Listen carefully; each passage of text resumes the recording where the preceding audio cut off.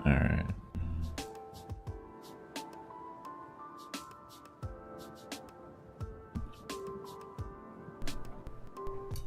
We're gonna keep trying a bunch of different variables until we can get the one that actually detects correctly.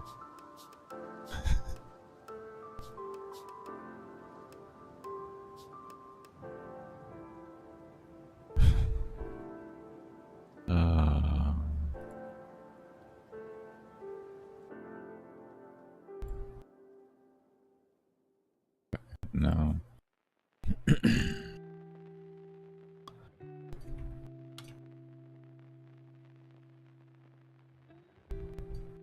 Let's just do X. Let's just do X. The dreaded X. But we're actually gonna go through it.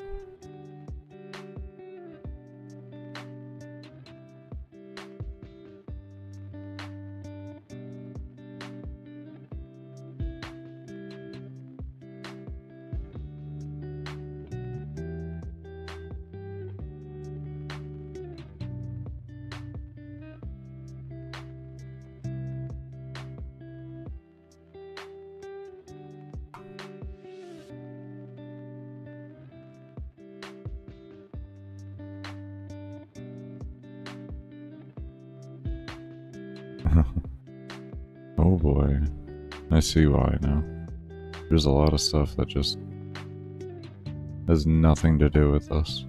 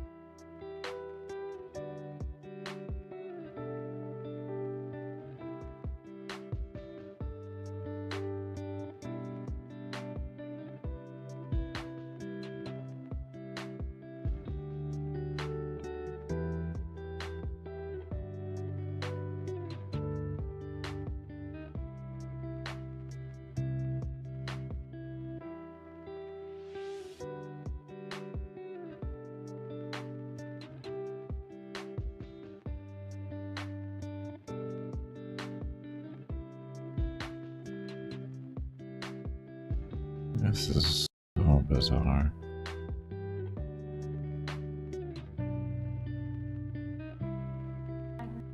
Oh. Oh. I did forget on break for like a few minutes anyways, so I guess that evens it out more or less. I guess that evens it out.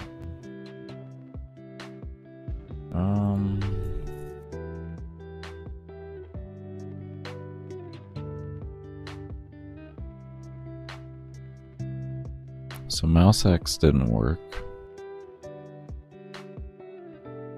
Correct? Let's just start from the top here. Anything that should theoretically work. That's what we're looking for right now.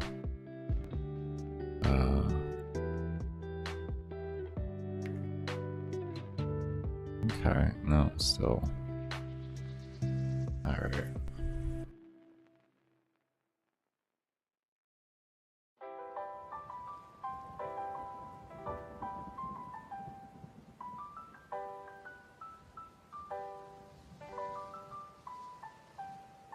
Wait.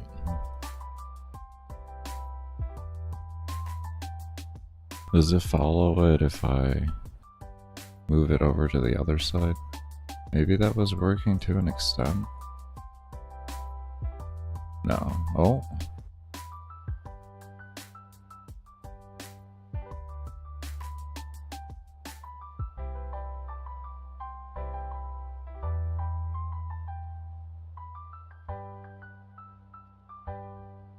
Huh.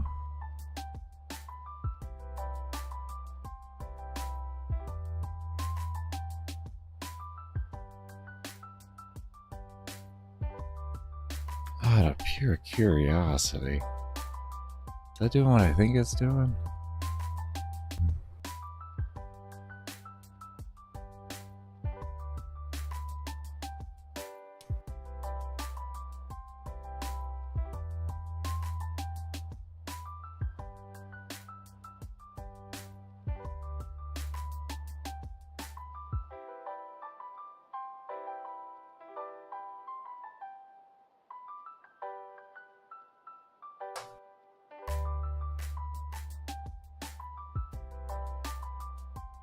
Interesting.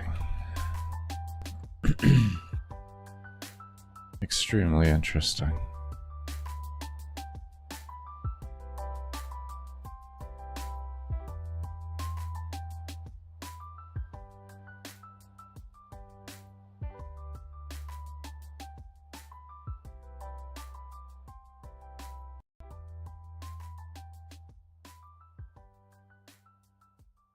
Makes me wonder.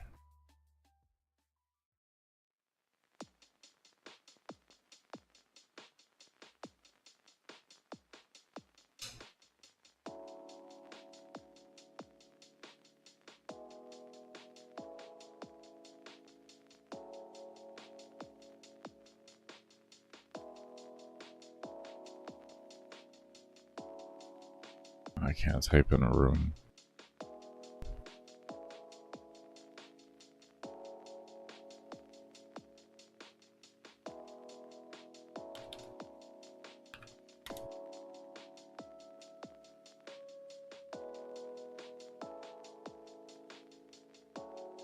Oh, this would be X. We'll see if that works.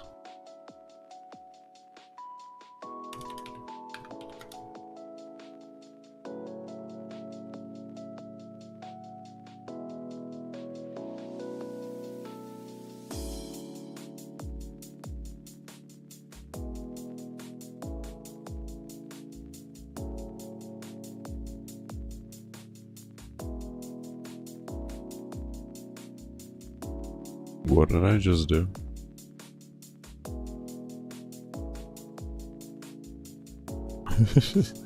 I guess that's that didn't work, huh? Okay, maybe we move it up here. Maybe move it up here. Oh. Oh, that's very unhappy. Oh, that's very unhappy.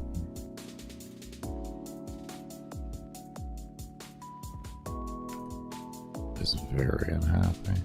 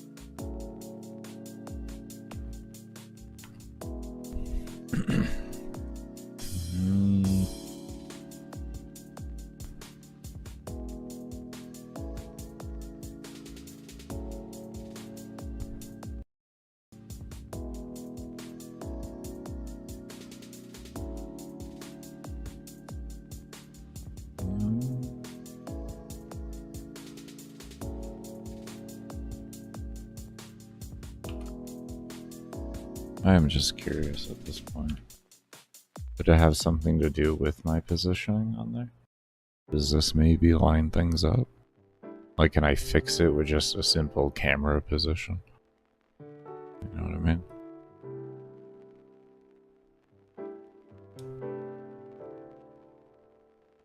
No, I cannot.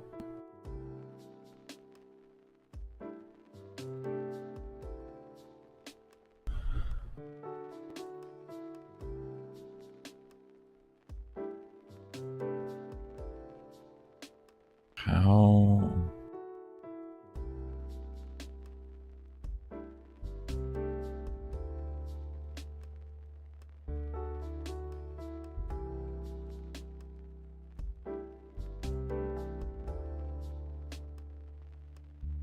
Let's try that next.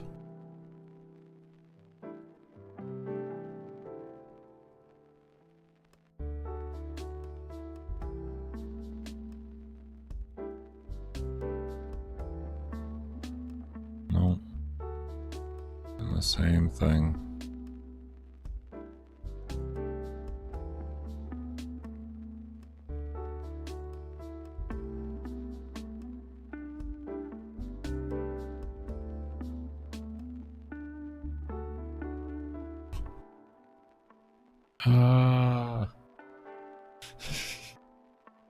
Killing me, boo boo.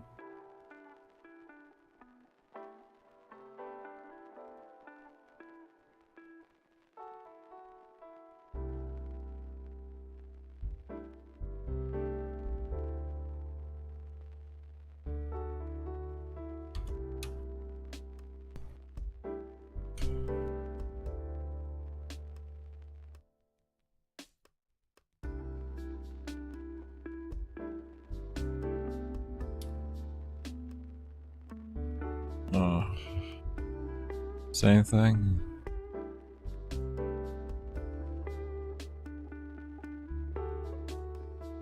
Oh.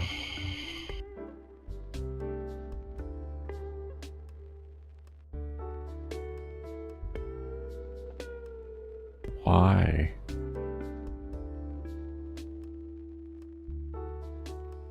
Display mouse. We're gonna have to do something stupid like that.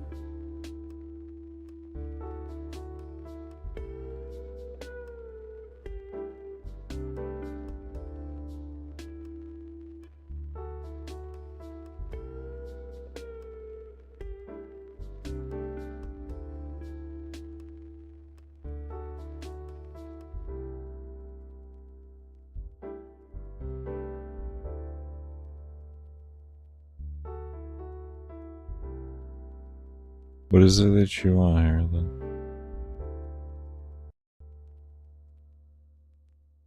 What are you getting? What do you mean wrong number? Like, is that an empty variable one? Okay. I've never used it, so we're kind of learning.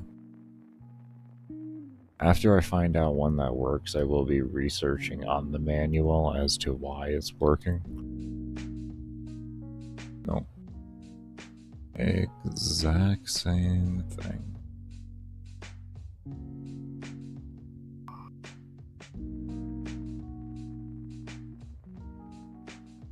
But why?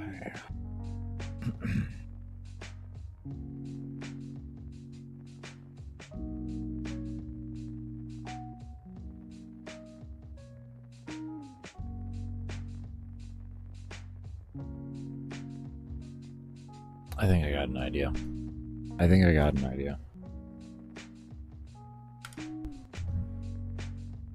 I just I may have just brained here. Hold on.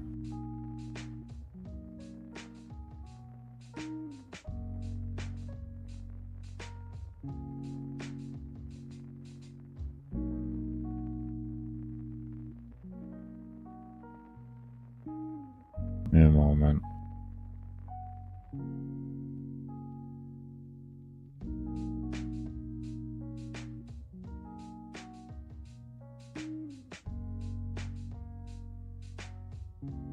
I'm just gonna slap it in both spots. I think that's what I did here. Oh, no. Okay. Yeah, no. It was just up there. Okay.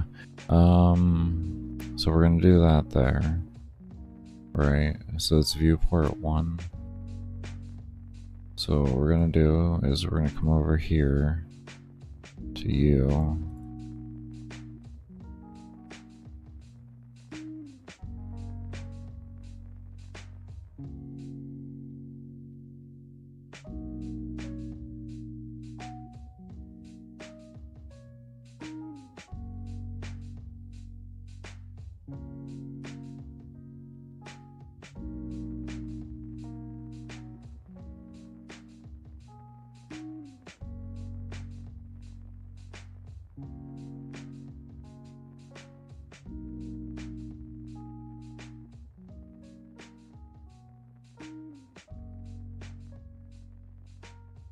Oh, it was in here.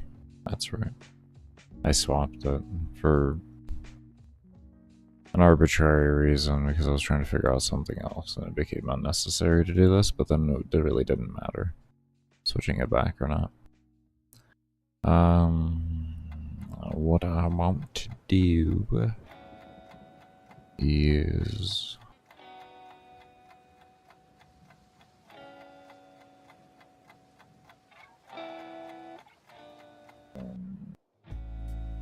Viewport. Would it be?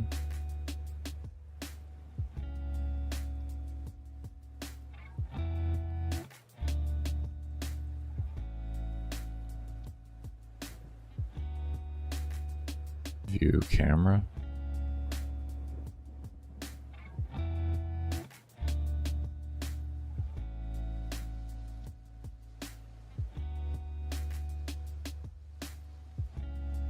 Pause camera.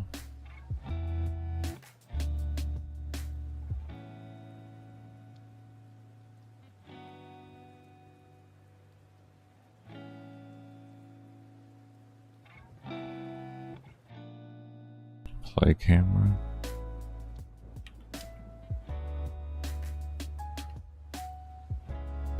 Maybe. If it's wanting to go to the actual XY, like, might as well just try and switch the camera ports over to make it view the whole room, and then it's the XYs that we need and everything will work. Did not do it. At least not to my knowledge. No. And we gotta find out the right command for this.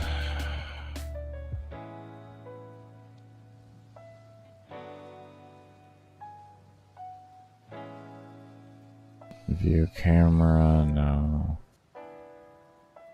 View get visible? No.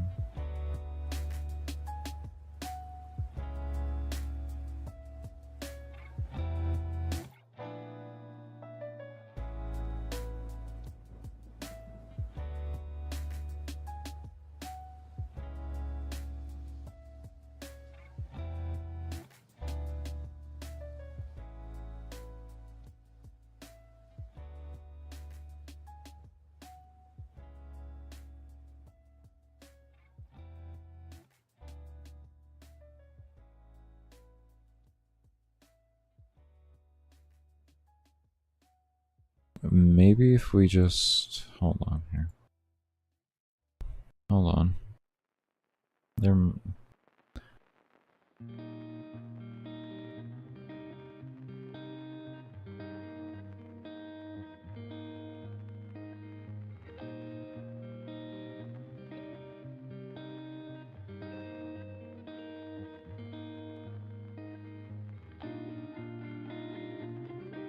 How do you easily back over to that?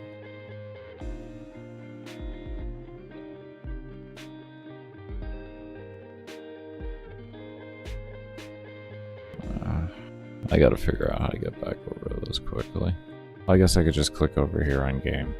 There. I just kind of wish there was an easier way to do it. Okay, let's try that. Maybe if it's actually visible.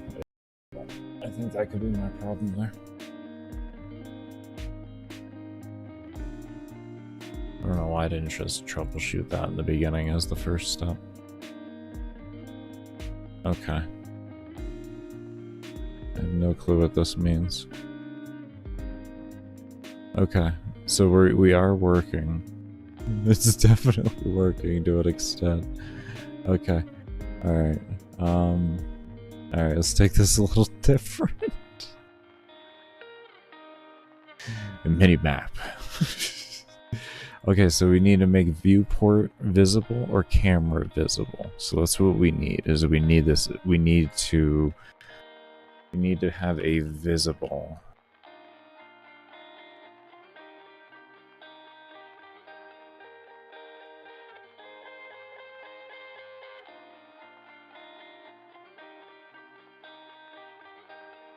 Is there something with visible? Maybe activate.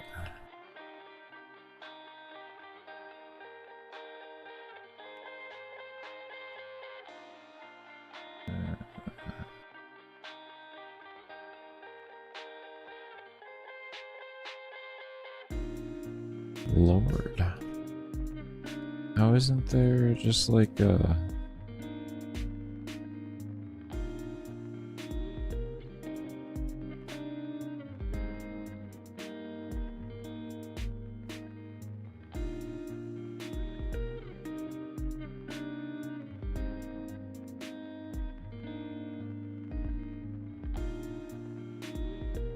Window get visible? No.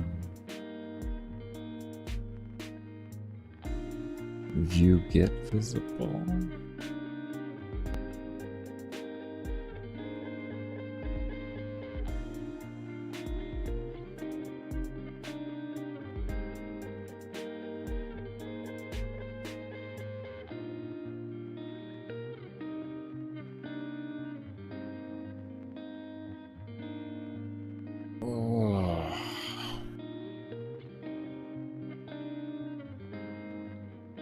Kind of weird.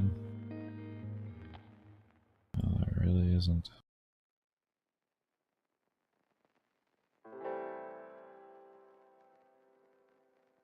Can you come out? Thank you. Sorry, everybody.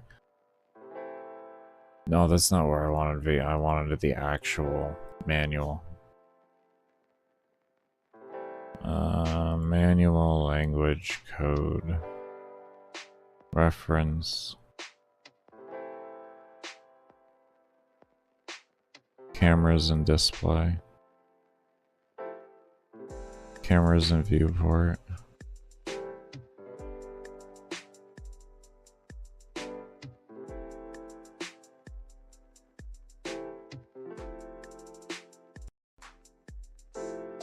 Camera apply. This function will apply the camera settings to the current camera being viewed and rendered immediately. Well, you can set the camera settings to the specific camera set. The new settings will not be used for rendering until the next game frame, but with this function you can make those changes immediately. If you are using multiple views, then the function should be used in the draw event. And you can use the variable view current to select and apply the given camera only to camera view currently being rendered. Note that this does not change the camera ID value, only the settings for the camera. And that if you use this function on the default camera, i.e. internal camera GameMaker uses when no cameras changes, it will be overwritten the very next game frame. Okay. No, that's not what I want. I just want to, like...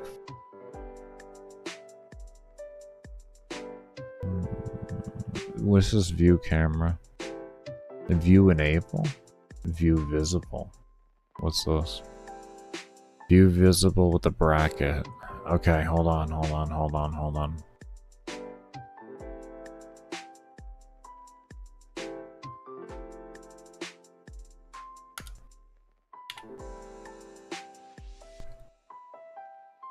Oh, this is play camera.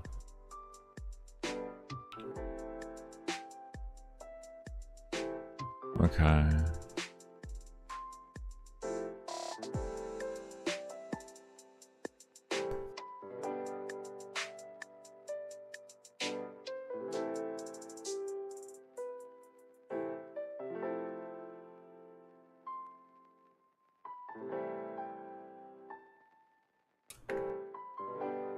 That totally did not work.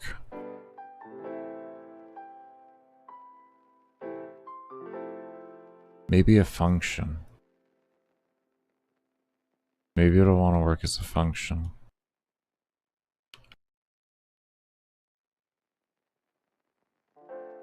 Sometimes it do be like that. I wouldn't think it would, but I mean, maybe.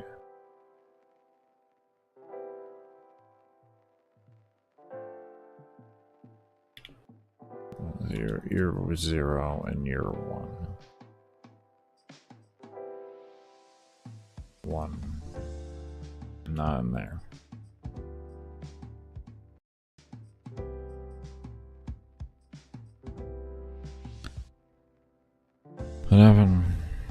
Unable to use built-in variable as a function call. Built-in variable. I thought it. Okay. I thought it was a built-in variable. Okay, I thought so.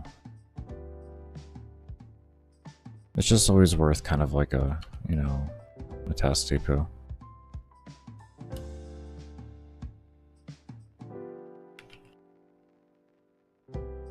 Pause cam.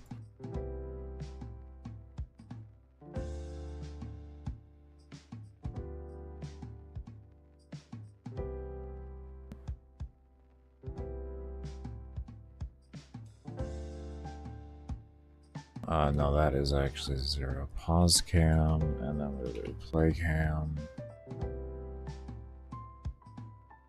Actually, maybe pause cam does get switched. Actually, maybe we swap the value, and then this way there's no conflict. One goes to the other. Yada yada.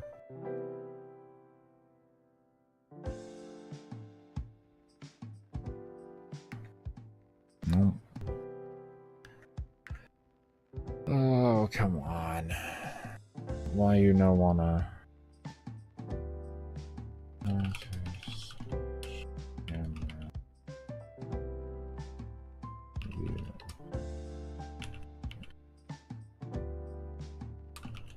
I don't have the patience. There's gonna be some stupid way to do it that I'm just... Expand the viewports, yes, and check enable viewports and clear viewport back, and then in clear viewport background options. Okay. Update, use camera set view. Camera set view?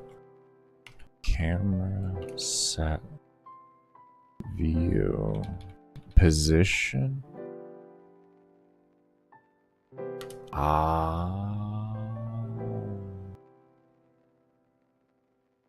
See, I'm getting somewhere. We are getting somewhere. We are actually getting somewhere here. And then these are gonna be pause underscore, aren't they? Gazer, what was those values that I was holding? Give me those values.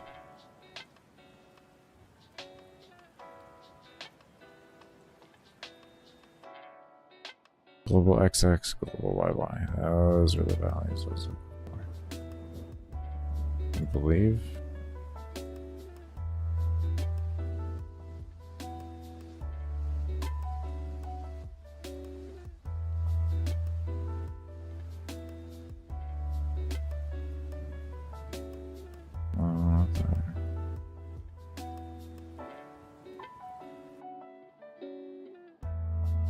I believe this is what I want. Let's see.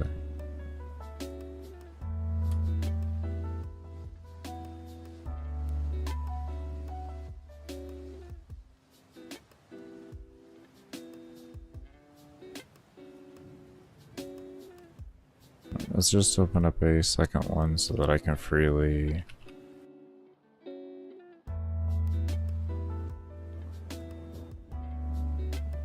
Camera XY.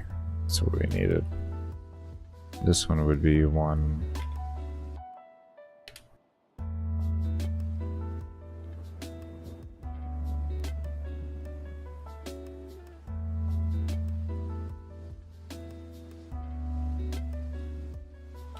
Zero.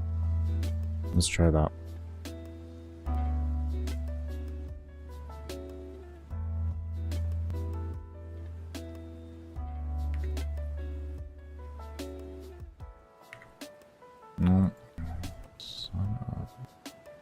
Why are you being such a pain to me? Why don't you want to switch camera?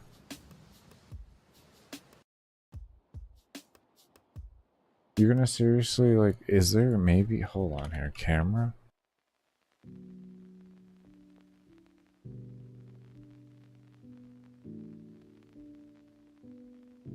What does this do?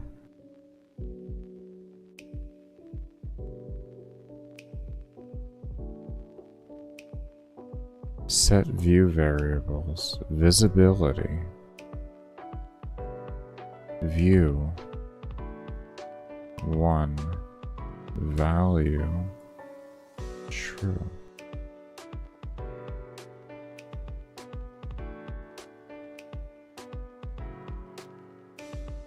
Value 0. Pause.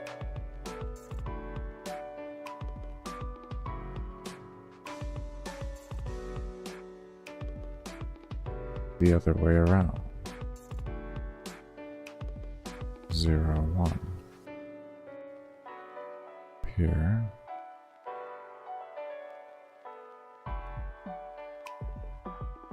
One, 0.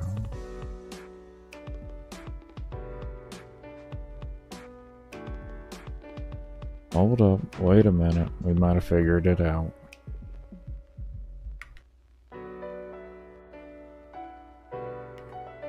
Nope, we did not. This is just confusing.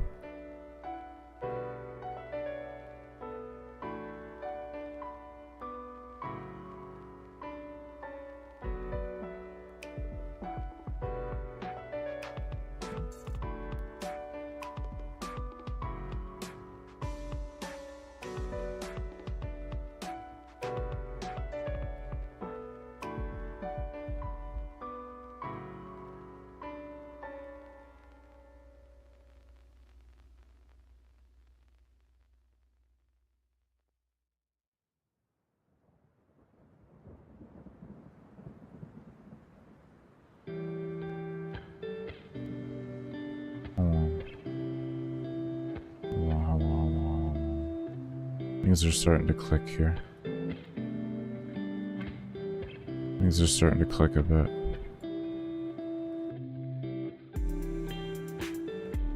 Things are starting to click a little bit here.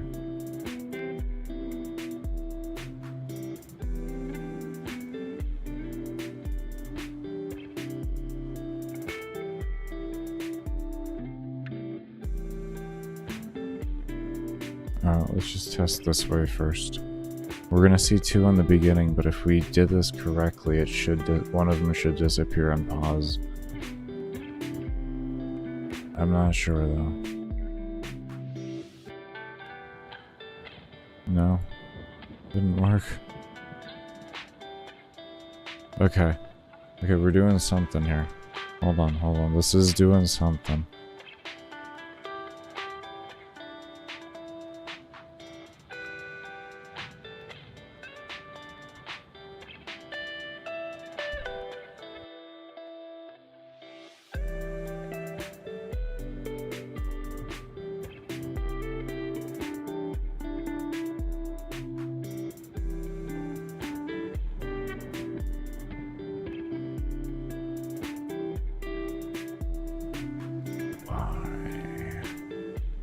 Why?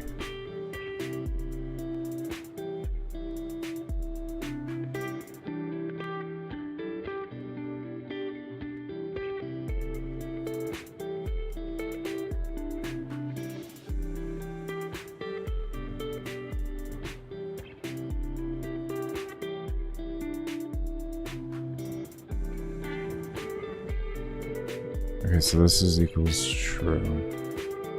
Okay, so that's why that didn't adjust over there. And then why didn't that adjust over in that?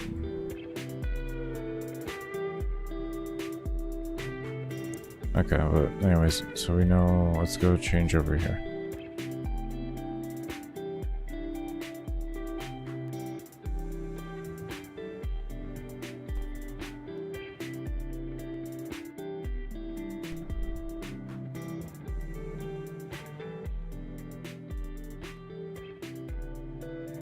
Okay.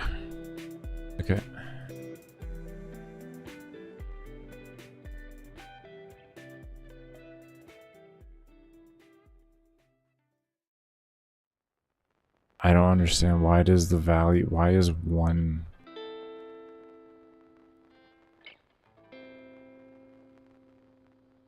Is it viewport? Is that what's being read? Is that why? No, it wouldn't be correct. I don't know. Let me show.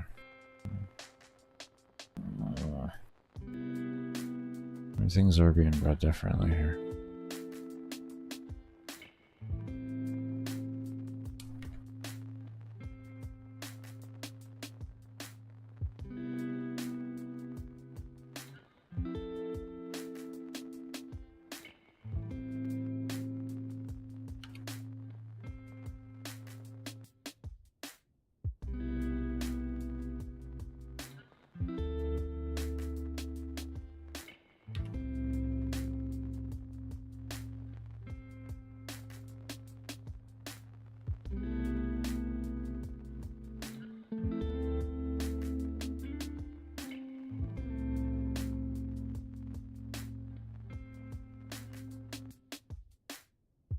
Huh?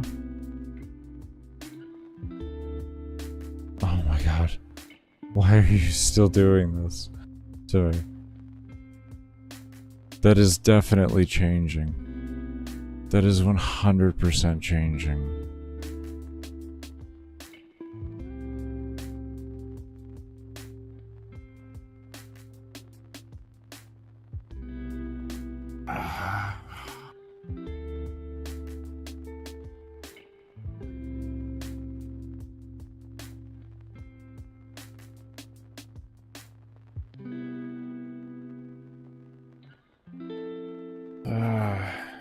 Give me one moment here. I'm gonna go to the restroom real quick.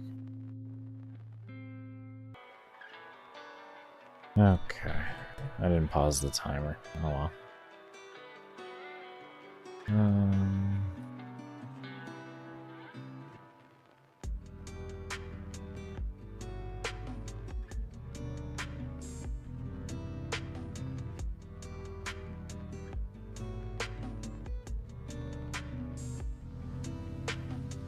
Oh, let's update camera's position.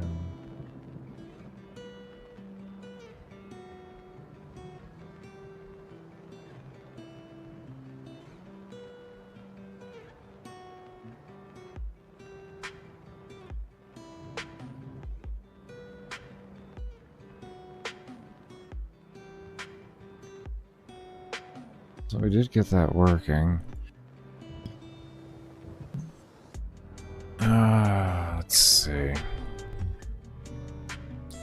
Maybe we use a different command on this. The slider. Oh.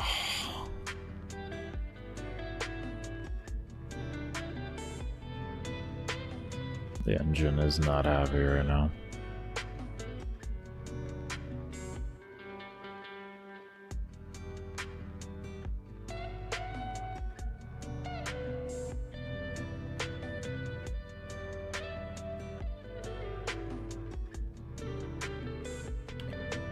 Let's do this instead. Let's see what happens.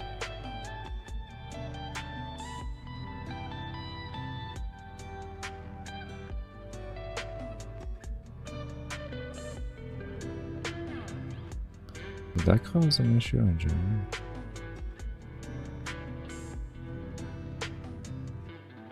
Oh no. Let's see.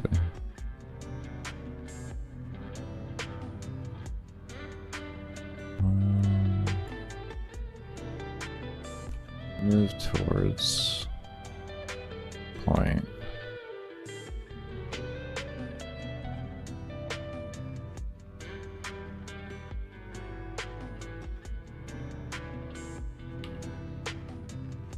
Mouse X.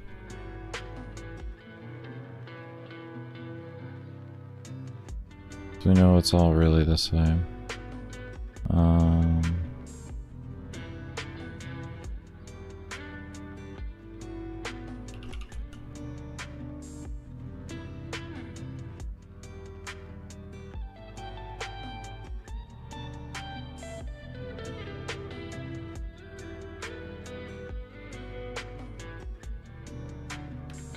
Let me see.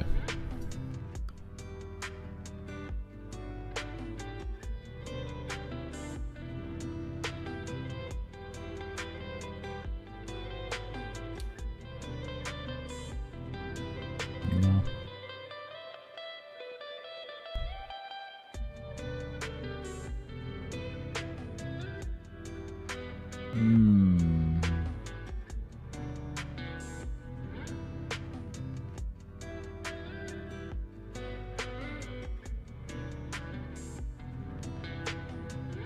That's really confusing. I'm even changing viewports, so now I'm viewing the entire room.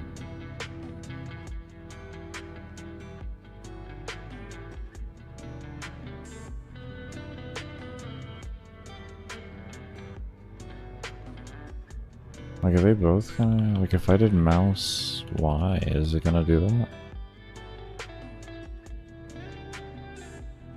I wouldn't like to do that at all. That would not... That's not how we're gonna do this.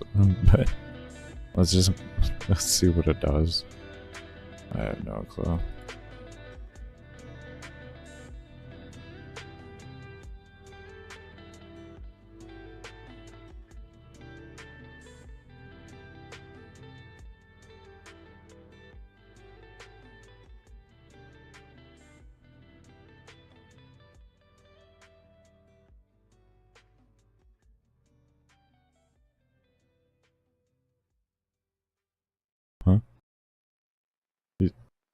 It didn't.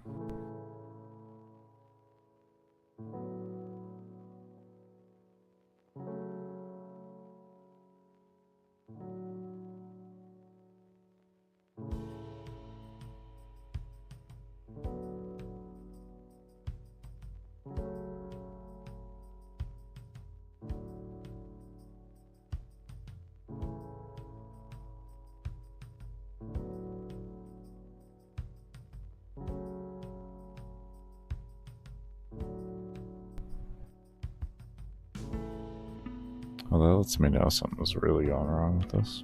Let me just take that out here and see what happens here. It shouldn't move at all now. Why wouldn't that move on the y-axis too?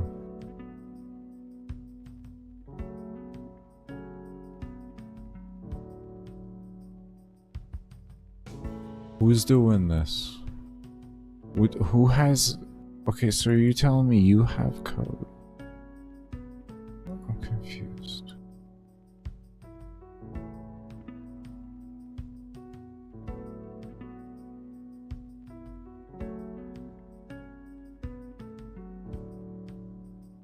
Well then what the hell is this?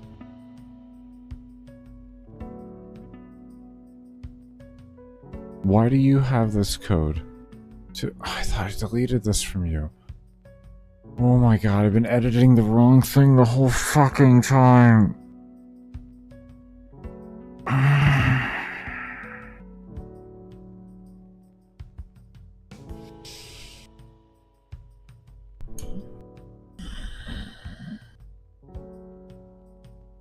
It doesn't even fucking exist and you're letting me... What am I fucking editing? Then... No, literally, what the what in the actual hell was I just editing? Because it doesn't exist anymore. I deleted it. Oh my god.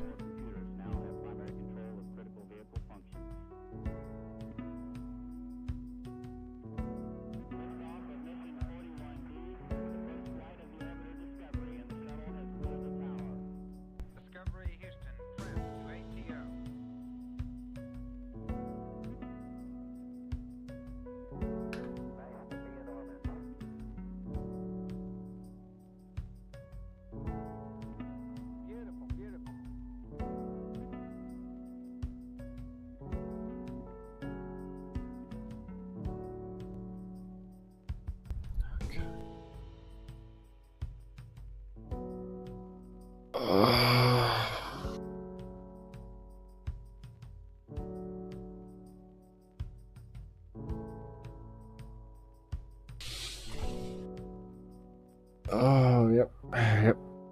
Yep, yep, yep, yep, yep, yep, yep. Mm-hmm. Mm-hmm. Mm. Mm-hmm. Mm-hmm. Mm-hmm. Oh.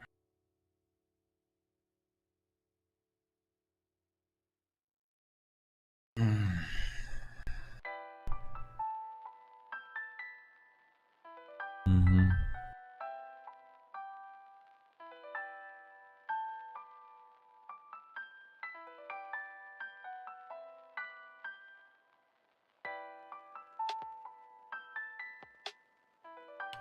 Mm. Mm-hmm. Mm-hmm.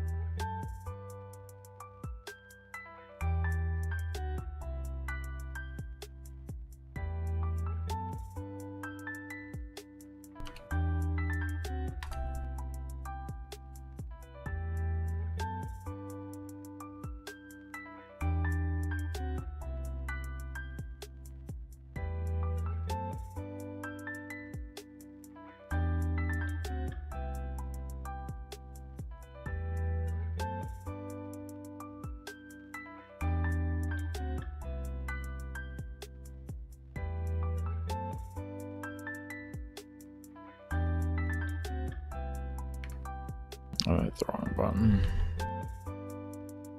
My brain just kind of fried. Just kind of fried. I'm just trying to push through it.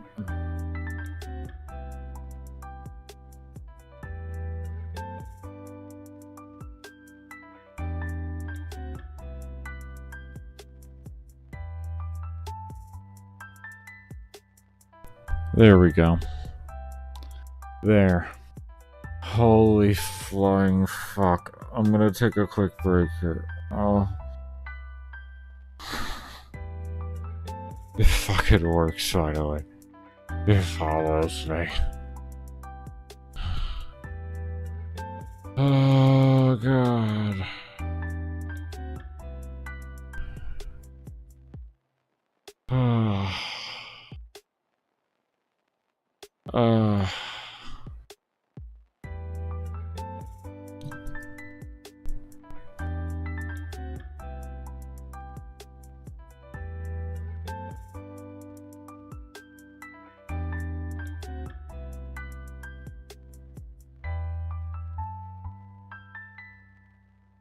Yeah, I'm gonna go ahead and take a break here. I went 3 hours of coding today. I went 3 hours. So we got like 20 minutes left. I'll come back and do 20 minutes.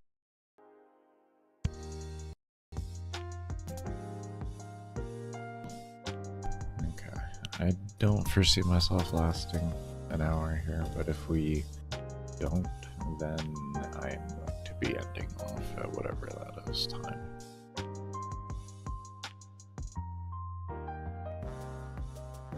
Pretty much my rule is once I can't go an hour, or whatever my next break timer is anymore, the one after that is when I end. Just to push myself a little further, so that I can hopefully just keep it extending out. Because like right now, anything that I do here is just going to be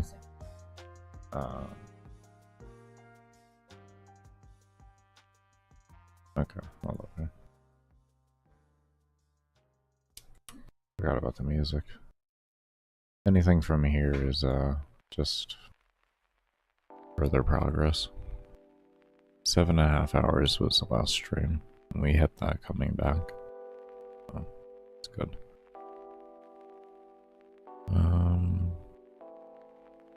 One moment.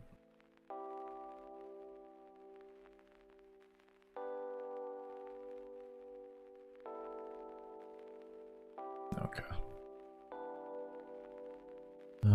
Let's see. There's something I was gonna do with this. While I was AFK, I kinda had thought of just an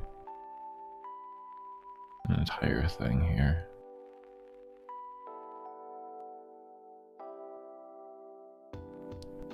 And say... I wanted a declare temp value here. Do that up here. We'll say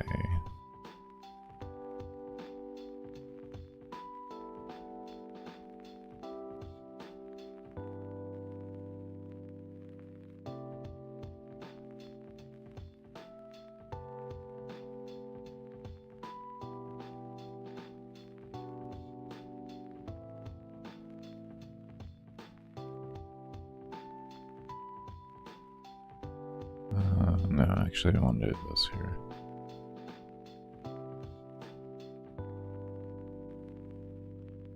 Okay.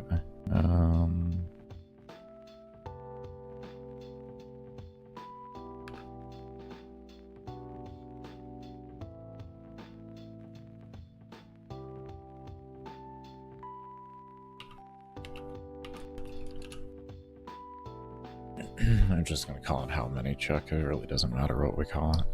This just helps. And then this will check for how many. And then we say if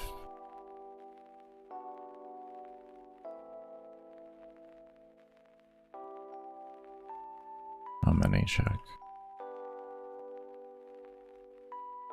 is greater than or equal to 2. Alright.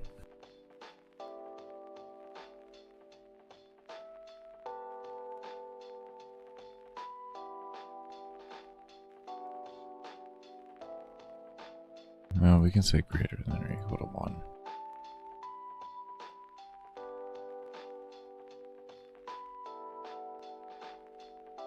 Then we can run a... is it just called loops? Yeah.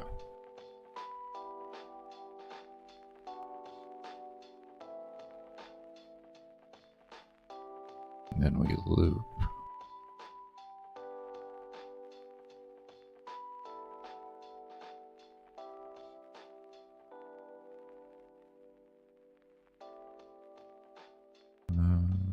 Let's see.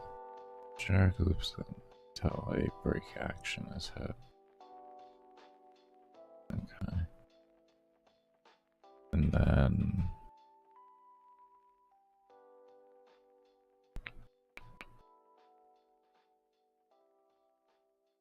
how does this want me to do it?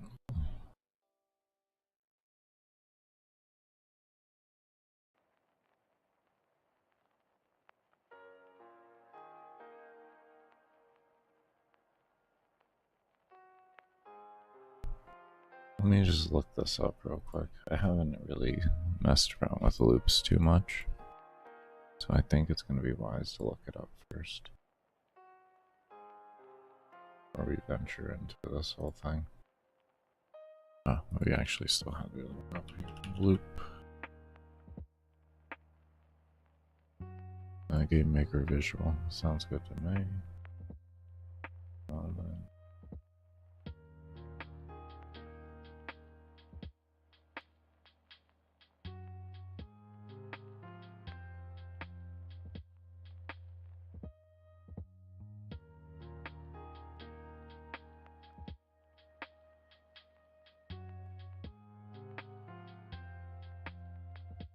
Okay.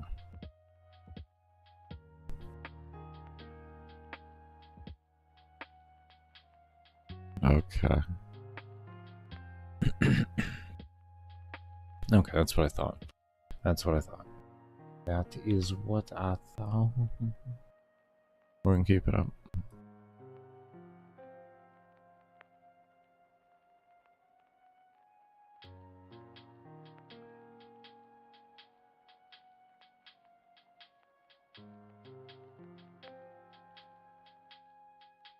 Actually, let's just...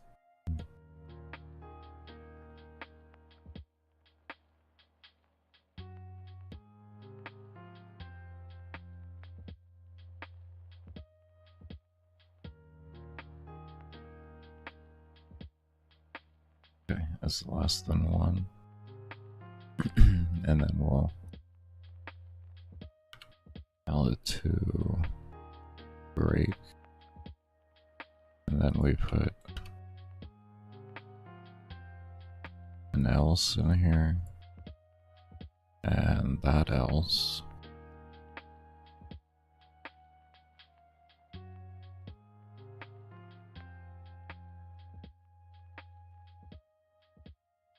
We'll run this to this.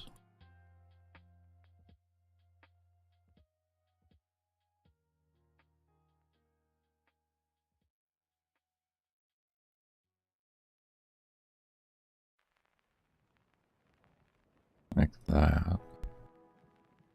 And then what this is going to do is when the player levels, if the amount of experience, say, that they get or that they have left over is still more than 1 whole level, well, I guess we should do 2. We should do 2, huh? Less than 2. Do less than 2 if it breaks. If it's more than 2, then it does this. Would that be right?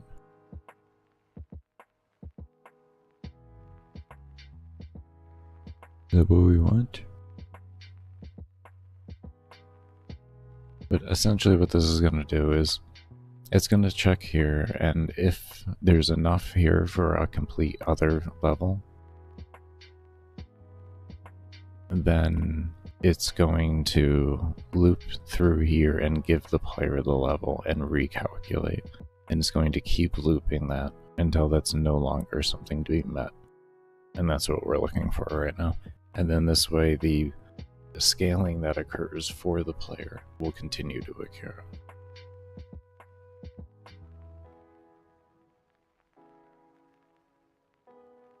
And we may even just throw this into a step over an alarm, to be fair. No, wait, we want alarms. We want alarms. But yeah, that's what we're going to be doing.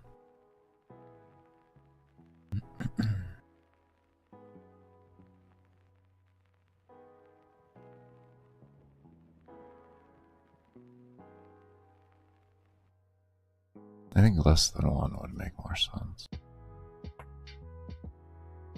Yeah, it'd be less than one.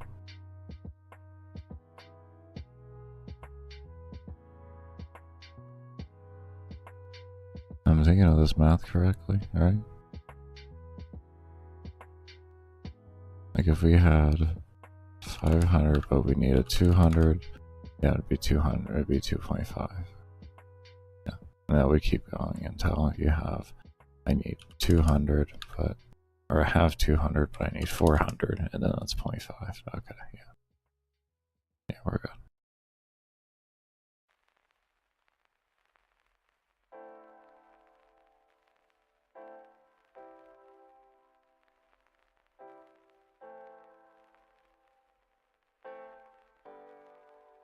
And then this.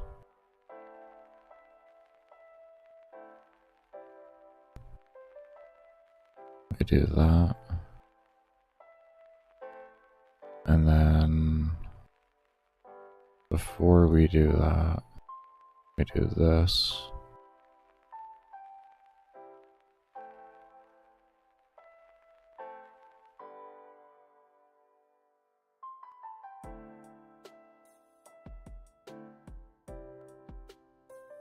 You have to grab.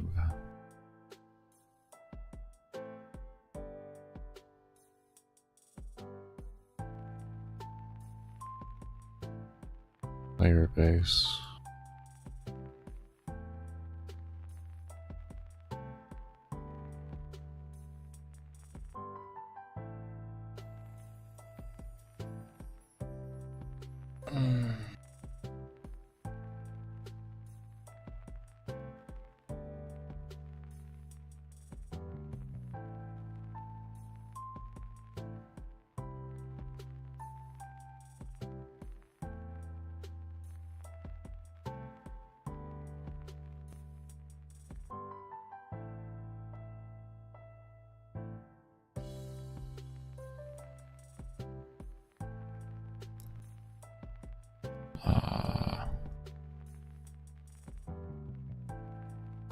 There goes my brain. There goes my fucking brain. Holy shit. Shut off. Alright,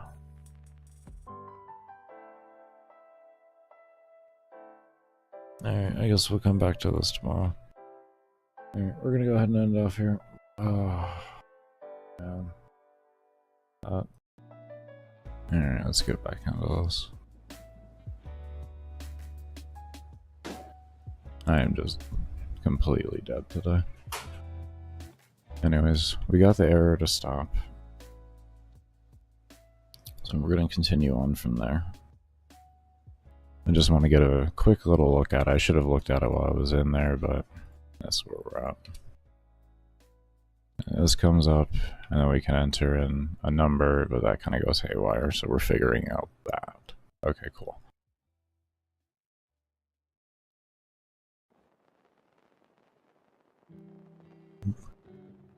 Is this displaying the correct value? There it is. There we go. Okay. I think we got that figured out now.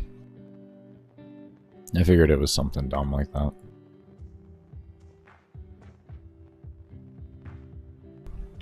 There we go. And And if we go higher than our actual, so we got 6644, we'll say 5, and that deletes it. Good. Good. Okay. So we're looking good there.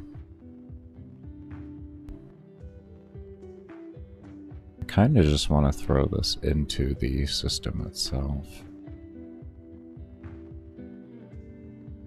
No, we'll go ahead and just do this.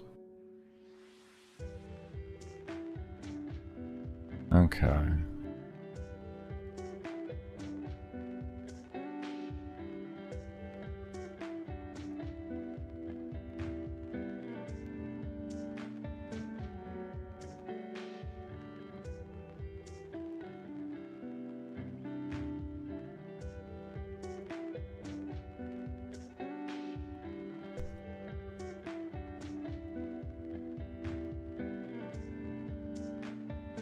Okay, so what we're gonna do here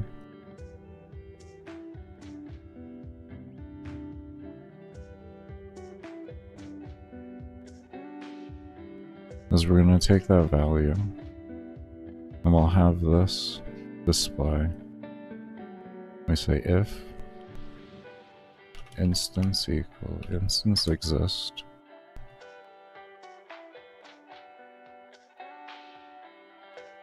scale input equals true.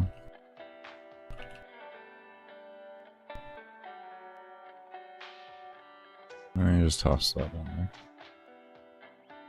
And then what we can do is let's see, each point was 1,000 we were going for.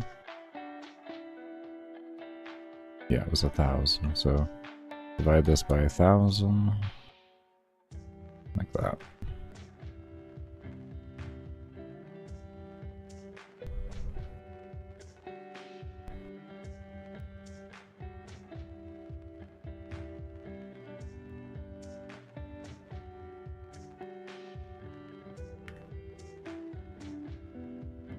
Okay.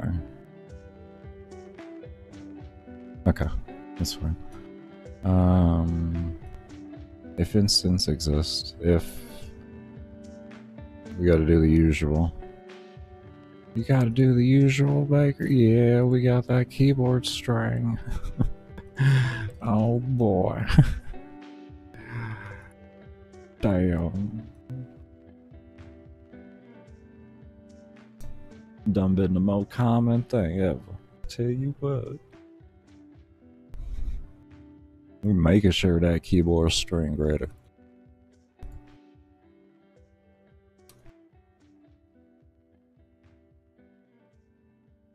Huh?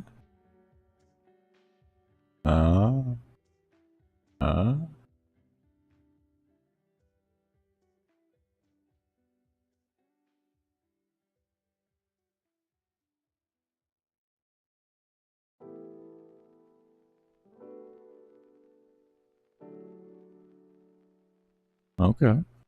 We're getting there. We're getting there.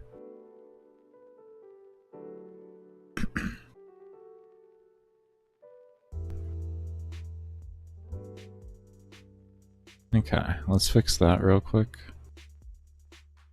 What you fixin', Biker? Well, there is one thing here I'm fixing.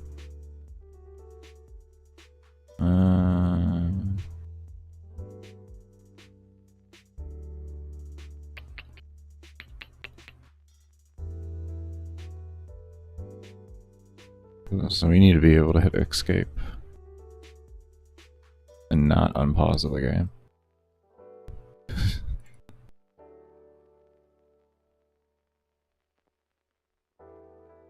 Okay. I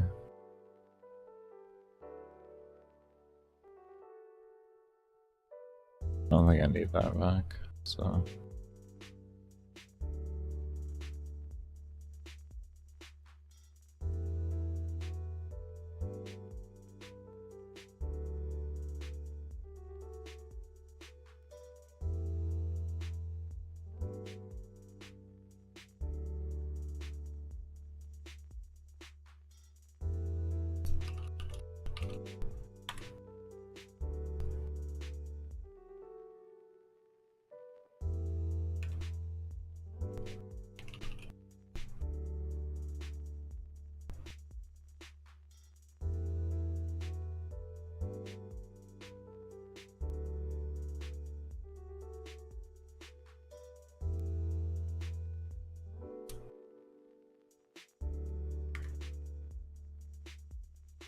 Why? Why? Is it because you're running it in a fucking step? I bet you it's because you're running it in a fucking step.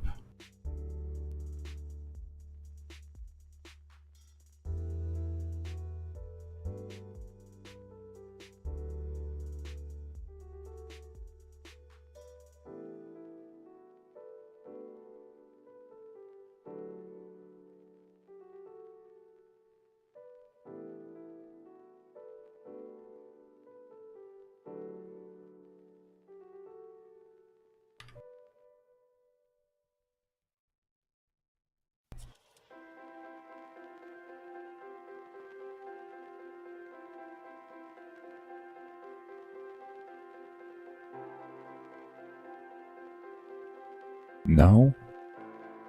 That wasn't the reason.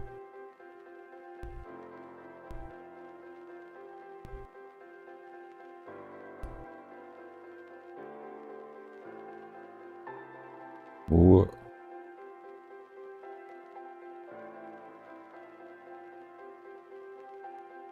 Oh.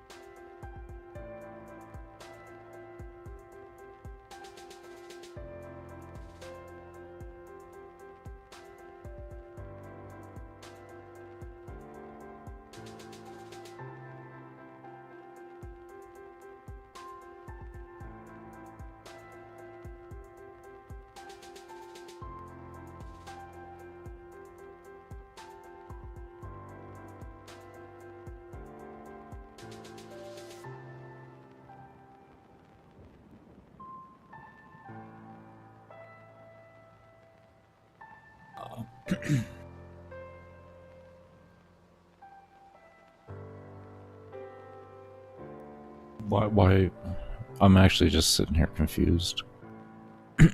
Why wouldn't you, if instance exists equals false, then run it, but if it equals true, then you wouldn't run it?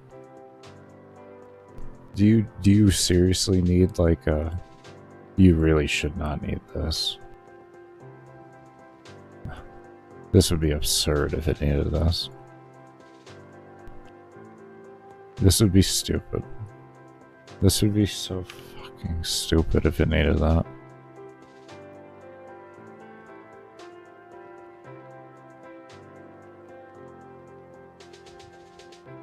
Let me make sure of something here. When I click this, what is it? Okay, it is scale. Scale input.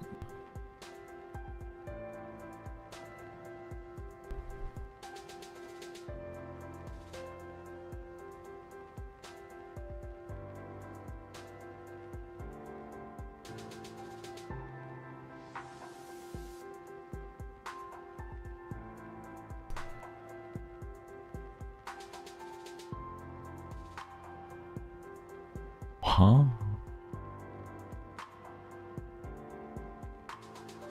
Is there something else in here, like, that does this?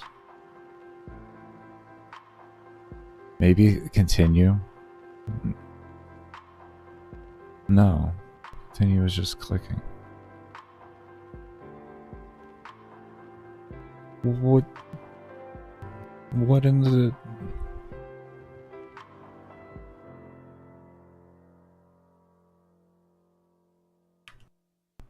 Yeah, I'm gonna take the code out to see if, like...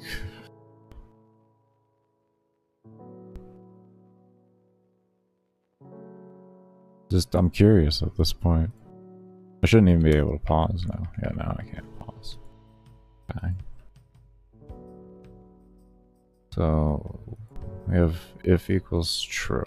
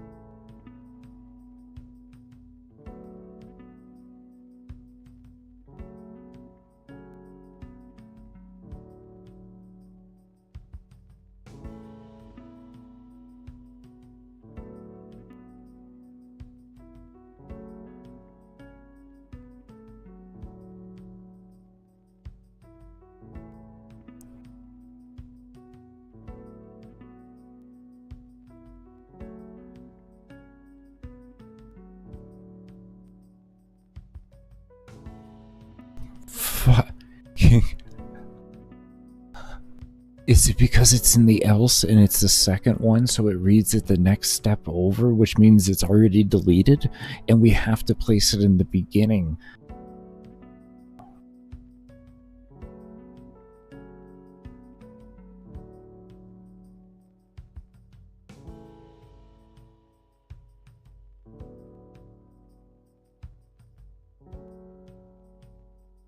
Baker, you sound crazy. Yeah, but you know what?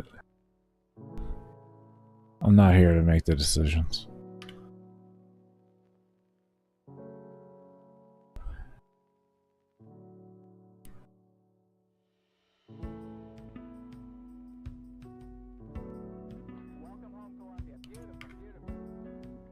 Fuck. Fuck, I was so hoping. Why? Why? Why do you do this? It's there. It exists. What do you want? What do you want? What do you want? Do you want a variable? Huh? You want a variable? Let's make a global variable here for everything, all the clicks. We call it global level changes. Global level changes. Okay, cool. We like that, right? That's a nice name. Nice and easy, right? Okay, so that's false. Now it's true. Now we make it true here. This shit is true. True as fuck, boy. Okay, and we say this guy goes back to false because like nobody likes him then. All right.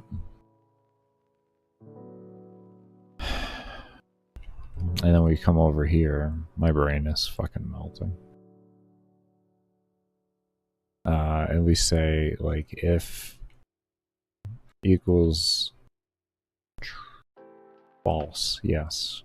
If that equals false, right? And then what is this? What do you do? Okay, then you go down here to false. Okay, that's fine. And then this. Yeah. And then that equals false, and then this does that.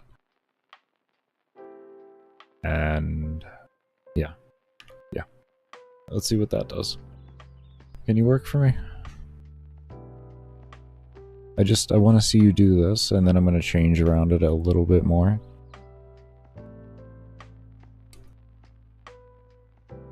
Oh, thank God.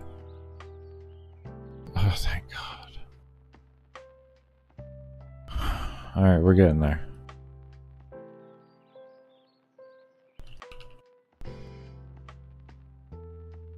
I swear to God, if you do it now, my brain is going to collapse.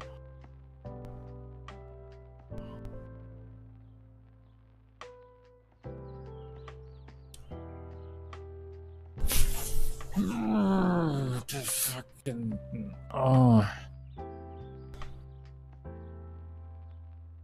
because it runs in the next step and you've hit the fucking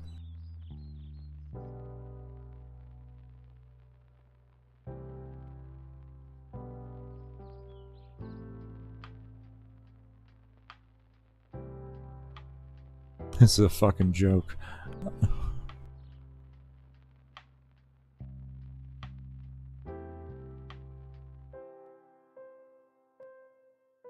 This is a fucking joke, right?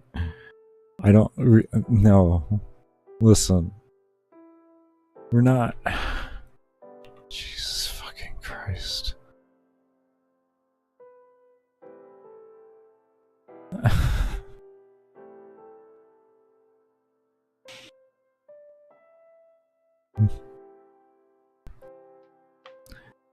You want to see how Baker's gonna get around this?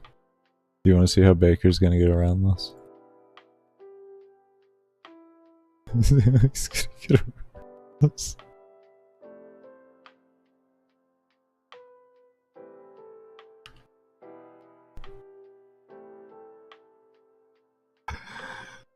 Oh no. It's gonna work. It's gonna work, isn't it?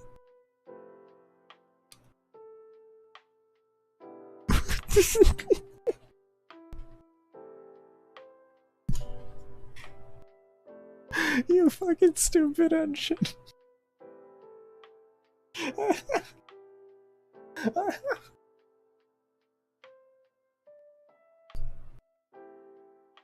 Oh no. Oh, shit. Oh. Oh, that's fucking rich. Oh, that was rich. Oh, that was Rich Campbell, Rich. Oh my god, that was fucking great. I fucking love it. It works now.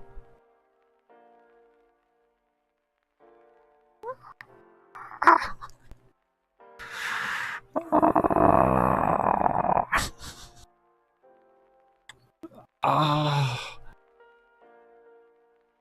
Alright. We don't need this.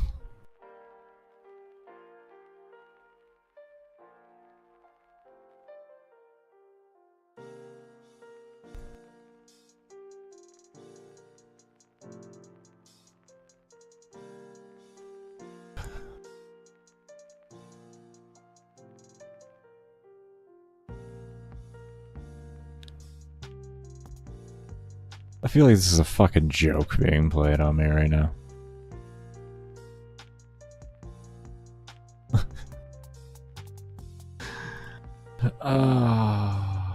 Alright.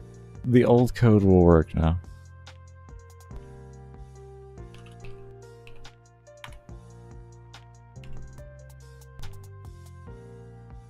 You know why it'll work?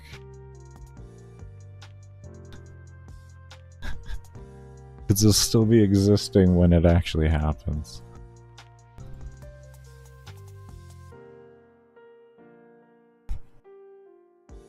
Stupid. Absolutely insanity.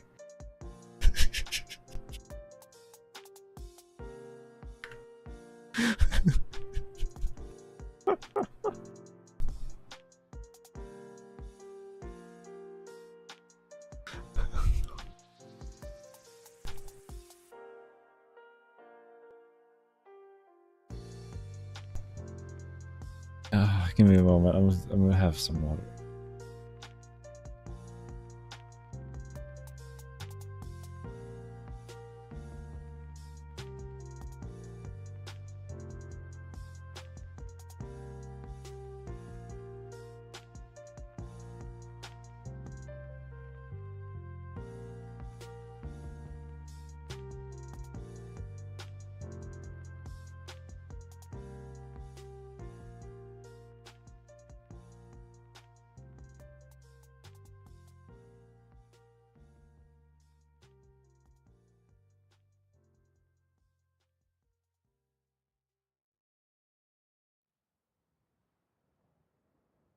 Okay, well at least it's done. At least it's done. Alright, let's continue on. What have we do? I hate to say that took like all my brain, but that took all the brain. Anyways. Oh.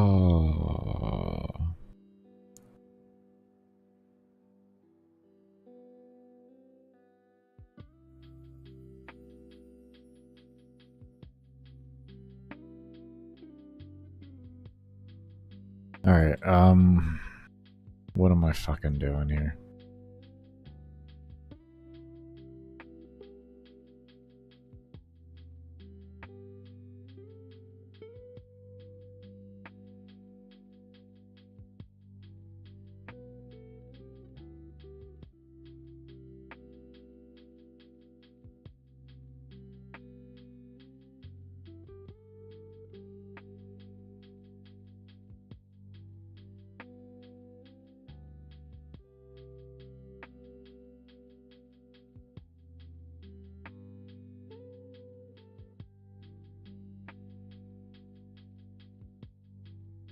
Okay, hold on.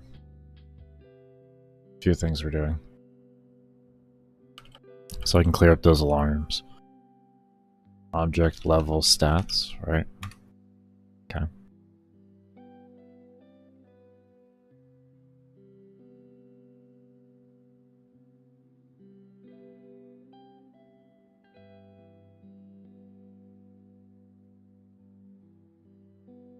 No, they'll all fuck. They'll still be all their own.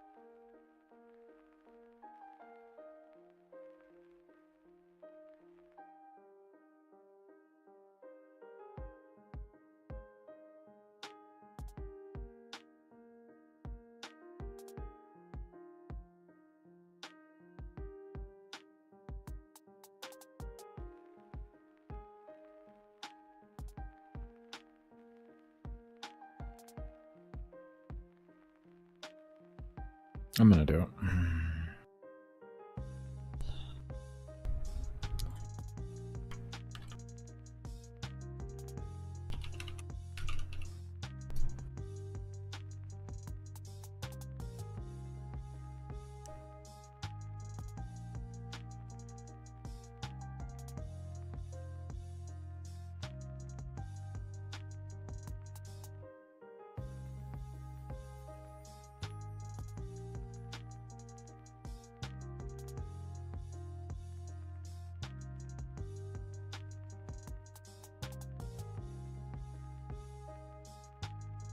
Oh, I didn't just grab both of them at the same time, but we're here.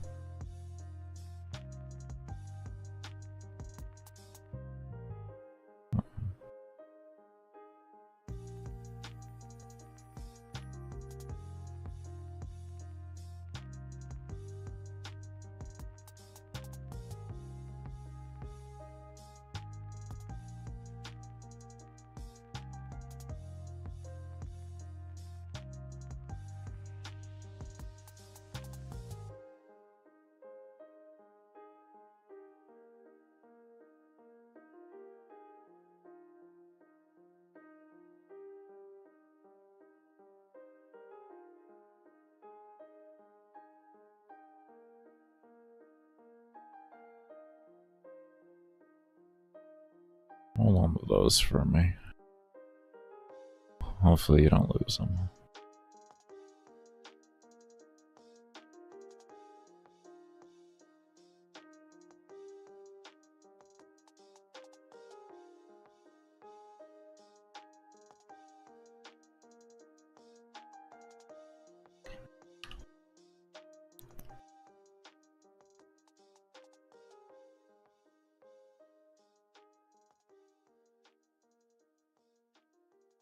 That's a big change. We need to make sure everything works correctly first. Alright, we're leveling, right? Okay, good. I wanted to make sure, because, yeah. Yeah. There we go, yeah, we're still looking good on everything. Awesome. Cool. Good. Good change. Alright. So what we did is we made a new parent so that we didn't have to have level scaling being the parent. And what this allowed us to do is not have to worry about all the alarms in level scaling. So the only thing that comes for inheritance are the things we need, which are the things that they create.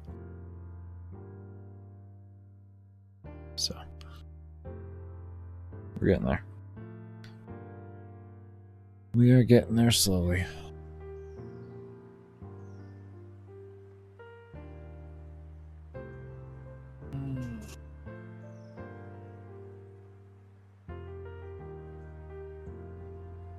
I'm gonna go ahead and take a break here. Okay, so real quick to go ahead and start us off, I'm going to go ahead and update y'all on the things that I have changed and worked on since I went on my support streams, or did my coding off stream. So, to pull everything up here, as you can see here, we reworked exactly, this would essentially what the room looks like for right now. It's just placeholders, but we have how you actually navigate into missions. Can I please load the game?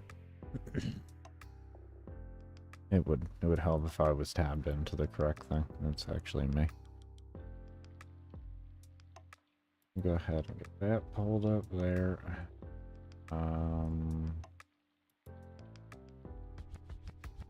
This one? Did you? Yeah. Alright, cool.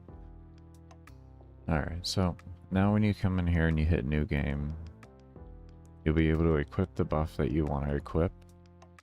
And then you'll have your option of the mission type that you want to do, which right now, of course, is just endless. And then you'll have your endless missions on there and have more details and all of that stuff in there. But this is just kind of the idea we're going with. And what we're doing here is when you equip a buff, it'll create a save file with all of those stats in it. So when you load into the game, camera angles, another thing we'll be getting into and all of that. But when you load into the game, it'll actually just load up those files and then add those into your character on creation, so you don't, like, there's no real worrying about anything happening there. We did change around how the camera works. In order to be able to pull the camera in a little bit more and not have a really bad motion blur that can happen, we put a limit on, there's something else too that you can see there. Little systems have been added, but we have decided to actually limit how fast the camera can go, and I will be allowing for different camera angles so that at faster movement speeds you can actually have more freedom overall. But it just makes the game, I don't know, it feels a little bit better with it, actually having it zoomed in and having the camera follow like it does. The motion blur, let me show you all what I'm meaning, and this happens no matter what. So like the reason why the map was so small before was because I have to tune camera distance to map size in order to make motion blur not occur at faster movement speeds. Now, if we come over here and we have, is this it? Oh, I was gonna say that was not right. As you can see here, we have horizontal and vertical speed set at 8. Now, if we do -1, which is going to keep up with it then, you're going to see how bad the actual motion blur gets. And the reason for that is the objects that aren't, or that the objects that aren't what the camera is being focused on are moving at a rate that's slower than what the movement speed is, so it causes a natural blur, and it's a blur that you just cannot get rid of, unfortunately. As you can see there, it is quite nauseating at the end of the day, to stare at that for hours and hours on end. It is extremely, extremely nauseating.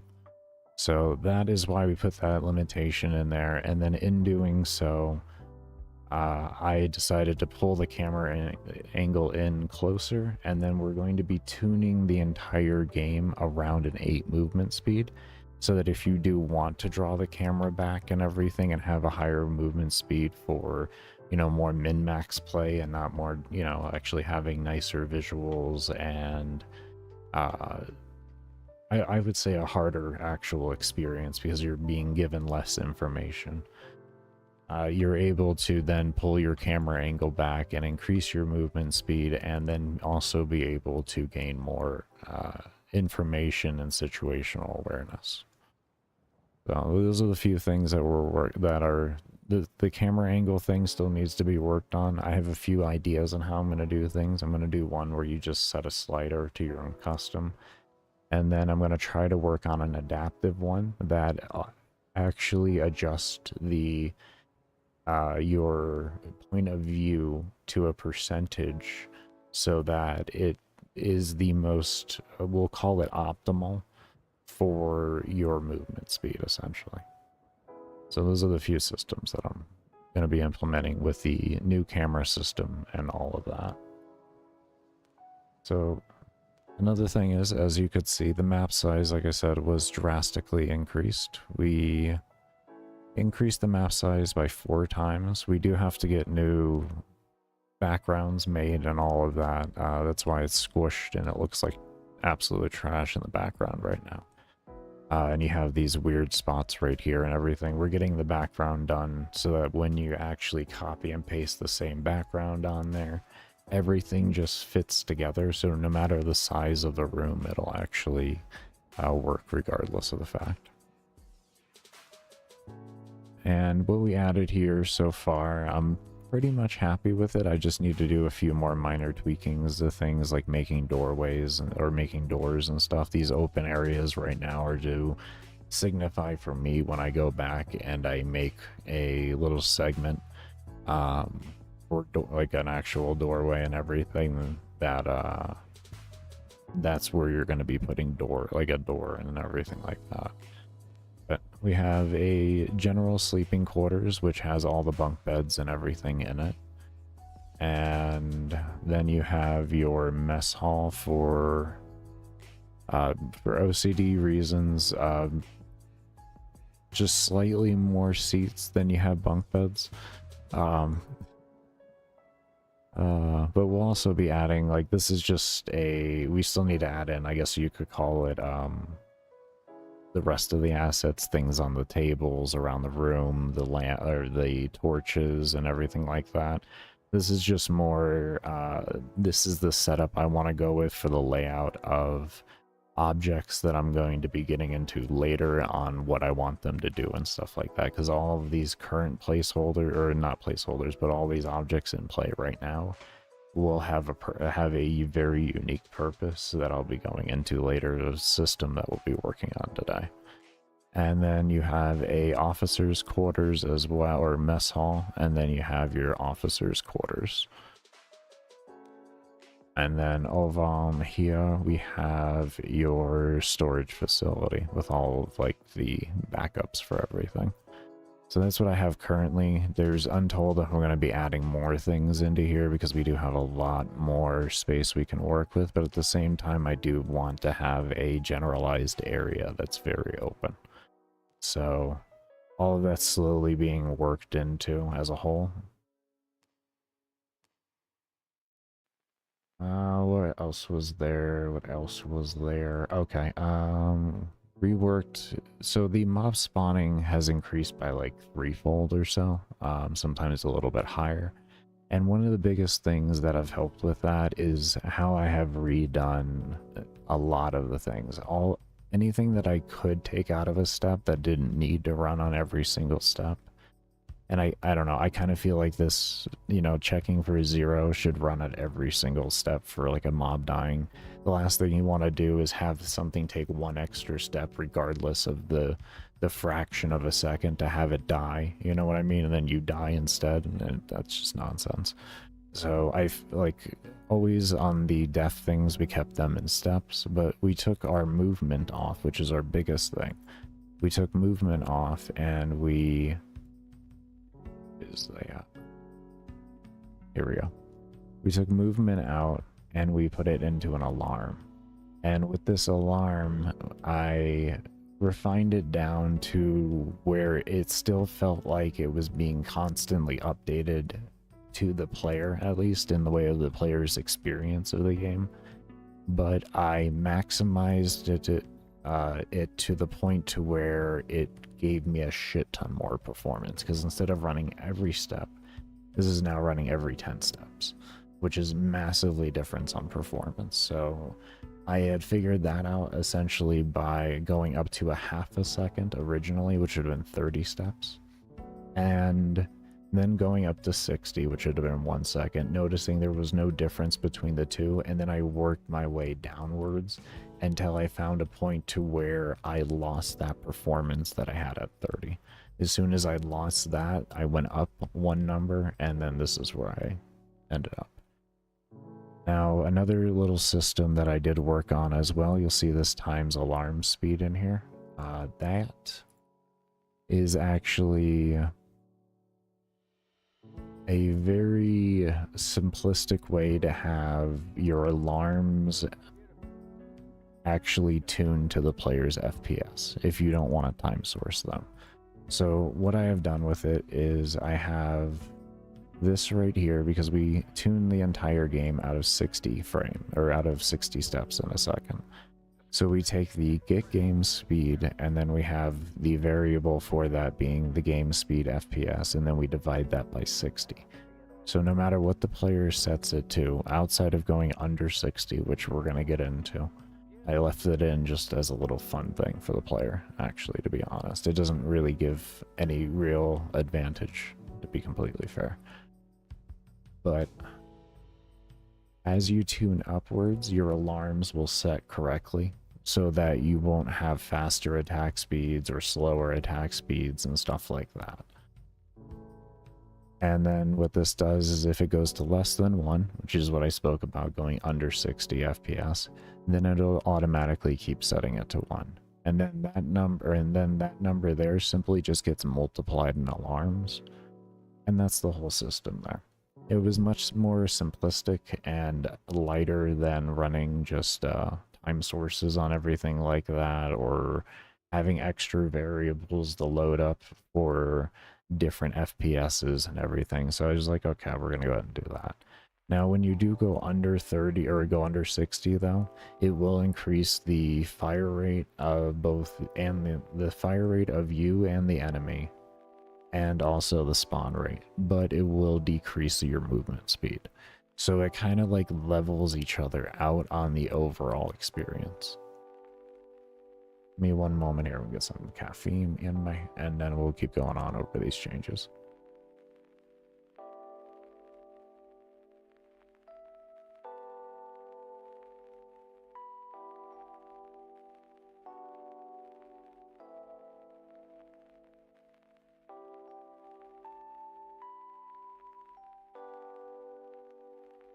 Okay, and next, the mob generation. Here we go, mob spawning. So I have my same timers, actually reduced the amount of timers, but what we did was we made some new values, actually. And with these values, here we go. I didn't remember if I had them initial creation or if I just created them over here. So we have a where X and a where Y, and then we use an I random range, and we use the size of the room, which later on I can just create values to make this an easier copy and paste system that will automatically detect room size and stuff like that, and then I can just have the where X and stuff like that, kind of just, if it'll fit in a little more naturally, but this is slightly more efficient to just have direct numbers fed into it.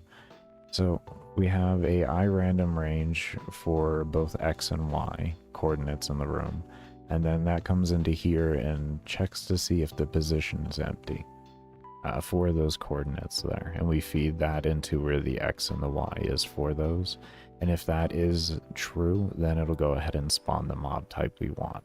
We have this repeating 4 different times in a row just to have all the mobs that we want to have spawn. So we'll have 4 mobs spawning at one given time in a random location throughout the room. And then we have our alarm just set at our very bare minimum amount that we can have it to, so that it's still actually an alarm. And same system that we would have before with the enemy level and the spawn and all of that for the registry on what alarm to jump over to and all of that type of stuff.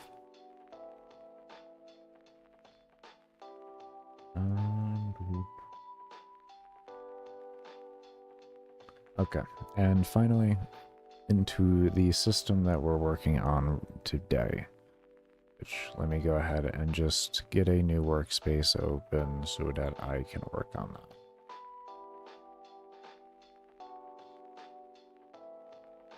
that. Okay, so the room destruction that you were seeing in there earlier, we'll go ahead and just stand next to an object and show you what I have so far on it.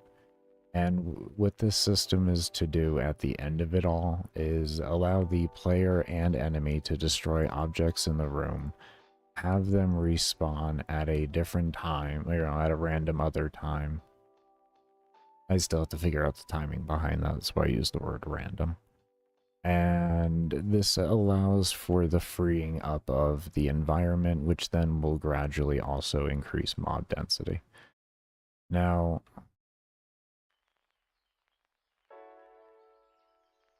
one thing I'm going to be implementing in here as well is when the NPCs actually interact with it, they will become buffed because they won't be able to go through it. They'll stop. Same with interactions to objects here. Instead of having your movement speed slowed, they're going to just stop you instead now. And what this is going to do is it's going to slowly buff the NPC, the enemies against you, if you don't actually destroy the objects. So the longer they're stuck on those objects, hitting the objects, the more they will become buffed, and the stronger they'll be when they actually do encounter you. So that's the system we're working on right now. As you can see, there's literally like no performance hit at all with the spawning and deletion of things, and that's even on a 10-second respawn. So it's absolutely wonderful in that regard. We'll actually come down here to the bottom. I should probably set my camera angle out for testing. Let me set my camera angle out to what I would... 5300 by... what was it? I can't remember. Do 1080 times 2, 2160. We'll just do 4K. And then we'll do 1920 times 2, 3840.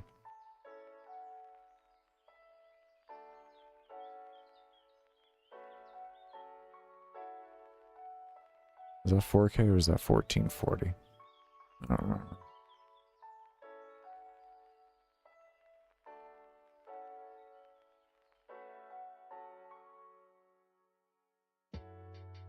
Also, I have added a actual enemy counter, so you know how many enemies there actually are on screen. Forgot to even say that in my notes. Okay, I think we're almost there. As you can see, with just having the camera angle pulled back, you can get across the map very quickly and it's not an issue. But as you can see, in a room that had a fair bit of density in it and walls and everything, not really an issue for things respawning.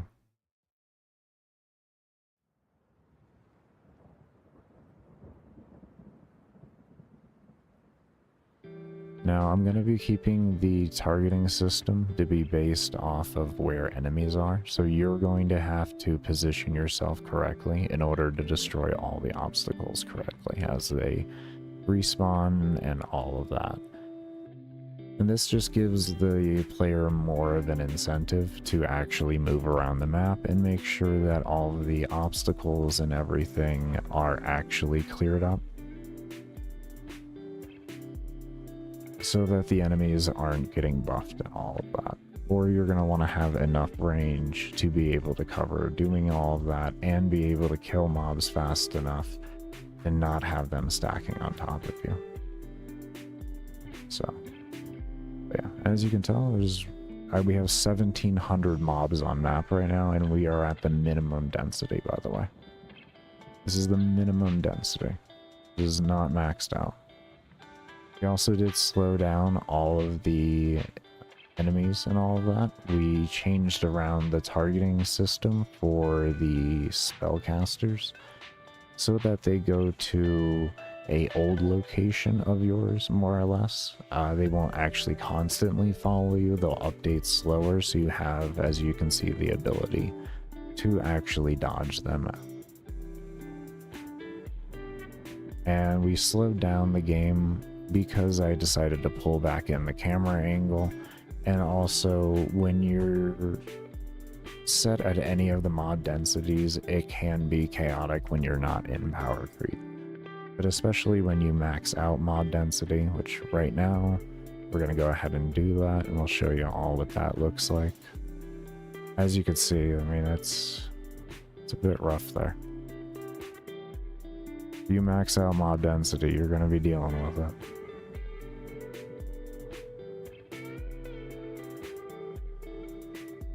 So the game has a much different feeling to it. It feels a lot better overall, and you can see enemies right now, they're doing a lot of damage. As you can see how fast my health dropped there. So you have room to kite around now. You have constant enemies to have to deal with. We're at 3,600 right now on the map. So you're going to have a lot more to think about when it comes to the overall play on this map. And I can honestly say I'm finally at a point of very, very happy with where the overall game is sitting at right now for the first mission. It's a very unique style of just having a killing room, and the objective stays to that.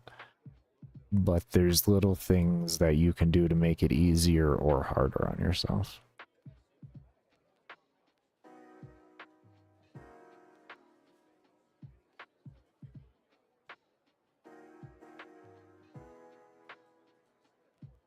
Definitely very happy with that.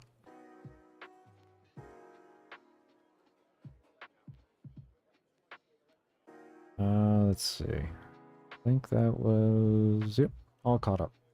All caught up on the things. All caught up on the things. Alright. So that's what we worked on over the past some days. Let me show you that targeting system here as well, since I did speak on it. So what this does is I have an alarm here, or not an alarm, on creation. What it does is it just moves right to that direction there, and then it'll run the alarm, and then that's it. So now it's at whatever location it was at the point of it being created, or wherever you were at the point of it being created.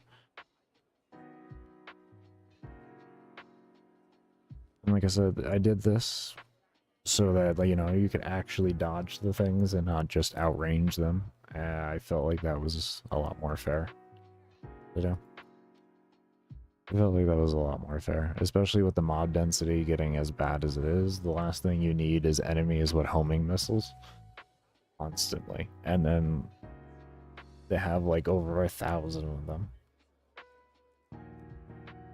It gives you more to have to pay attention to anyways, because you're not just like, okay, well, they're gonna hit me no matter what. You can take the initiative to yourself to say, well, I can avoid the damage if I play properly enough.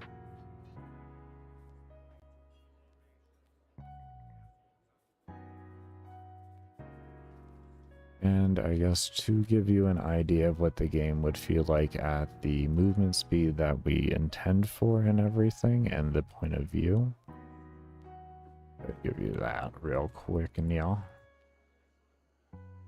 do that, and give me a moment here. How you doing, Max?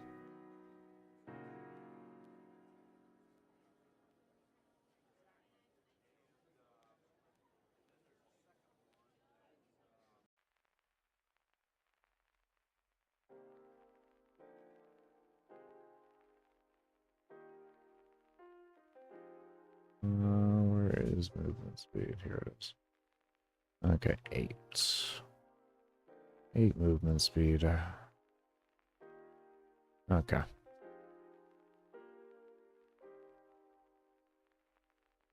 Because then also the tables and all of that stuff we will be working into the destruction system. I just want to have a nice baseline idea of it first before I go through and actually do that. Oh, I added 8 to this.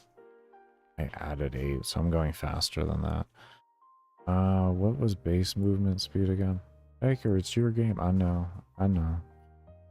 No. I actually should just set it to 0 because I wanted the base movement speed to be 8. Here it's 0.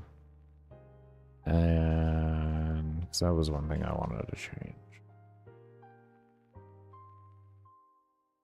There we go. There's buff speed. Here.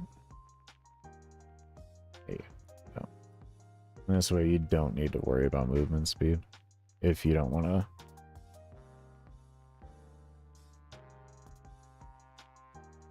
Go faster than the base.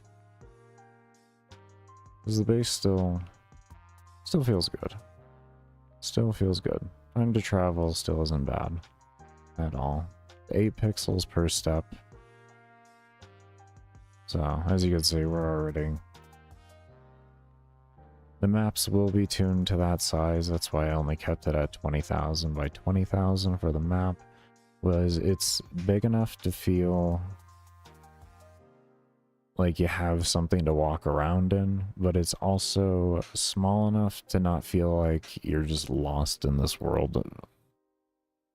Mainly because I definitely want a reason for the world to exist. I don't want just senseless parts of world, you know? I want everything to kind of have a unique type of purpose to it that could be utilized for the player into some type of actual facet. But yeah, just to let you see here, the actual time to distance between the top and bottom really isn't bad overall. I can sit here and actually talk through it at relative ease. It takes, what, you know, a minute or so. No. And the sides are the same like that and all of that. So it's not really an issue in that regard. But we'll sit here a little bit. We'll let mob power creep actually take place because our character is still, I don't know, I think this guy, I think the equivalent if I was to turn it into soul points right now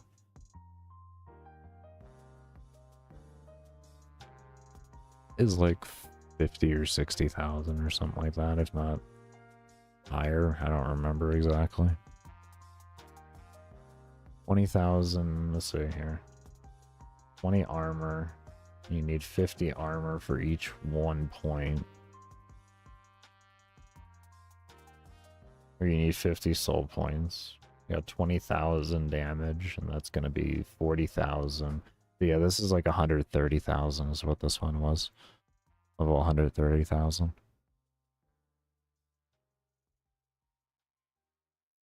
So we're just waiting for mob levels to actually get there. As you can see here, we're at 4,000 right now. We're going to start seeing them come in. Now we're going to want to start moving outwards.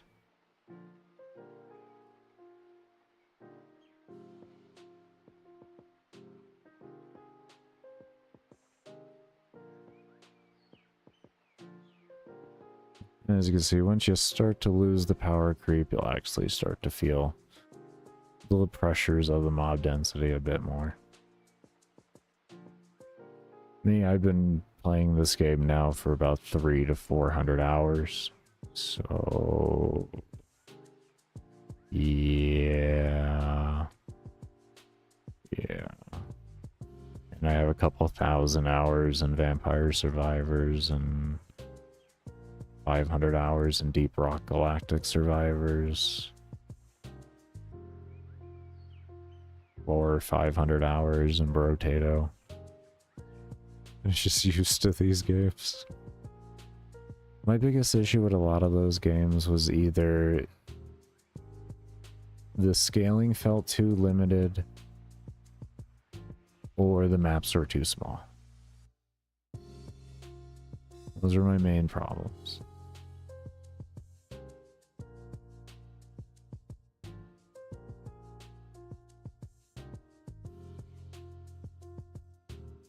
And either game had their own uniqueness to that. Vampire Survivors, the main reason why I didn't like it wasn't so much either of those reasons. It was more the fact that I couldn't play 3/4 of the characters, if not more, because it would trigger seizures.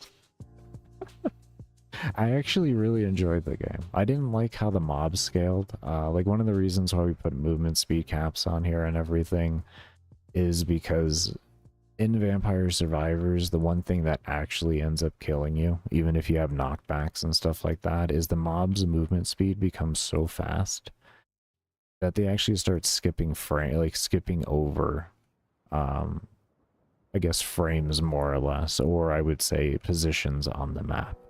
So then they have the, oh, there it is. Yeah, we got an average of, okay, so we got a if point, okay, little error there. As you can see, it does get chaotic there, but oh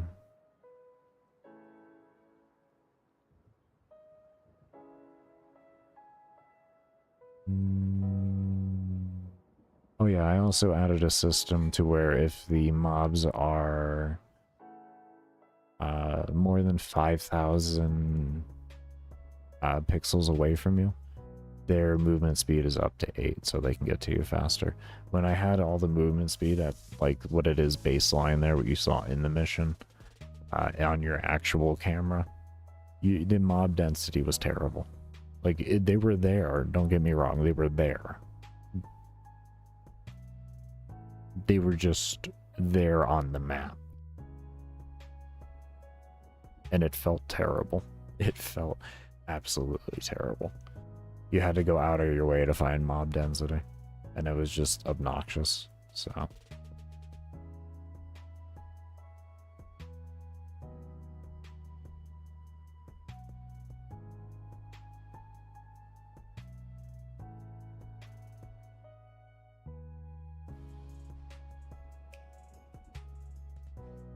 does anyone else need this?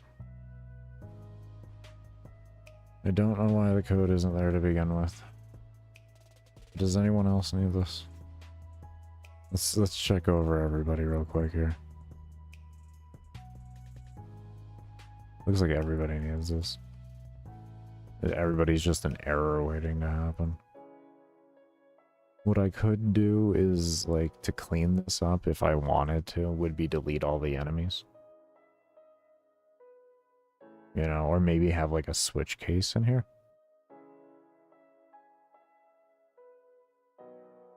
And it doesn't make a difference. There's no efficiency difference between a switch case and this engine and an if case, I actually found out. At least I'm assuming so. And you may ask, well, what do you mean? Like, why is that? They used the word easier to do. They didn't say it was more efficient. They specifically say things are faster and such. They just use the word easier. And I know why it's easier. It's because you don't have to correctly think of the correct order of if variables to occur at the right time. You can just throw it up there and it just, everything works appropriately. It's much more simple to do. I definitely get it. But it is literally nothing.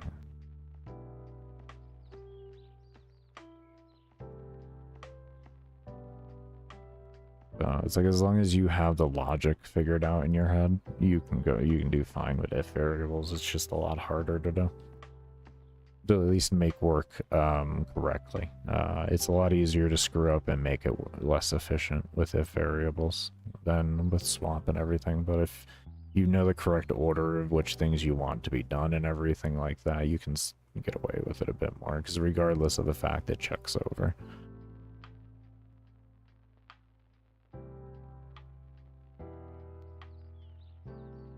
Okay, so that's set up there. That's good news with the bears. Okay, so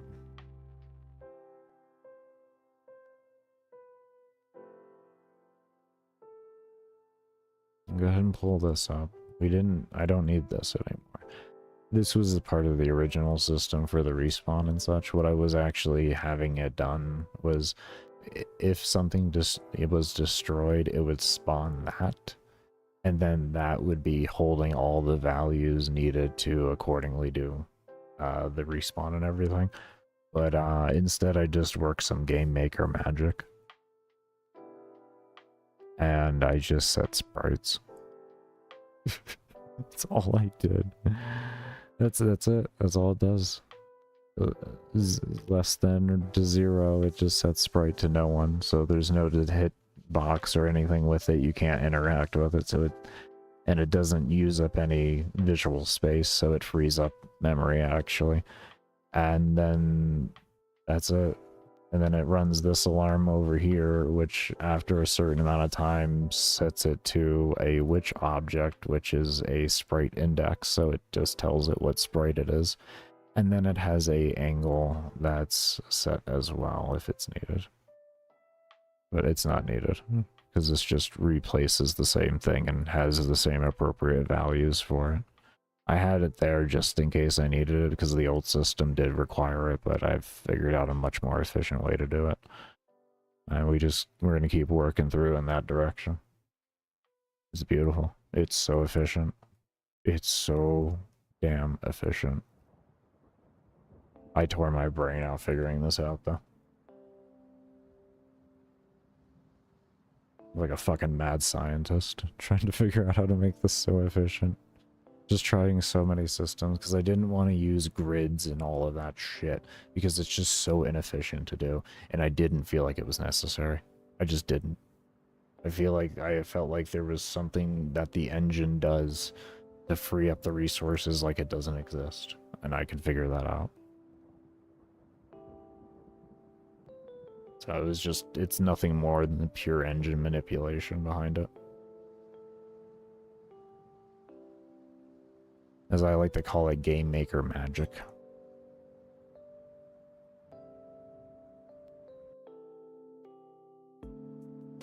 Okay, so what we're going to work on now is a system that when these, the enemy collides with them. Okay. How on earth did we really get this done? I said how on earth we do it? I think we can actually just use this. Watch. We parent the collision into the parent destroy collision, right? Right? Right? And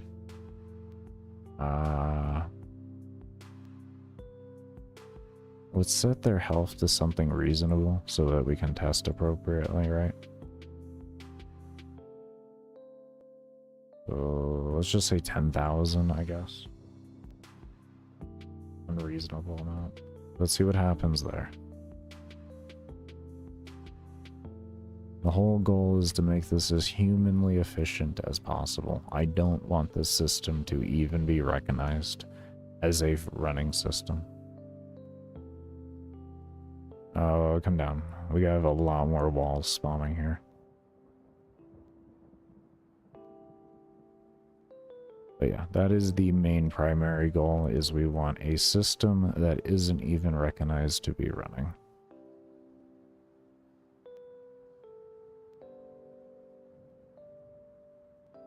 Cool. Good. Okay, so that's good there.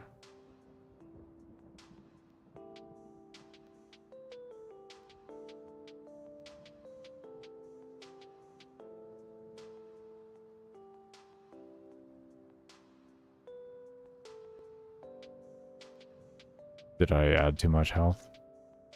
I think Baker added too much health. I think we need to take away a 0. Let's take away a 0.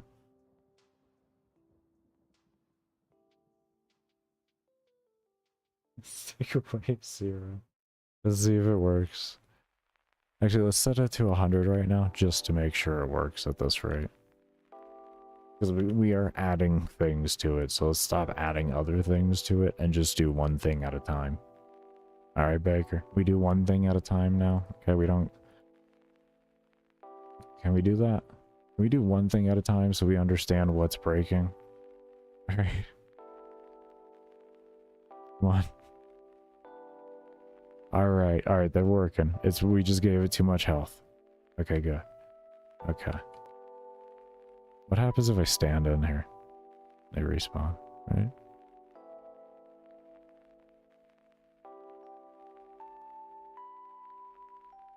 Do I get stuck inside? Now we're gonna find that out. I mean, that is kind of your own problem, isn't it?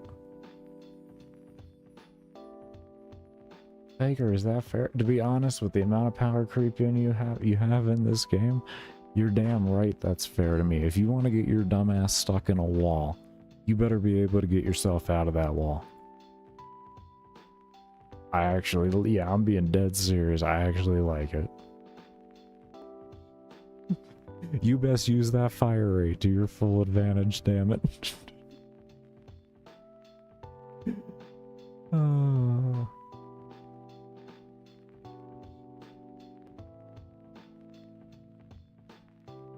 There we go.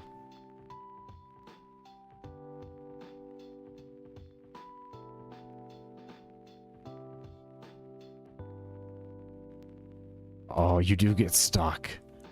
Ooh. Oh, 5. We're doing it. Oh, putting a stamp on it. I like it. I fucking like it so far. Alright, we're getting places. Okay, now lettuce, tomato, and cheese. How the enemy interacts with this. We're gonna set the interaction up in the enemy itself. Do I want to... Yeah, everybody has their own stats. So yeah, we'll set them up in the individualized enemies themselves. And this way...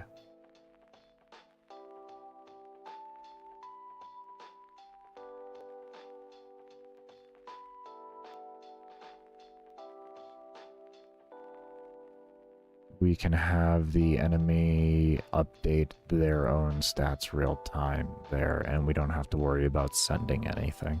So yeah, we'll set up the interaction here.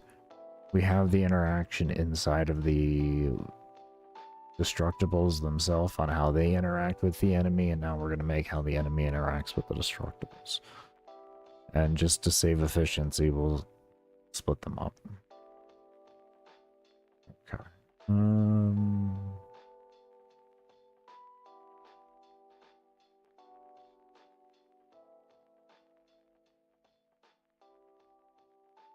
I'll have that with you.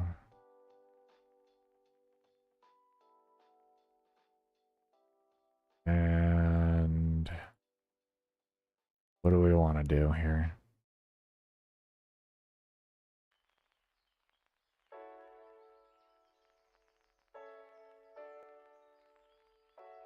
How do we want them to scale? How do we want them to scale? How do we... So we can take you. And we take...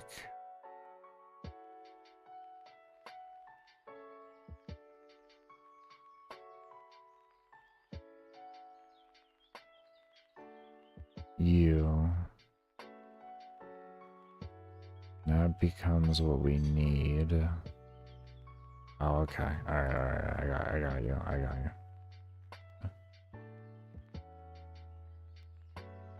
So we need you. We need you. You.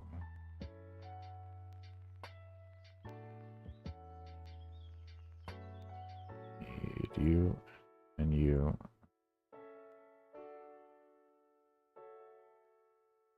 And I need you and you. Okay. Boom. And we can just bring these in here so we can stare at them for a moment.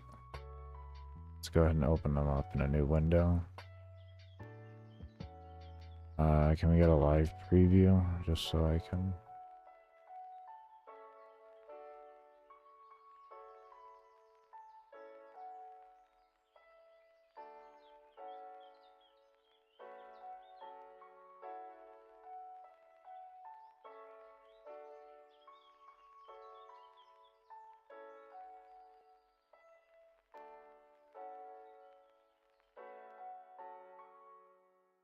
Okay.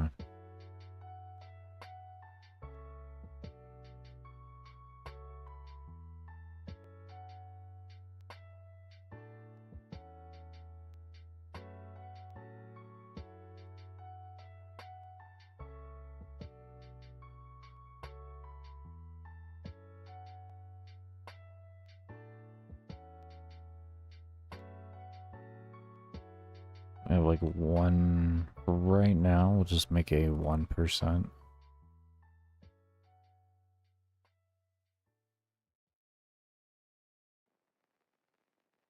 That gets rounded.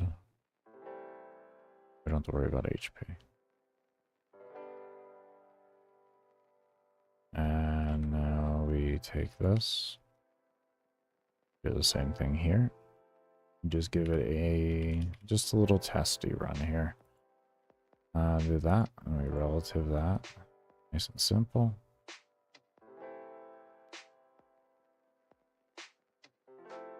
This will actually buff everybody on the map. Ooh.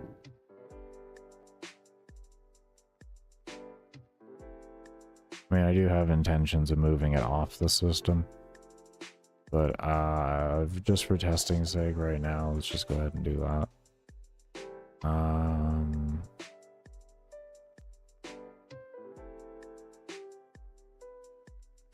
Now here.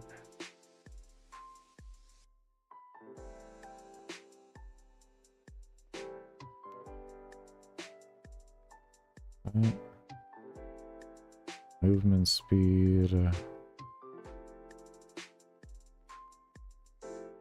Set it with cap.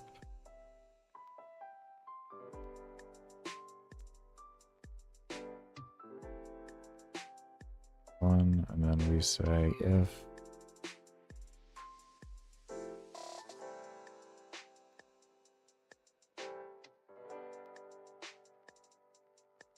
greater to or equal to 8.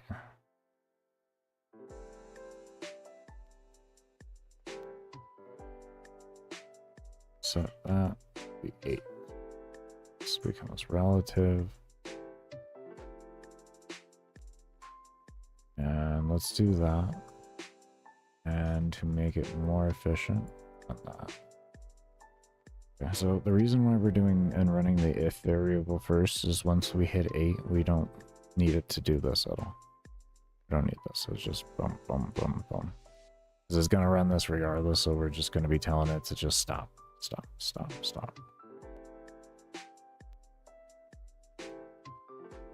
What we could possibly even do, maybe make it a little more efficient.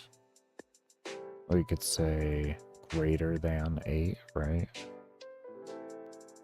And slap a else in here like this. Just to make it slightly more efficient for when they do hit 8. This would be essentially assuming that they would always be hitting 8 every single time they'd interact. This is assuming that.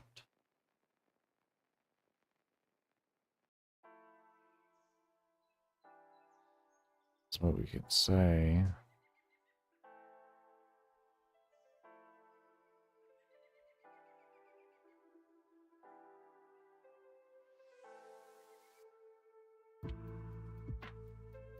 Equals 8. Run that, and we just have it exit.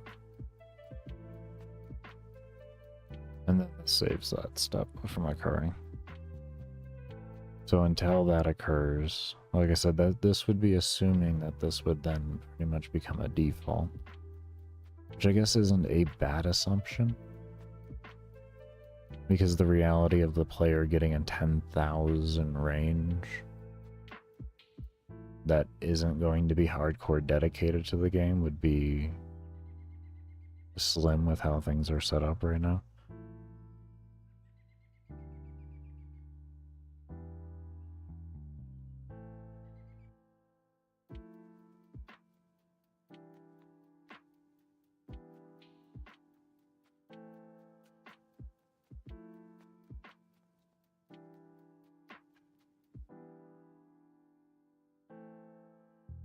Okay, and then the next thing that we want to do as well was... Where was sprite scale? Is this an instance scale? Do a relative?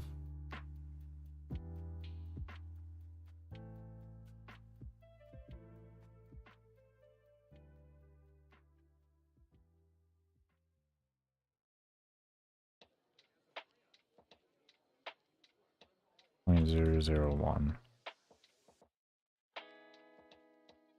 Like that.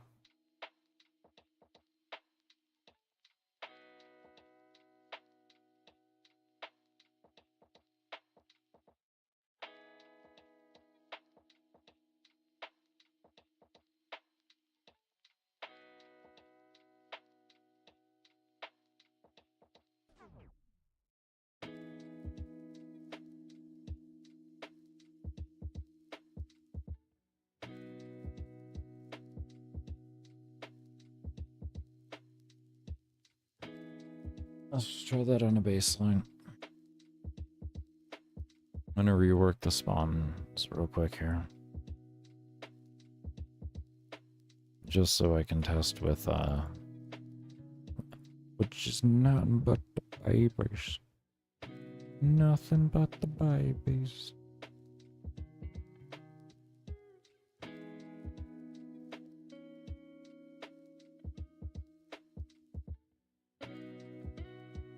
Let's take you.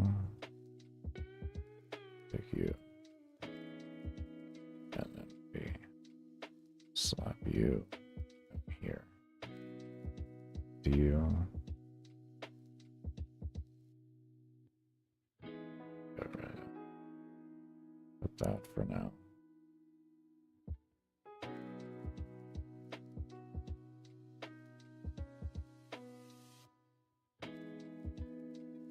Here's the good news on the bears. Take that.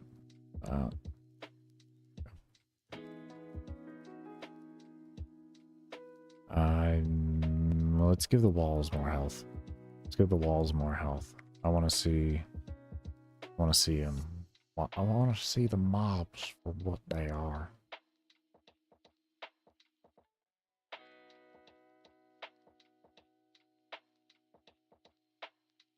I want to see what they do. With the rigmarole.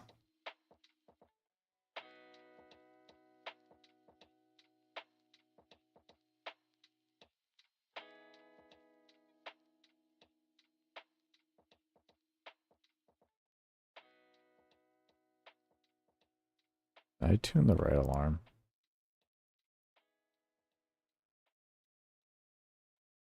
And is alarm 0?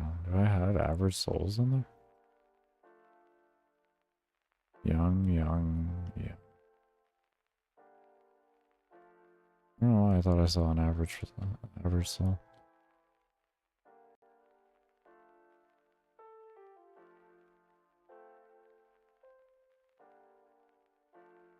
I guess I just wait. Just wait. Just max mob density. And wait. That's what you should do. Max mob density and just wait.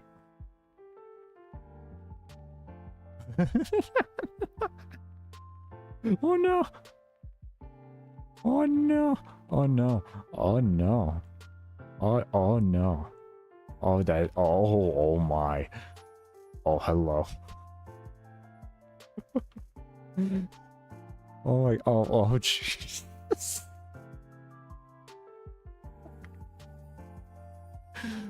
It works. It needs to be tuned better. But we got our concept.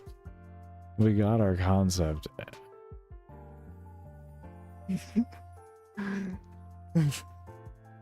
Alright. Alright. It was really fast scaling. Holy shit. I like it. Anyways, we're gonna go ahead and take a break here. When we come back, we're gonna continue on with this nonsense. Do remember, I only run ads when I go on break and during my support stream, so you lurking during those times does keep the stream ad-free, and it is much appreciated, as it does help support development of the game. But we'll see you all when I come back from the break, and as always, I cannot thank you enough for those of you that do stay around and have stayed around, and we'll actually leave you up with the gameplay here of this.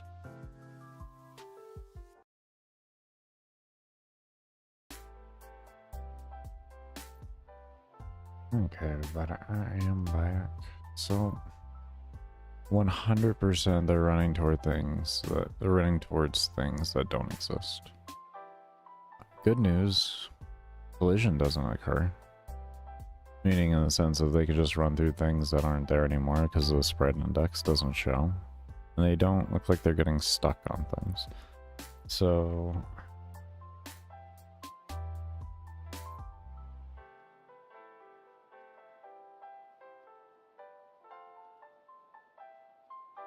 there's a few things we're gonna have to do though.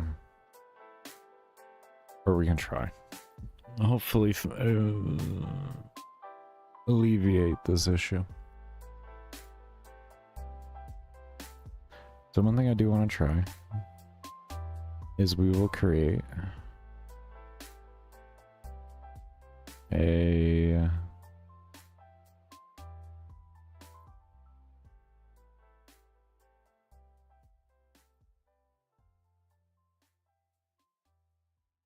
hold on. I thought I could do this. Okay. So one thing we're gonna do is we can create it actually over here. We'll create a global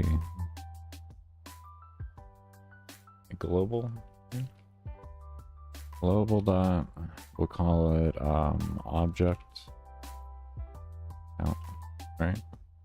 So now what we're gonna want to do, luckily I made this nice and easy on myself. Somewhat easy. I don't have the damn room pulled up. Oh, maker.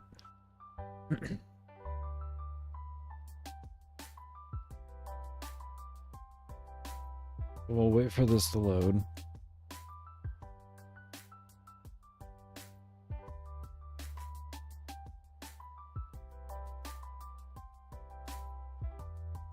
And while we're waiting,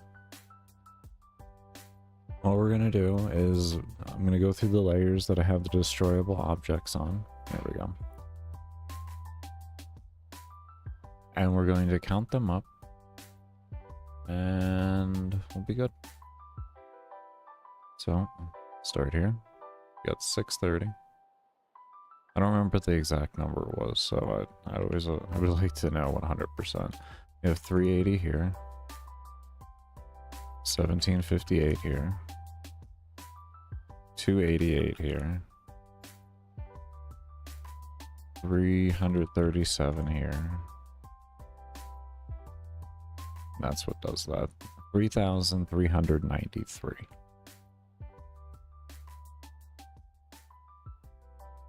So we'll set that to that, right? Spell count incorrectly. Let me copy that. So I'm going to come over into these here.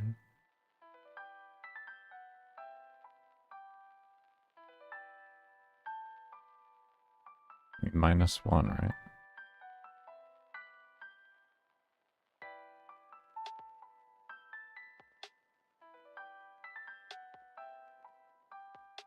And hopefully we'll be able to have this be a registry for the enemies.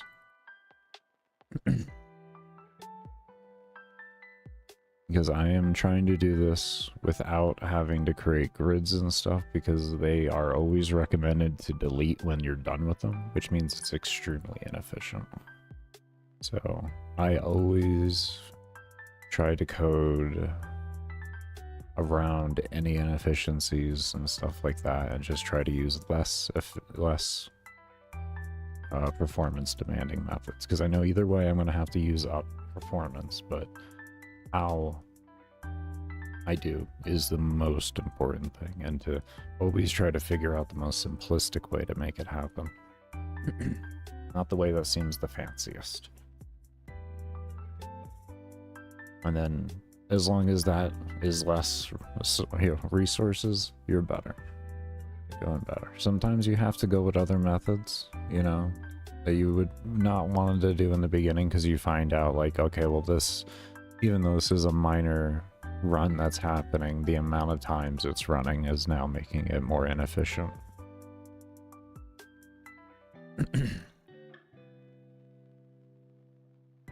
Your goal is to essentially implement a system and have it not do anything to the game, really. So we set all that up as that. And we'll come over to spawn.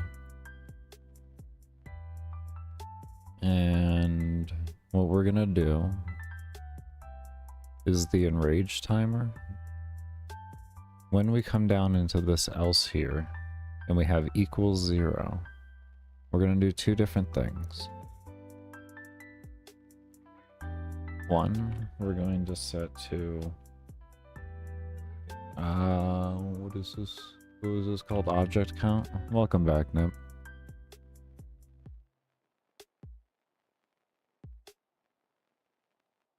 So we say if object count equals 0, we'll say.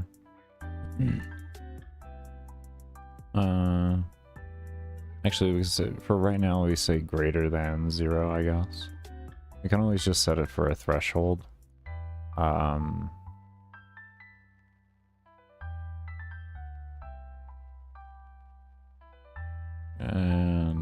let's see, greater than 0.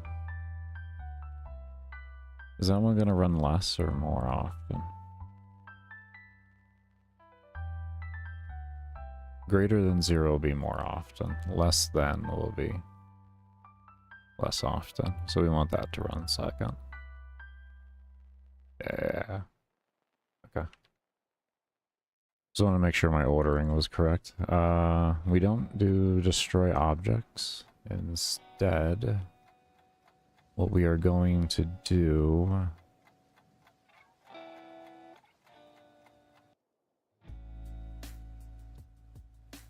is set this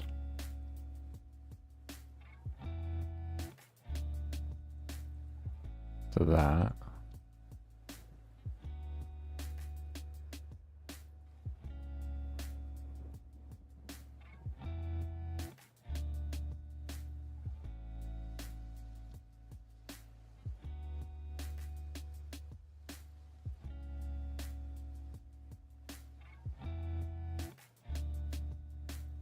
Take that out for right now.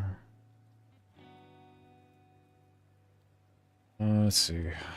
We do object count, we max that back out. And then we want to run alarm 0 for anything in object mission 1 stuff. Maybe that'll transfer over correctly and run everybody's 0. We could only have to run it once then.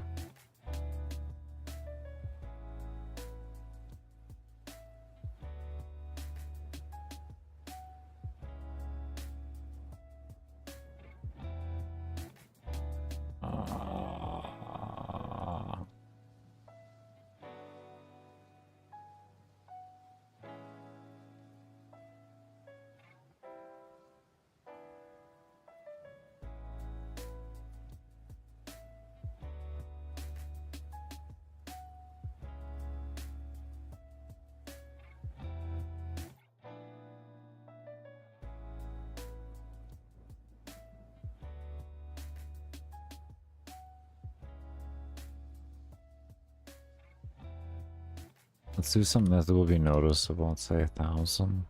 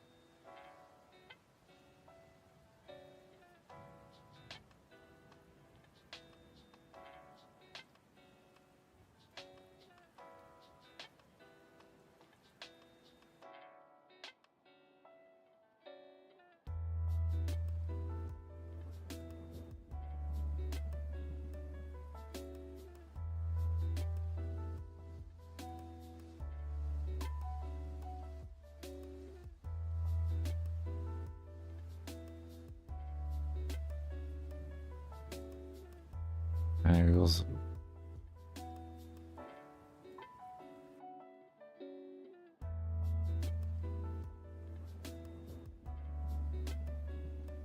Retrigger this alarm. Retrigger our spawns. Should I do that at 10? Give that a chance to respawn and cover and then do it? Yeah.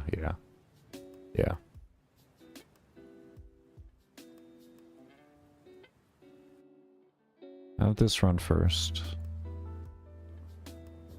We set enrage timer back. So then we're gonna want to set this alarm back as well. The last bit of the code. Put this one back up.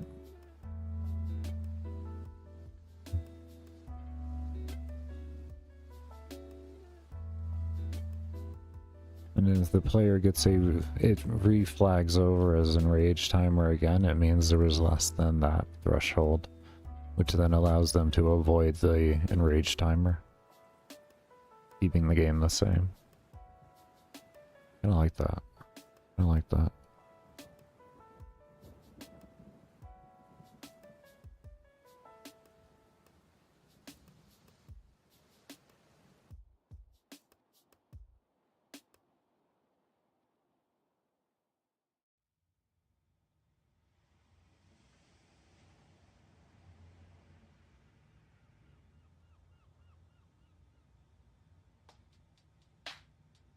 There's an idea behind it.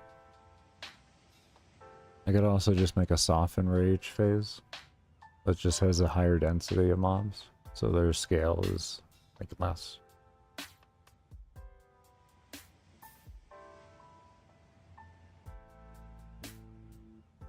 All ideas, all ideas.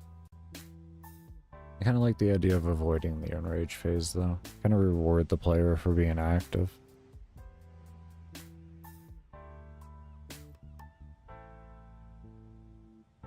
Okay, here we go. Oh.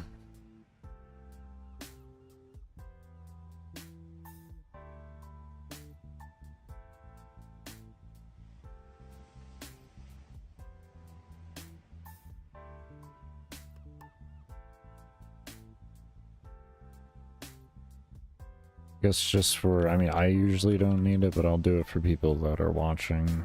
Object count, especially for people that are just coming in and such.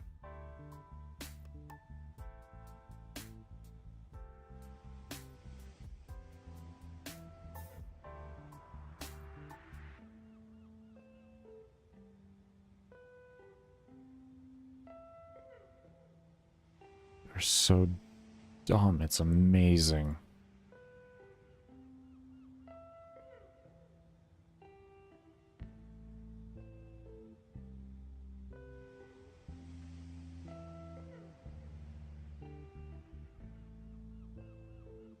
Overlapping text like a genius. Okay. Let's see what happens now.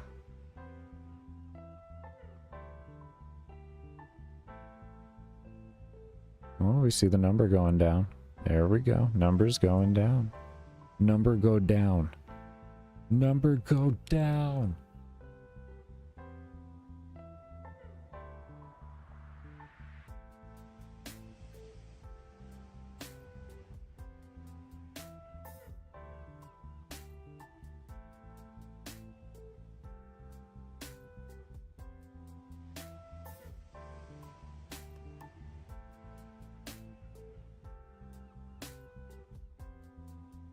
I think we'll leave the object count up too as a displayable thing for the player. I think it's really going to help them. You don't have access to really view everything and all of that. So like that'll be very valuable for the player.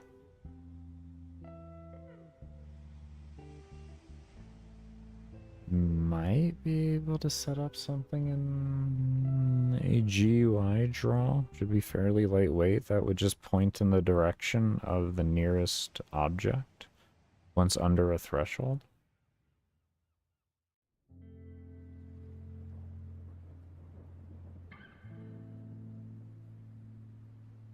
Possibly. Possibly work.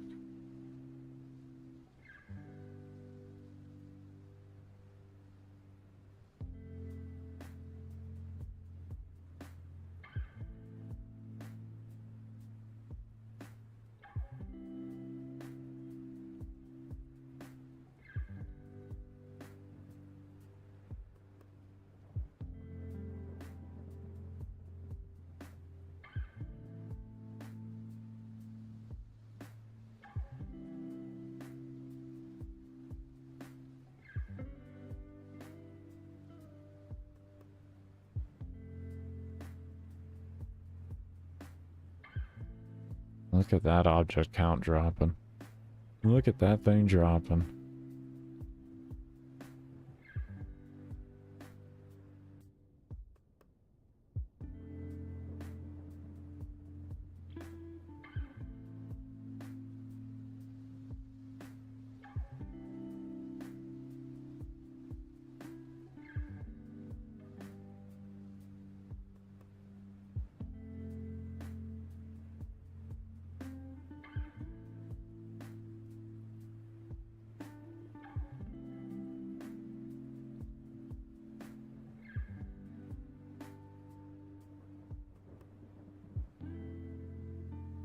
Oh, in just one phase, we've pretty much run out of...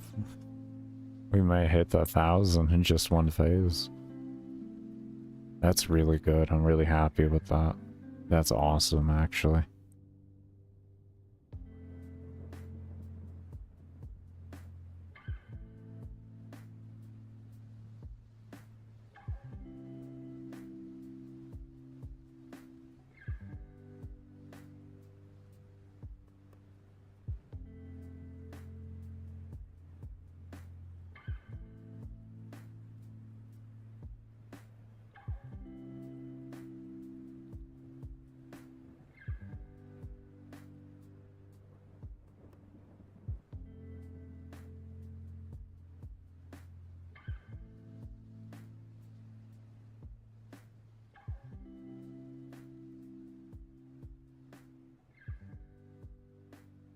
$1,200, 11. Oh, we're in the next enrage phase.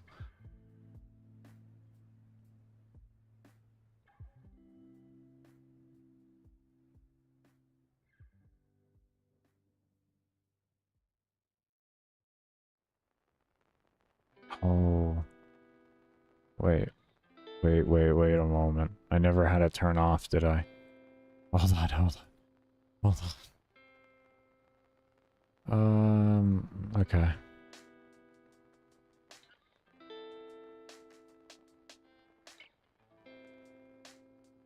This becomes true.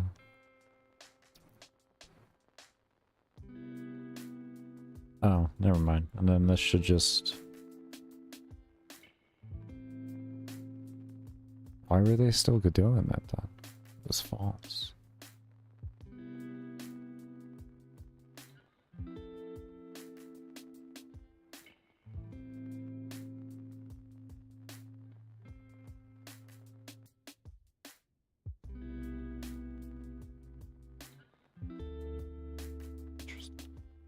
I think that might be the random moving mob. Okay, so I guess maybe we have confirmation now. It does just randomly occur. We're gonna have to really, really look in the code for it. I forgot about that randomly moving mob.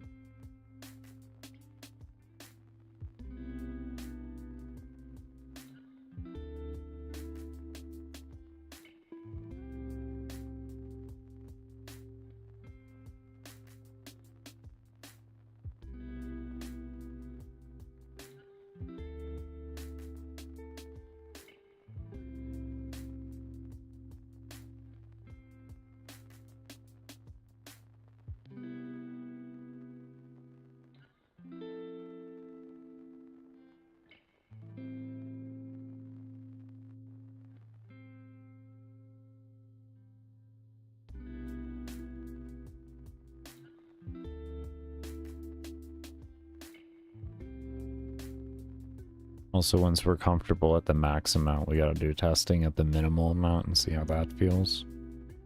That's another thing.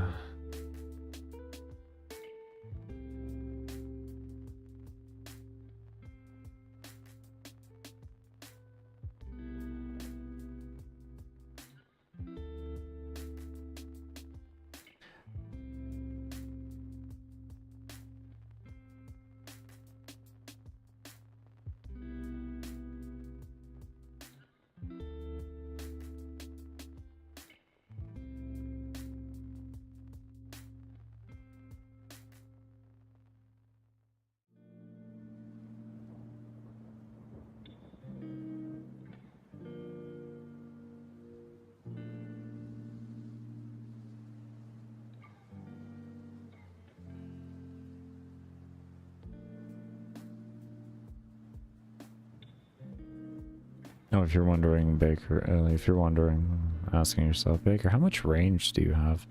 I have 40,000. You would need at the current scaling I have it right now, you would need player level 120,000 for that. So, not realistic. Unless you really grind. Then it is realistic. That's why we're making this game as lightweight as we can. Or have the most lightweight options we can for things, is for when people just want to leave auto farming going. Just go play another game, go get things done in life, whatever they may want to do. Just leave the game running, an auto reset, get themselves the levels they need to do the accomplishments they want to achieve. Because achievements in this game are not going to be easy. That is going to be hard. That's where you'll unlock all your skins and stuff like that. Because we won't have any purchasable skins. All the skins will be earned through achievements in the game. And they are not going to be easy achievements. They're going to require a lot of time. You can complete all the missions and everything, and you'll get some baseline achievements for that. But to unlock the skins and everything, you're really going to have to want to play the game and enjoy it.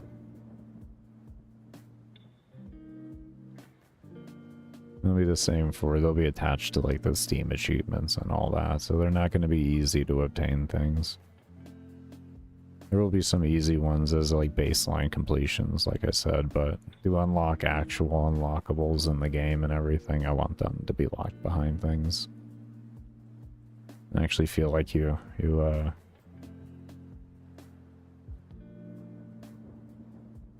spent some time trying to figure things out and all that.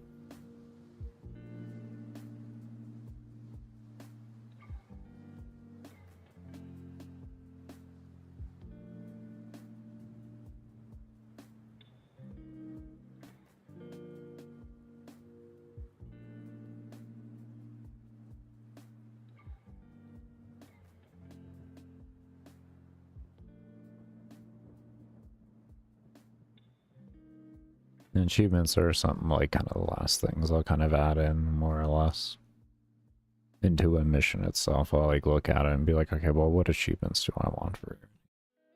Like this one, I'll probably end up putting an achievement to where if I keep it like it is right now, to where you have the phases and you can avoid phases based off of object count.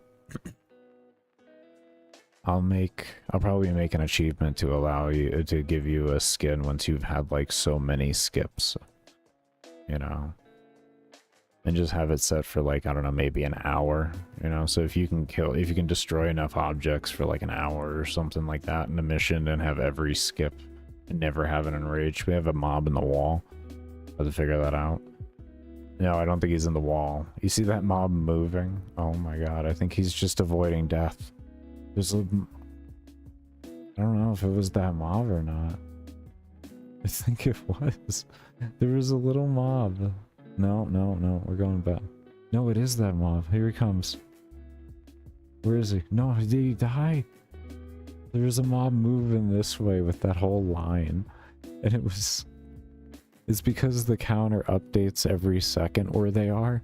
So it was just going behind him the whole time and he was avoiding all the shots magically. Oh, that's beautiful. That was good. Alright, next phase should drop us down below enough objects to see how things work, to see if it just continues to keep spawning, and what that looks like. Because honestly, right now I'm not in much objection, given the amount of power creep I have. That's what I take into account. The amount of damage I do, I have 50,000, so it's level 100,000. So you would need level 240,000 for this. I don't feel like, you know, they're only level 11,000. I don't feel like this is a bad environment at that rate. When you look at it in that perspective, you know what I mean? You're like, oh, okay. And then the ability speed is level 60, so you would have to do 6 times 60 for that. So 600 times 6, 3,600. You would need level 3,600 for that on top of it. There's a lot of things that would have to go into creating what you're seeing right now. The level of clear going on. But I have my self-testing to this extreme because it's just going to be easier overall. Looks like they are destroying the objects. Well, we're at under 1,000 now.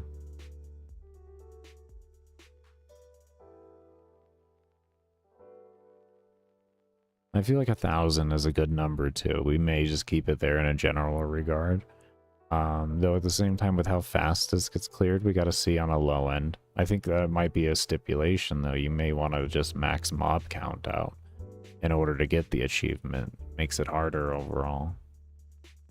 And it only is easier if you have enough range to make it easier. Yeah. You can keep it like that.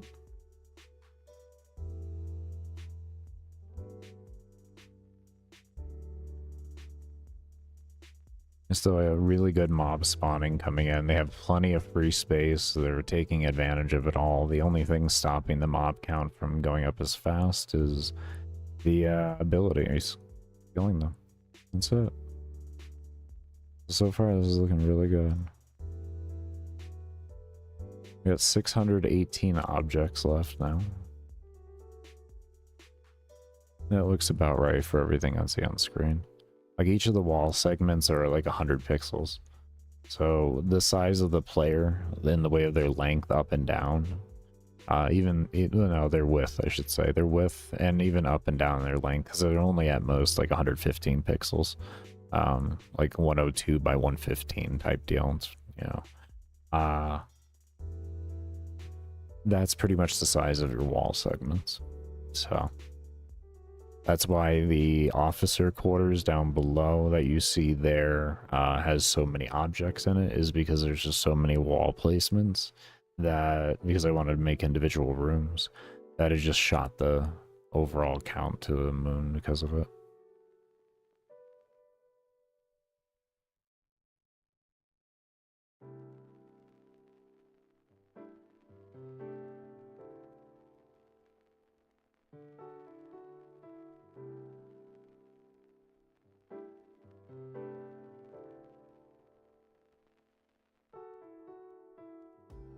The one thing I'm going to be interested to see if this is, if the object count goes under 1 or anything like that. It shouldn't. But I also should make it so that it could. There, look at that. Look at that. Seamless.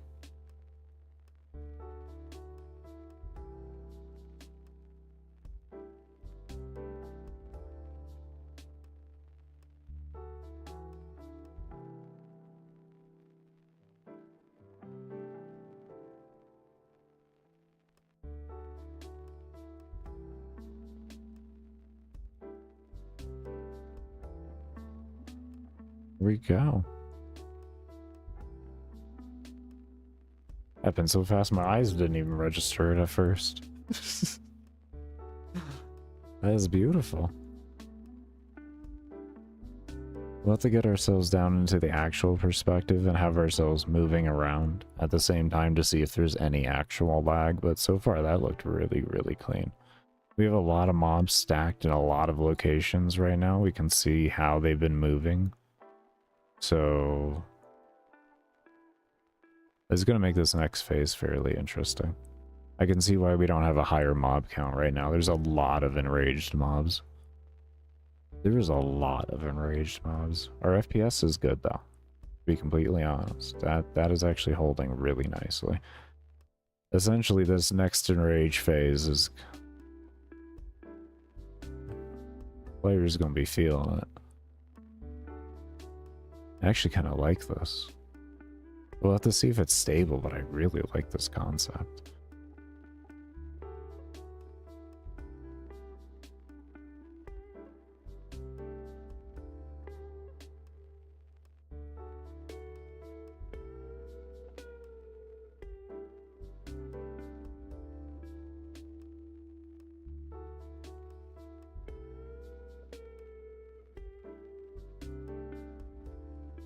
Oh man, look at that incoming.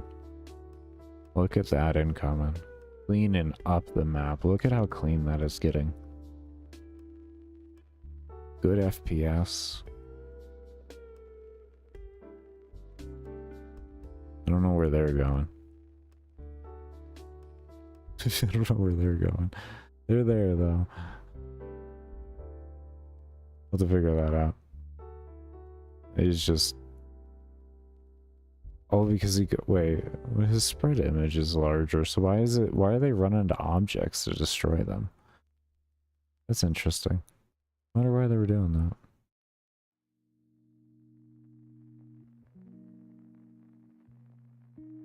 We're down to like, wow, under 1,800 objects already.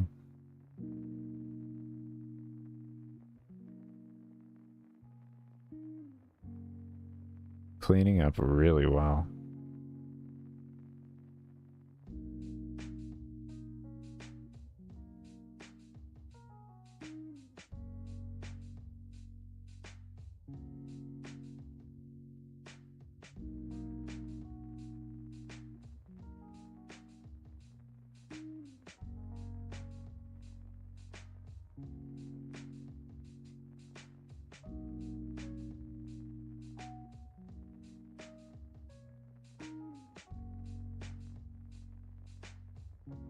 $1,500 objects.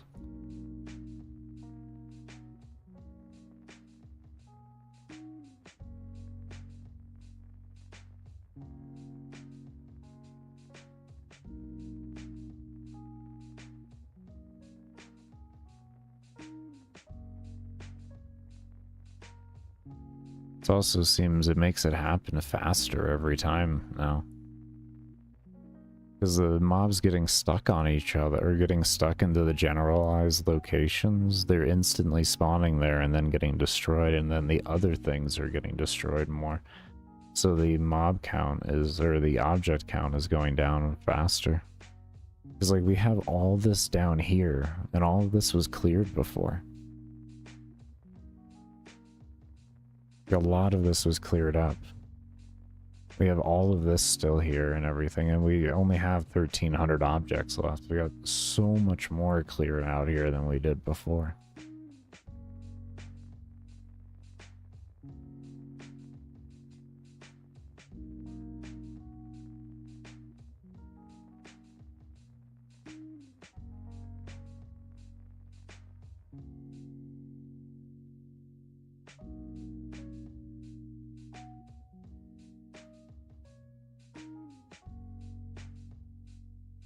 We do need to increase the rate. If spawning is not happening, we do need to increase the rate at which we do have mobs porting to the player, though. Because, like, right now, spawning isn't happening. So what we need to do then to apply more pressure is make sure that during that we make the mobs actually do things.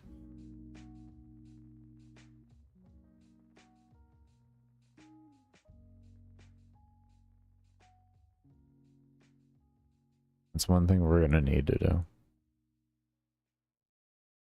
So we're going to need to give that player more friction and get this cleared up more. Because then we can get our FPS cleared up more, which then we can allow for more mobs spawning and more mobs actually clearing up things. Now we're getting to the enrage phase again. We have over 1,000, so they're going to start porting over.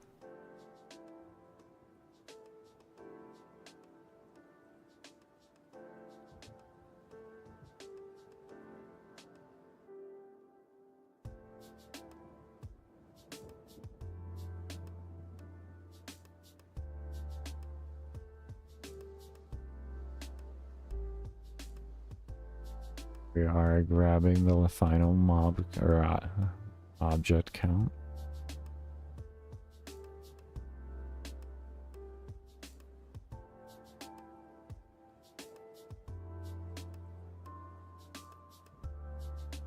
I'm going to pay attention this next time too, for when everything respawns and kind of see,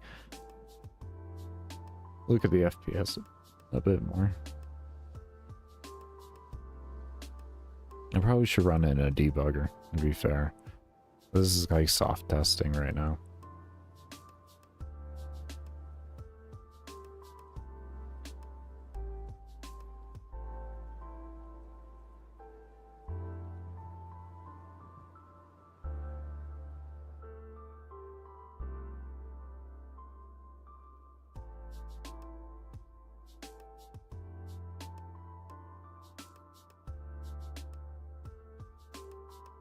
Still got them doing things with the enrage.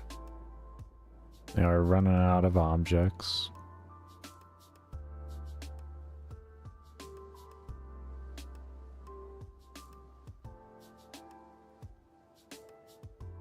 Oh, there we go. There's 1,000. There we go. Just barely on the threshold this time. Okay. Now we're back to mobs spawning, and we are getting more mobs now. That's good. Well, it looks like it already stopped. Yeah, we got around a 30-second down timer now. So we got so many mobs interacting with each other in this back end here that it's causing more mobs to not be capable of spawning. So we definitely need to figure out clearing up all of these interactions that are currently occurring, because all of these guys that are stuck to each other are looping over and over and over again in their code. So that's one thing we're going to have to adjust and fix.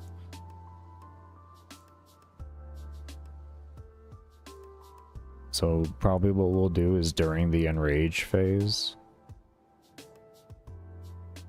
is we can have a chance when enemy is interacting with enemy to automatically port over, because we'll know they're in a stuck state and they won't be moving anyways, so it's just going to be worth it to get them unstuck and ported over to the player within an efficient manner.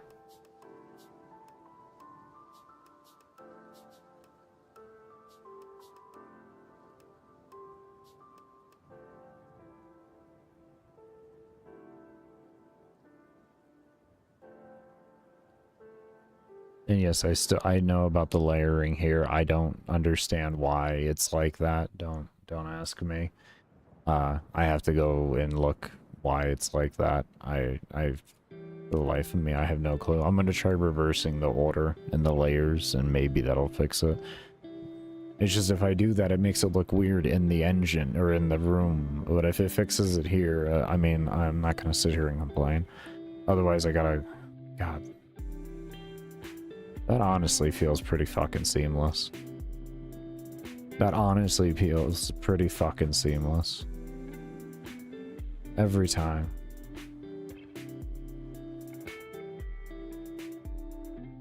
I could be wrong, but that feels pretty fucking seamless.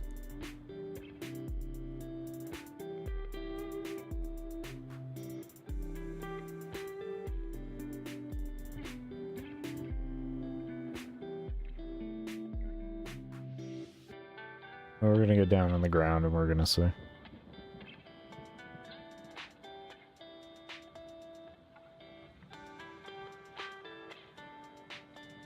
Before we do that, actually, let's go ahead and work on that enemy interaction that we already saw we had problems with that we wanted to fix. So, let me close these up. We don't need these. Good system. Very happy. Very, very happy. There might be a way for me to...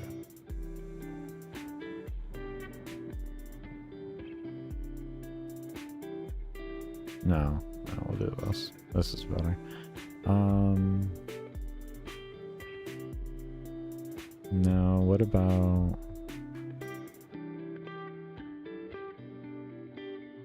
Where are we at here? That away, go to enemies. We're working on something different here. Close.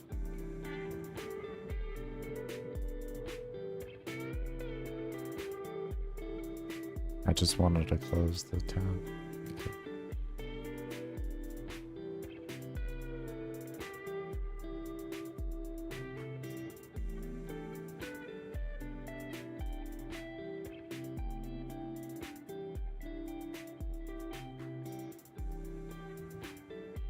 You can tell by my mouse disappearing what it's doing.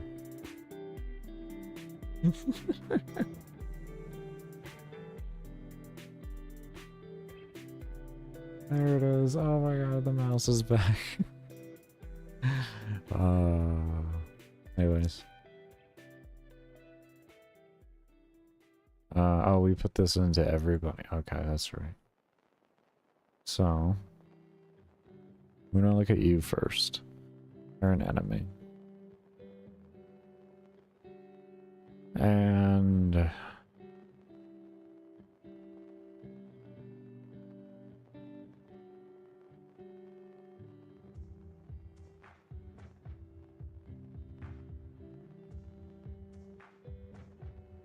I also wanted to move all of this stuff into alarms and have things trigger like I did here. Just have their movement speed set to 0 and then have it choose what to do there and set the alarms. I've also been thinking of doing that. So like all of the code for all of the interactions will be thrown into different alarms to trigger at different times. And we may be able to like clean up the code a shit ton doing that. Just a shit ton. Yeah. And it'll become more efficient even too, which is like that's the sauce.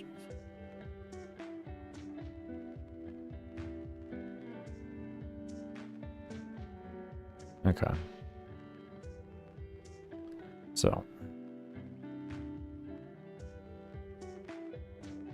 looking at this here. We have point distance over here with this.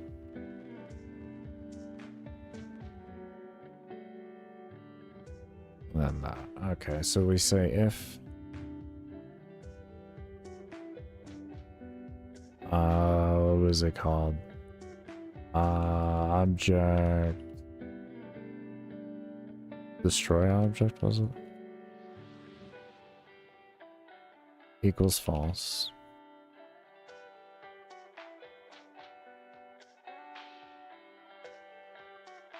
Oh wait, no. Hold up, wait a minute.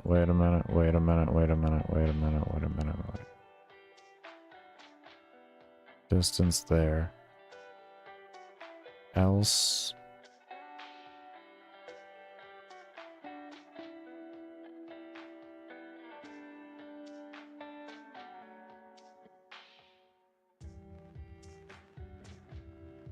Where's the else go?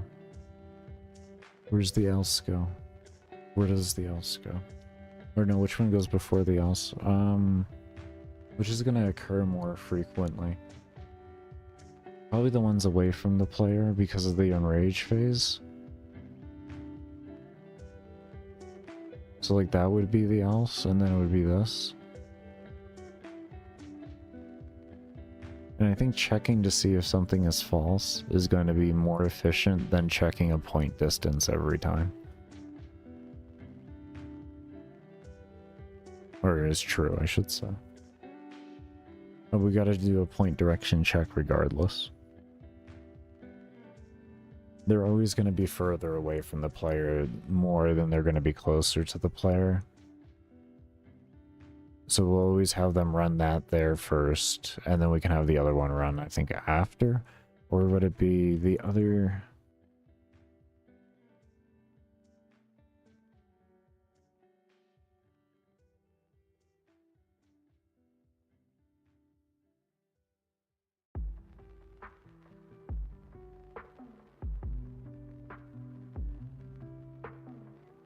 We'll keep it in mind to possibly switch it around if we find inefficiencies. That's all we're gonna do.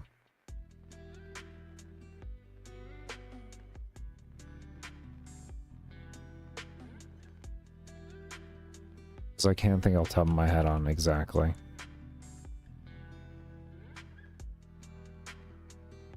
Okay, so we have this here, and what we're gonna do is we're gonna take the code from our movement speed, or movement, and we're gonna take this here as well. And that. No, that's not what I wanted. Was that, oh, less than, we wanted this. We're gonna have them partake in this, so if they collide, they will also join in on the spree of porting to the player. We'll see how this kind of holds with our efficiency. But it might help free things up.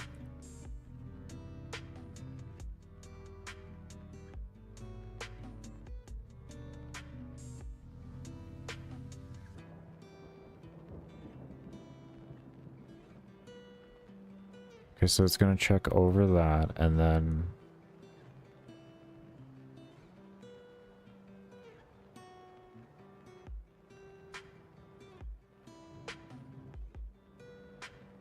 then it'll say else that. Okay. One thing I also got to find out if I should be like better practicing with exit code, with exits on codes. I don't know if I'm leaving things open or not. Like, even though I don't see memory leaks or anything like that occurring, I could be leaving code open. I'm just not 100%. I know when you like reset alarms and everything, it'll stop the code from running and all that, but I don't know about other places, and I gotta find that out. And what it looks like, it doesn't, but I'm just not sure.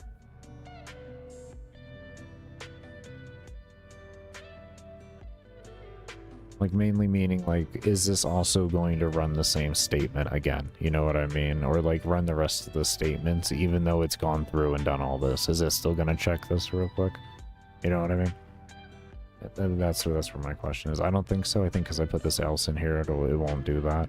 And only do that if I don't put the else in there. I'm actually 100% on that. Oh. I guess as long as I play into practice with stuff like this, I'll be okay.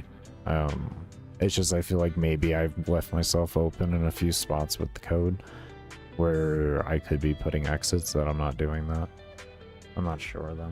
I'm generally pretty good about it, but just not 100%.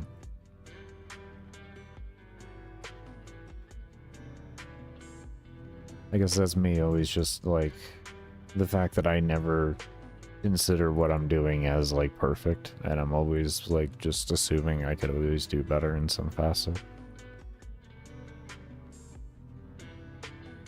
So I'm always just constantly thinking about like Just stuff like that, I guess you could say, just random shit. Doesn't even make sense.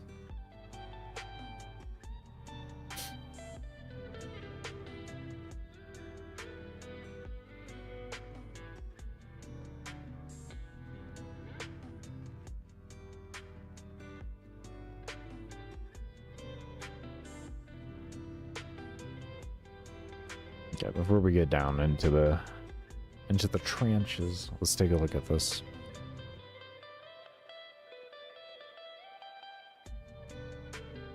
This could be what the doctor ordered for efficiency.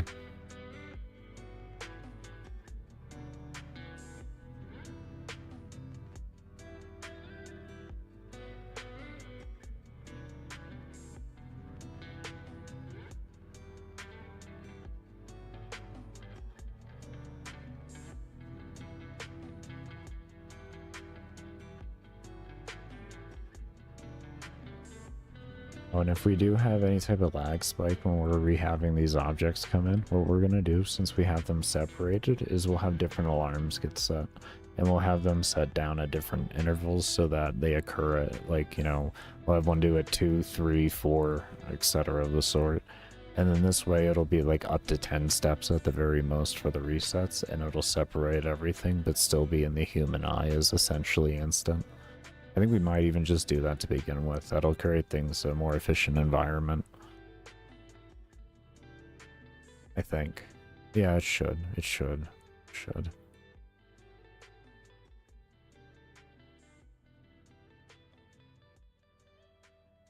It is less single send. It is less sends at one given time as well, so that'll also make it more efficient. Because we have to send to all the objects regardless, but the rate at which we send them, we can separate a little bit. Mainly just by, like, just having different objects and having it read at that slightly different times. It might make it, like, a little bit more efficient. I'm not 100% though.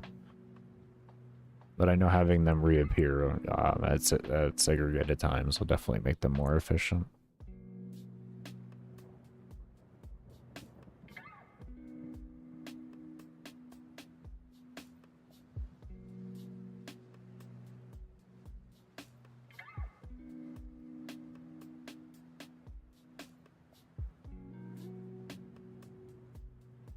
Enrage phase. There we go. Look at that. Look at them coming in.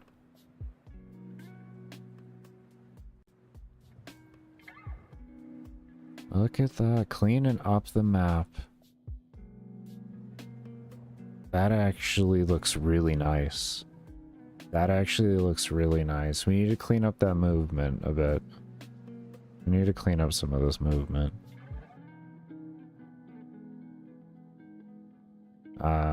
Yeah, we need to clean up some of this movement. We need to make their spawn point. What's happening? I see what's happening.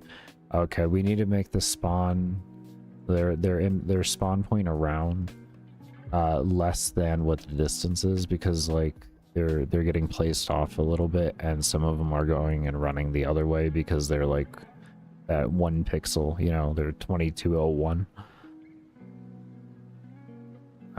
Just due to mob interactions. They hit another mob and the place free is backwards, so they run backwards or something like that. Okay, I see it now.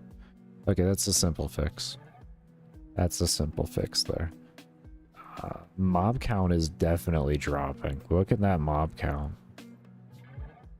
So we got object count dropping, we got mob count dropping, we got everything dropping beautifully for the enrage phase. And then this will help line everything up better.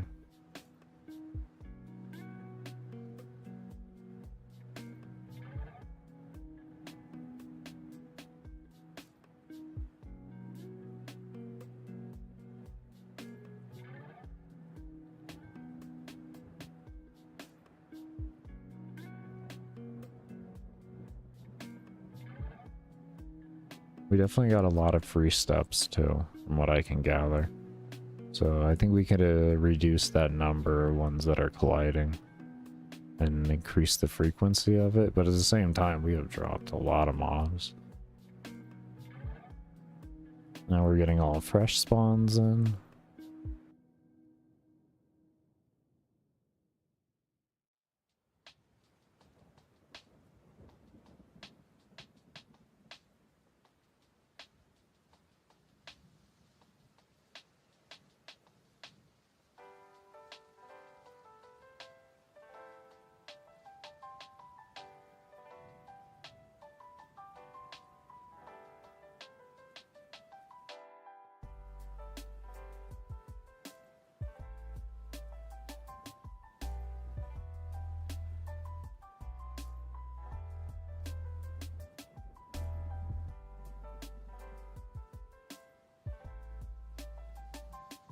I don't see any other... Oh, I see one moving there. It's just that quadrant every time.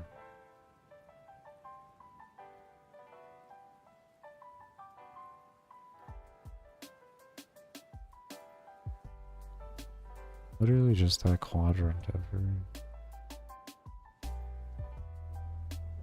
What's going on in that quadrant?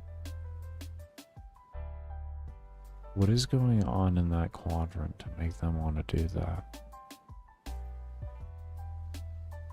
They're so far away from the player. But they look like they're moving directly towards them.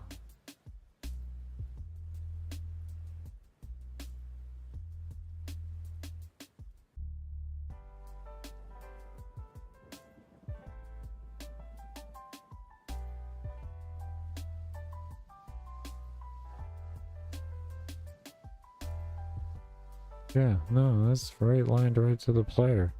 That's weird.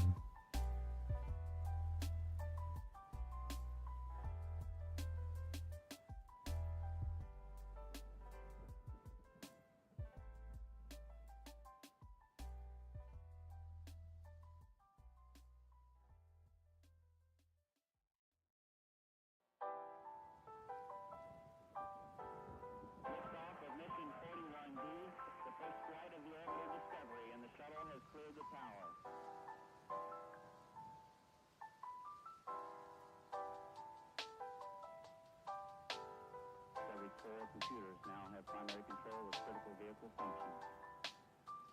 Oh.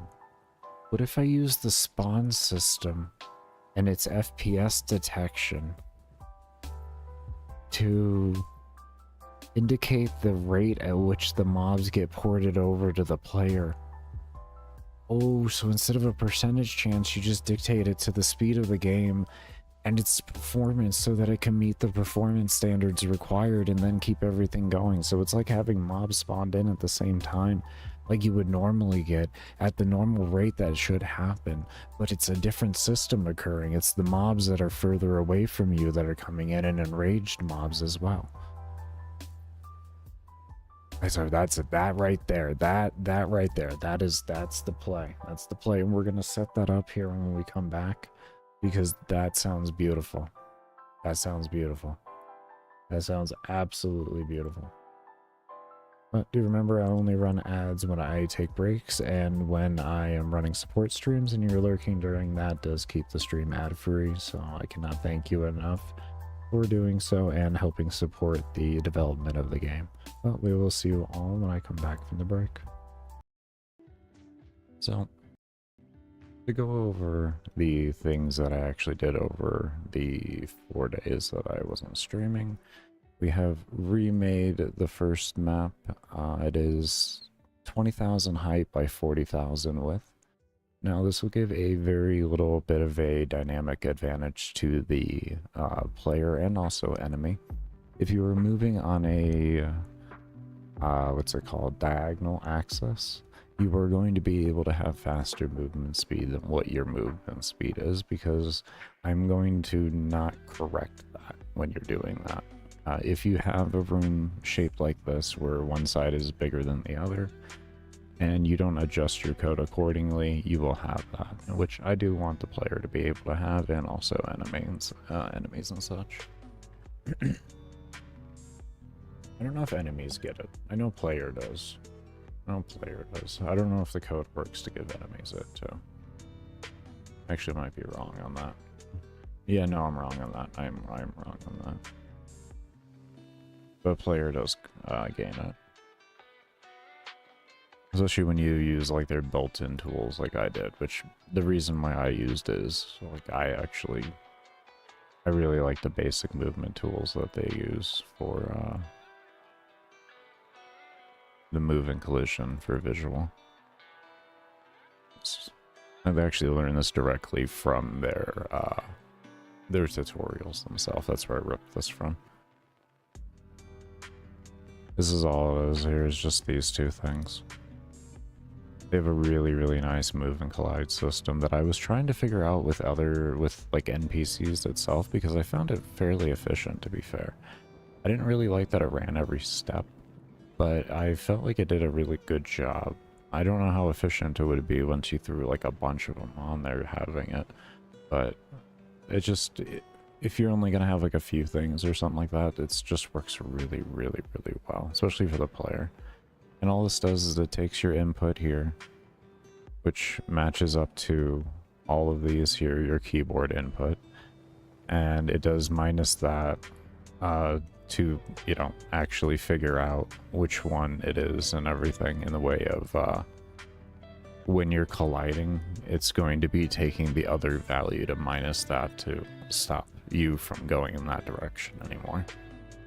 And then that's multiplied by your player speed.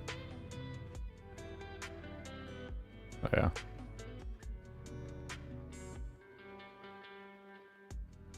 It's interesting. It's interesting. Because these are essentially all like ones and zeros is what these are. And then these add up to that. Because if you wouldn't understand that, because this does say keyboard check, and that should just come up as like a true false thing.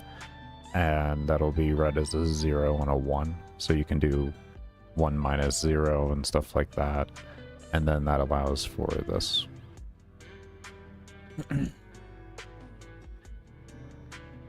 That's at least how I'm assuming it works as a whole. I wouldn't say I'm 100% on that, because I haven't made a custom system that actually would use just a purely like non-their system, which is this move and collide. So that's kind of what I'm going off of with it when I actually read it. How you doing, Nip? But yeah, those are the changes we've made so far. Now that we're done, me getting off topic and such. Yeah, we added in one more row of beds.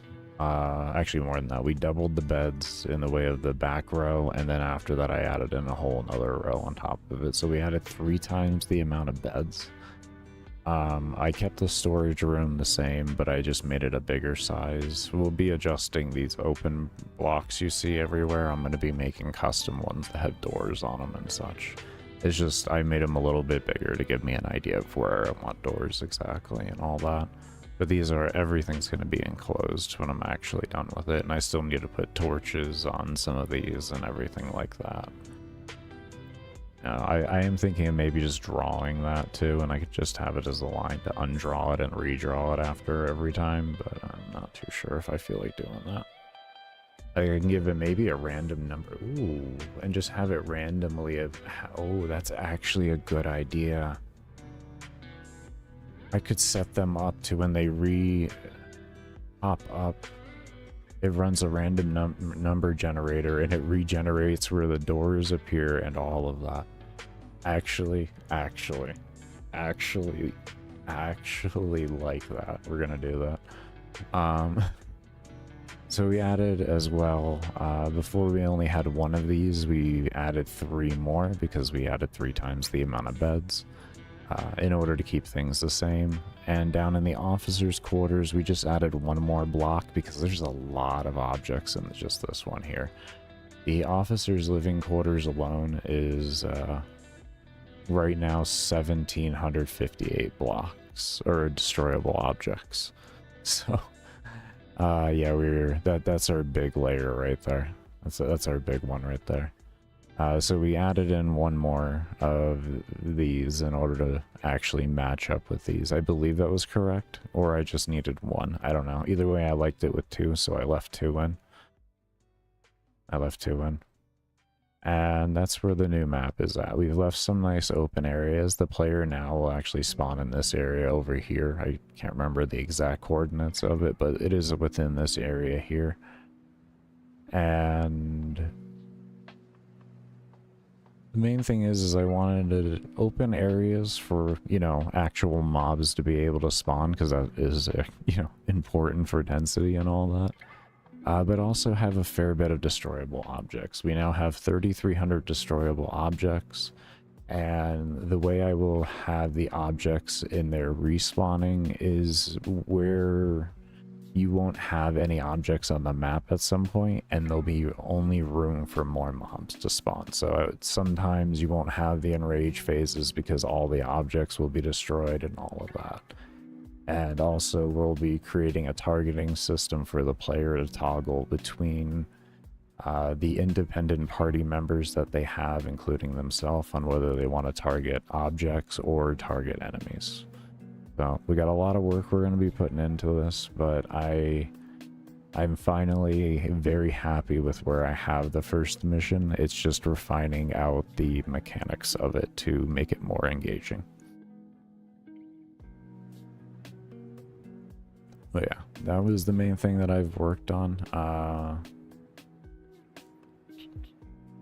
This is what we're working on here currently. I actually did not get the things pulled up that I changed code on. Oh, we also did one massive change in the game.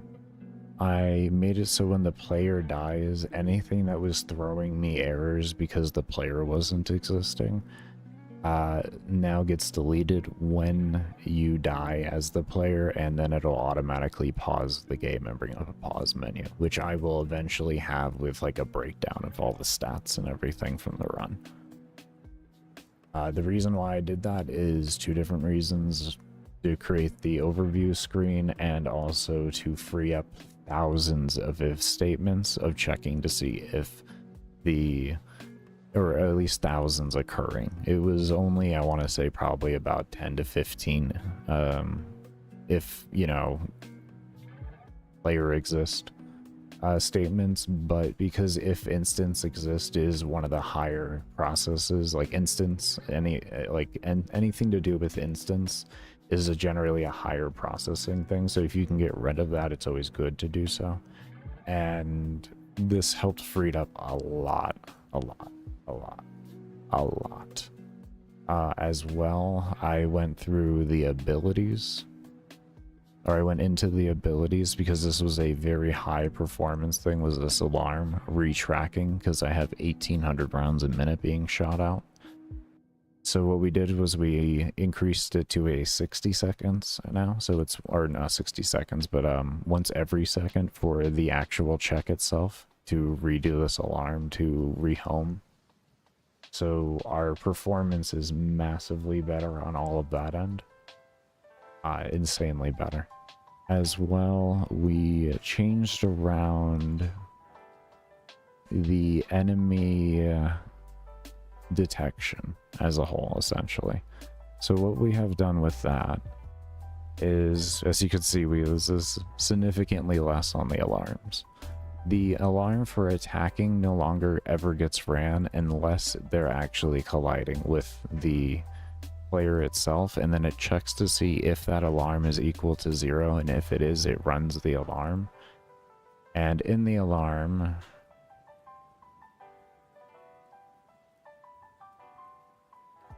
we don't have any place checking or anything like that, because we already know interaction happens, so the player is going to take the damage. So we have the lines for all of that ran, and we turned all of these into scripts because the player dies, so I don't really mind calling a script at that point. And then we have all of our destroys. So it runs much more efficiently. It only runs when it needs to, and we have our alarms set for what we want the cooldown to be. I got rid of all the attack speeds on things. I just left it at a default attack speed. And this made things much more efficient on that end. A lot of code wasn't running when it is now not running when it doesn't need to, which is absolutely beautiful. And also, we have a few different things that we changed over here.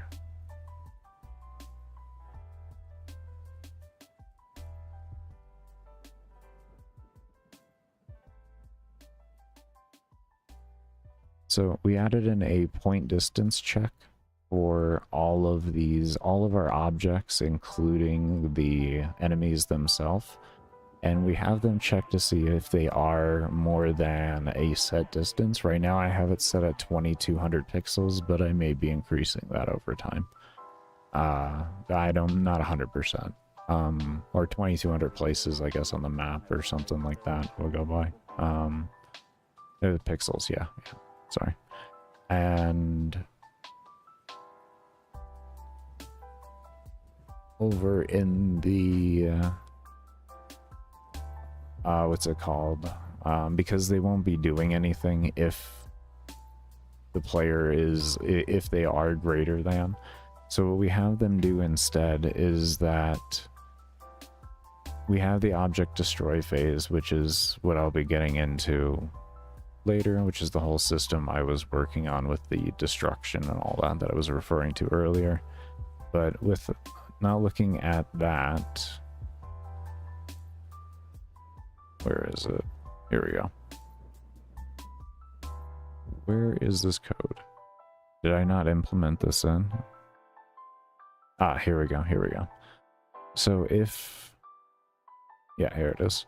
If they are greater than 2200, it rolls a random number between 0 and 999, so 1000 placements. And if it equals 1, what it'll actually do is, I have here a direction angle and a direction range.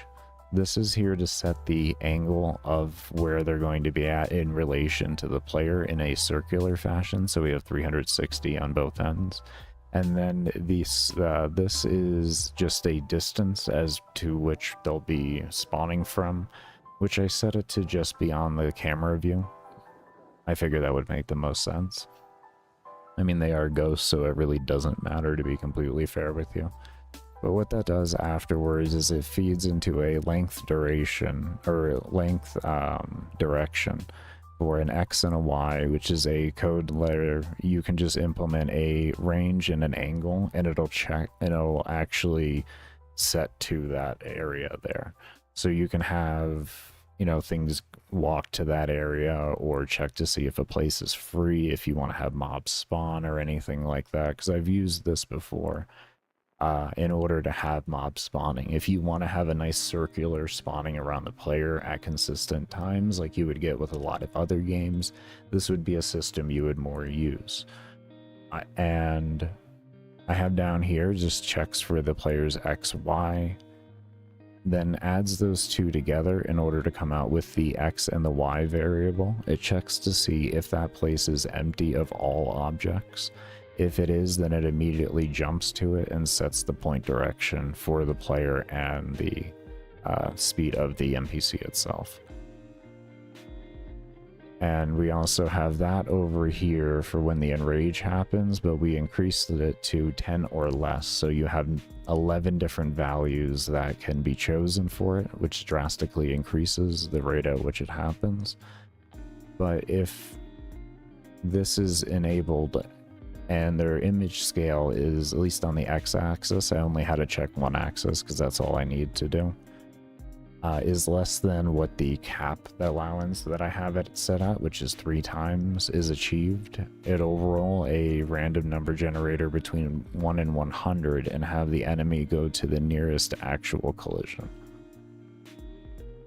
Which would be like anything like the bunk beds, tables, walls that are destroyable, any of the destroyable objects, that becomes their focus there. And only if their, what's it called? Only if their image scale is at 3 will it run the other code to port them over. And this is what we have during the enrage phase. So that's where we're kind of at right now. I believe that was all the things that I did. Oh yeah, no, one more thing. I gave everybody a ranged ability.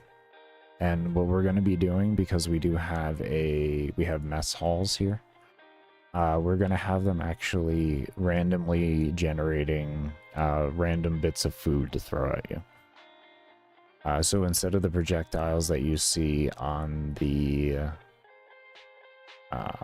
you usually see on the last NPC, the skull one, all of them have that right now, but they're just going to be changed into a randomly generated food item every time. Essentially, that's just what you would, it's the exact same thing I used for their codes. So what I did was, as well, to help clear up space, I have it check for a point distance, and if it's within a certain distance, I got to adjust that from 25 to 2200. because that's more appropriate to my current testing.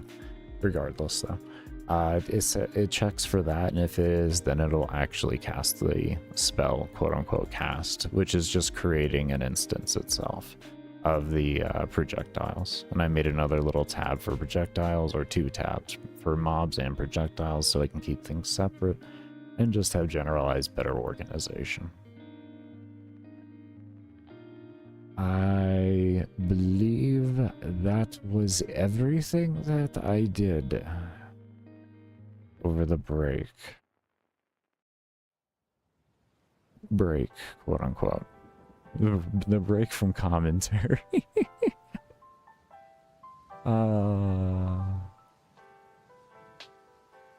Yeah, that was everything we did there. So those were all the things that we did.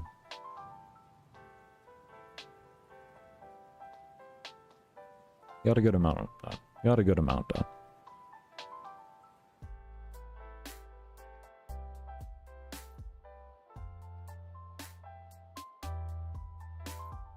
Oh. Okay. So, now that I went over that, let's go ahead and clean up all these tabs here, and we're gonna jump back into my system that I was working on here. I guess I should show you a demo, kind of what it looks like. Let me open up these tabs, or close down these tabs. I'll show you all the demo real quick, and of where I'm at right now, at least. And we can go from there.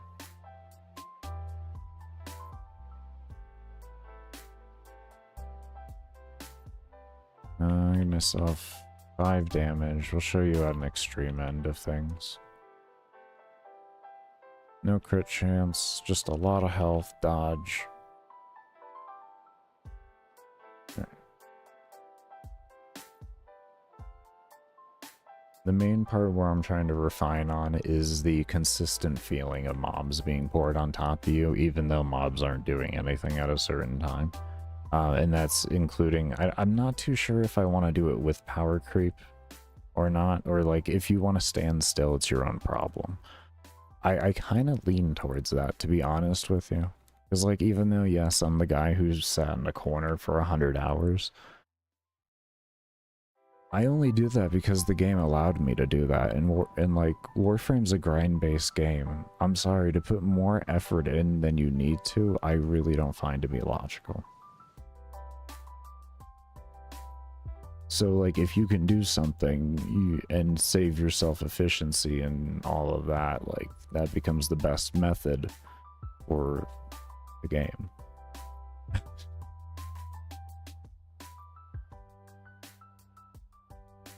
But yeah, so essentially what this does is we have a next enrage timer here that you can see ticking down every second. Once that ticks down to 0, it'll switch over to the enrage. And at the same time too, enemies will stop spawning in. This is mainly due to performance reasons. A bunch of mobs increasing their image scale is not the best for performance. So in order to prevent performance issues from happening, I do stop mob scaling from happening at that time, but I do allow mob scaling during the, when you're waiting for the next enrage phase. I've been refining out, there's been a cooldown timer that I have added to, I forgot about this. There's a cooldown timer that I have added to the mob spawning itself, to where if it does hit the cap of whatever it is, it'll actually stop spawning them for a minute right now. But I am looking at refining that around to probably around 30 seconds. But what this does is it just allows time for things to occur in the game and everything like that. And because the player has control over the mob density and stuff like that a lot more, I feel like that's a more logical thing to do. Now, right now, as you can see, the first one, we didn't get too many mobs, about 45. We're going up. That's the cooldown thing that I'm talking about. I'm refining that out so we can max out mob count to also having good performance. So now, as you can see, we have a bunch of mobs growing in size with the enrage. And if you look over at our player here, right in this location here, you can see all of the larger mobs actually porting themselves there once they hit the size. So that's our overall concept that we're going for. We're just trying to refine it out and make it a very smooth and seamless transition between everything.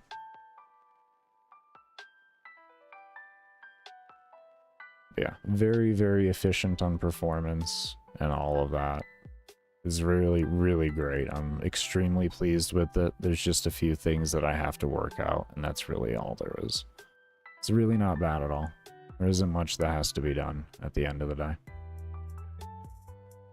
Right now, one thing I do want to work on is once enemies, like, say you got like these guys here, they're all moving, right? One of these guys is gonna collide here, like, to see how they all collided. I want them when they collide to just jump right to the nearest object or whatever that object was that they were going to be ideally going for, or I might just have them not even do the running towards and just jump right to the objects themselves. I'm going to see if that might be more efficient and everything, because otherwise I do have to just jump through a mess and everything, and I would rather get the mobs cleaned up as much as possible and get as much of the room cleaned up as possible, so that when the enrage phase ends and there's not objects up, what they're going to do then is have more space to have more mobs spawned. You know, and I'm trying as well to maximize out the amount of mobs, the larger mobs that are going to be ported there, so there's less of those on the map, making more room for more mobs, so that we'll probably set up something with maybe some type of enrage when there's no objects up, if we can figure that out as well. But yeah, we're slowly figuring it all out, making a nice seamless and just workable experience. So yeah, that's what we've been working on. That's what we've been working on.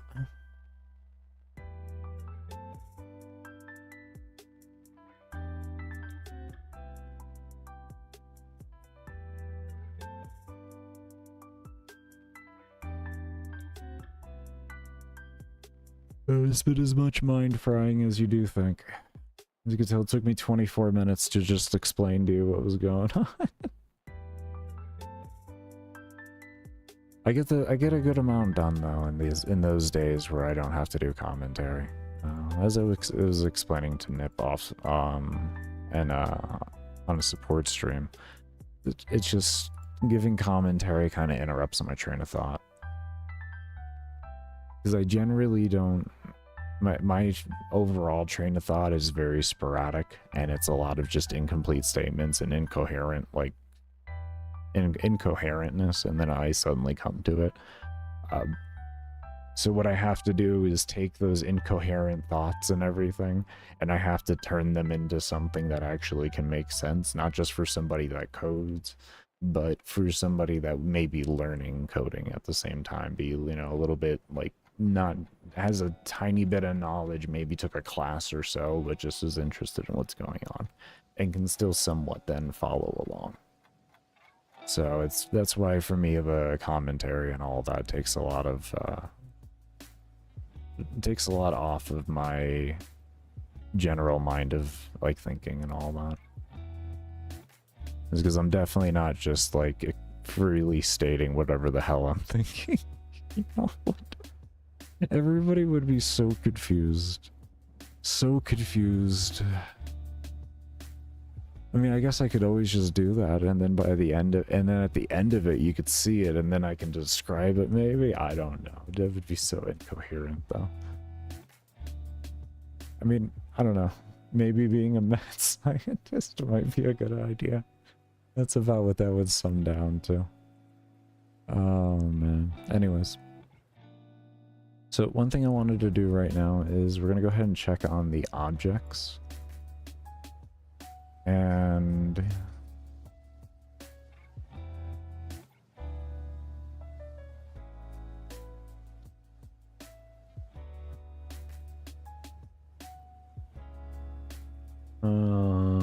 there's that. What about walls? I really should just put a whole, I really should just make a whole destroyable tab with just different subsections. Let's do that right now. We'll do single beds.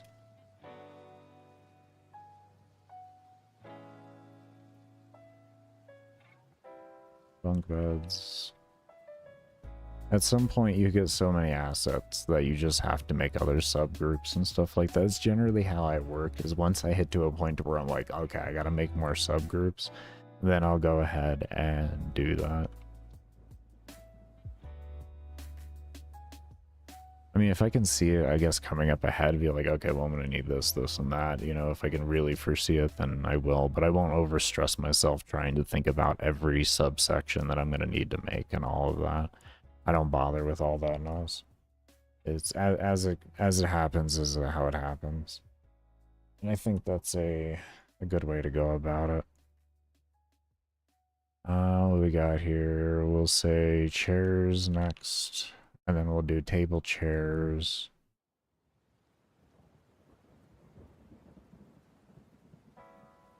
I can't spell chairs. I think that was it, right? We have table chairs. I could have organized these as I was doing this too, which would have also made it easier on me figuring out if I was missing anything.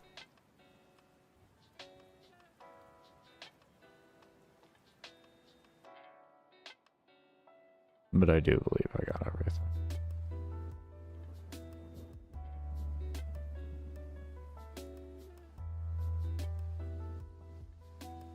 There we go. Look how much cleaner that's looking now.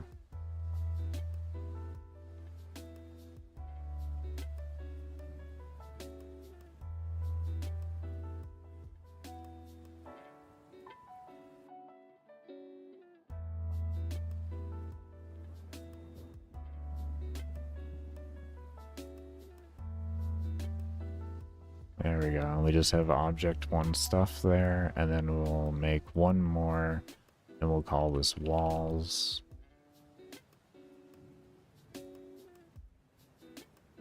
We'll put walls here like that, and then we have,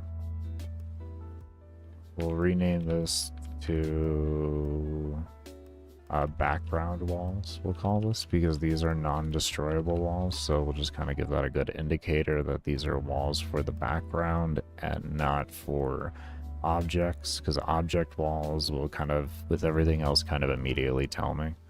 I mean, I guess we could, since these were objects before that weren't destroyable, so we'll just call this destroyable objects. Was this you? This was you. Okay, so we'll take this one here and we can move this down here. Okay, and that organizes everything well. If we want, we can take the parents and move them up to the top now. And then this way, we have parent on top, children underneath, and that's just an OCD.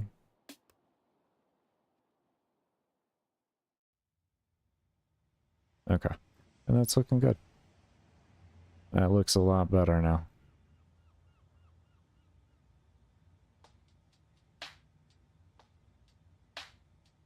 Okay, so we got parent table, single bed, bunk bed, table chairs, and chair. And now we need this. Okay. So one thing I wanted to do is we're going to turn off these alarms here.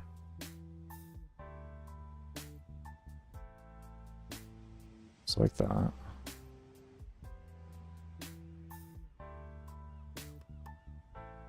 And this way we're going to have set control to having everything reappear. We want it to reappear. I could do better testing this way. I need to see if an error shoots right now if there's no objects. That's a very important thing. I need to see if mobs are pathing where they shouldn't be pathing, if there's nothing there, but they're trying to say there's something there, because I don't actually delete the objects. I change the sprite image, which then frees up the allocation of resources that are needed for another mob to spawn and other things like that, but it never actually takes them off. It never takes them off the screen or anything like that, because then if I want to put them back on, the recreation of them is going to be even worse. I could have them jump off map is another thing that I can have done, but that's kind of a last resort for me, because then I'm just gonna like it's a movement which then costs steps. So yeah, we're trying to figure all that out right now, and that was the main thing that I wanted to do here was this. I wanted to have all this done before I got to stream today, because a lot of today is just going to be staring at a screen doing nothing. And it's, I don't know how good of commentary and everything is going to be, but like, this is where I'm at with coding, and I don't really like to just jump to another project. I work on something until it's done. I'm very, very focused. Like, unless I have to break off from it for some particular reason, you know, that's a different story, but yeah.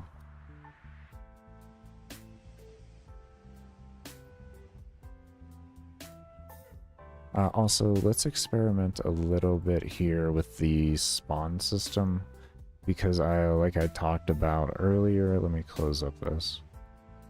I wanted to fix this. Close that out too, and we'll just leave this open like this and gather what we need when we need it. No, I didn't want to do that. I mean, did you actually make room for me? Oh, okay. Well, I mean, I'll take it. Screw it.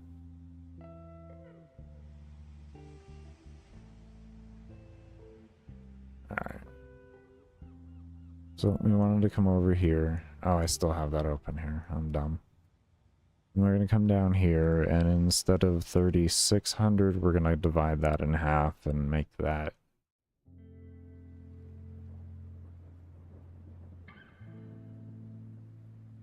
1800. No, is that 18? Yeah, 18. I think that's 18.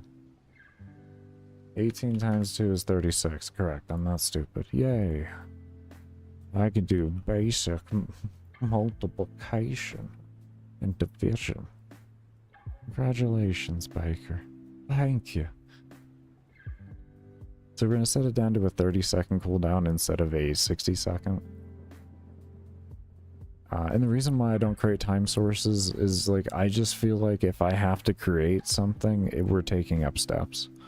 So that's why we just, everything, even if it's an absurd number, even if it's like 10 minutes, which is like 36,000, I'll opt in for using steps. I'll opt in any time to use steps. Because I don't have to create a time source.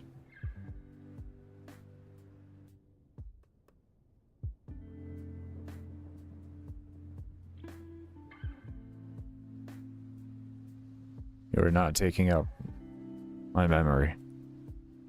Just so you can have a fancy little counter. We need mobs, damn it. We need them all. But yeah, we'll figure out the timing that we need and all that, and we'll kind of just, I think I clicked that. I need to put a visual notification to let me know if I've clicked stuff like that. I don't know why I haven't put that in there. That's how set I am on doing things, that even if I need to go back and do something else, that would just be a quality of life currently, but I know I need to go back and do it after, I'll probably still ignore it. And I'll just deal with whatever the consequences are there. Which is me sometimes clicking it and actually didn't click it. Or thinking I clicked it, but I actually didn't click it. Yeah.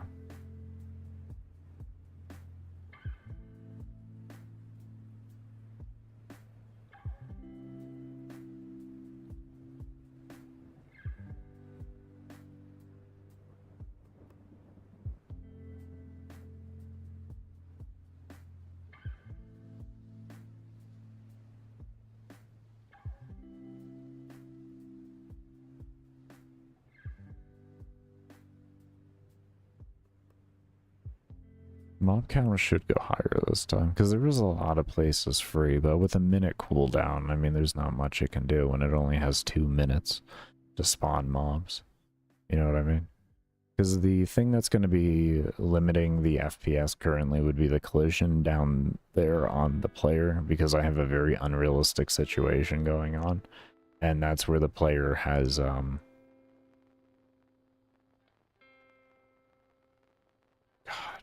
let me put some commas in there, hold on.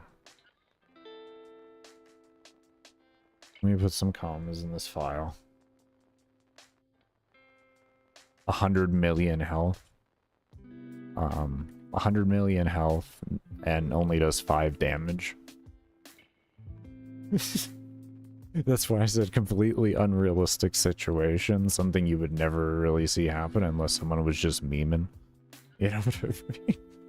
You have 100 million health, but yet you only want 5 damage? What are you planning for?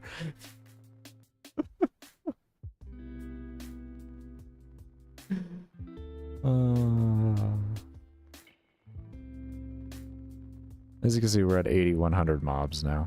It was just our timer there was the issue. And we still have good stable FPS. It's actually over 100 on the CPU steps, so that's really good. Over 9,000 mobs now. Boom, boom, and now they're not going to spawn anymore. Stuck at 9,800, beautiful amount. Now everything will come in nice and smooth.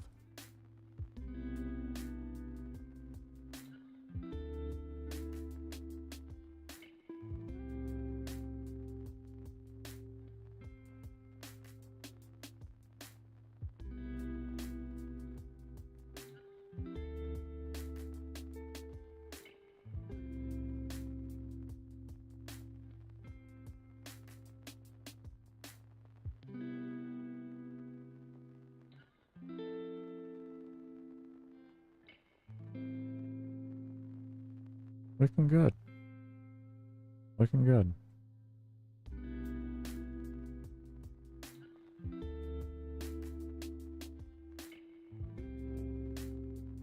We gotta keep going until there's no objects left in the room. Oh, I probably actually hear...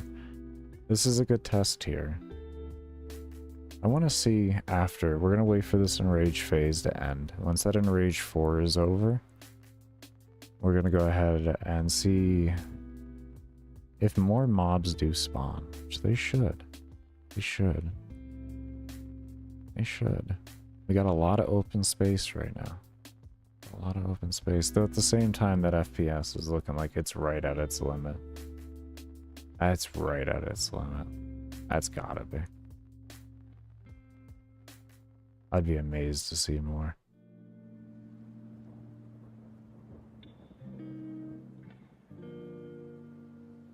That's just because of an unrealistic collision going on right now. I mean, there isn't even any places... Oh, there is. There's a few mobs spawned. They found some places free.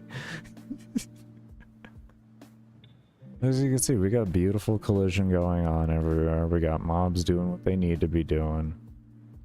We just need to adjust some things. One thing that's going to free up a lot of performance for us is getting these mobs to unstick from each other when they're colliding with each other. Right now, we just have a lot of checks going on and reading 0. That's what we have going on, is a lot of checks for that.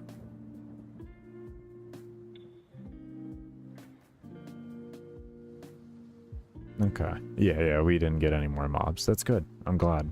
I'm glad it's not spawning more. That's exactly what I would want. Good. There we go. That's good. So let's give this a realistic amount of damage for our situation. We'll give this just 5,000. I think for right now will be decent to test. Actually, let's do 50,000. And then... let's go with 50 right now and see what happens. Might be long enough for the objects to all be destroyed. Because it's going to be our main thing we check for right now. Is do any errors shoot when that happens?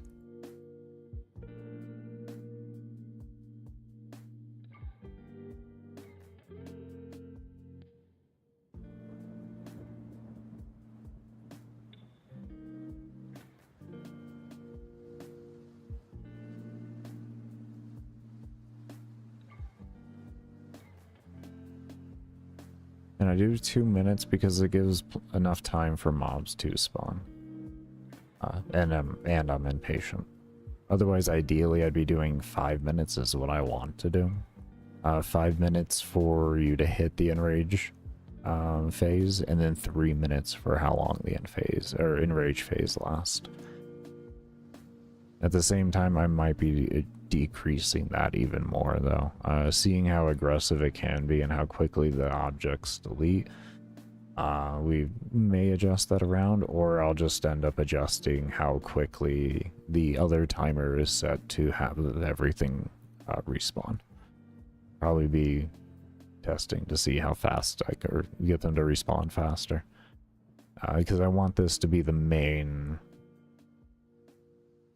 friction point for the player in the game. I don't want it to just be like a mindless killing field. But at the same time, I do want it to be a mindless killing field. You know what I mean? It's just, you have a stipulation and you can have mobs buffed if you're too lazy. That's the main thing. Being lazy doesn't make you fail, it just makes you have to have more power creep. You know, or to build accordingly to plan for it. Which may mean, like, having to reduce the amount of damage you output in order to look more at a damage per second perspective instead of damage per hit perspective. And building more for survivability.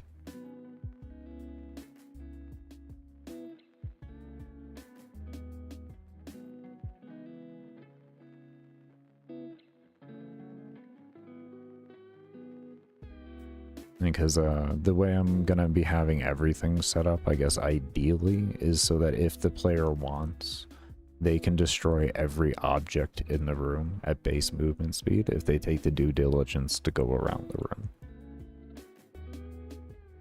And essentially the way I'm figuratively figuring that out, I haven't actually done anything to really do that, would be just going from point A to point B in the room and multiplying that times 20. It's a nice easy way to look about it. And that gives like any player more than enough time to do it. So you go from one side, you go from the longest side and you go all the way across, and then you multiply that. You could say by 20 to be fair. If you want to be rough on the player, multiply it by about 3. Because you're also not accounting, like if you're just doing from here to here, you're not accounting for here to here or here to here and all of that type of stuff. You're not accounting for the whole map, for the corners over here. So you want to definitely multiply that up. And generally a good way to look at that would be each point on the map. You have essentially 6 points, we'll say, on a map. You have, or not 6, you have 3 points on each of your individual sides. And then you can multiply that times how many sides you have, which obviously 4, so you get 12. And that can give you a realistic, like, kind of tight feeling timer, but also one that can still be remotely achievable. You still, of course, have to put it into full practice to see if it works well with the other mechanics that play into your game and everything. And the reason why I say to 20 is because we haven't even accounted for mobs. You know?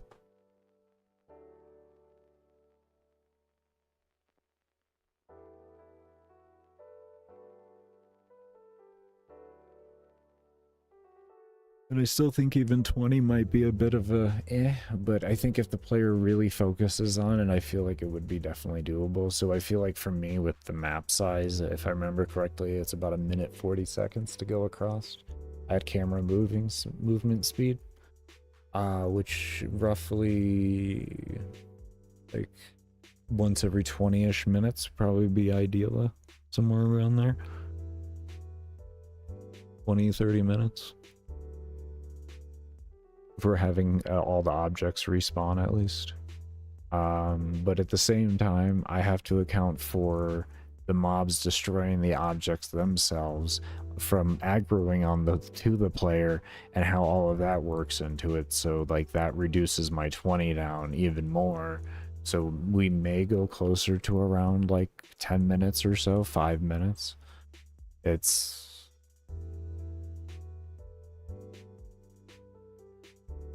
I'm testing off of not moving, but that's because I can already have an idea of what the player... I already know the kill rate of how fast a player can kill an object. I can see them hitting an object, and then I know movement speed because I've played the game for hundreds of hours, so that's why I don't actually get, like, my boots on the ground, if you will, and play the game to really figure out a true set timer. Because as well, if you're just like going through power creep, you're going to destroy the objects really fast. But as power creep withers away, then you're going to have a bit more of a problem trying to do that. And I want to make sure that the player feels that difficulty happening. When their power creep starts to run out, they're also going to start losing the battle of trying to keep the objects destroyed and all of that.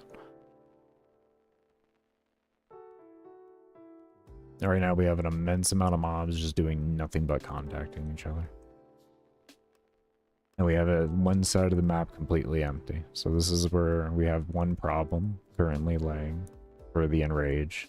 Is, as you can see, we are out of pretty much most objects. And this is why I'm thinking I want to have mobs kind of jump to the objects if they're further away than the camera distance, which is essentially the radius that we set, or the point distance that we do set is a little bit shorter or a little bit longer than the actual camera distance, just so it gives an illusion to the player that they are actually fighting things if they're actively moving or anything like that, and things are always actively coming into screen and all of that type of stuff. Because I feel like doing so would probably clean up the map a lot faster, and anything within camera distance is usually going to end up getting destroyed anyways by the player's abilities.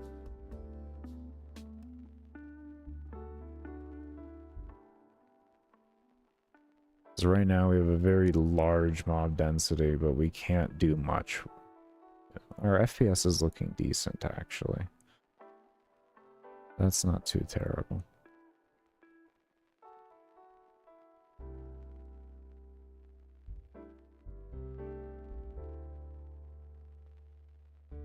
Like I said, I'm trying to debate whether I want a reduction to happen or not for the player's overall efficiency. Oh, we got mobs spawning in.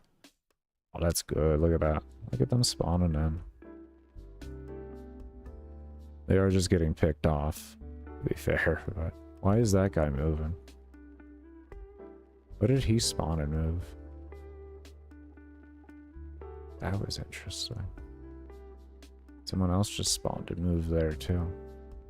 I need to check that out. No one should be doing that. Nobody should be doing that far away. It looks like it's just one NPC that's doing it. And it's not all the time. Oh no, it's not one, it's all of them. That's a different one. Interesting. I wonder why. I wonder why.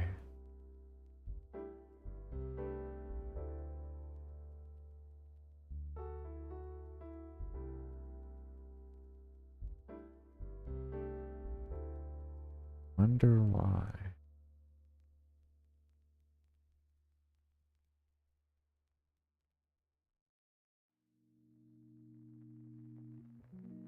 Is anyone else just randomly moving? Or is this like just a certain sector of the map?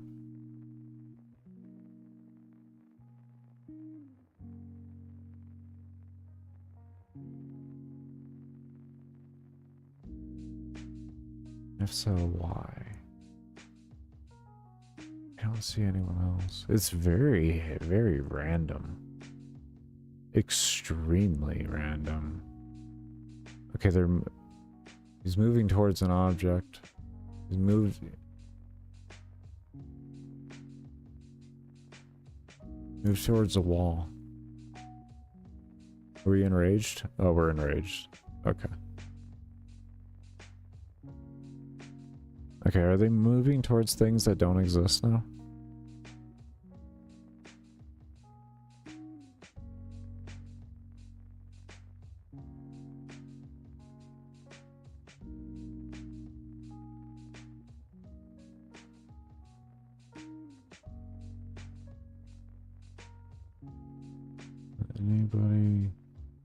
They look like they're moving towards things that exist, but at the same... If I path the movement up...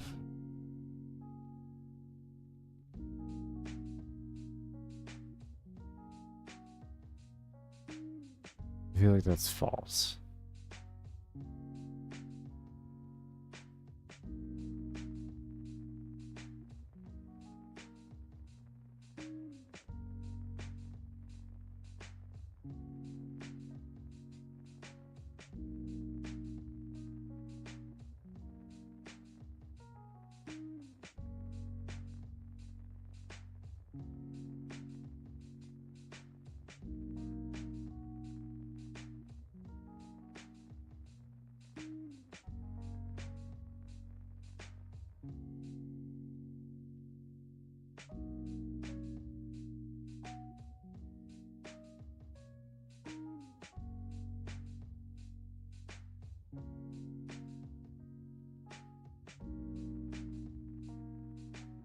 Usually be a table right there. This little white dot that moved here, there would usually be a table right there. My knowledge, right? And there would usually be a table there. Hold on.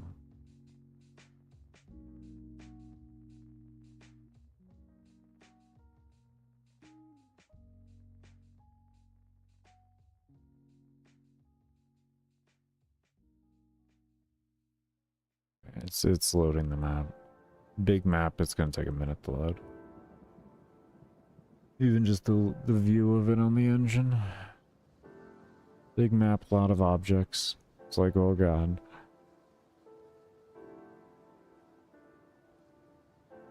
Okay. Yes, there's usually a table right there. I don't like that. Ah.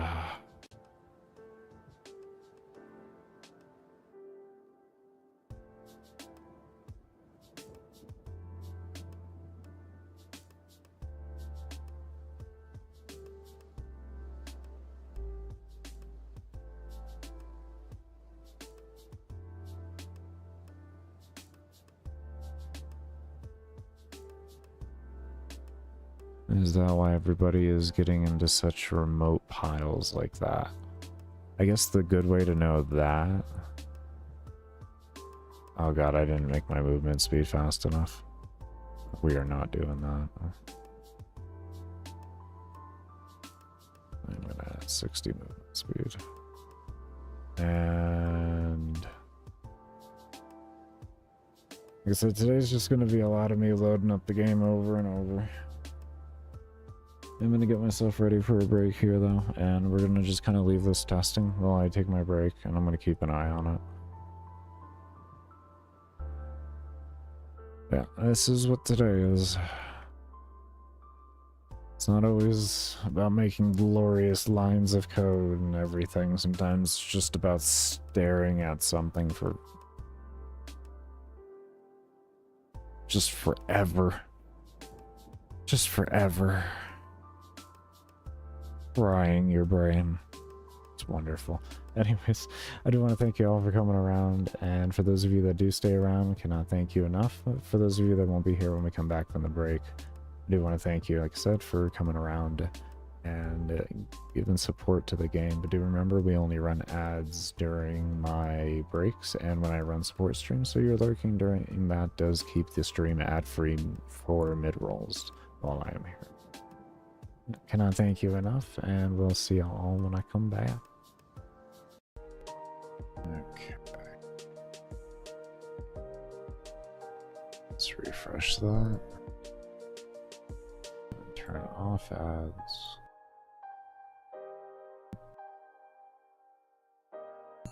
Okay. So that level scaling was pretty slow, but we're gonna get back to figuring this out.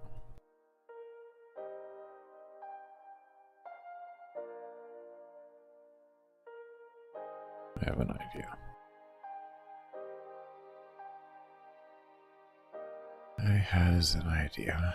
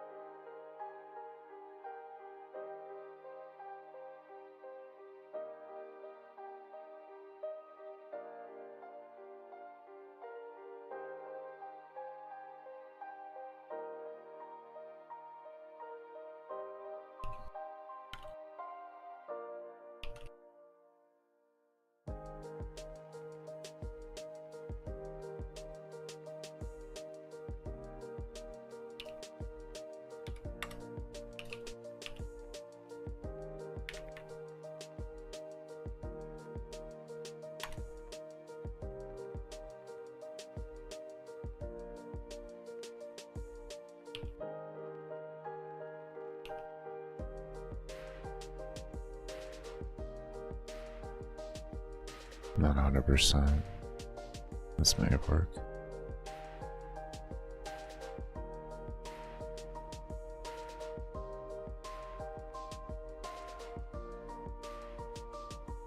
Oh, I'm still getting there.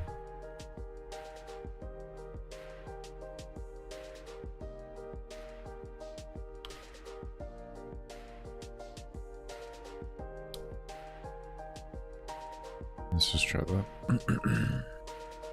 We don't want the player to have points anyway, so we just do that. I'll be happy. Beautiful, fixed it. Fixed it. Fixed it. Ah, we fixed it. Okay.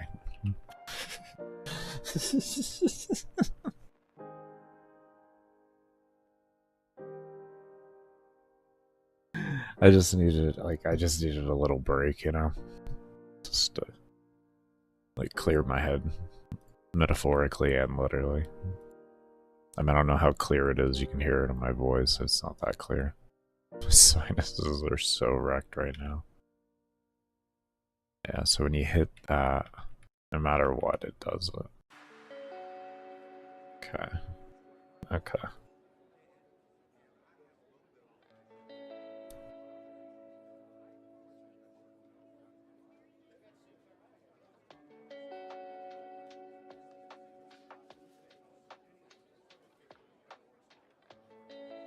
We're gonna go with it. I can work around that. We're gonna go with that. I like that. Alright, so there was other things I needed to work on, which is this.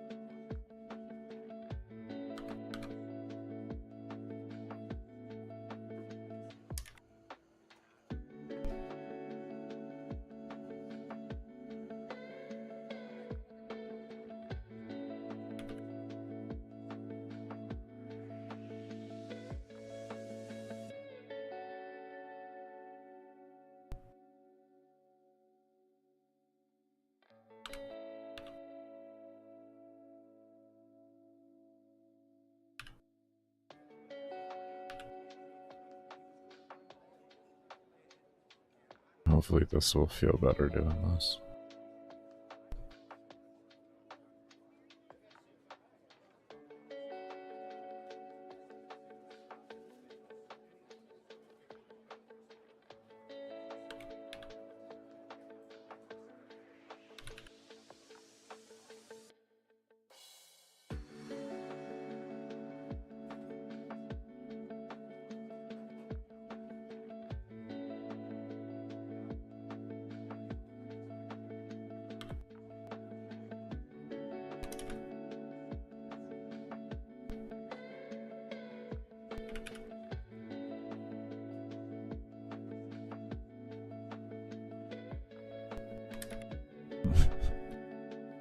It would have been worth a lot.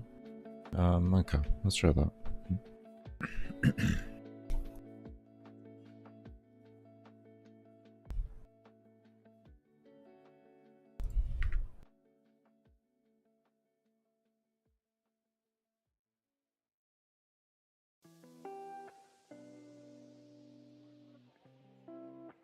Did we use scale level for those? I thought we used something different. Yeah, scale HP base. Oh, it was all time scale level at the end. Oh.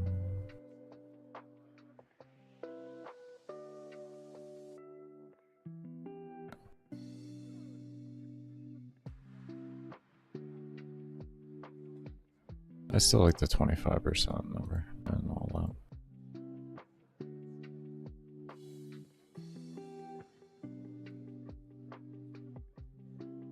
That's what I'm missing from this equation. Is that?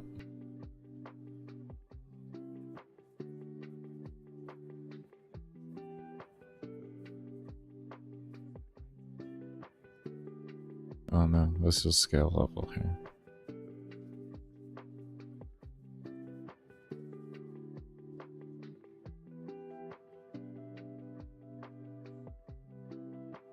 Okay, let's try that first. We'll see what that looks like. Right now I'm just looking at levels per hour. And I'll be adjusting other values and within that here soon.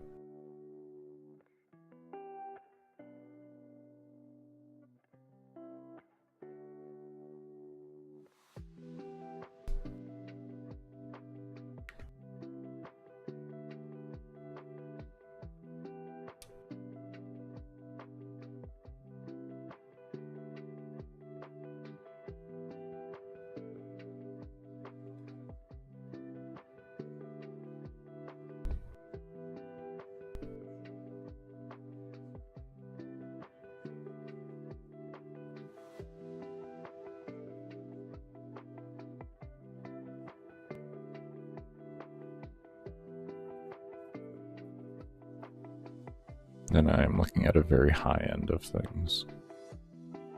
Very high end. So I do keep that in mind.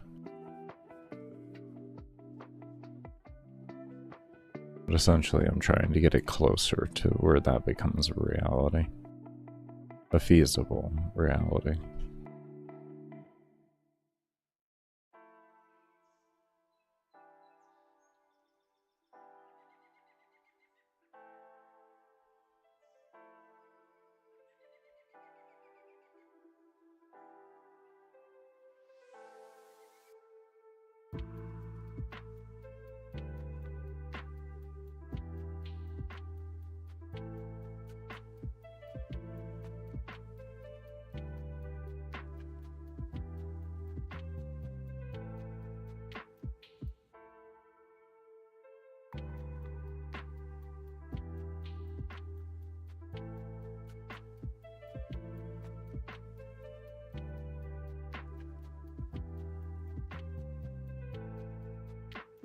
I feel like I'm gonna adjust player level maybe down a bit more.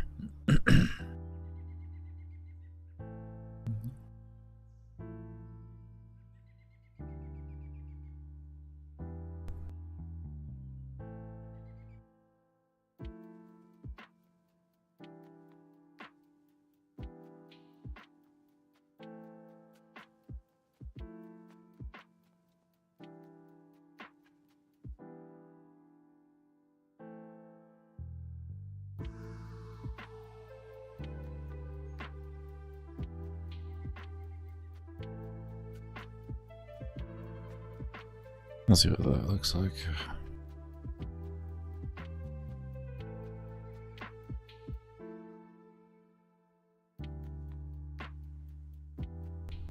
Not where you wanted to go, Baker.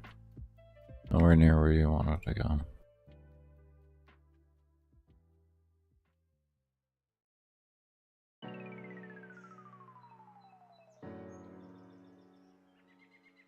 That feels a little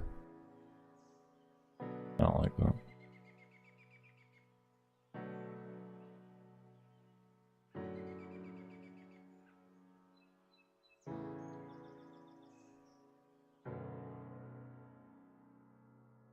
Okay.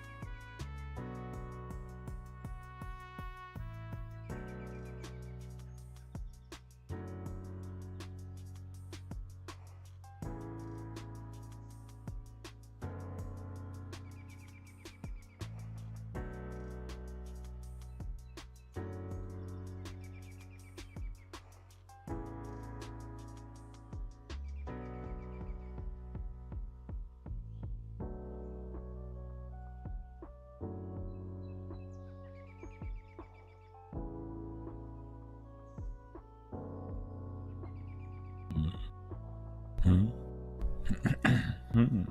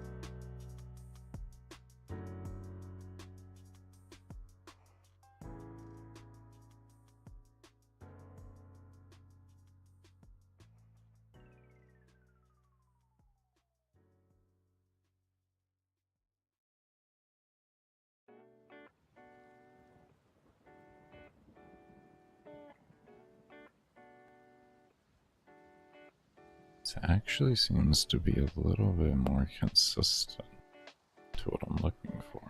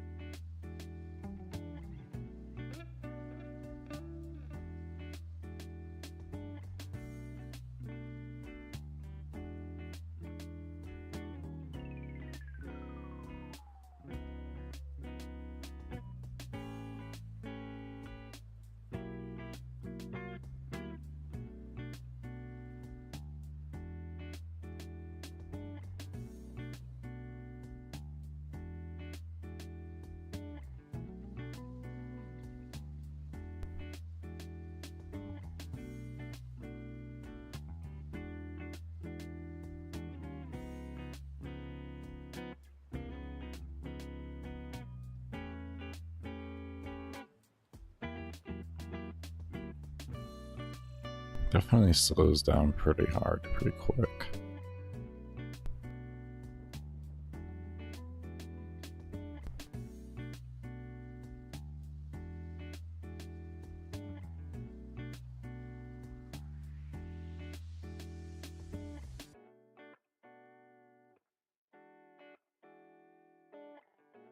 What could I artificially do to make that better?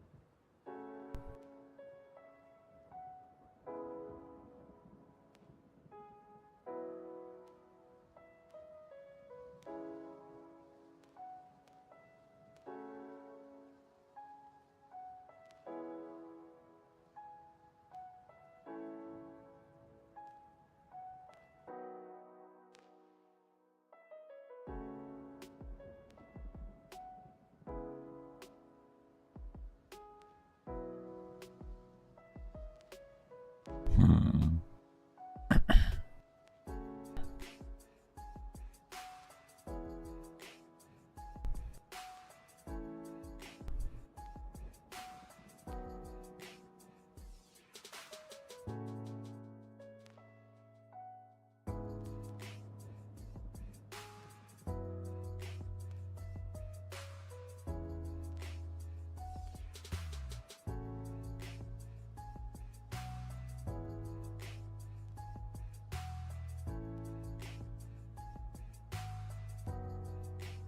Actually,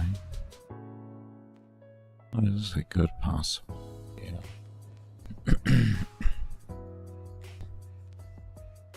I'm gonna give this one more time.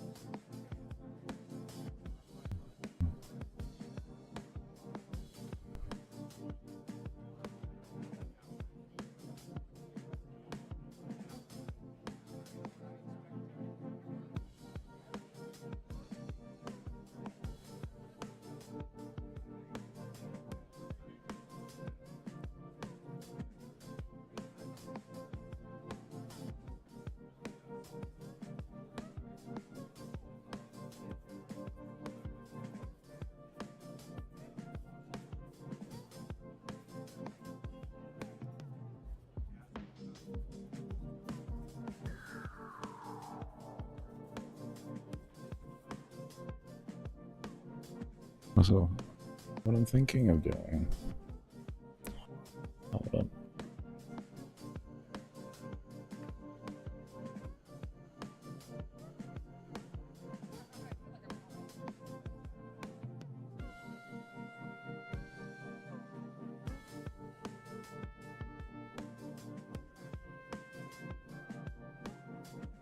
Okay. Oh, that was random. I can breathe now. But anyway, so what I'm thinking of doing is maybe having two different modes of scaling in the sense of the enemy and player level. And if you keep a certain kill per second, then you activate a faster scaling, and if you go under that, then you activate a slower scaling.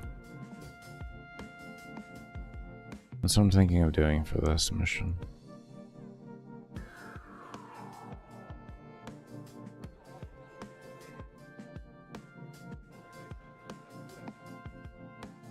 Because I was trying to think, like, well, every endless mission is going to have its own unique way of increasing the rate at which you can have enemy scaling and player scaling. How are you going to make that happen here?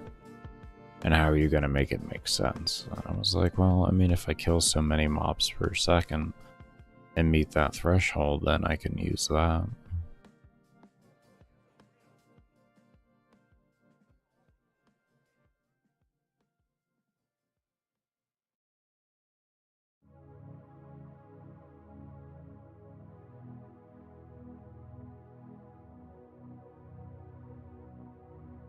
It's kind of what I'm thinking of doing right now.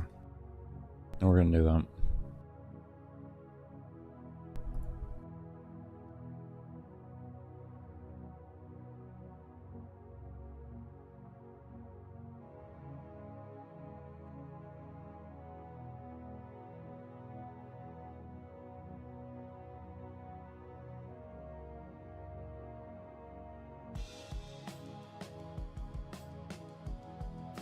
Also, I'm just going to do this.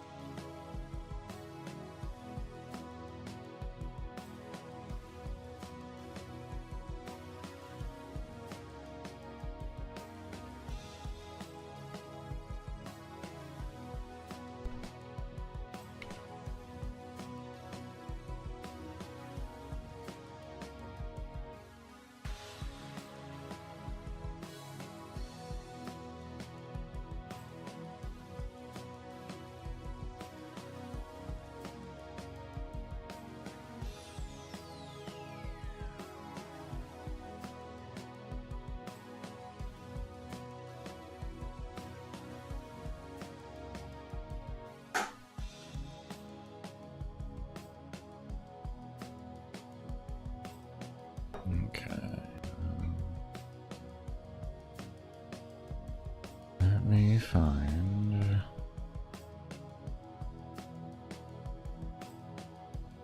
Where is mission 1? No, we didn't actually have it in scaling, we have it in here now.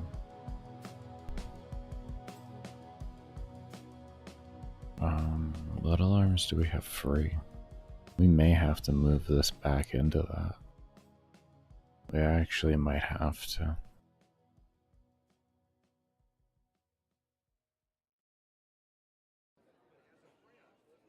I think I'm just gonna do that right now. I'm just gonna move them back in here.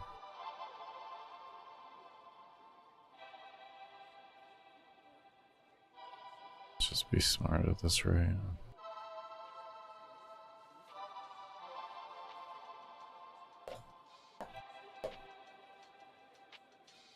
We'll adjust the alarm. We'll adjust all the things that are necessary to adjust.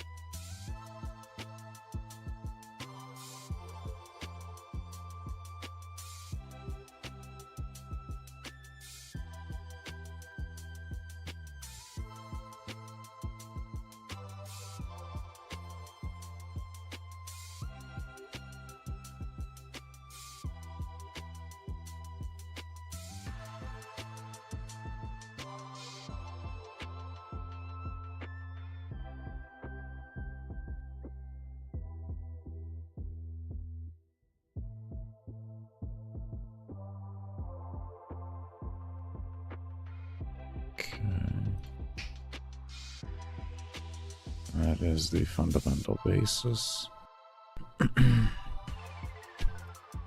And we need to create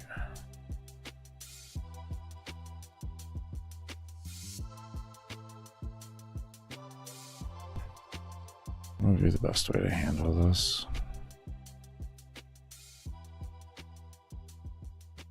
Create another alarm, possibly.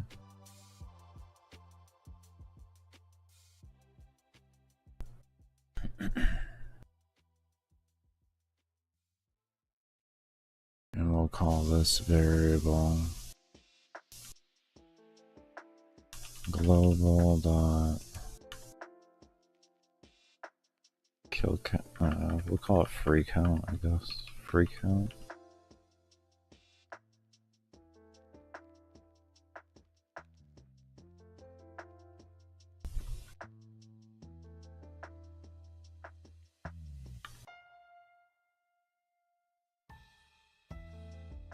Souls per second, I guess.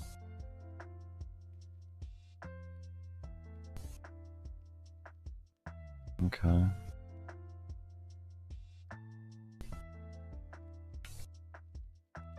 So what we're gonna need to do here as well, let's go into all of these. Do we have where's those?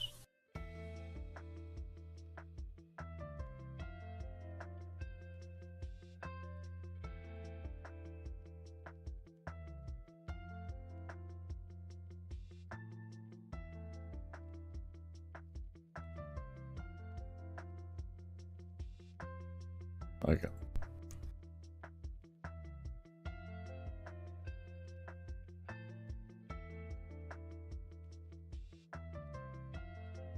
Stupid. Come on.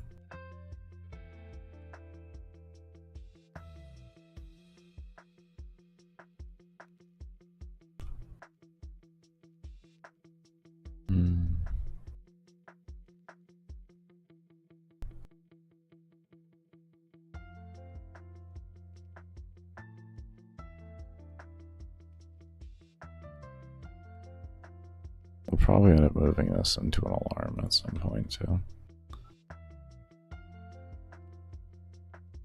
Okay.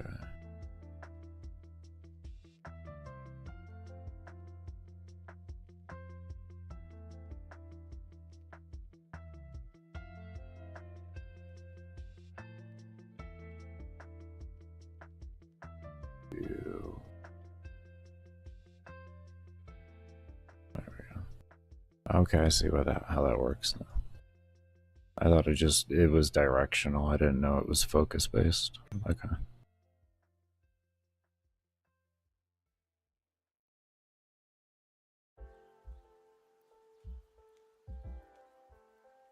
this.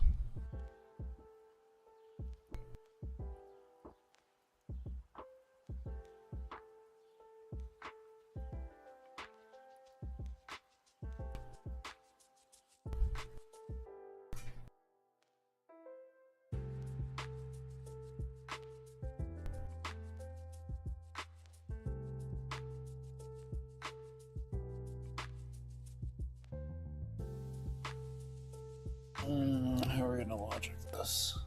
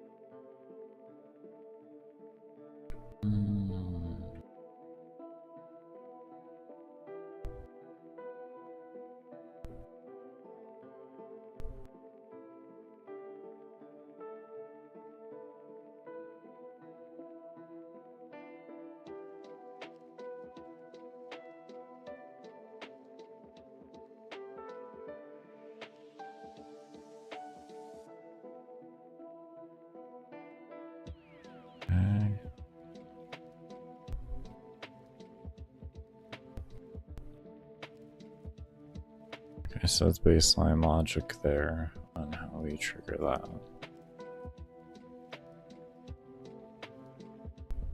Then we come into here.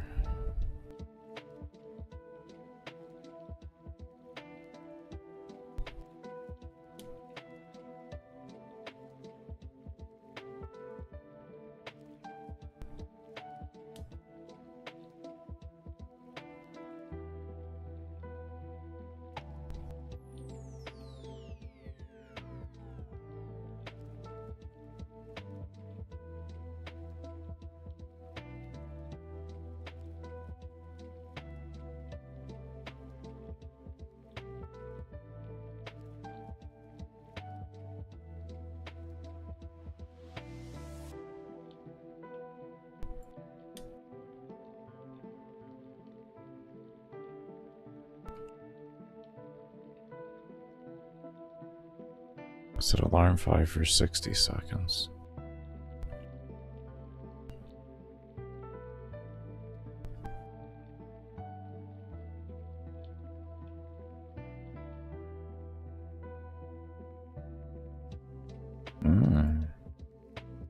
Maybe just do that.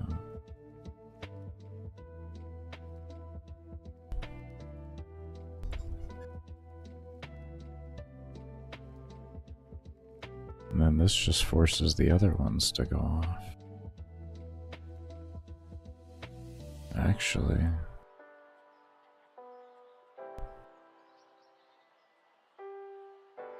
And then we're gonna want this to be set to 0 as well. What's up, Camel? How you doing?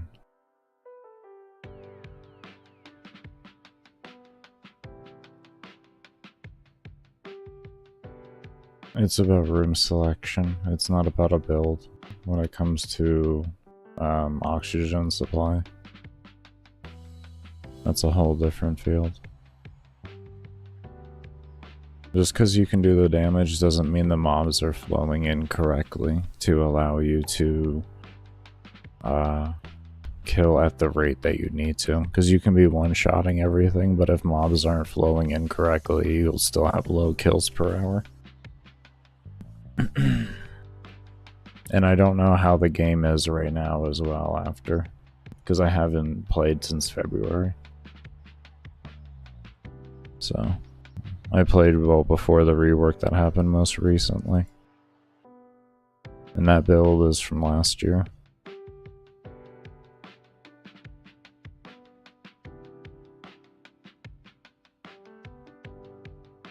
And then the other build is just from earlier this year before all the rework and everything.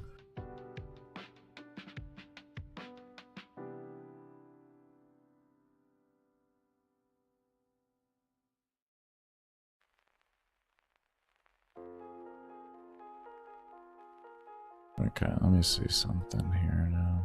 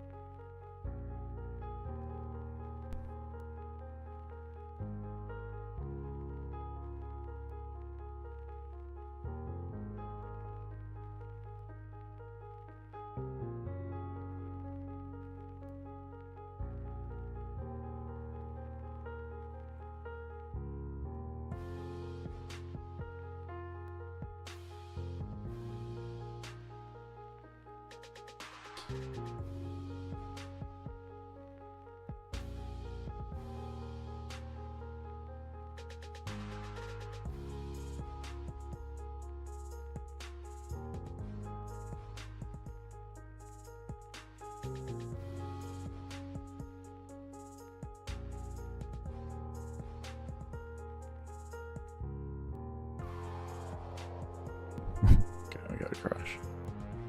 Alright, we're doing something at least. I'll set before reading. Alarm 0.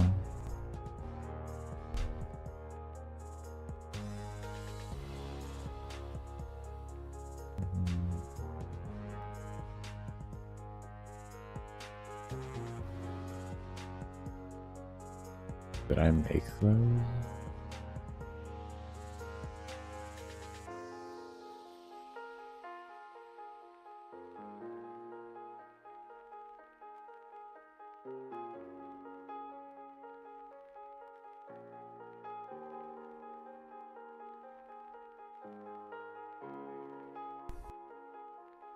There's no non-global here.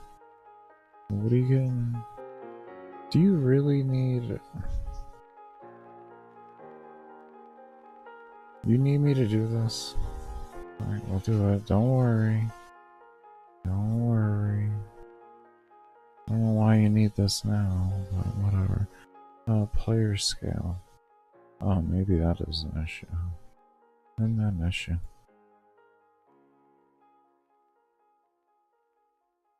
Should read your errors, Baker. Restart assuming. It might tell you things.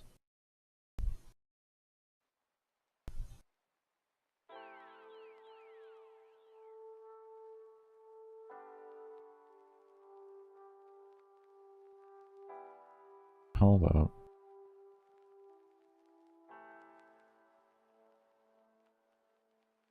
So how was it working before and now it's suddenly not working?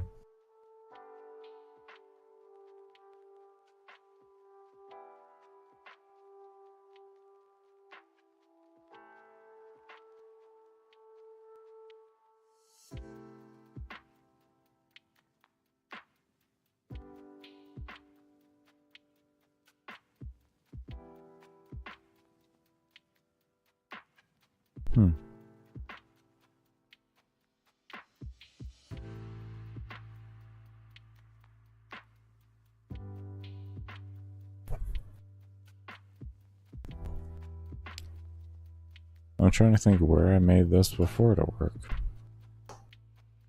Because it was actually just working, so I'm like, what did I delete then to make that not work?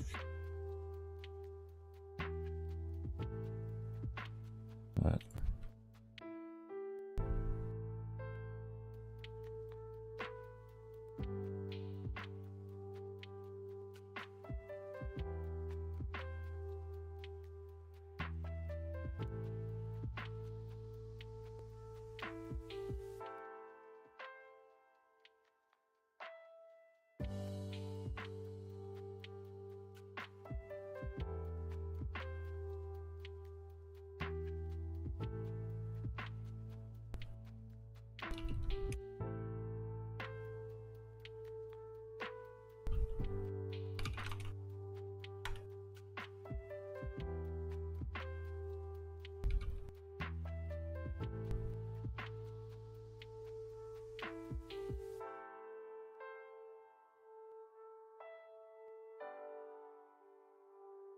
interesting.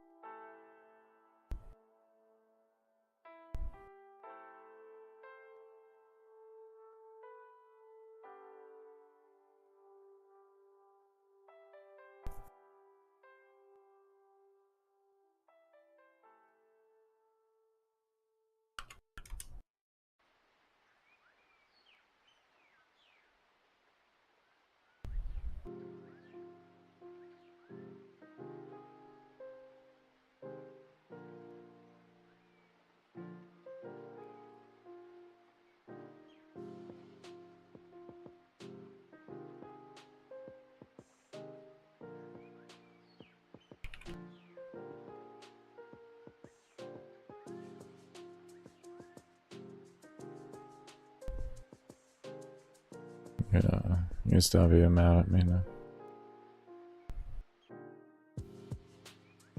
I understand it, but whatever.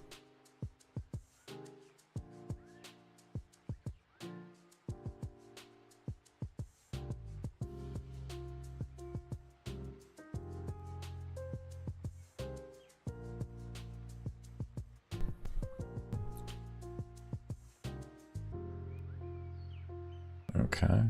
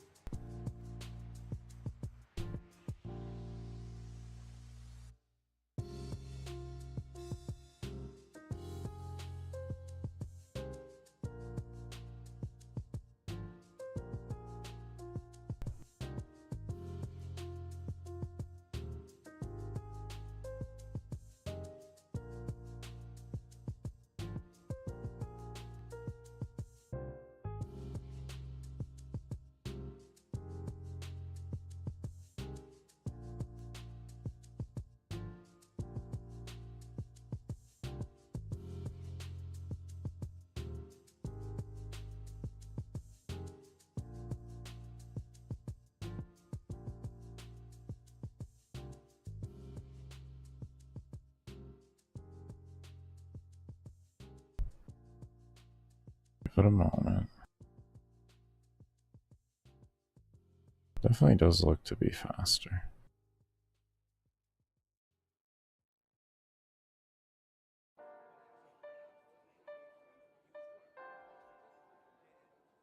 I guess we look at XP to level, right? That's what should change. Oh. Stupid.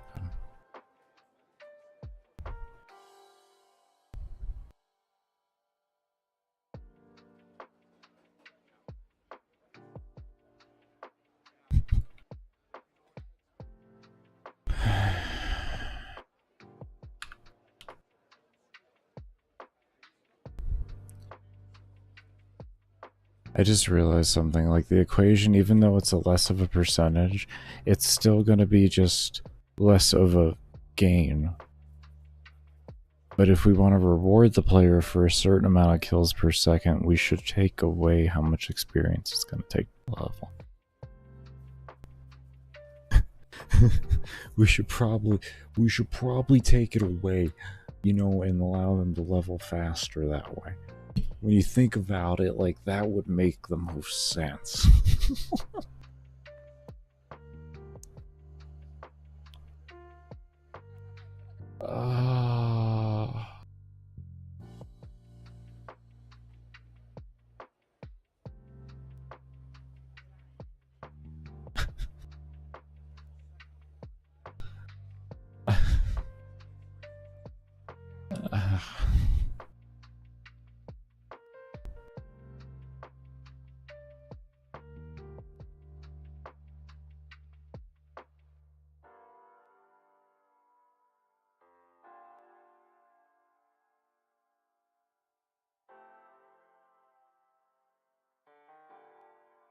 Oh, hold up. I think what we need to do now as well,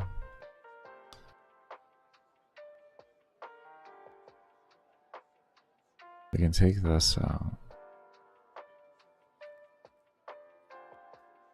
I can take that out. Yeah, I figured that was gonna keep that. That is actually running. Hold up.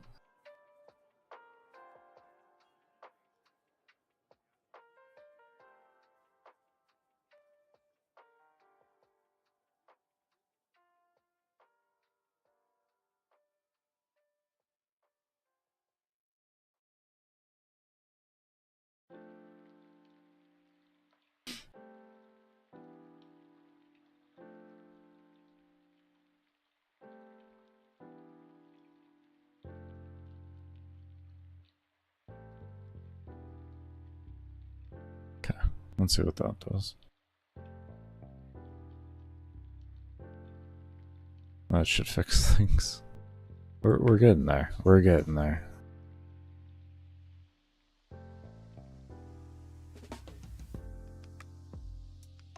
See? Huh?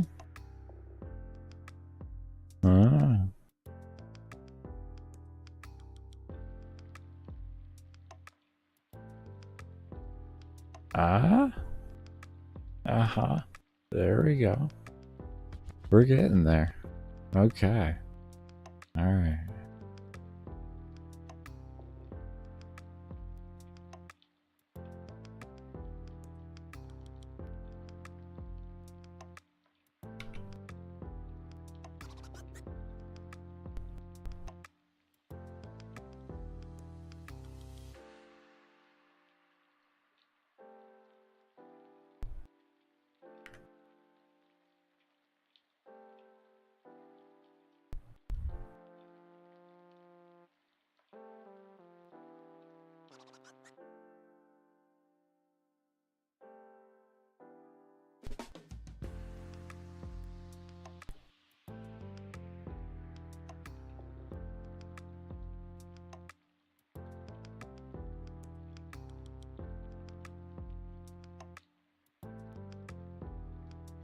Okay. Now we're gonna try something a little different here.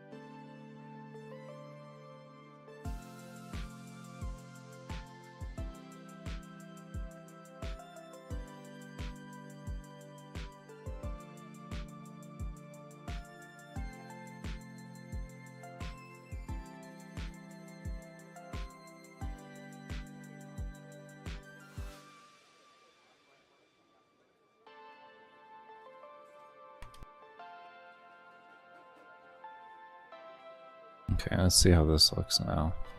I just wanted to make sure it worked.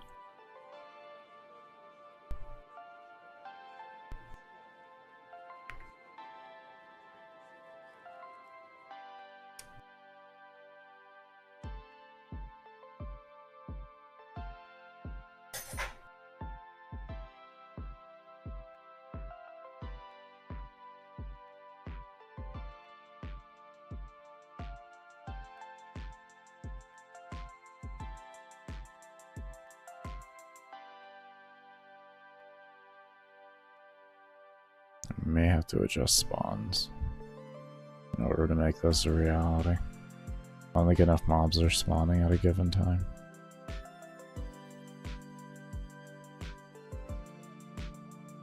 Better we increase the frequency of the check. Alright.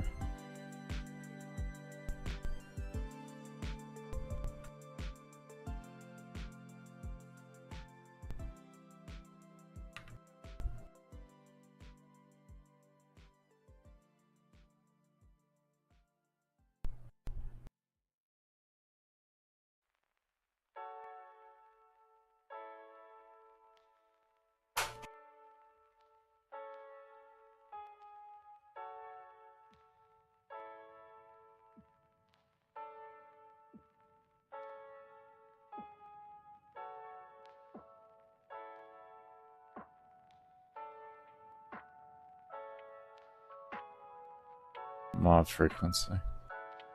I'm not gonna go further than that.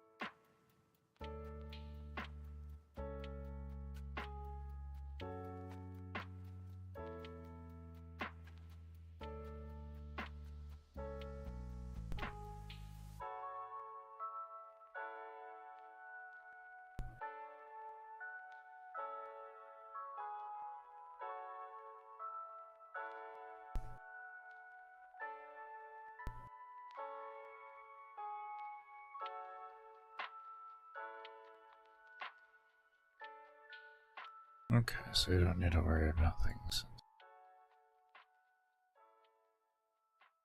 Was that 35 or was that 30?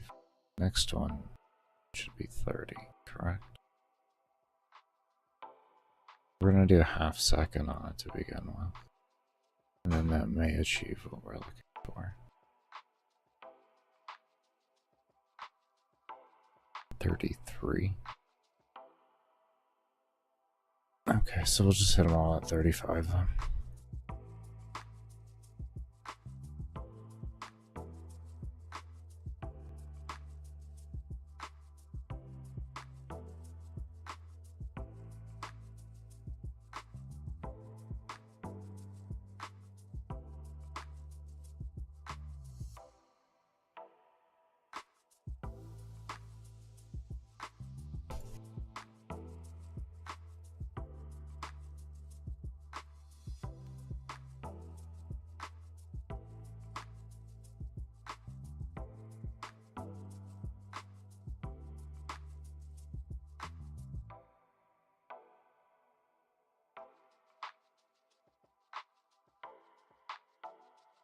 Give it a year.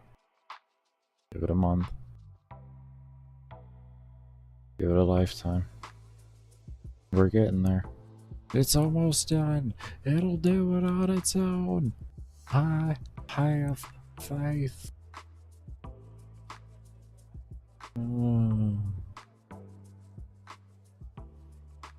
Baker, why does that one have such a heart attack? Because my computer doesn't like how much code is in there. And the engine combined with my computer just don't like how much is in. Don't like it.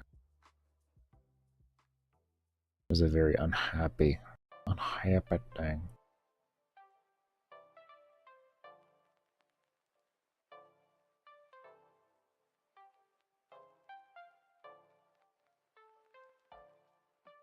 Yeah.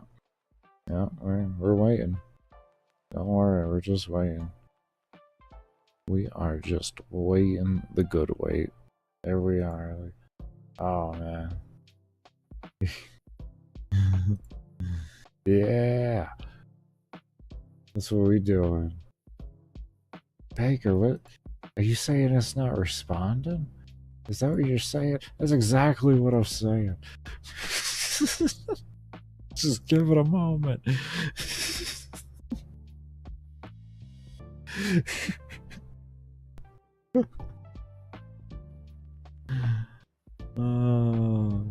Is it gonna crash, Baker? It will not crash. There we go. It's back.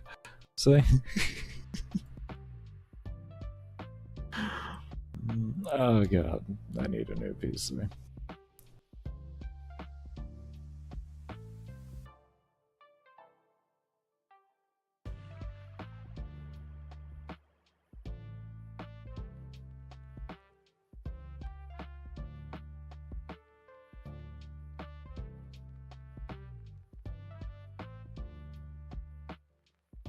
And yes, it's like that when I'm not streaming too. It's not a streaming thing. It just do be like that.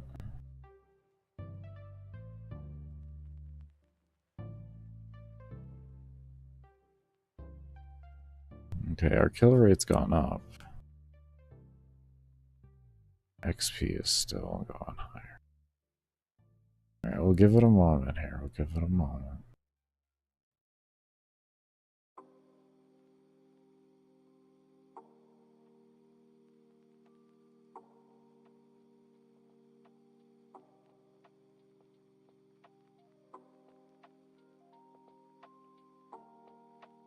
$100 in a second apparently is going to be an interesting thing. Maybe like ability speed helps that actually occur. Maybe that's like where ability speed really comes in handy.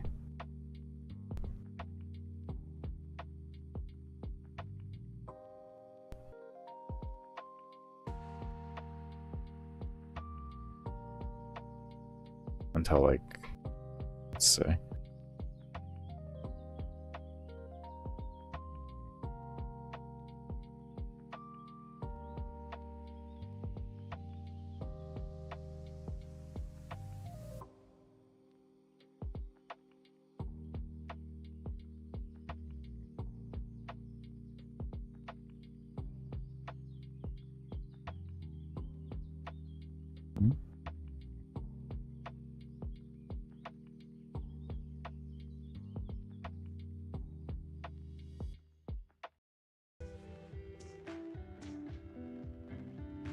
Let's get all this integrated into everybody and get all the alarms set up, and then we'll give this, oh, not everybody, but into just this. But I think before we continue that, though, we're going to go into parent spawn real quick. And... wrong one. I got into the groove there.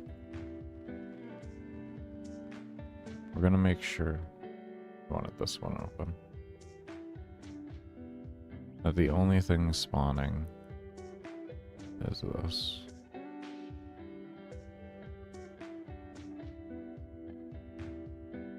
Just like that.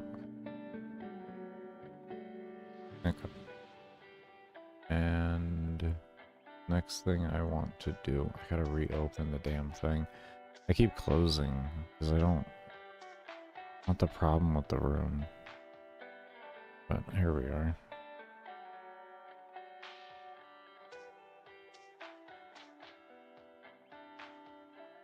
The thing that sucks is if I go 30,000 by 30,000, it's still the same problem that we encountered. One moment.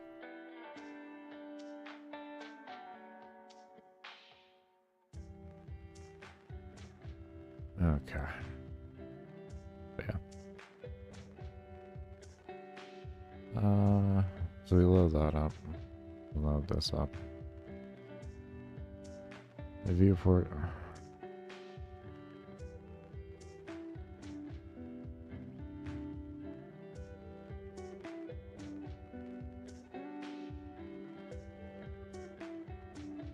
I don't think we actually need to do that.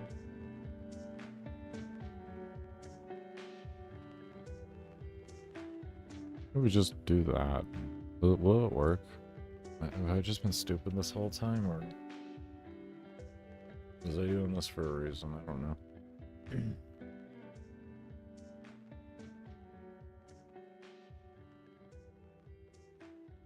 I thought so. Okay, what if I just disabled viewport then? Was that the issue?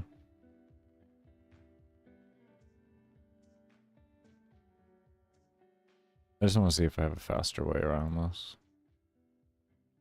Oh, okay.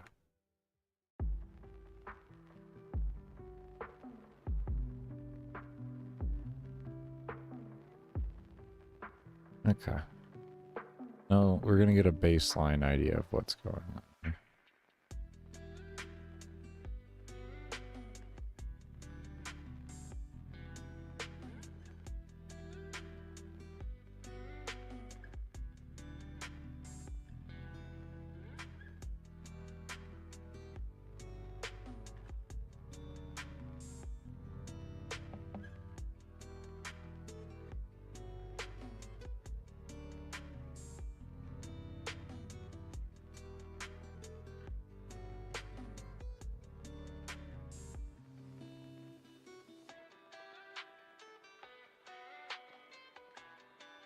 Okay.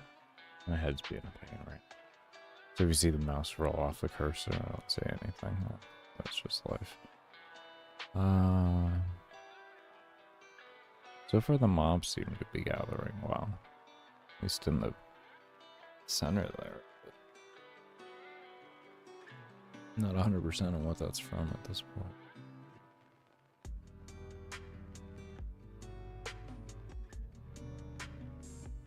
It's like we got that guy over there with an image scale 3, but he hasn't been ported. But there's also no space for him. So, yeah. Can't say I blame him.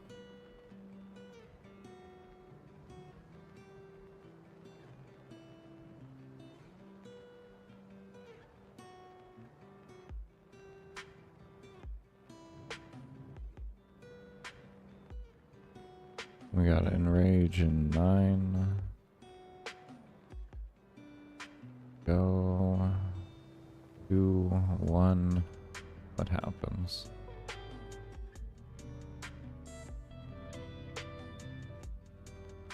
Nobody is going towards anything.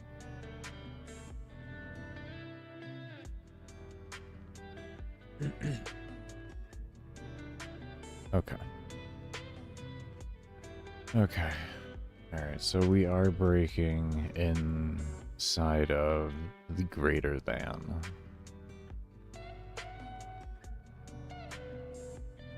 What if we move this, I guess, down here, like that?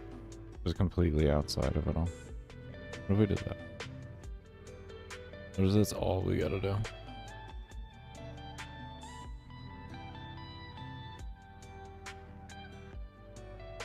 Please just let me be stupid. I'm begging you.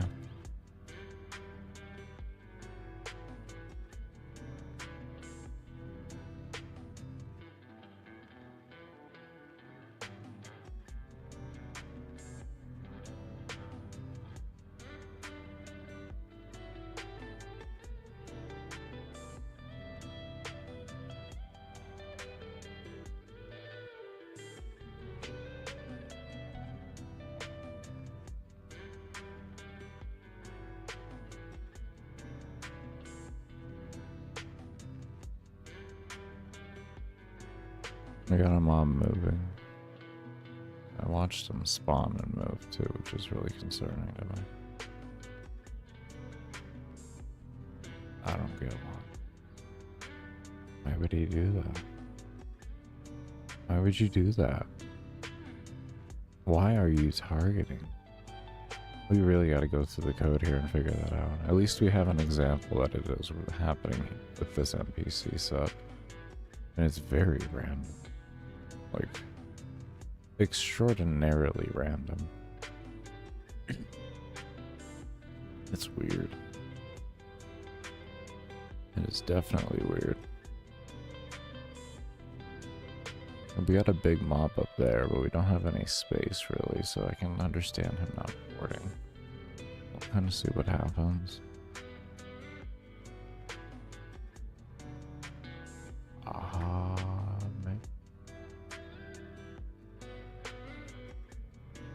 Maybe part of the problem is that the interactions that I have currently are resetting the alarm to 0. Possibly not resetting it, but they should ultimately always reset it. They're all coded to reset it.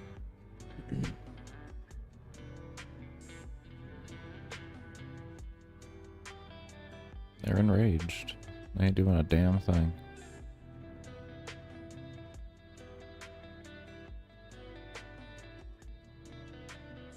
Why aren't you doing a damn thing?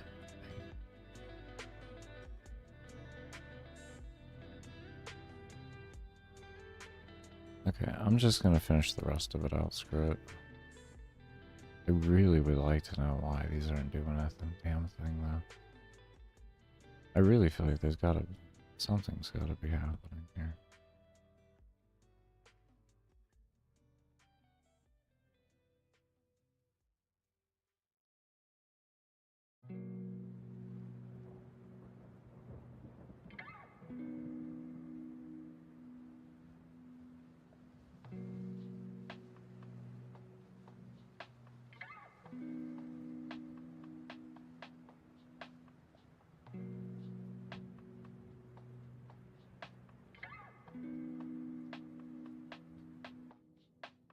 I don't know. We're just gonna move on. I'm gonna stop fixating. Okay, so we got a steps are real into one of these, which is alarm 10. No, alarm 9. Yeah, okay. And do an alarm 9.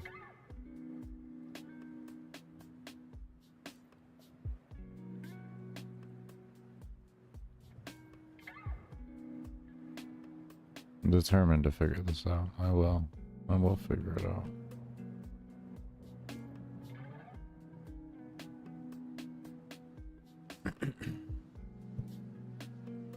This is like one of the final things of optimization I can really do. I'm slowly just refining out the optimization more and more, kind of as I think of things.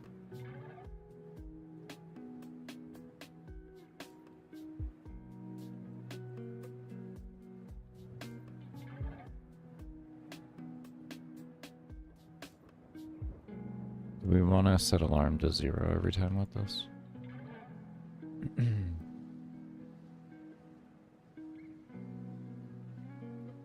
Just to secure that the correct thing is happening. And then we can refresh over here. I think that's a good idea.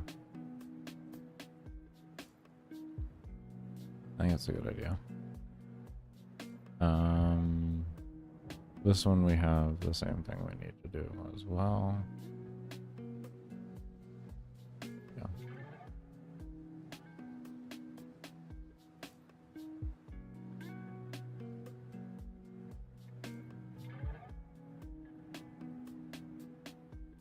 Isn't that it?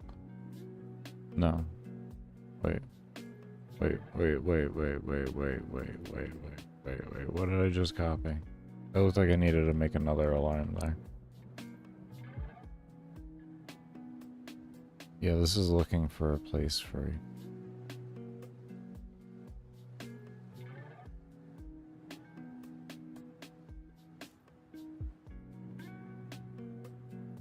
Oh, we could have some fun with that. We could have some real fun with that.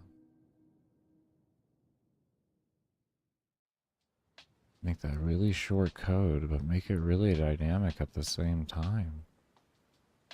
Well, I have a good idea. I have a good idea with this. Hold on here. I have a really good idea with this.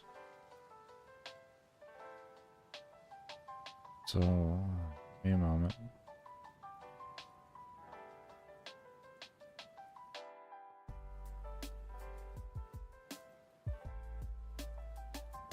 What do we have for free alarms?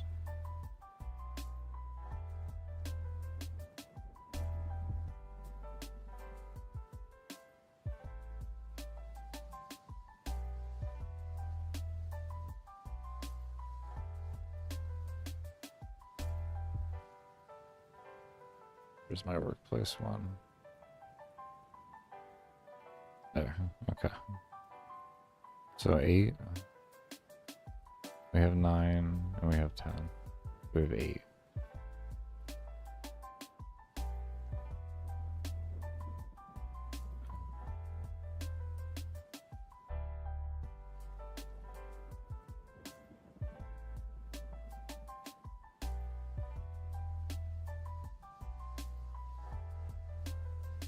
Okay.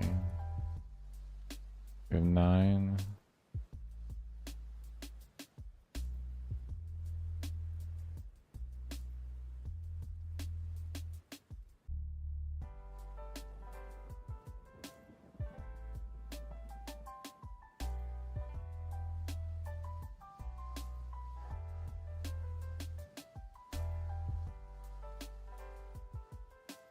No, 8, sorry. We have 8. Make a 7. And then we'll make a 6. We'll do that. And then we'll make a 5.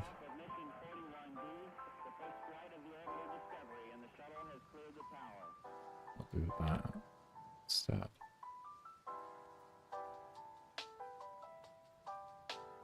So we have plus plus, minus minus, plus minus, and minus plus. And we don't have to put them in all different in the same code checking each other. We're gonna have it loop through and check if this one comes back true, it'll go back here, and else it'll set the next alarm, and then so on and so forth. What we can do is we can set up a random alarm for it to go between 8, or a random range that goes between 5 and 8, and then that'll select that, I guess. I don't know.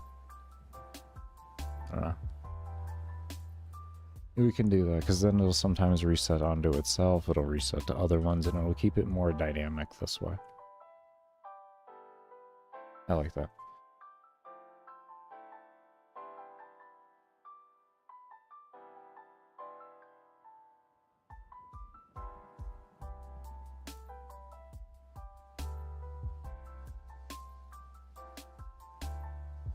Just give me a moment. Brain's frying. Brain is frying. That took a lot of thought.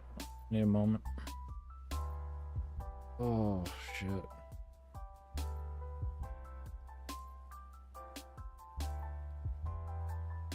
Yep. Yep, she's done. She's done. I knew exactly what I was gonna do there, but my brain just... It knows what it has to do, it's just lapsing on how to do it. Setting alarms for... I'm gonna try to push past this. I'd usually end here at this point when it would be this early, then my brain would completely shut down. I'm gonna try and push. I'm trying to push. Okay, so...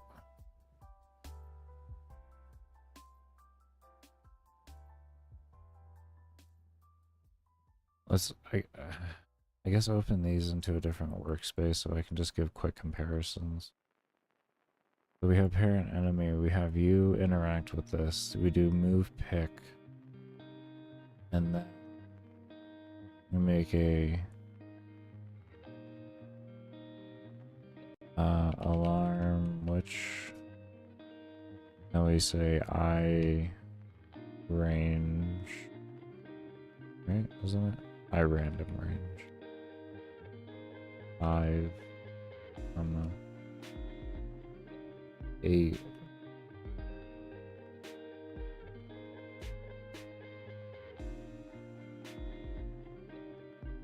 Five, 6, 7, 8. Yeah. Okay. Do between 5 and 8 there, and then arm that, and then put that into alarm, and set this here for that. And we can make this a temp variable. We don't need unnecessary to create a value here. And then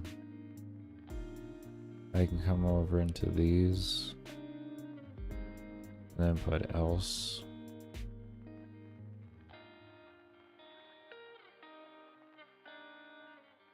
Like that.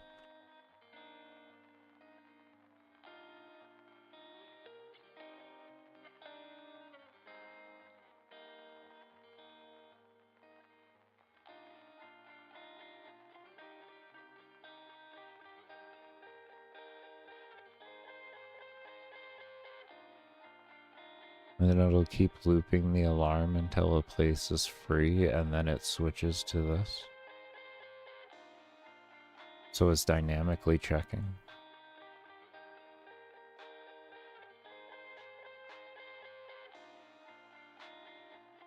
Without having it like go crazy.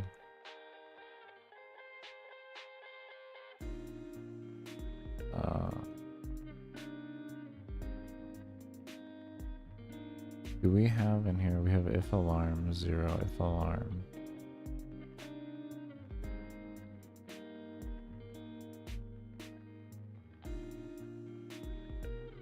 Okay.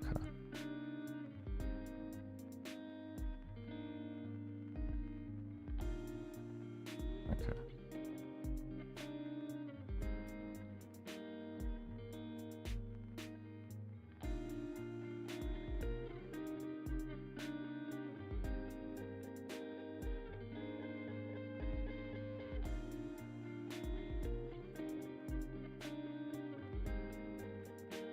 You just put this in here with this. Make this easier on me.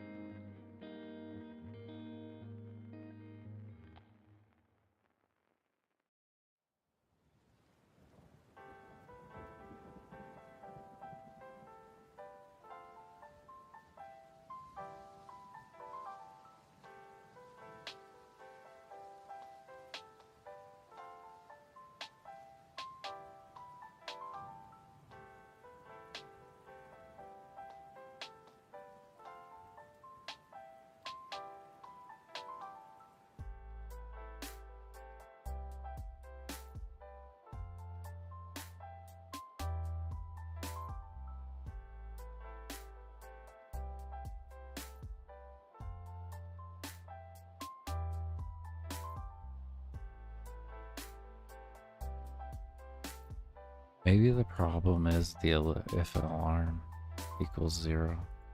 Maybe that's been our core problem. I just processed that. What if that is the problem everywhere? What if that is the problem?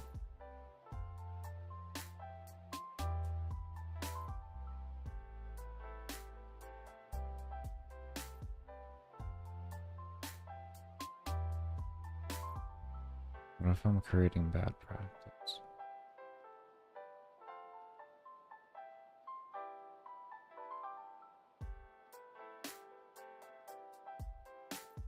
Let's make sure this is good first. We don't get weird with this. Or an enemy.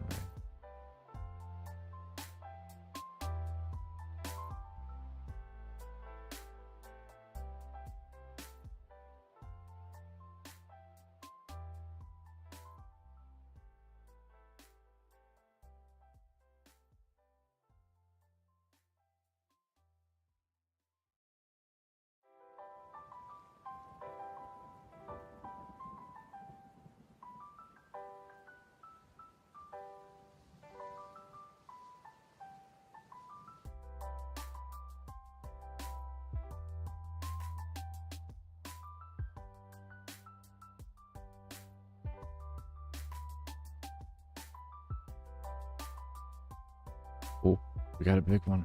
We got a big... That was the problem. It was the if alarm. Oh, thank God. We figured it out.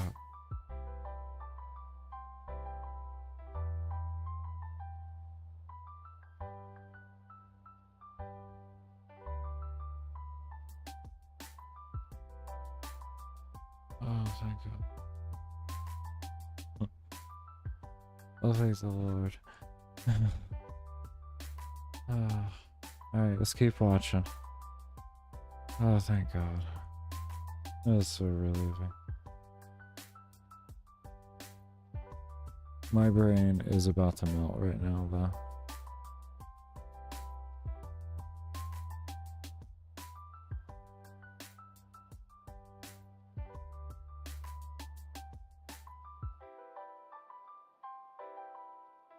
Really, I should say explode.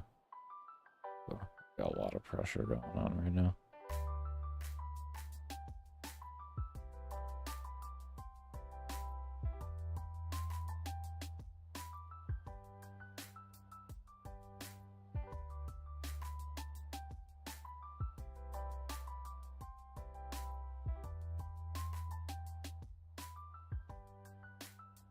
So to get myself ready for a break after this is done here, and like this enrage phase hits and we can see what happens, we're gonna go ahead and there we go. Look at that. Everything's working. All right, awesome. Awesome. Okay. Good.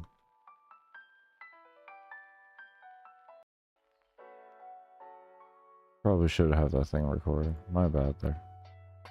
Okay, so what we did so far is we have this set up for a circle collision for X, Y, at a radius of 100.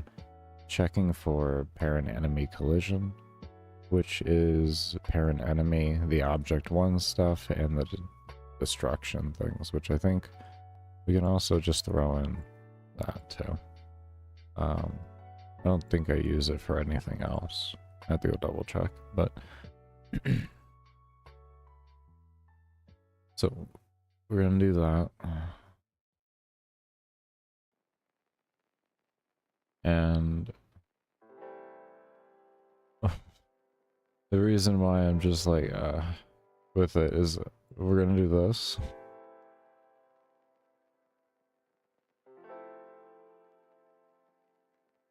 And we're gonna tell it to jump to a point. And it's going to check there.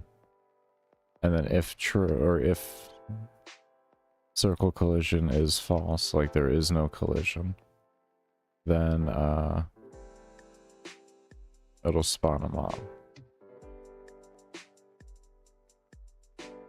So we're gonna have the spawn object jumping all over the damn place. That's why I'm like,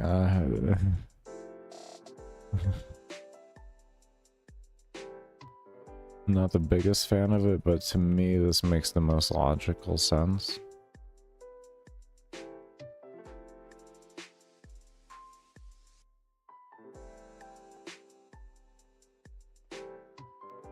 For a very efficient way to do it.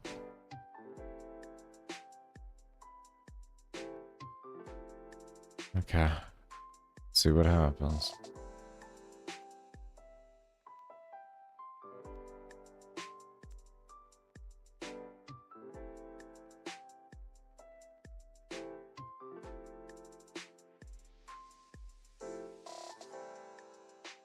Okay, not spawning a single thing. Let's try and switch this over to true. I don't know. We'll see what happens here.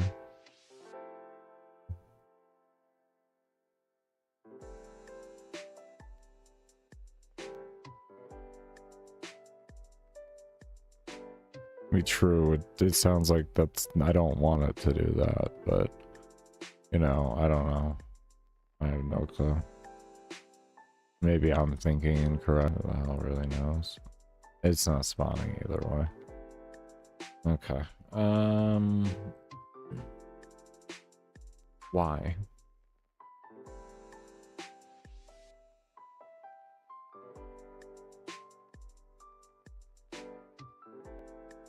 If no collisions are found, no one is returned. No one is returned. No one is returned. Not false, but no one is returned.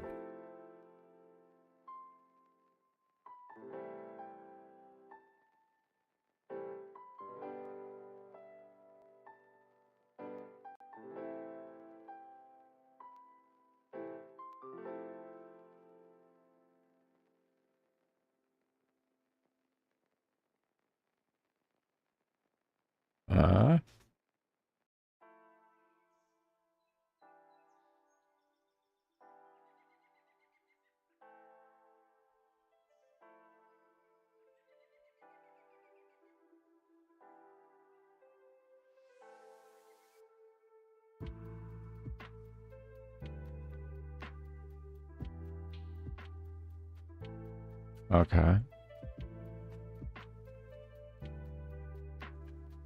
What was the max value of this again?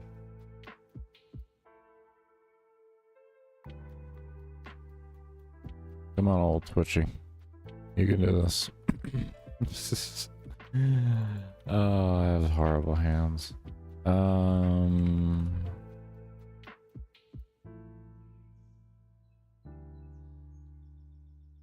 It's okay though.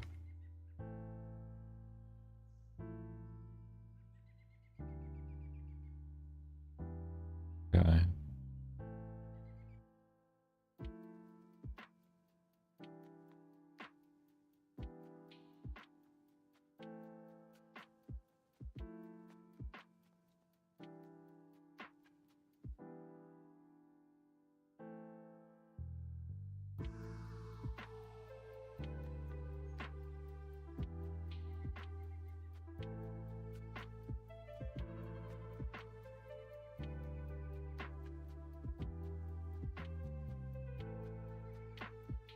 That is fixed. That is fixed. Oh, that is so fixed, baby. That is so fixed. Okay. One thing we can maybe do. Let's go further. Let's go further. Let's go further. No jump to point. Okay. Let's take out the jump to point. We're starting to understand this. So we take these out like that. Okay. Boom. And now instead.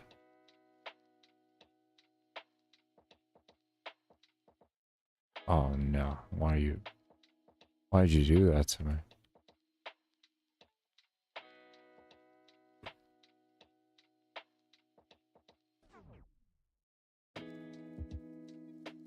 Let's just make it check there.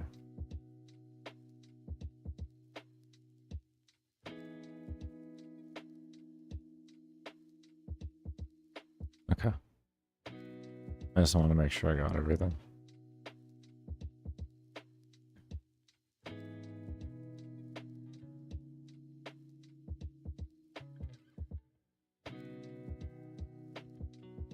Okay, okay.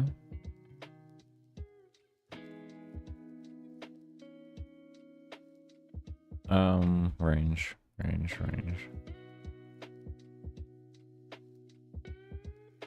Was this the...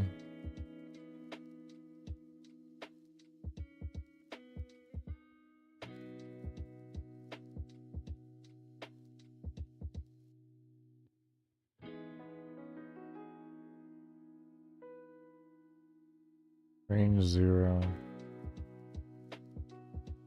Damage 0. Okay.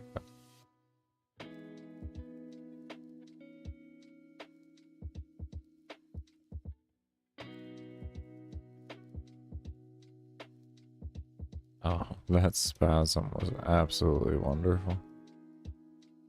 Okay.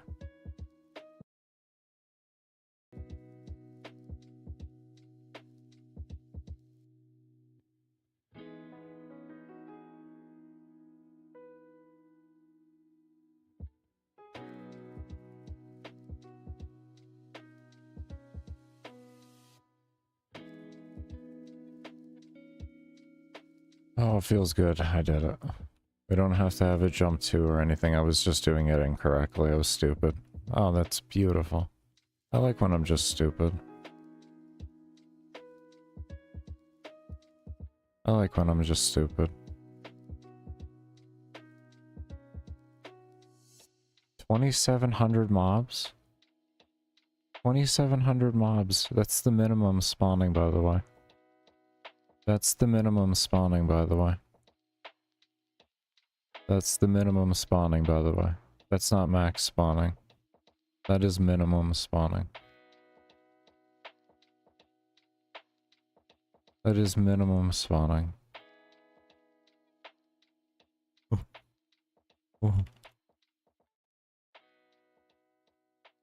Go.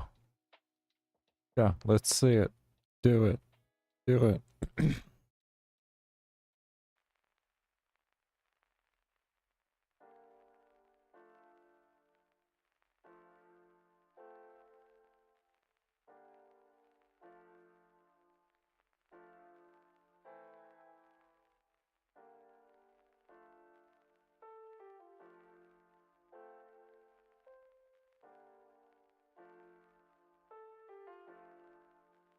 We were at 57 for our highest before. Let's see what we hit now. With the spawn adjustments. Because overlapping is going to cause problems within itself. I want to minimize that as much as possible.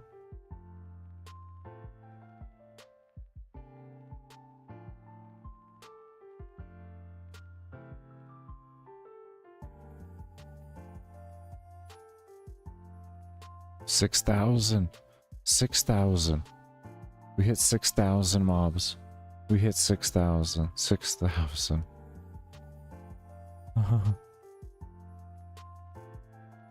61. 6,100. At a 1080p render. Oh, this is beautiful. 6,200. Come on. Keep it going. Keep it going.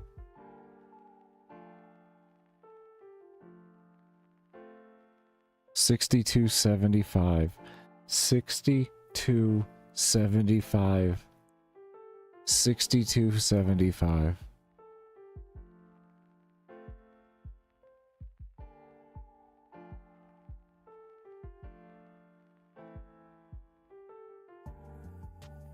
Absolutely phenomenal.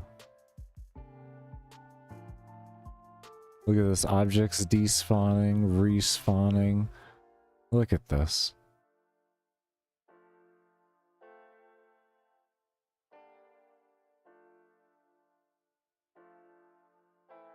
This is fucking beautiful.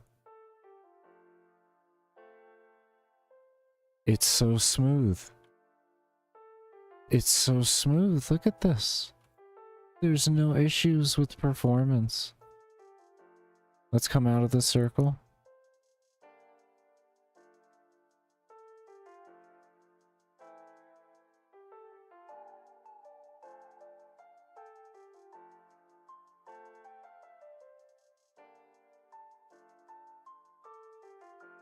Nothing. It was the mobs spawning on top of each other causing the code problems there. We fixed it all. This shit is smooth with 6,200 mobs on screen.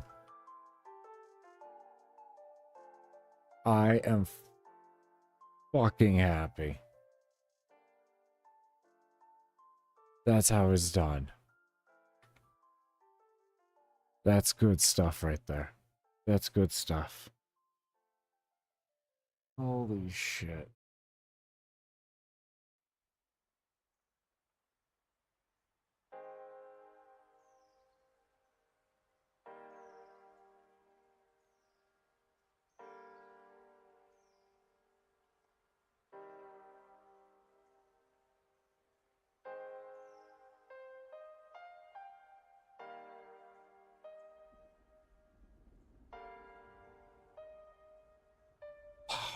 At a 1080p render. That's the impressive part. Meaning my object size come in good clarity at 1080p is what I mean by that.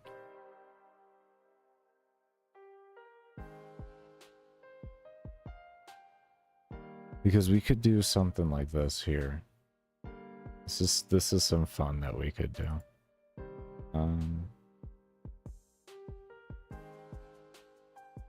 Hold on here.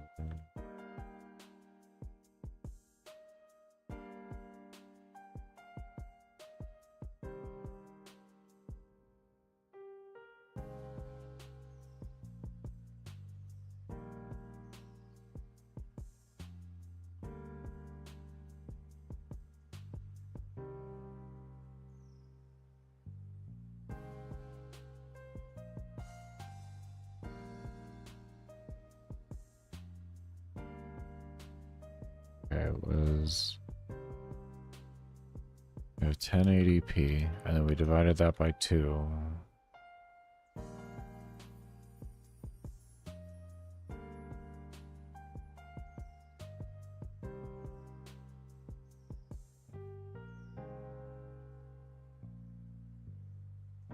Okay, so 480. 320. Is it 320?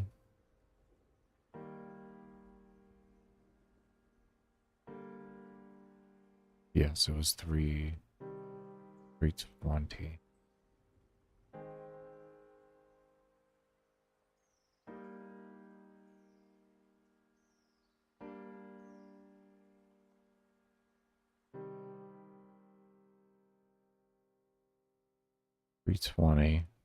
By 640. Okay. Little itty bitty camera. Now, what we're gonna do is the engine works amazing like this, so we can just simply do this. We are going to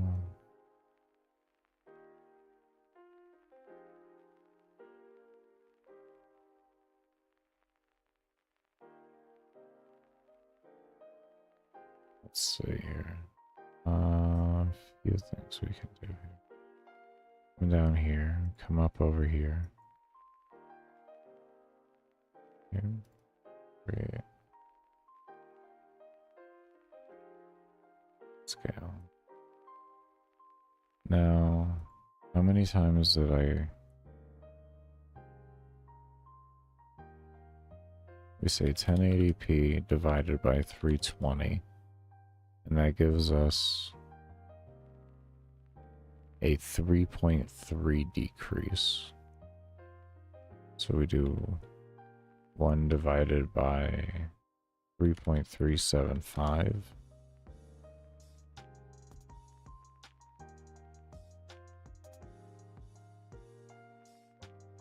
Set scale there.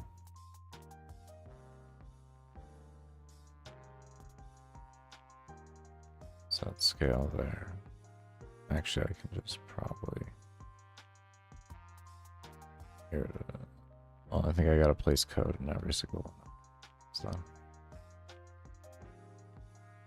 I don't... We don't have an inherit crate, do we? We do. We do.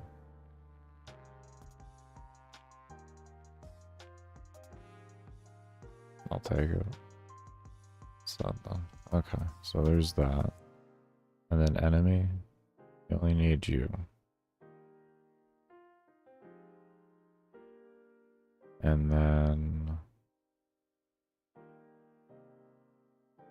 we'll just do those. We won't do other objects. We can just do those. Let's see if I did this correctly.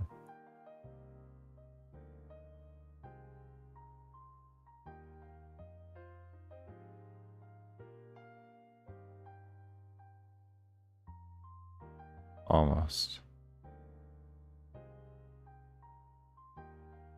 They definitely did not adopt those.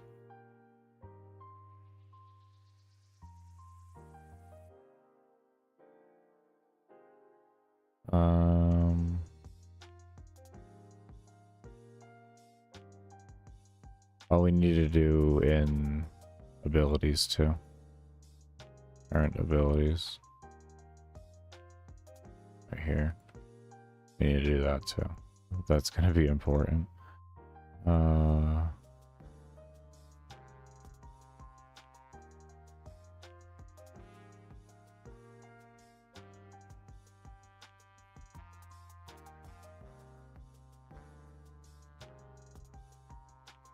This is just a little fun. It's just a little fun. I want to see mod density. Because this is something I can actually create in the game for the player to have access to.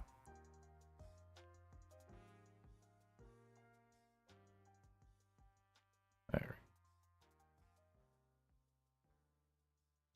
Ooh. Oh. Oh. Hold on.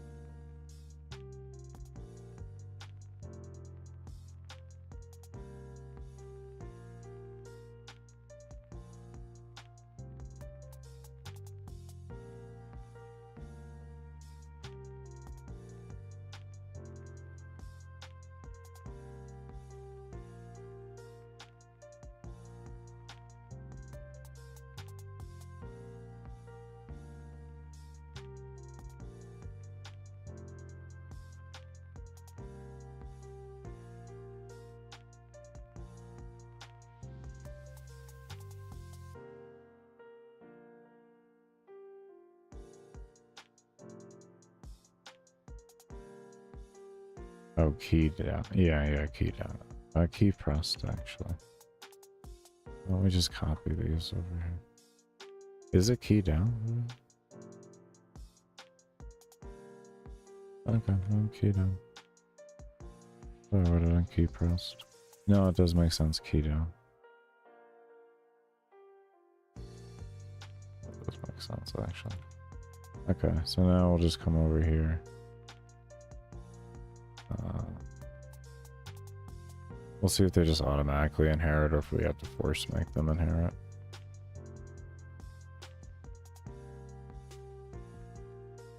I guess it would just be good practice to make them inherit it. We don't need him to have it, so we won't worry about it.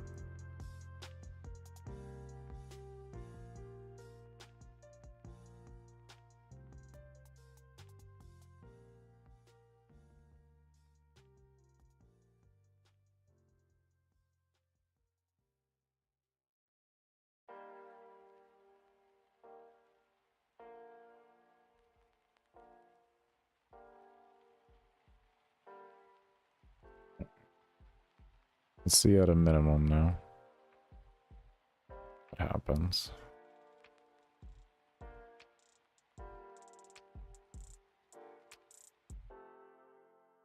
We had 2,700 before for a minimum count. Let's see what we get now.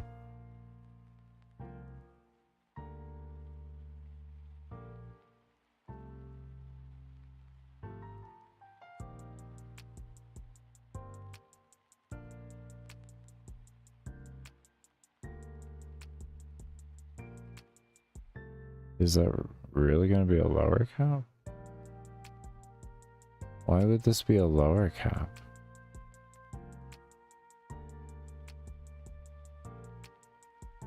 I guess it did hold resolution, to be fair. It actually looks good. I'm actually surprised at how good this looks. Actually really surprised at how good this looks.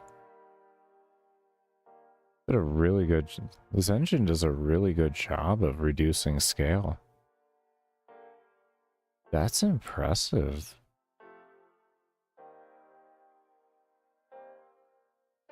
Well, that's noted. It's actually, and yeah, as I would figure, it'd be less efficient at that point, but because I thought it would just it would cause pixelation.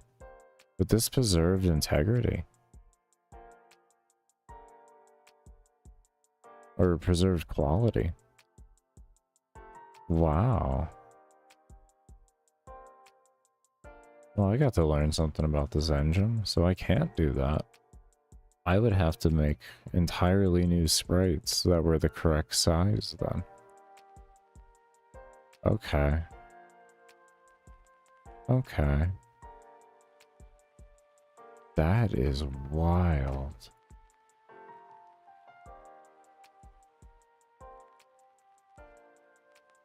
That's cool. Wait, this is the -1, right? No.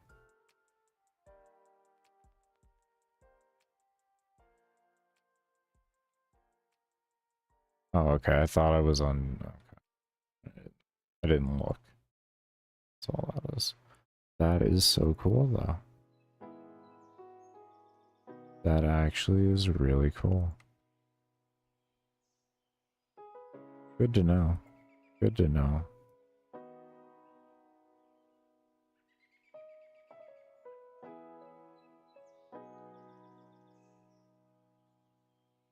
I've only messed with it in the sense of just reducing the size of things and keeping the camera distance the same. I never actually zoomed in to see what it does. I find that really impressive.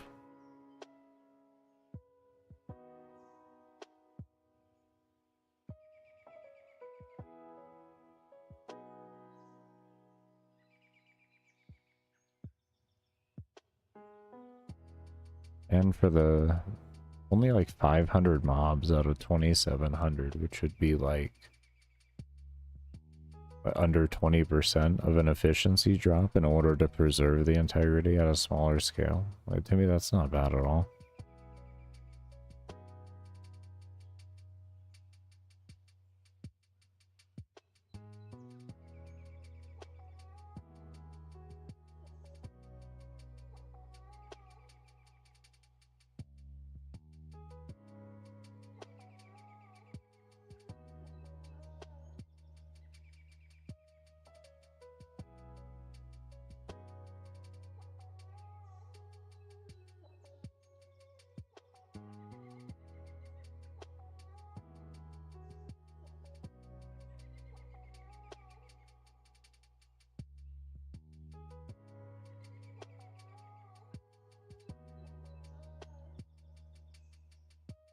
I'm just double checking that we're back to normal.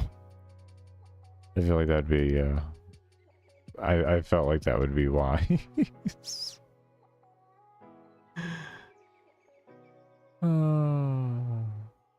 Part of me likes it.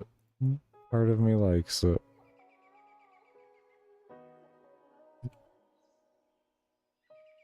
I mean, maybe I could make them smaller as a clear indicator to the player that they are different. At the same time, I love the art.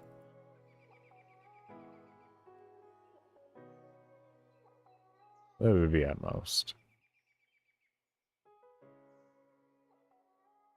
I could probably make a feature of like smaller party or something like that.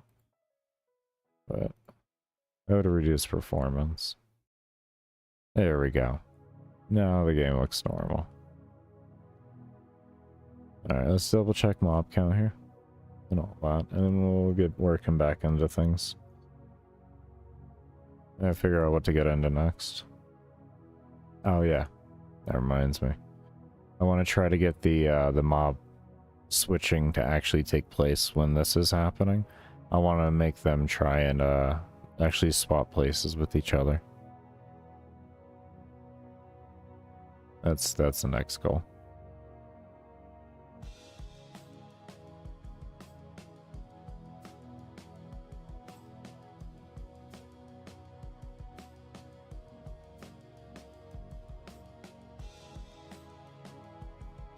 I think I know how I can do that.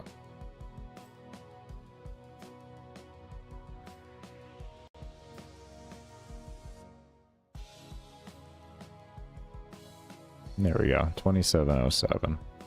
That is very consistent. Beautiful. Oh, that is a beautiful minimal mob count. So we got 50 something hundred or 6,200 for a new mob count or something like that. It's just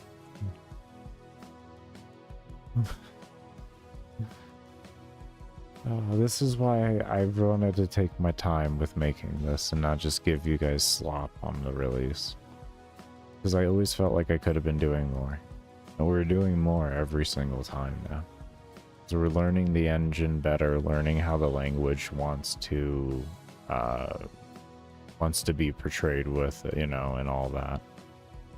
So it's working amazing. Very, very happy so far. Now, what I want to do, let's do this.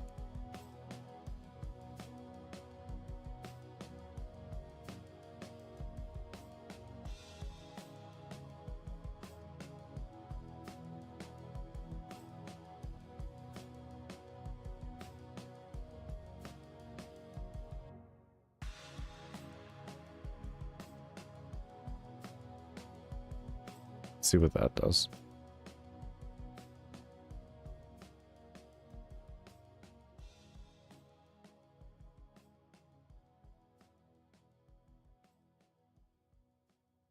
I don't know if that'll eventually just have a bunch of mobs stacked on top of each other or what's gonna happen, but we'll see. I could go horribly wrong. Horribly wrong.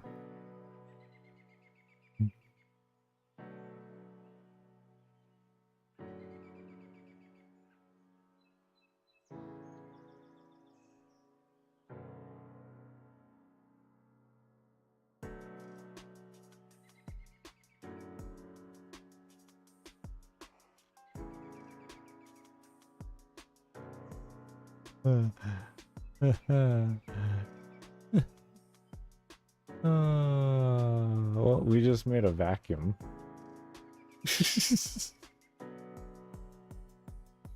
We just made a vacuum. Oh, God.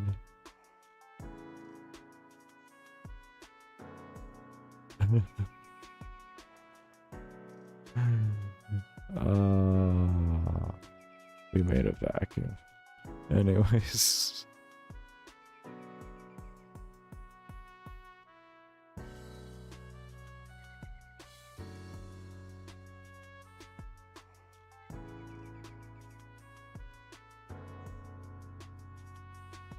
I'm gonna get rid of all this for right now. That down there is easy to remake, so it's not an issue.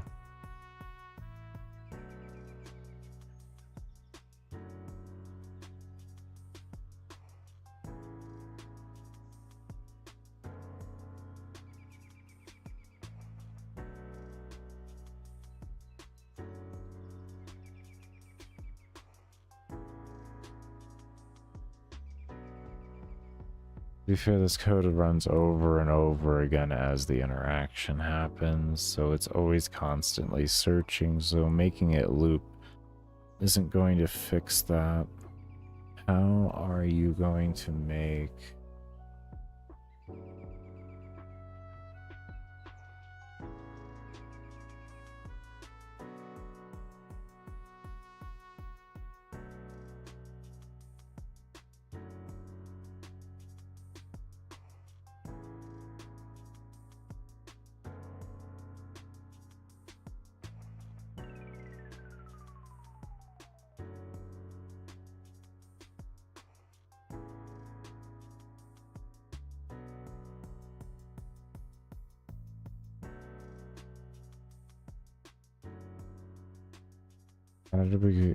How do they call this referencing again?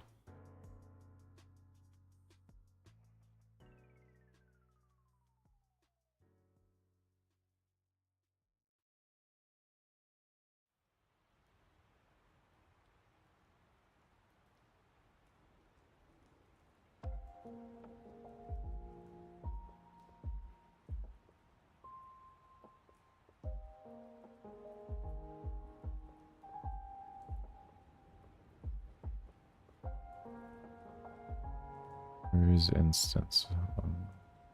View in here. No. I'm just blind. Oh, this is definitely not alphabetical order.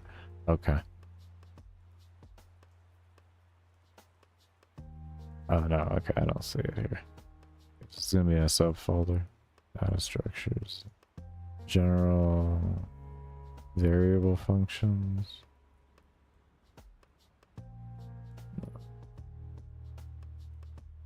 Asset management. Instances. Instance variables.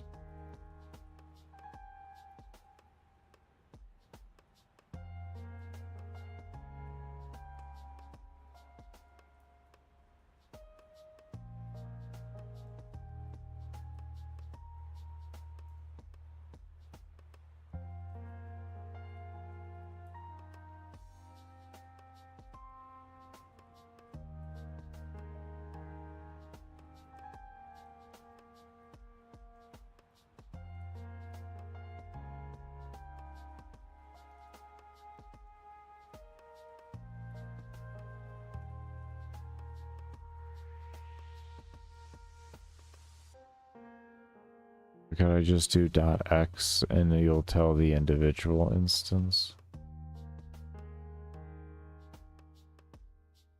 Okay, what if I did this then? This could be kind of... Okay, hold on here. Gamemaker magic.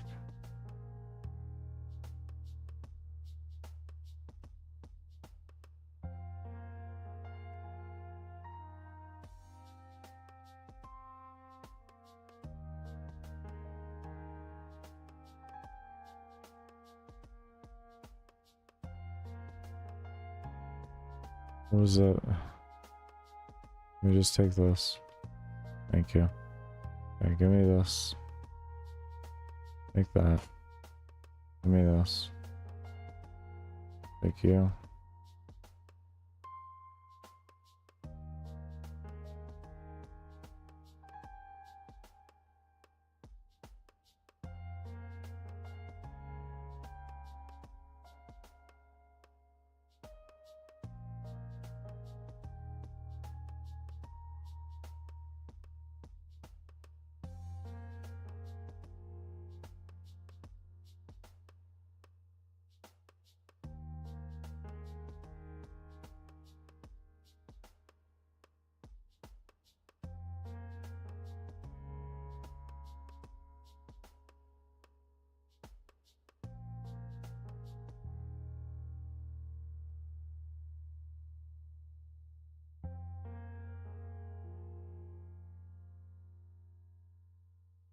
Let's see what happens.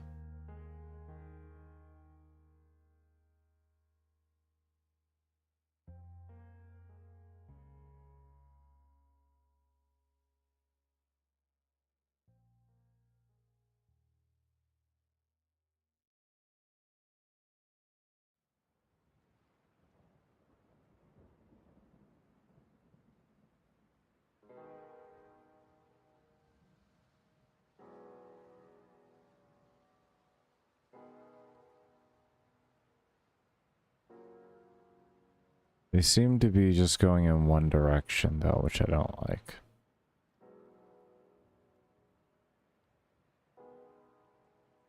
Though we have definitely stopped the grid. And we have created a much more dynamic system that's constantly fluid. So we are on the right steps right now. We are on the right steps. It actually is working a bit.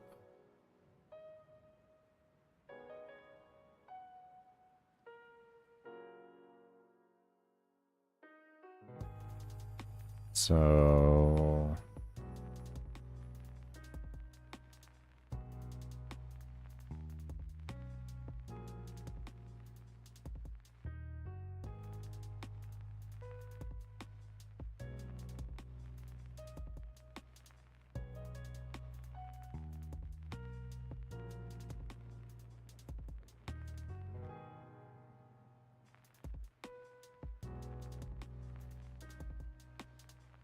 Is there like an instance random or something that we can do?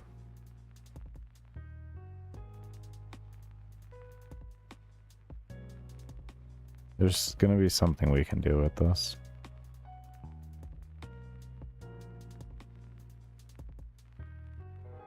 Very efficient way to do it.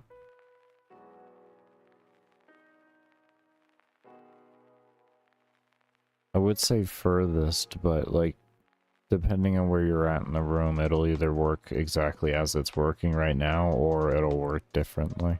Which I guess may not be a bad thing, depending on where you're located in the room, it'll work different. We can use the nearest and all that. Have it swap between the two, essentially.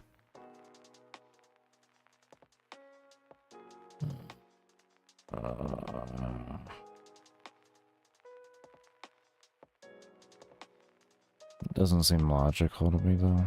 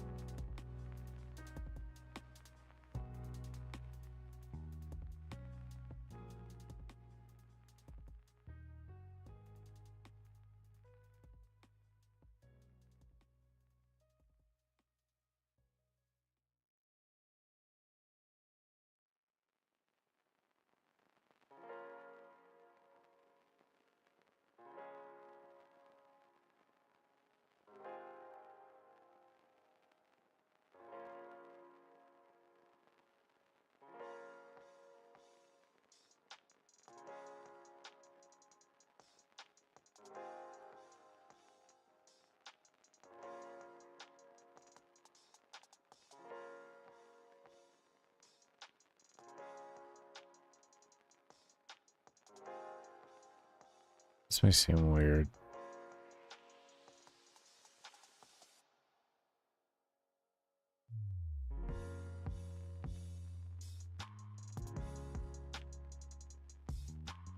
This may seem weird to do, but I'm gonna try it.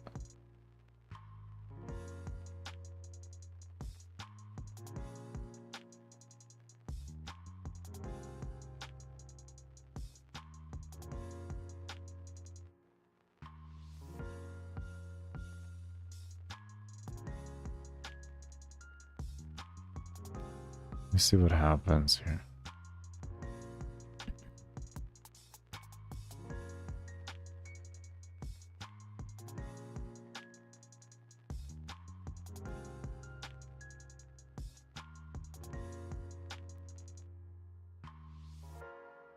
It goes the same direction. I thought so. But then if we change our location to more midway, like say here, it'll probably change the interaction. No? Still gonna be consistent, huh?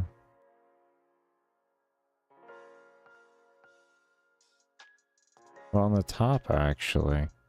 Oh. You have to wait for the grid for... Yeah, consistently, they're going in one direction, one way.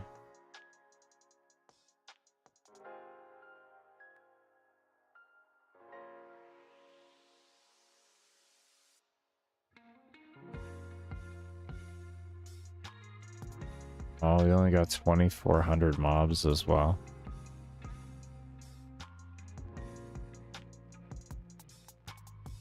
Really? So doing this was more efficient? That gave me a higher mob count? I mean, I guess it makes sense. We're adding code to it, but... just want to see, is it really that bad? Let's move to that same location.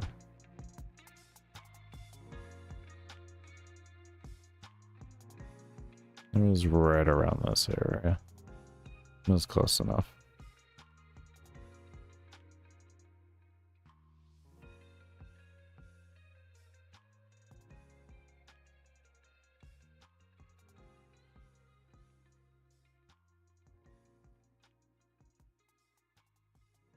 It literally is. Interesting. Wow. Yeah. Literally. One line of code. So let's go here. Let's try something then. Let's do random 100, random 100.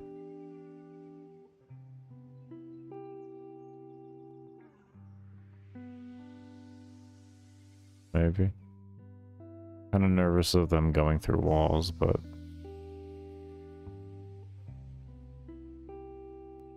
collisions should still occur.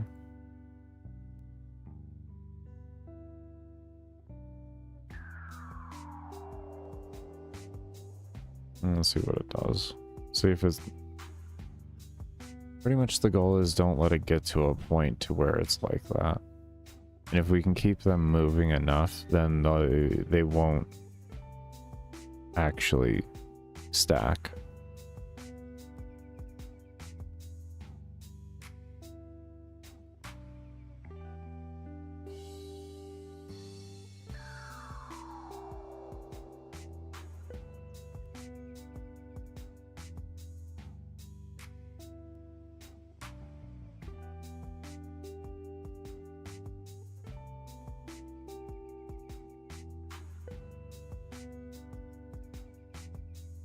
I know that's pretty far out there, but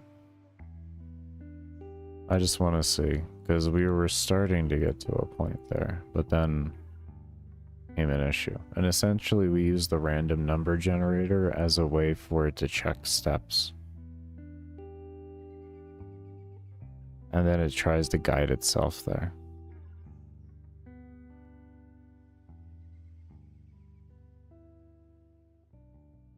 A little bit of collision. They do break themselves.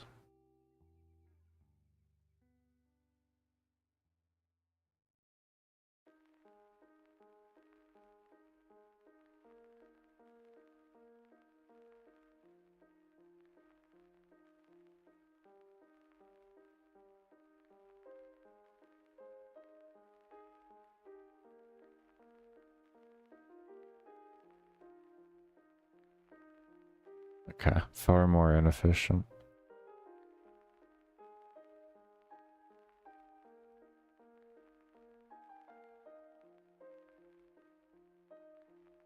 We'll toy around with the number until it gets inefficient. Or until we hit back to our 2700. And then that's where we'll know that that's capped out and we can't do anything with that. Maybe we gotta figure out something else within an alarm in order to hold efficiency.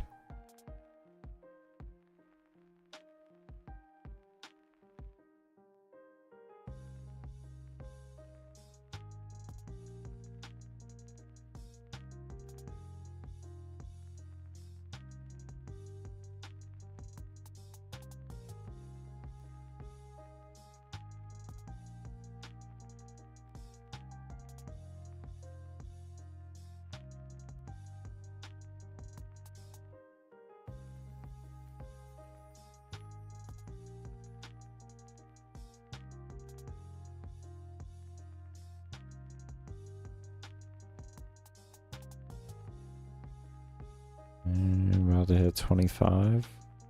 That's 25. That is an even 25. Holy shit, was that an even 25?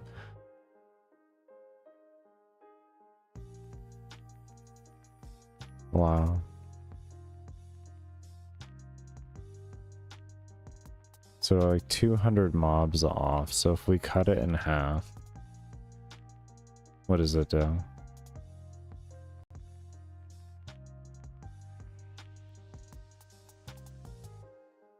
We did a 5 times decrease and we got a 200 mob increase roughly. about 300-ish, 2 to 300. So figure we cut that number in half from 100 to 50, and that should equal to the same efficiency. We can get just a little bit more pathfinding. Or area radius checking, at least. Ultimately, still have the same outcome here, but it'll take more for it to occur. No? This one's actually worse. This one's actually worse. Oh. Oh. Oh, never mind. Never mind. So essentially you have to wait for the blockade to occur, and then... So it's more inefficient until the blockade occurs.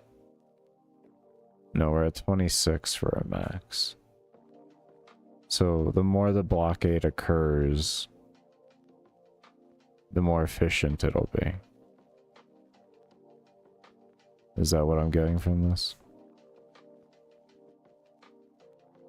Is that what I'm... I think that's what I'm getting from this. 2606.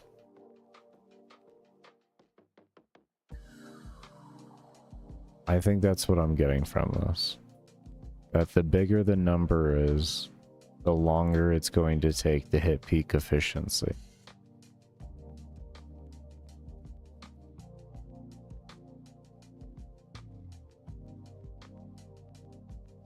So then if we did an...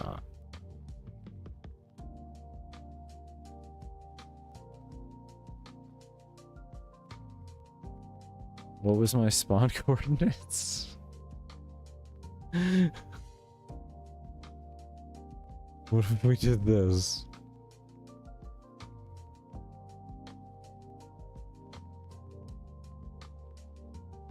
What would have happened then?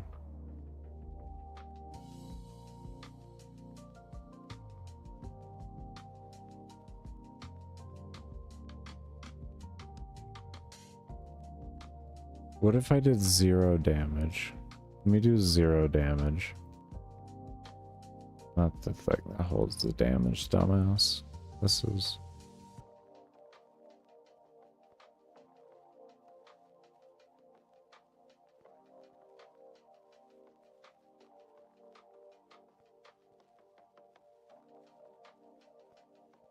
Here's damage.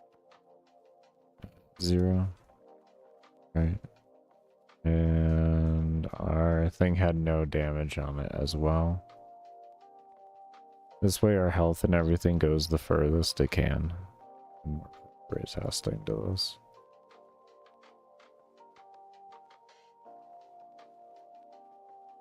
There you go. No, we're not doing any damage.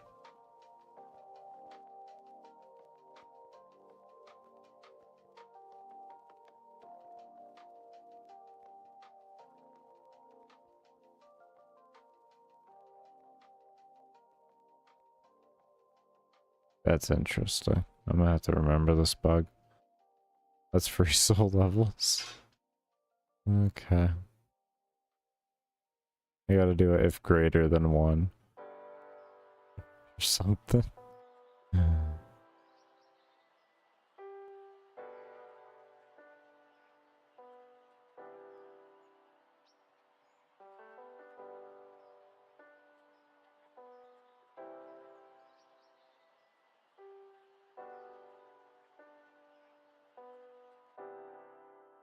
I don't know if the gridlock's even going to be able to happen.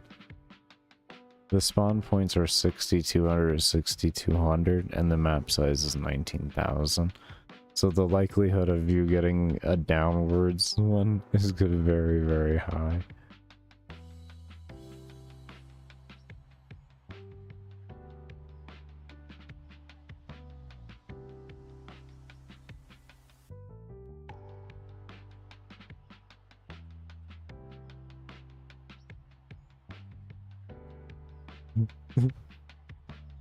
they're just running away. You're running away.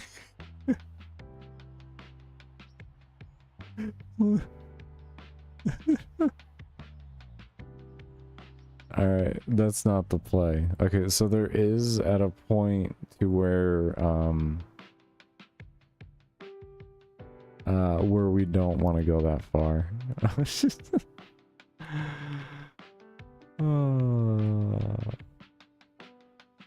That's good. That's good. I think 100 is a good spot.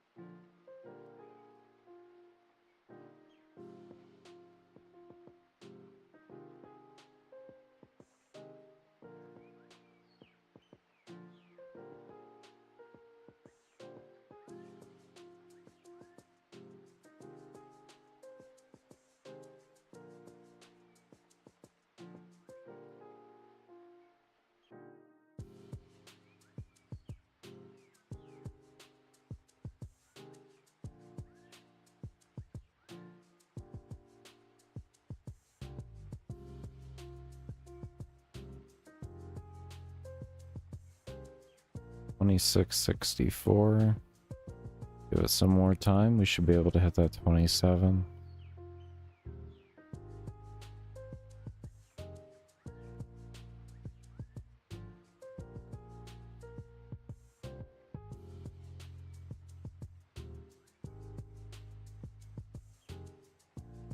More time. More.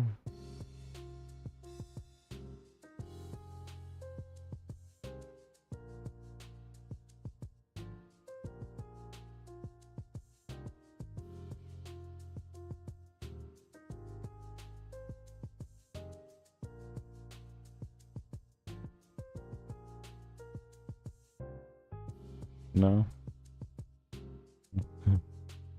Just slowly boxing man. We're slowly getting there.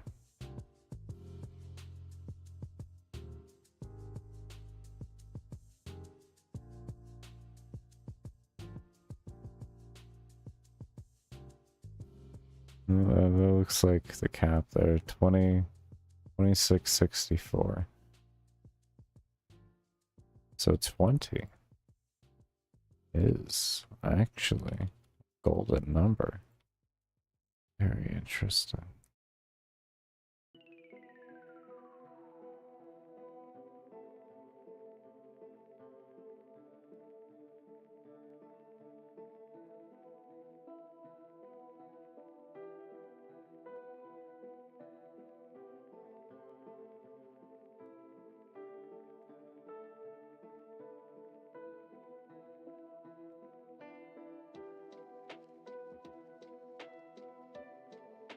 I feel like that's way too early on the locking.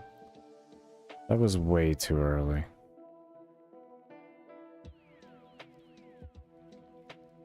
There's got to be a little more play than that. We may have to just lose a little bit of mobs. I mean, we may do 100, but like that was a little ridiculous. I'm gonna be honest. That was unnecessary.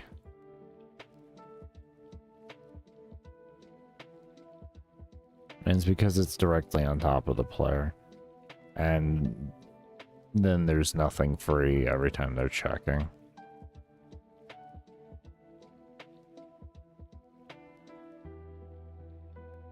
It's this slight little tuning of everything. See, already happening again. It's a little less now. I guess it's not too bad if they are interacting with the player.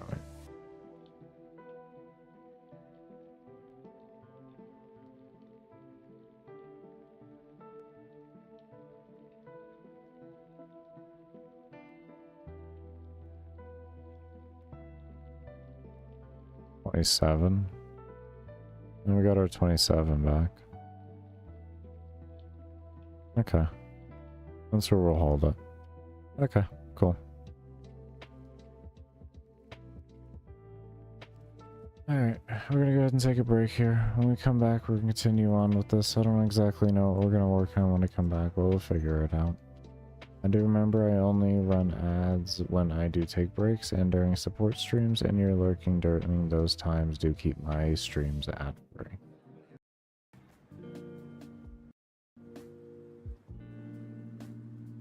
Alright, let's go ahead and open up.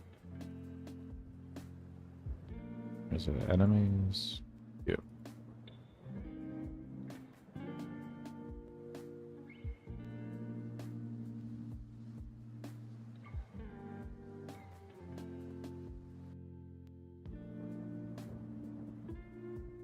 Okay.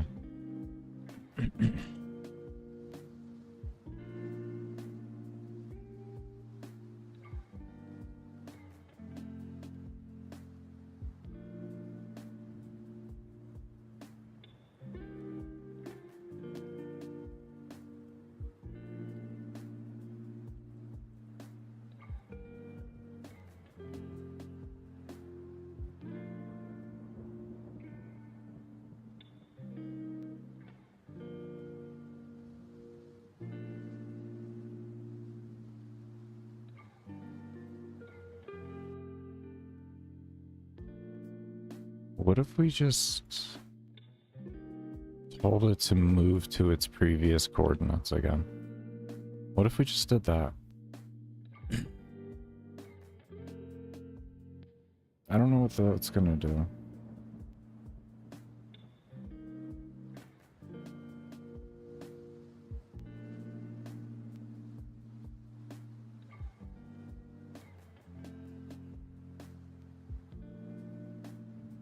It's gonna throw me an error. Okay, so there's nothing there in the beginning then. Hey, at least we know. Then we'd have to make something there. I don't know what that would be though.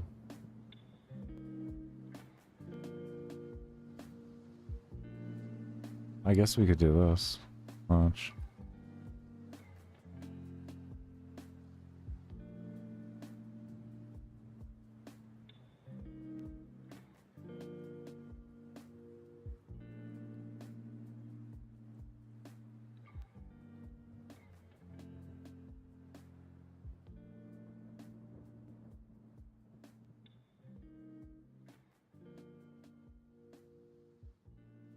I'm not sure if this is gonna work.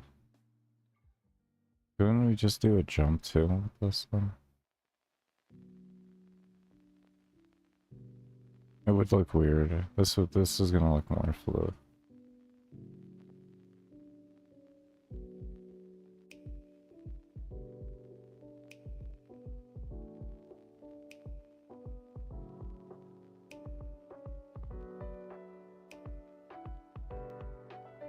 I don't know what this is gonna do, but we'll see.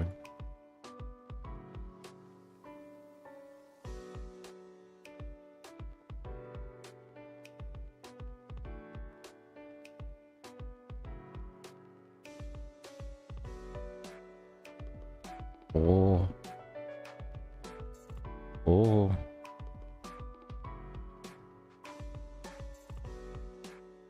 Oh. Oh, that one just came through. Damn. And that one's stuck inside. Okay. Alright.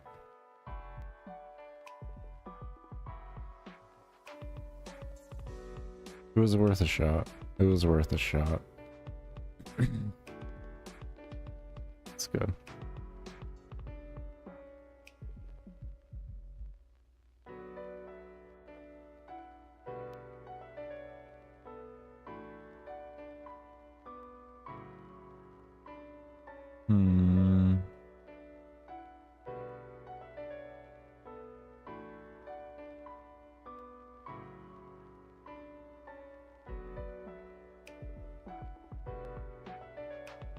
I feel like this is gonna end up bugging.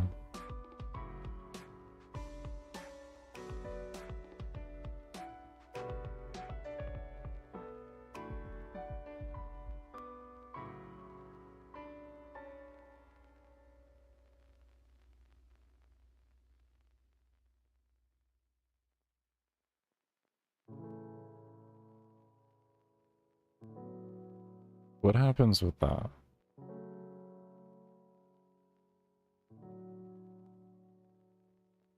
Sometimes the simplest of things can work the best. Just worth to keep trying things. We'll figure it out, just like we figured this out. Just gonna take some time. Trial and error. That's all it is.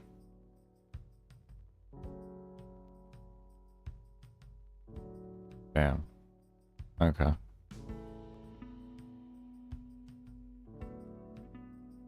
Okay. I kind of thought that wasn't gonna work, but it was worth it. It was worth.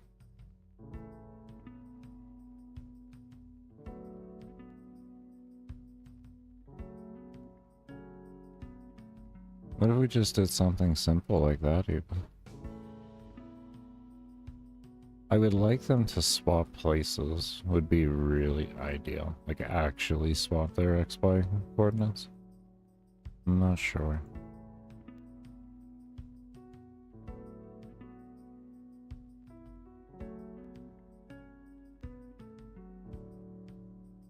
How to do that efficiently at least. Well, we'll give some testing with things. Okay, so they just start sticking there. I kind of thought.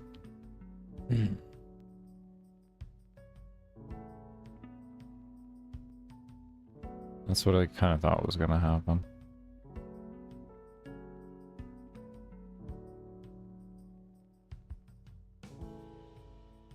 I feel like this is just going to make them occasionally go right through. I could be wrong.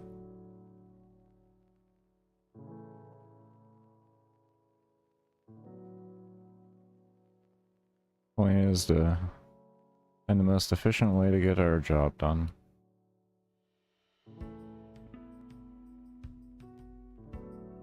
Welcome home, Columbia. Beautiful, beautiful. Discovery's 4 computers now have primary control of critical vehicle functions. Ah, you were so close.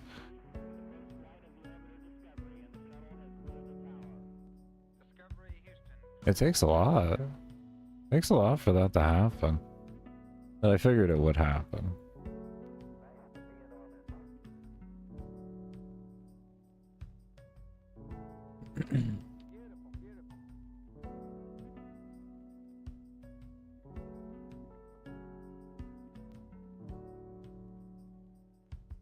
What if we just snapped?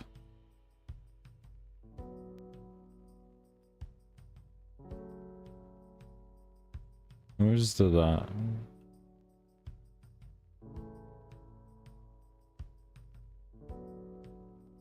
I don't know if it would be able to unsnap.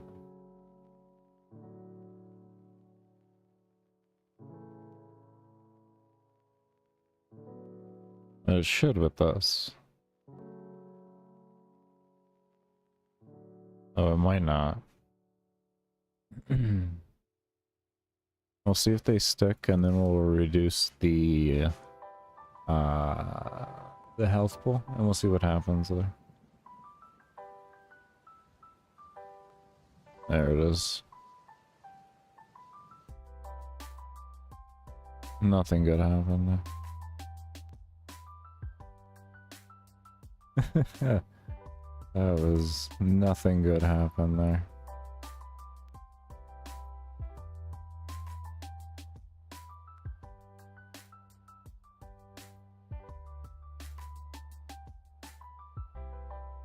Intersect a point.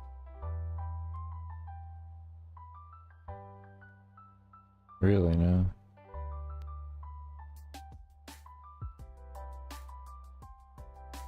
Intersect a point.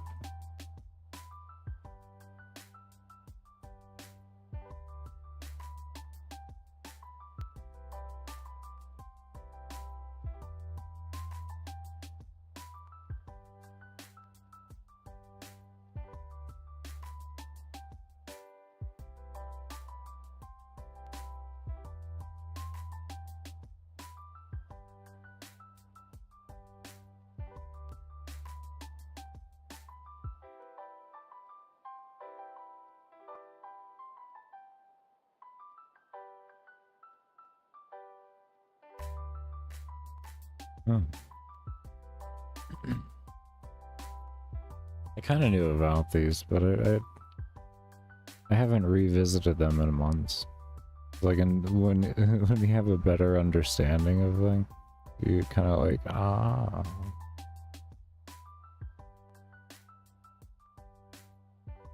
One of those situations. Anyways. I feel like we could use this thing here. This.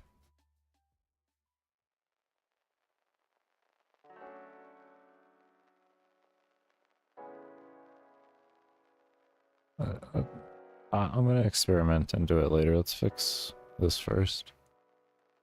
Because it's the same thing. It's just displayed differently. Is what that is. But I would like to learn it.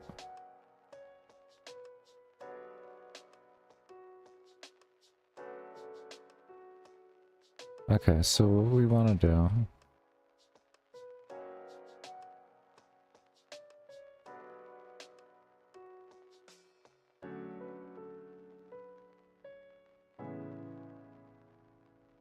Good.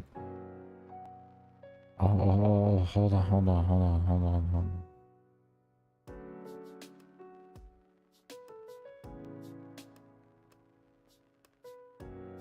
A moment here. I don't know if this is gonna work, but this actually could work. Very simple.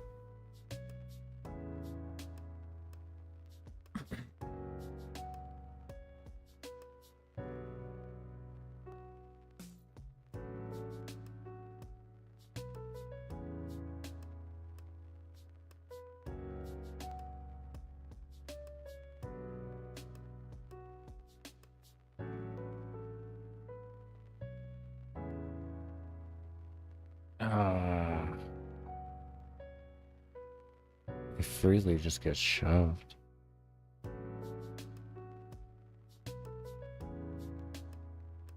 Interesting.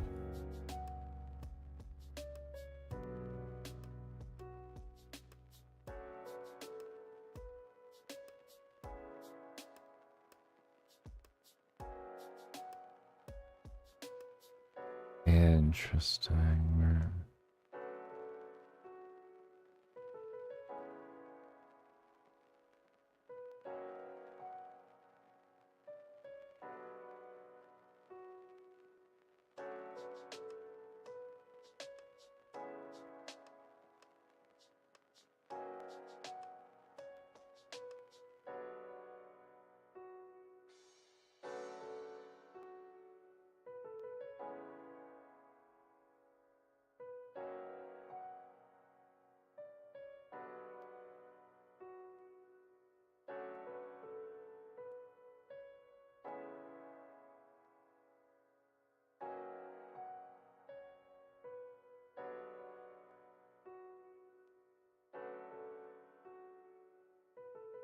We need a way to set these but not touch them after.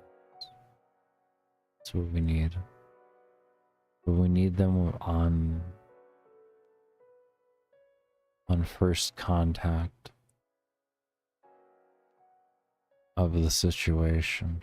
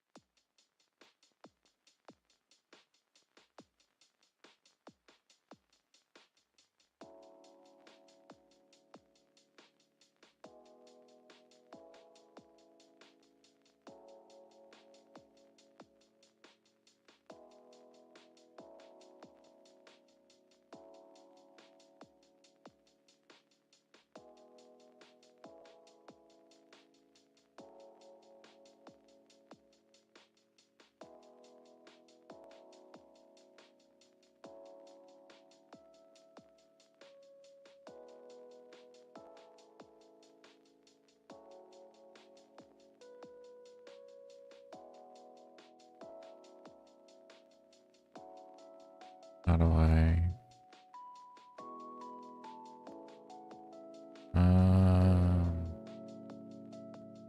runs once but doesn't run again.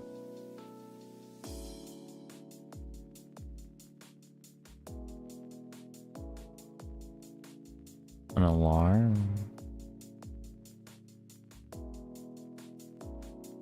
And then how does it know to reset the value? I guess when it equals false. It goes true.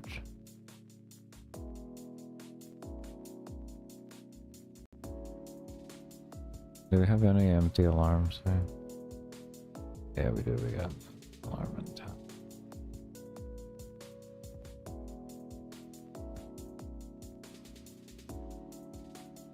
Okay.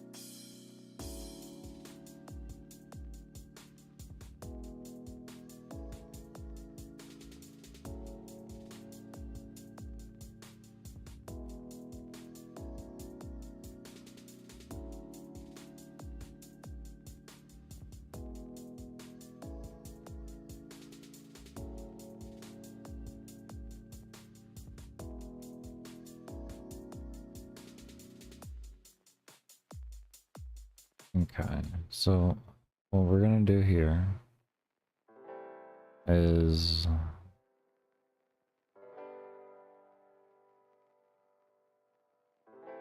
call this mob wall X and mob wall Y.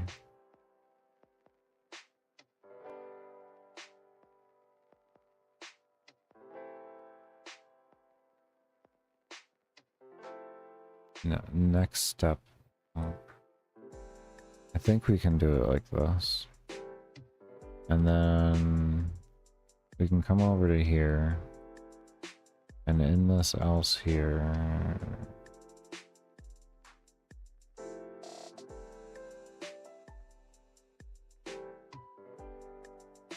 Do that.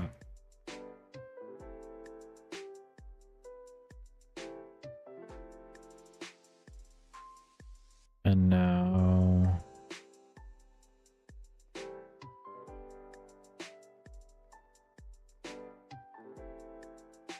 we can have, is that alarm 10? Yeah.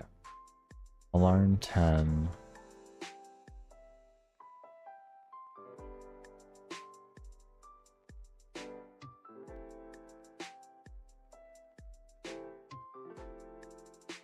Reset there. We'll reset there.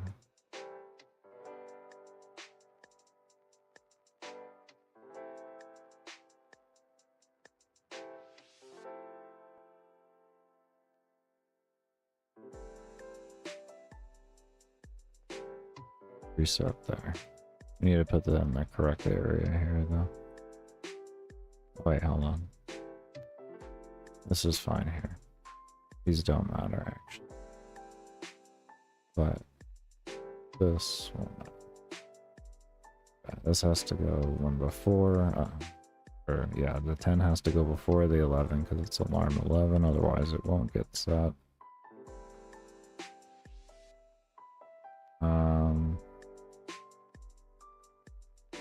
Yeah, we'll update that every 2 steps. And then the only time this doesn't get updated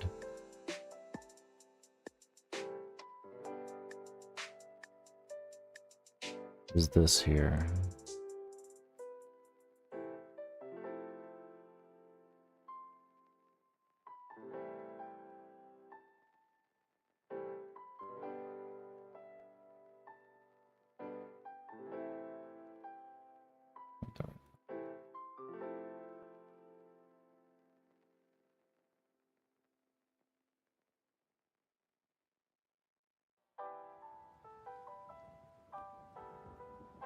Okay, we're gonna see if we have to put it into here or not. I don't think we do. Every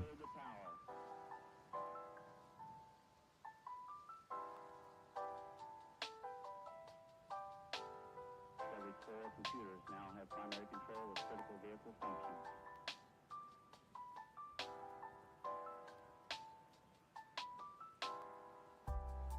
I might have to...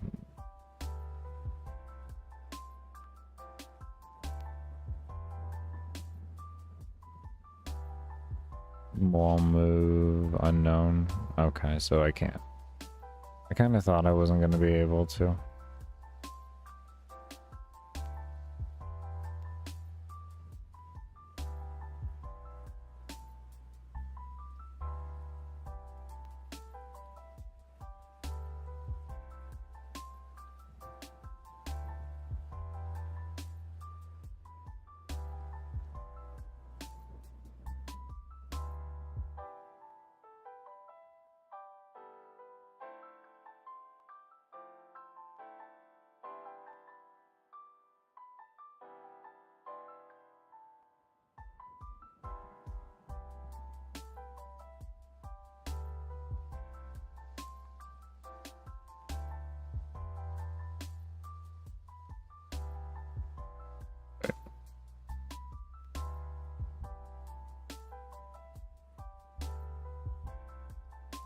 But I just...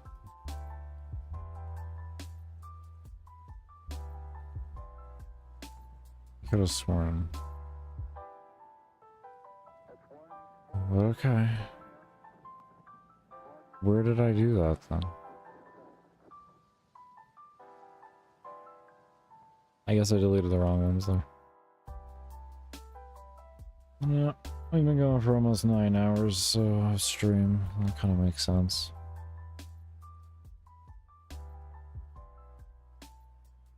Oh my.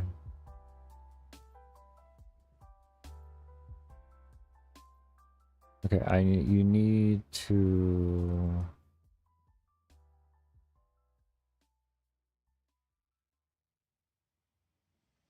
You need to be set somewhere else too.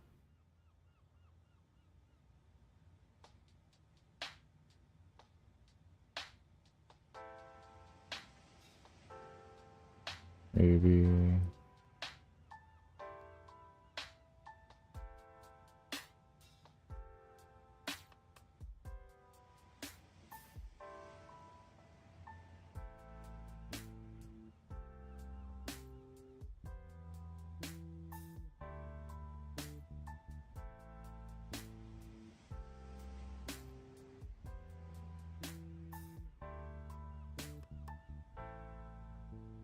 I don't want to make it in the creation, to be honest.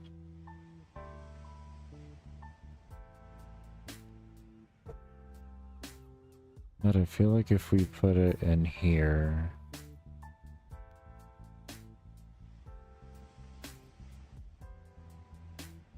Okay, that is actually...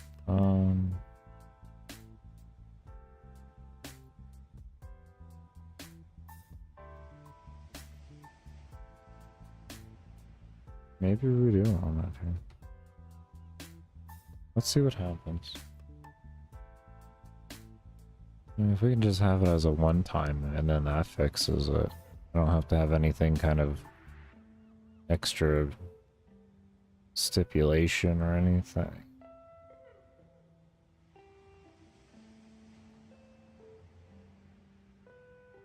Mob wall Y? Okay, so is that in the alarm itself or step object? No.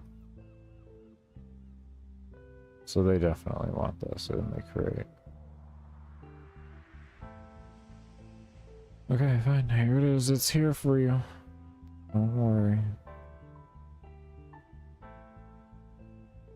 Alright, let's see if that works. There we go. Okay, let's see how that works.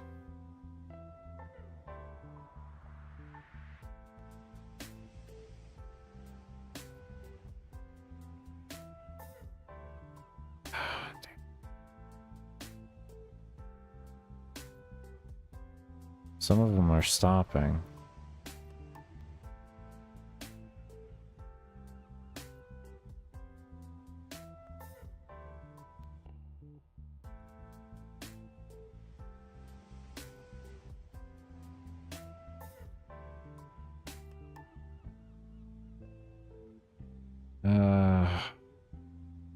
Okay, we're getting there.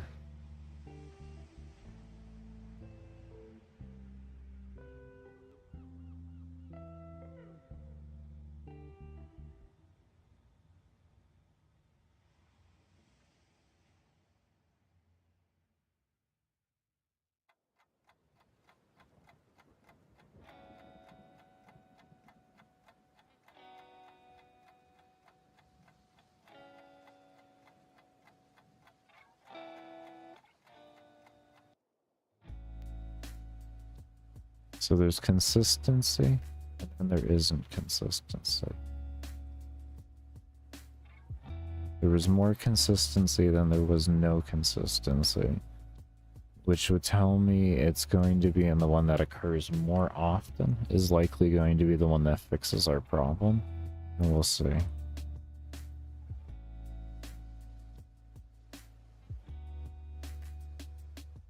Completely wrong, but maybe it's getting updated weird.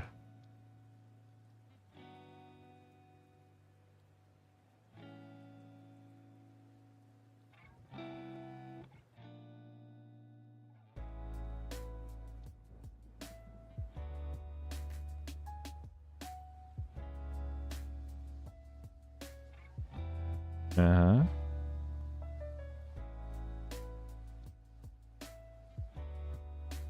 Yeah.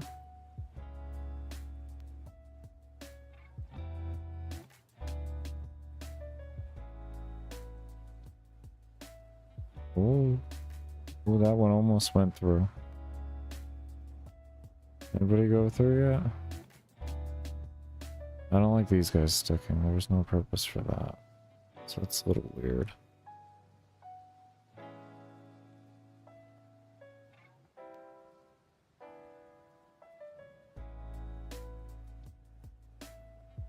Okay, we're getting really close. We're getting really, really close right now. Maybe the pixel count's gotta be small boy.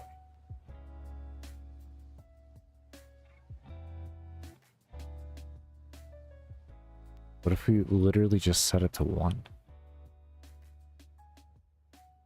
Let's try 5. We had 20, so let's reduce it by 4 times. Like we're getting there. We're really getting there.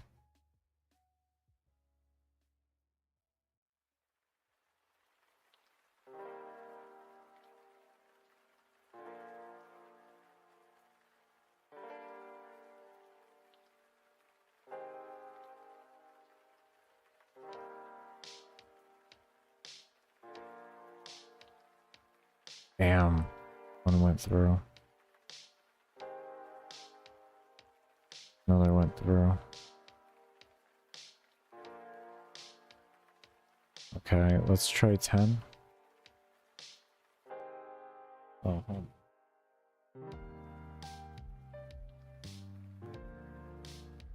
Hopefully those fans weren't getting picked up. My apologies if they were.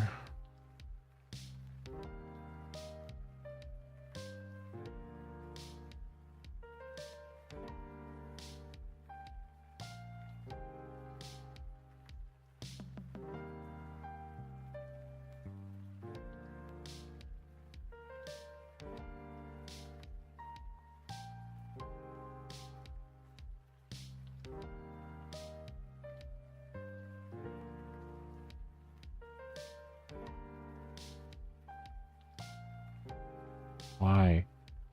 Why did you do it? What was the situation?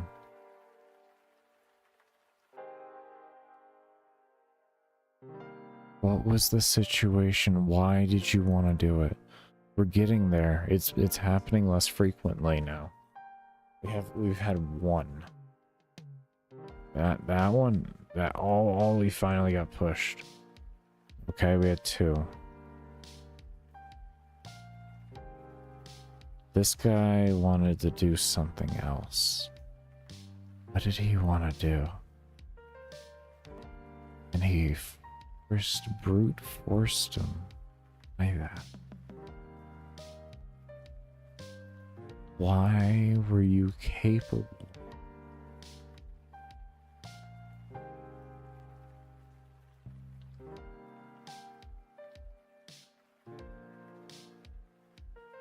Why were you capable?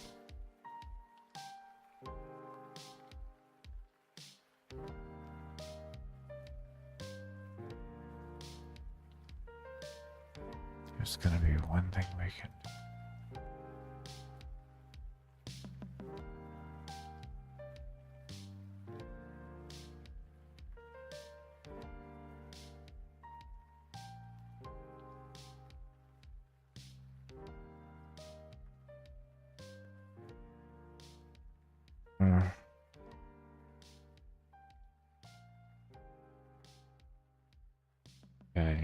Okay. This had the best results here. So there's something that happens here.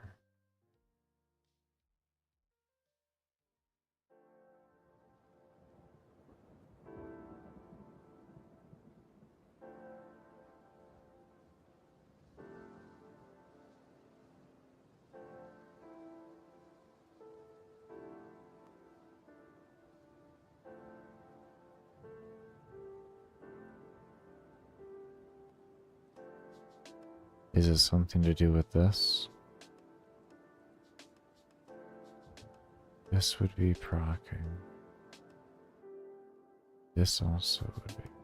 If we took that out, if we took that out, maybe that's the issue. Maybe that's the exact issue. Because it kind of looks like it could be. Like it's not detecting, like that alarm goes off. It forces the code to run, and then it just kind of does it. Even though it doesn't want to. Everything fights it against wanting to do it, but then it does it anyways, because it's like there's... It's... Why? I mean... Yeah, why?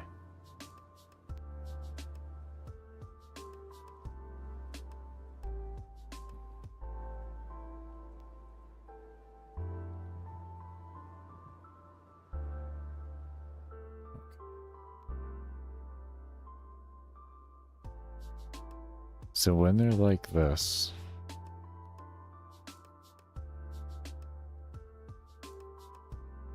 we need...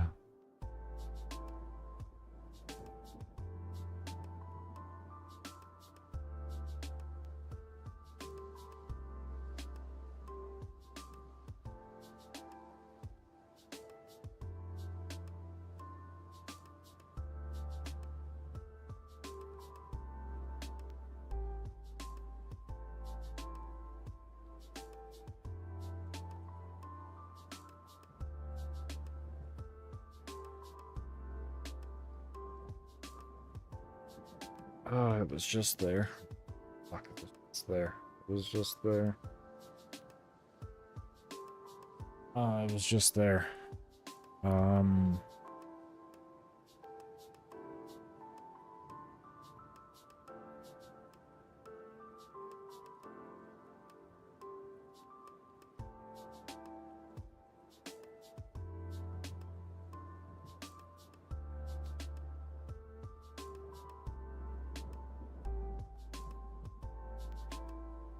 How's it going in the digital cave? Actually, pretty well. We made a collision system with the interactables, which is destroyable objects in the game. So efficient that it uses up a fraction of the resources, and now we're slowly kind of working a dual interaction with them to where, like, if the enemy is too close to a wall and too close to the enemy, it's doing a particular thing. That's what we're working on right now.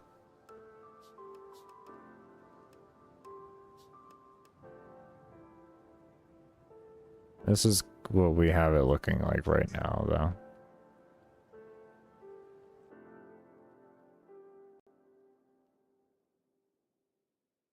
We got just a few mobs going through the wall. So we're just trying to figure out, make it a better consistency so none of them do.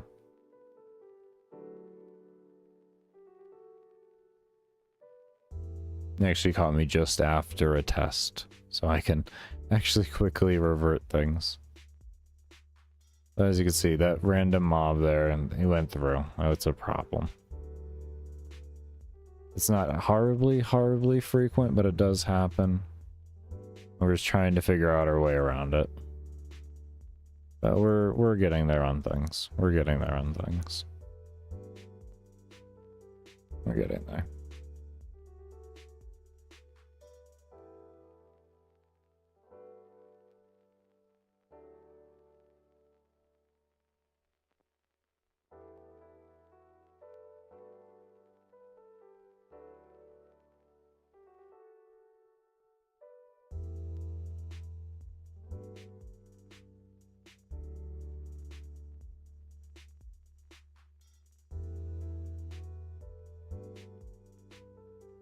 Oh yeah, definitely.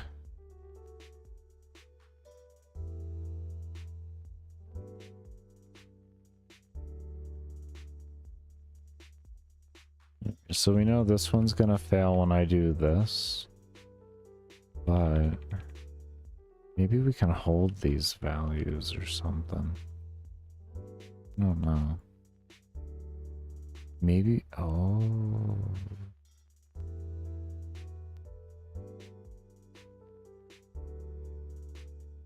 Hold on.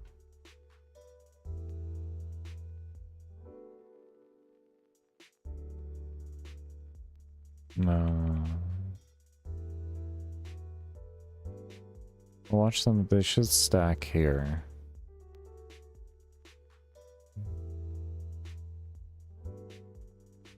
Oh no, man, no. I'll be making a full announcement and everything on that, though. There'll be an independent video and everything on that. But it'll be a public beta test. That'll all be public. Okay, yeah, that's what I thought. Yeah, they're just gonna stack on each other. Yeah. Okay, that's fine. Okay. Alright.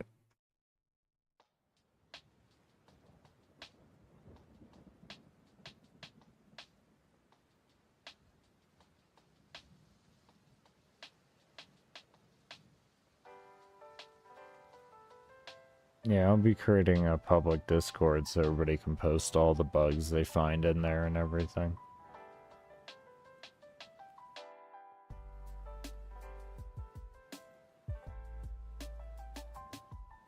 Yeah, it's gonna be... I was gonna do the library involved in it too, but with how much extra work I've been putting into the first mission here to make it actually something meaningful besides just a mindless killing field,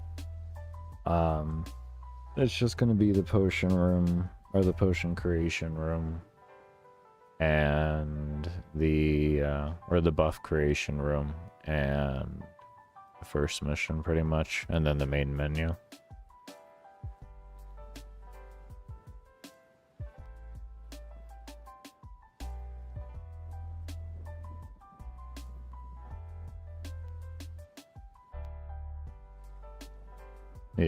Yeah, take it one step at a time. One step at a time. I'll get the first 3 missions done that I want to get done, which is I'll get a boss mission done, one of the dungeons done, and then this endless done. And then afterwards I'll go back and work on the library more. But that'll allow me to have the demo out at least. And I can have the demo out, I can get it released on Steam and all that type of stuff.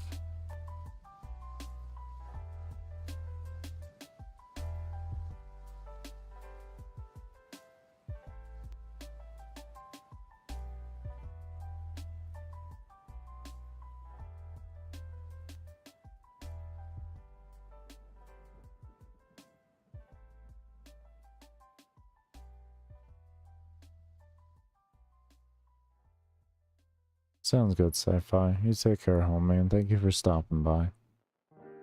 Can't wait to see the Limbo Bible come out. The Limb Bible. Can't wait to see the Limb Bible. Before we had done nothing here, which is essentially like putting else exit, to be fair. I don't know, maybe with the changes it might look better. I think that's gonna be a problem though.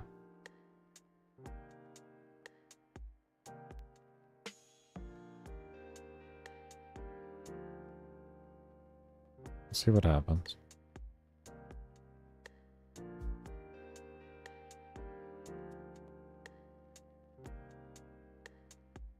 I don't see anything moving. There we go. Okay. I don't know where you guys are going. Where are you going? Oh. Okay, that's a lot more frequent.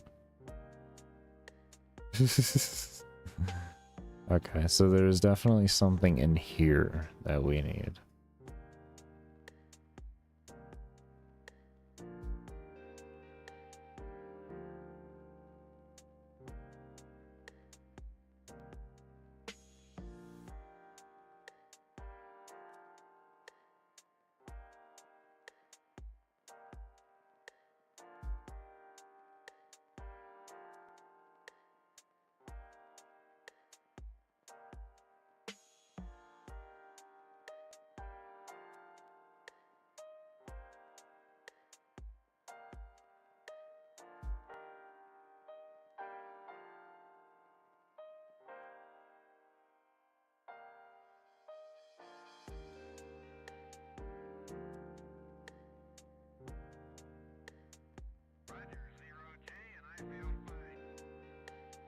Discovery Houston, press to ATO.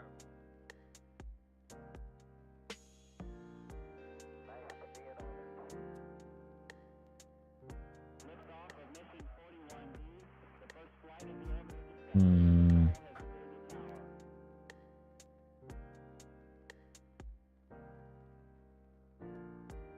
Discovery has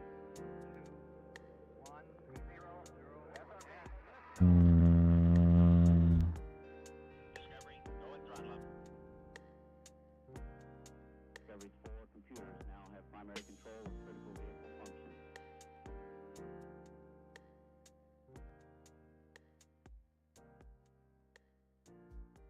How do we make you...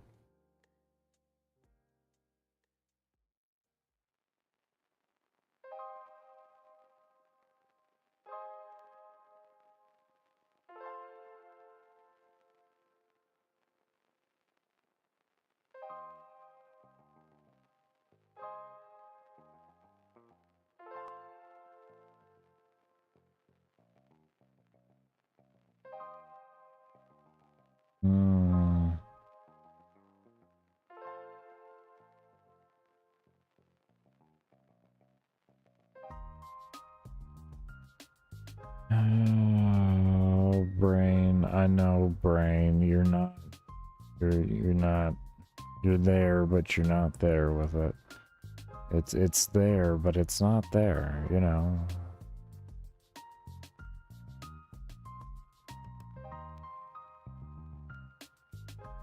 Set instance rotation.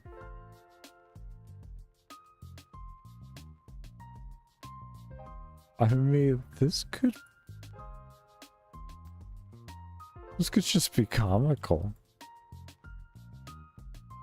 This actually could be pretty funny.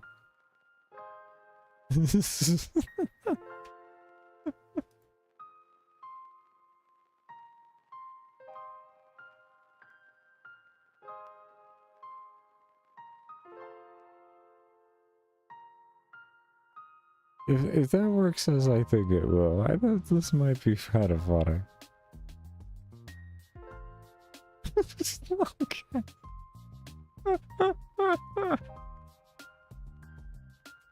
It's not as fucking serious though. Jesus Christ.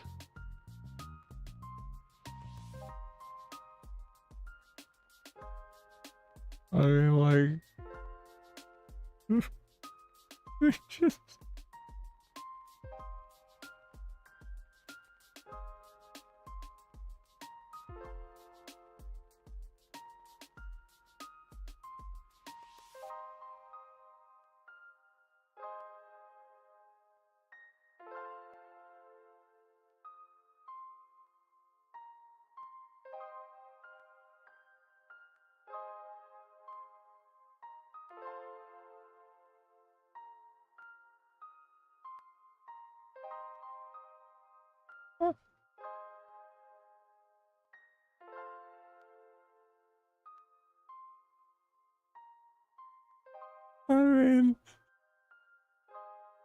I mean, you know.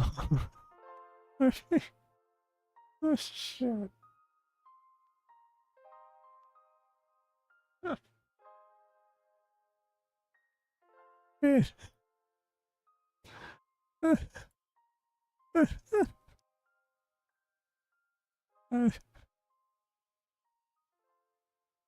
Oh my god.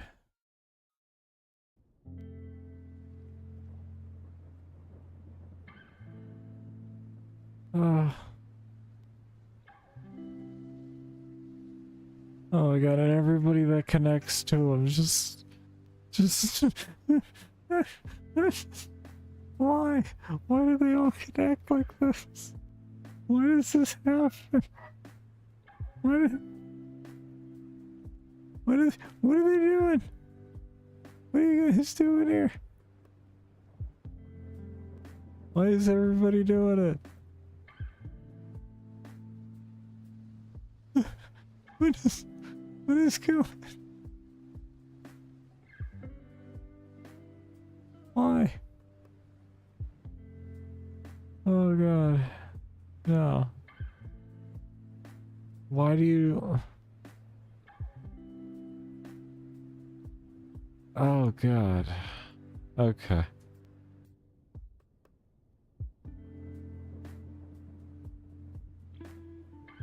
Alright. Alright, so it's... clearly not the play. Clearly not the play. Overwhelmingly, astoundingly not the play.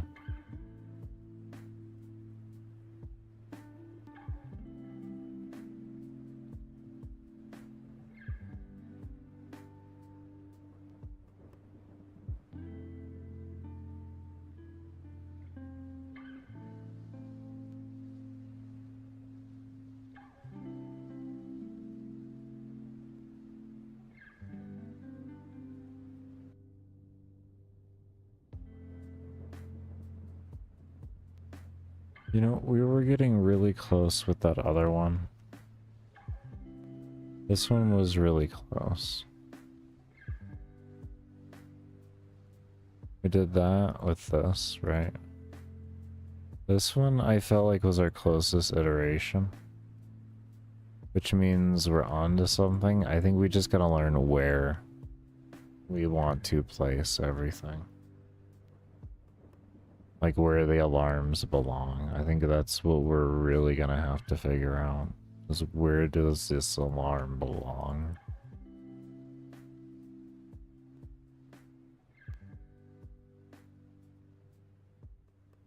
And I think if we figure out where the alarm belongs, we'll be in a good spot.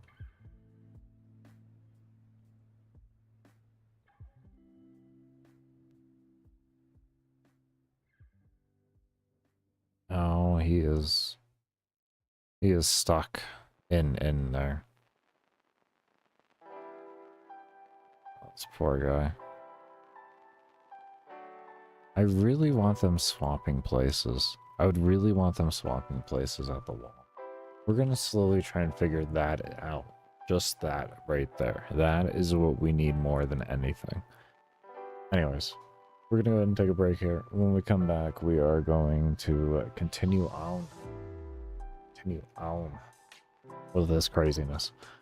And remember, the only time I run ads is during my breaks and when I do my support streams, and you're lurking during those times does keep the stream ad free. And it is much appreciated as it does help support development of the game. But I do want to thank you all for coming around and chilling. And And we'll see you all when I come back from the break.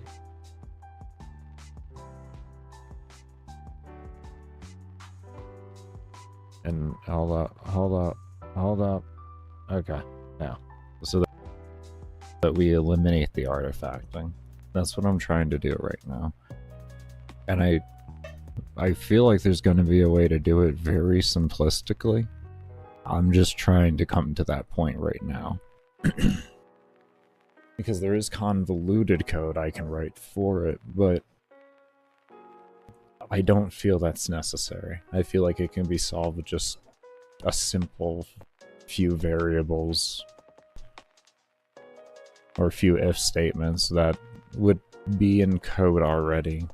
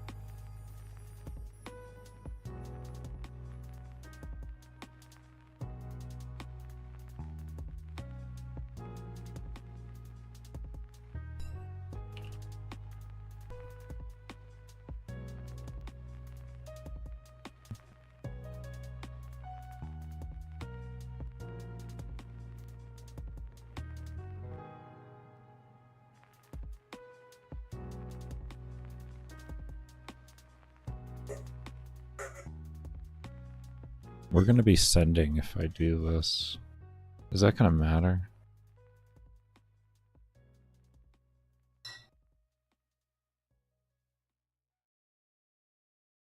Is that gonna matter?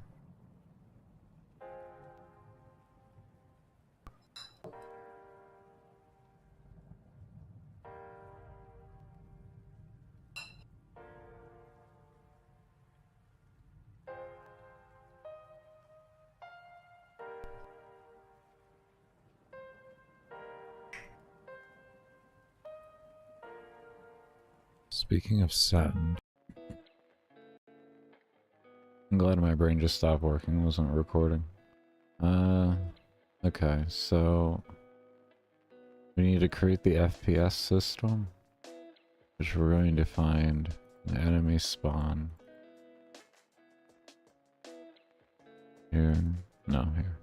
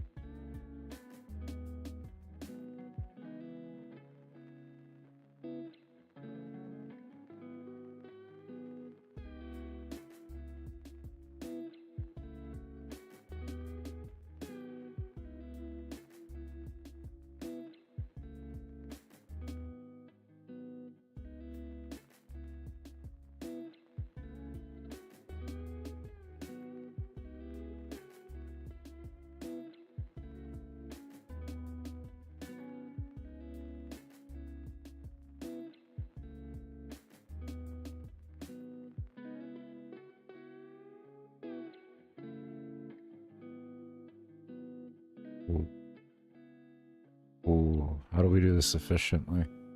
Son of a bitch. Son of a bitch. I didn't want to make this a global.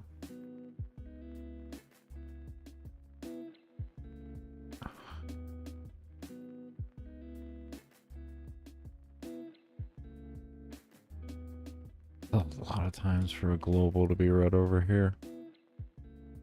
I guess we can turn it into a global, and whenever we need to refer to it, we can use it. And then turn it into... Okay. Okay.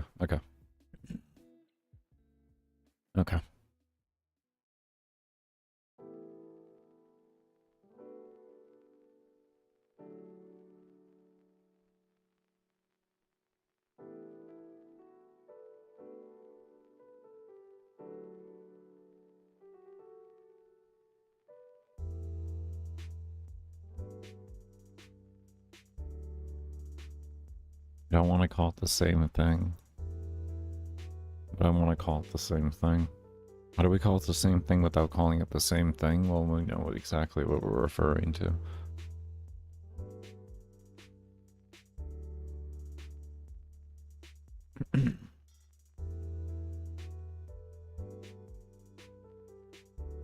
Okay. So we have our reference.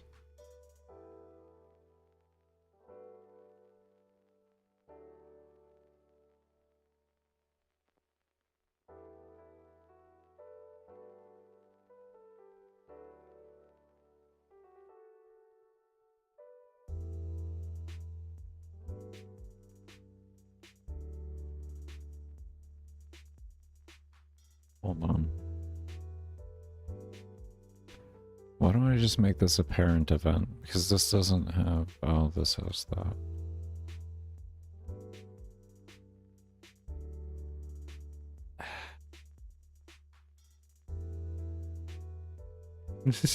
Okay, we'll keep it there. I don't want to make the code more inefficient.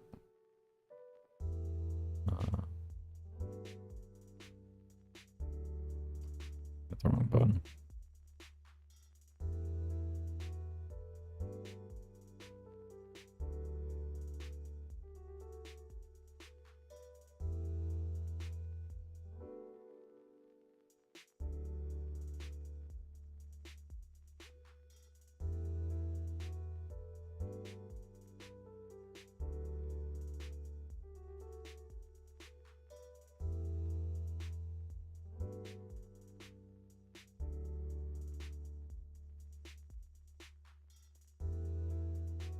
Actually, you're here. Okay, so we need a value here that we'll call step set, and the value is going to be all step set. Okay, so on creation, it'll grab that, and then we can just refer to it.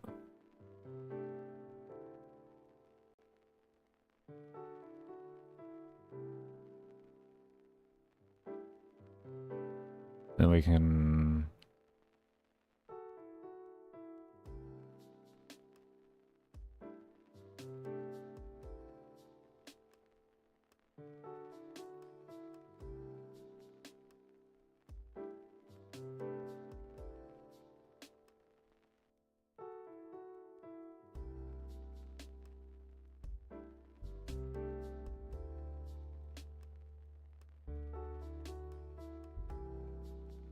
How do I assign that a variable? Why don't I assign that as a temporary? I should be able to declare that as a temp.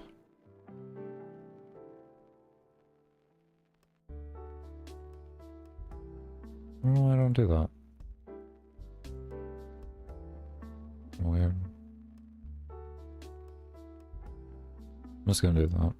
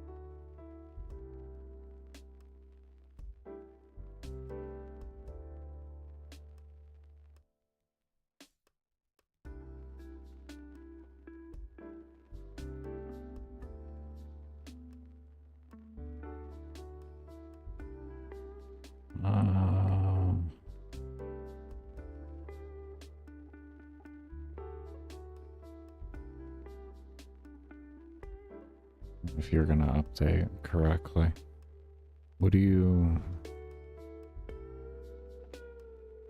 You should probably add the global on here.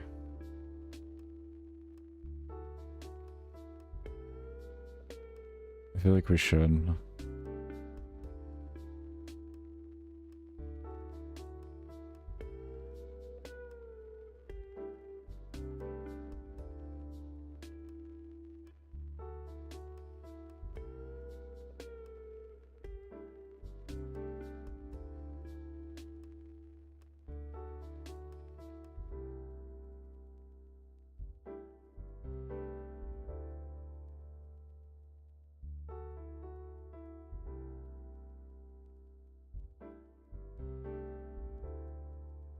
Okay. I should update that then appropriately.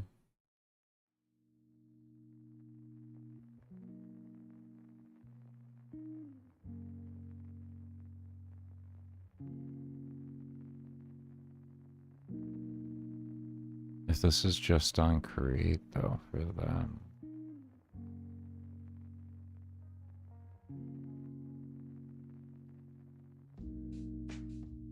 If this is just on a create, it won't update it then.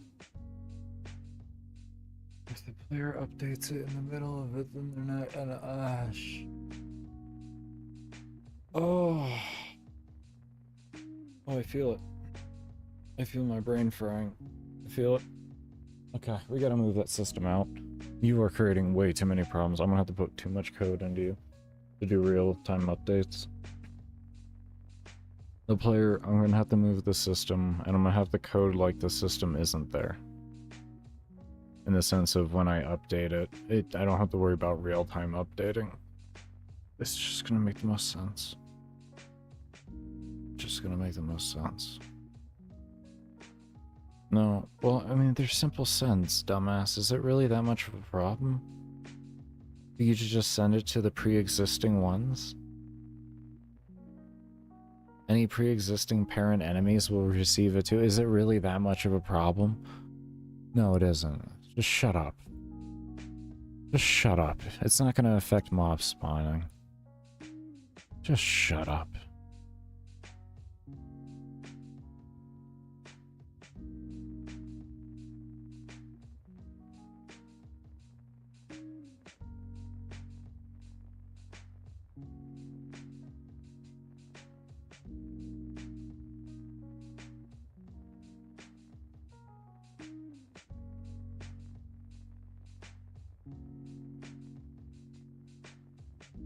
There.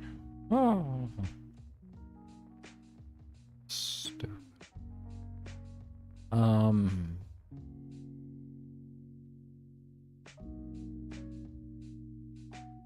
Okay, so we have this here. This sets to this. Mob spawning, my beloved. Yeah, right.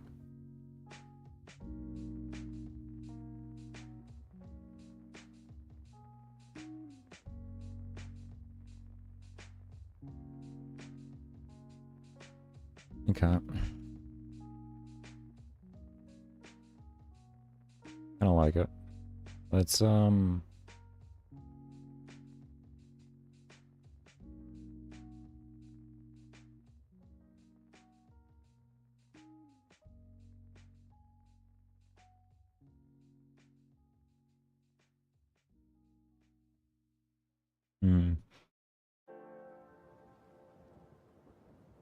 no. What do I want to do?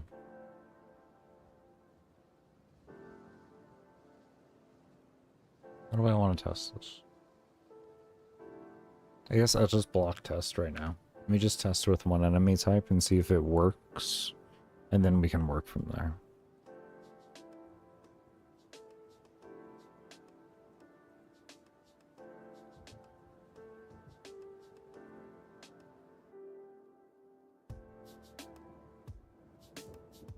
Okay.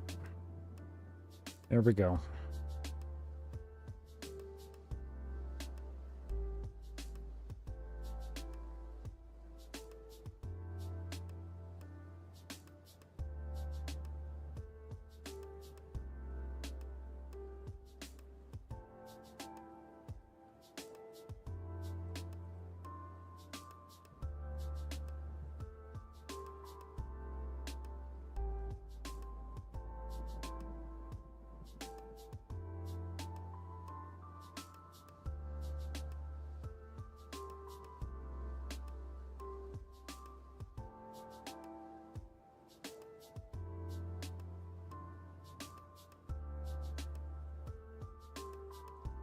Probably gonna want to reverse the order of the code as well. Really thinking on it. Oh no, because there's only so much space around the player. We have space for...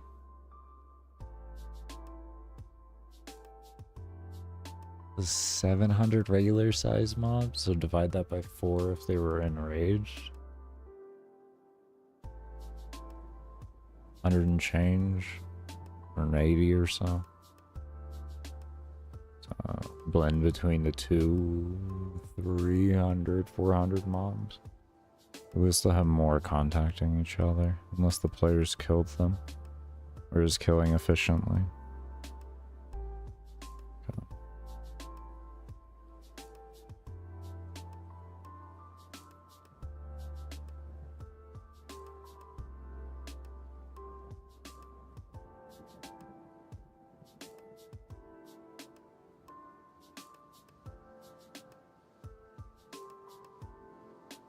And that would be under ideal conditions. Ooh.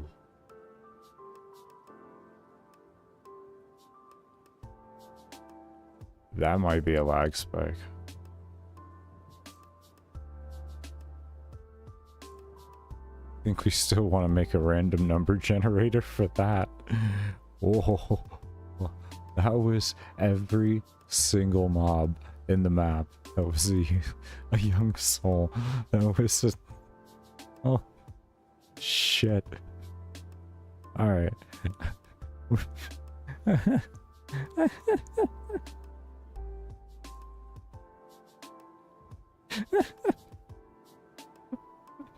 That's a fucking enrage phase.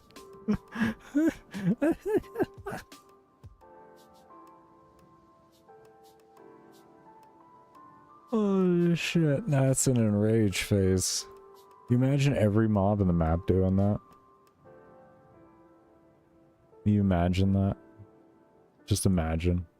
Take a moment and imagine that.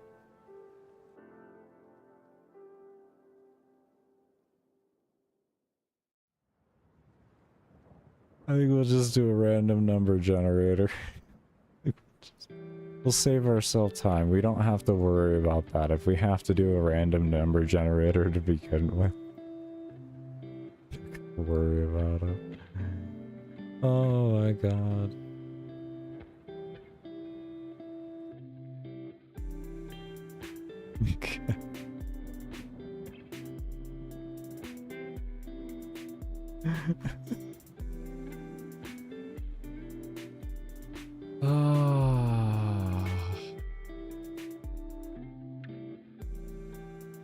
That was rich. Did we put this in everywhere? No, it was just okay.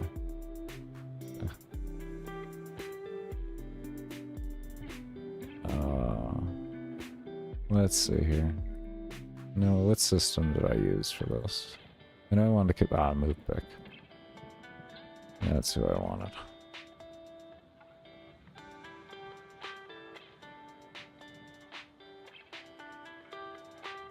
I guess we could attach it to that to maintain performance.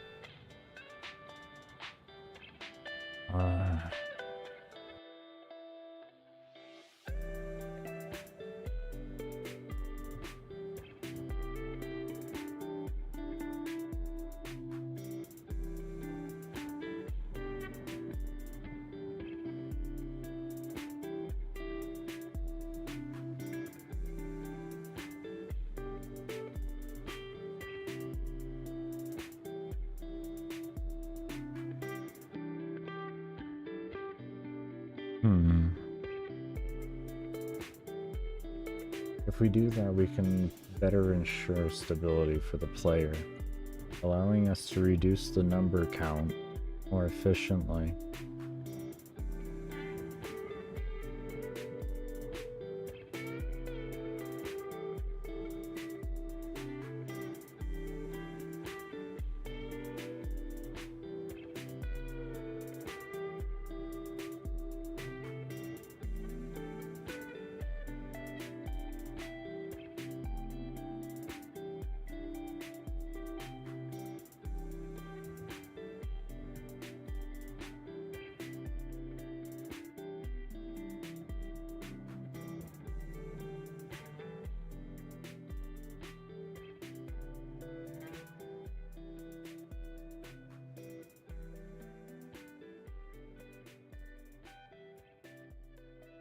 Hmm.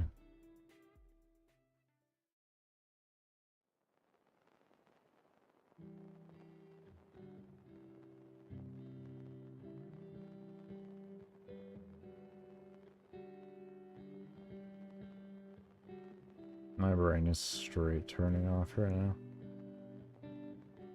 This is why I didn't want to work on the system on the stream. Oh, the commentary is gonna start devolving. Oh, Lord. Okay, so we say equals 1. We do this. God, my brain is just... What are we doing here? Okay, so we had 100 here. We do that. I like the 100. That's a good frequency. It's high frequency. Make mob move, I guess. I don't know. Then say if we just want to put in all these systems that I just made back again. Every fucking one of them. Can I just undo? Love you. Oh. Thank you for being respectful. You know, I usually hate the undo in this. Like, I usually hate it with a bloody passion. But right now, it's okay. Right now, I like it. Right now, I do. Right now, it's okay. It's okay in my world.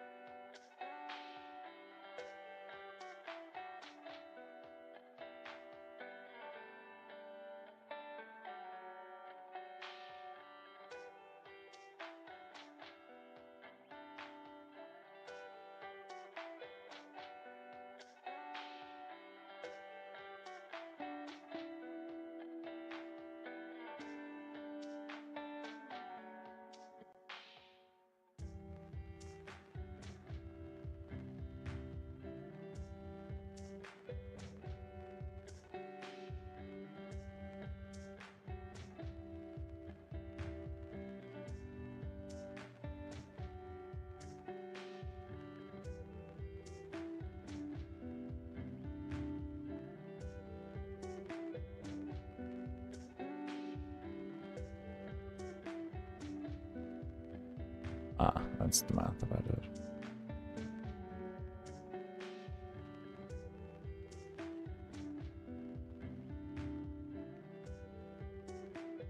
Might as well kind of keep things consistent in that regard. I might even increase or decrease the number on this because we're gonna have 2 different things coming in.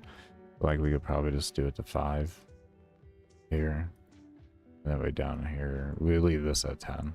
Or this higher frequency maybe.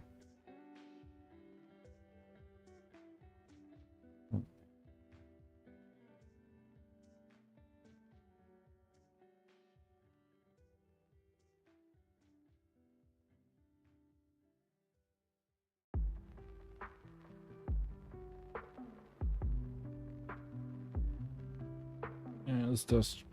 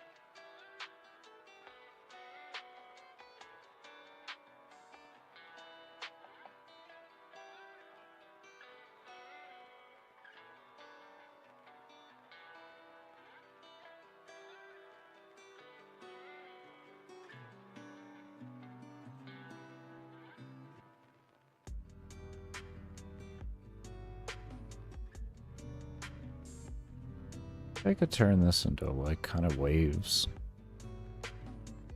I know it's kind of changing up what I was having for the mission mode, but maybe I could change it up into waves.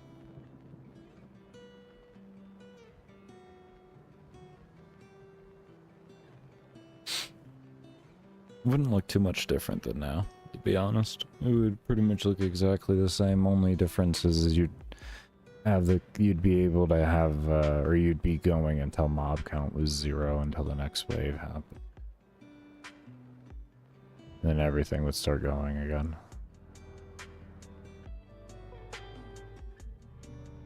Oh. I have an idea. I like that spawning.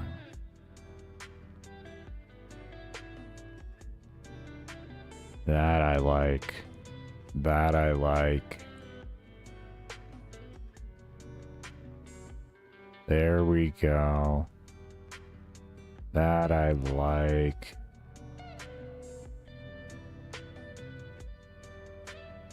That shit's clean. That's what I'm talking about right there. Okay, let's implement this. Let's implement this.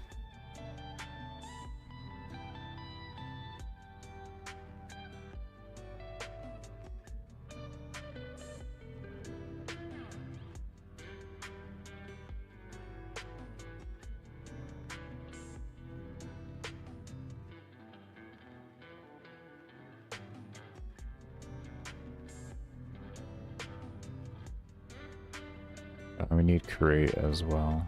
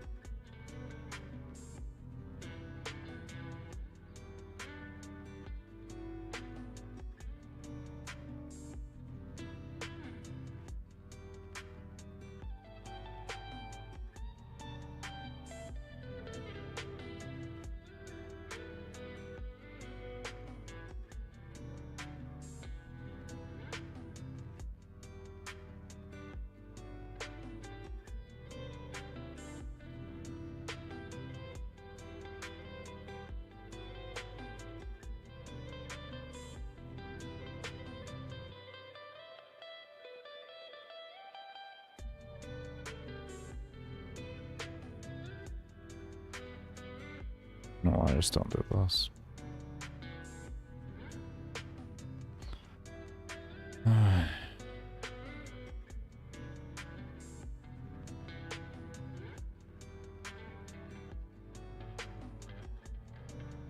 the only thing we gotta do down here, change that to that, and over to Young Soul.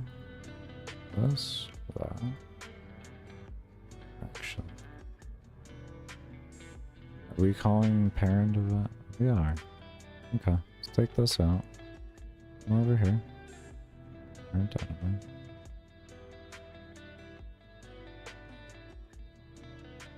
Okay. Okay.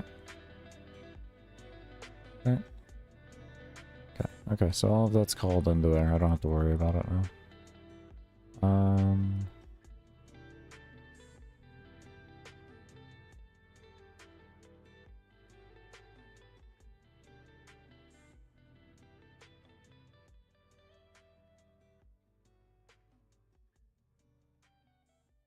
That should be the...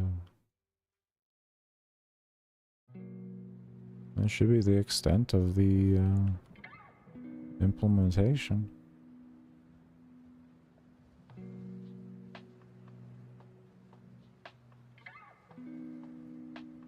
Confused here. There we go.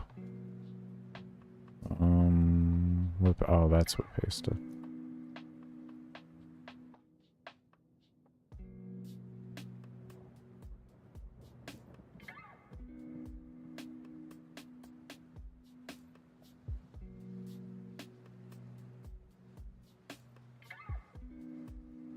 a Twitch.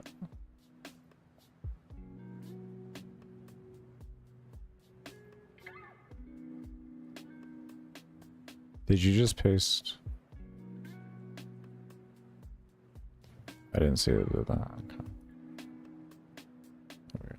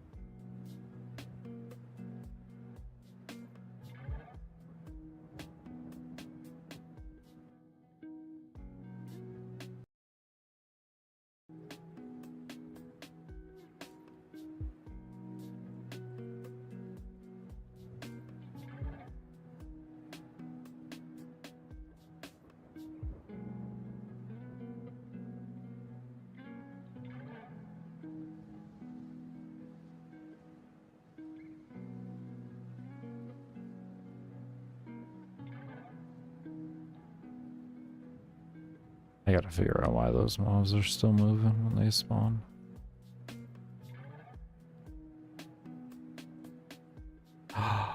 They're hitting the walls. They're hitting the walls, which makes them... Oh, because of the interactions I have with it. Okay, okay, I got it. It's fine, it's fine. I understand now what's happening. It'll be happening everywhere. It's just it happens more frequently up there. Okay. So the external walls, I have it will set their movement speed to 0 and then target player and move towards them. Or essentially target player but move towards their position. And that's what's happening there. That's why we're seeing that random mob. Because they're interacting with the wall and it's causing that code to happen.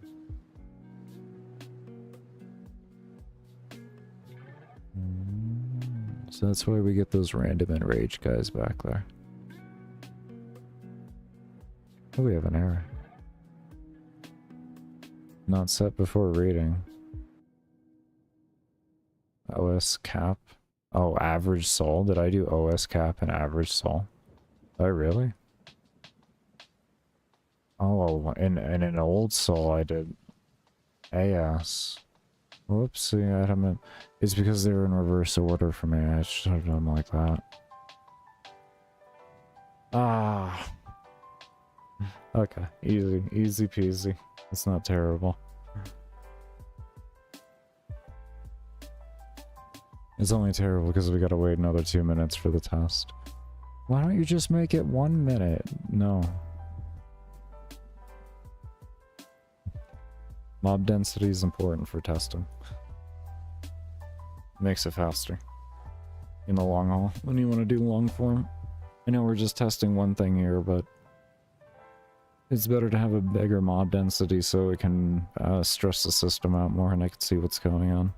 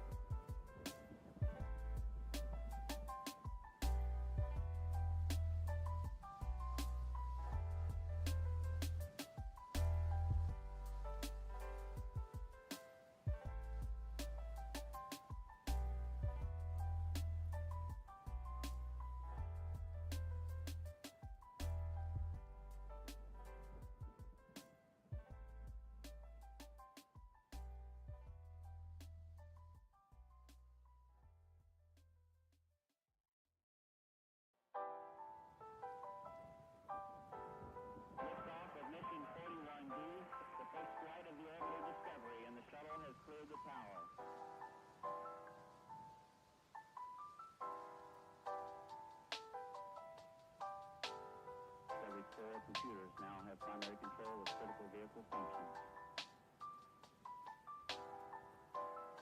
Here we go. Enrage. Oh, that's actually a pretty nice spawn-in. That's actually a pretty nice spawn-in. Dense enough to feel it, but not dense enough to box in the player to the degree where they couldn't get themselves out. That worked really, really well. What's good, sci-fi? I saw the Limb Bible was out, man. 2 hours. You madman. You madman. You staying safe too? I know y'all got some of that hurricane coming in. I'm just going well, man. Going well. Working on the whole system I told you about yesterday. You're essentially seeing it in action now. We're in the enrage phase. As you see, we have larger mobs. We have mobs going to destroy the objects, and they're porting to the player. And we also have other mobs as well, porting to the player to help clear up the screen. And then here in a minute, everything will spawn back. Oh no, when we're under 1,000 objects, everything will spawn back on the next reset. But yeah, it's going well so far. It's going well.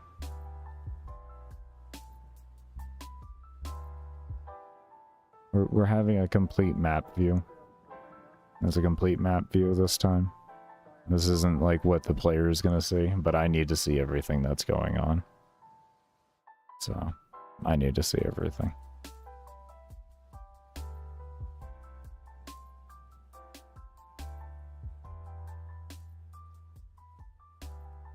If you need to evacuate or not. I hear you, I hear you. Yeah, depending on where you're at in the bend, it can be a problem. A lot of infrastructure up in the northern part of Florida isn't like really well built for hurricanes, so they suffer a lot. Especially infrastructure wise, in the sense of like houses and everything. Like northern Florida still has like a shit ton of houses from like the 1800s and everything. Because they're just not like... Historically, northern, like the bend of Florida, never really got hurricanes except for on occasion. It was mainly always the other side. Like over on Miami area. Yeah, I figured as much. It's looking like it should be avoiding you guys with the eye, so you should be chill. Tampa, thankfully, has done a decent job with their infrastructure. Tampa's not too bad. But the more north you get up in Florida, the more backwoods it gets and everything.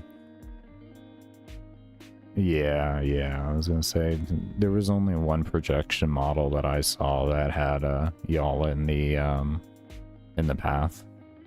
So that's good.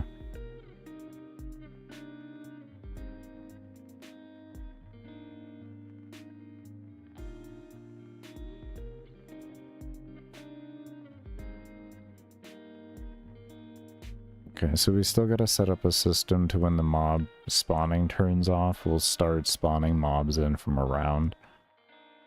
I'll have to figure that out. But that would be my next step right now, but we'll take a look some more at what we're doing with this enrage phase. That's more of a, I turned off the mob spawning there because I have it set like that for performance. Alright, here comes next enrage. Instead, it should spawn everything back. Boom, there we go, and things are now getting destroyed, mobs are popping up, everything is going good there. I have to see how FPS looks during all that, but we look to be pretty smooth. So now you skip through and you go to the next enrage instead, so you'll have all these mobs stuck buff on screen for the next enrage phase, because you didn't kill any of them, you didn't do anything like that.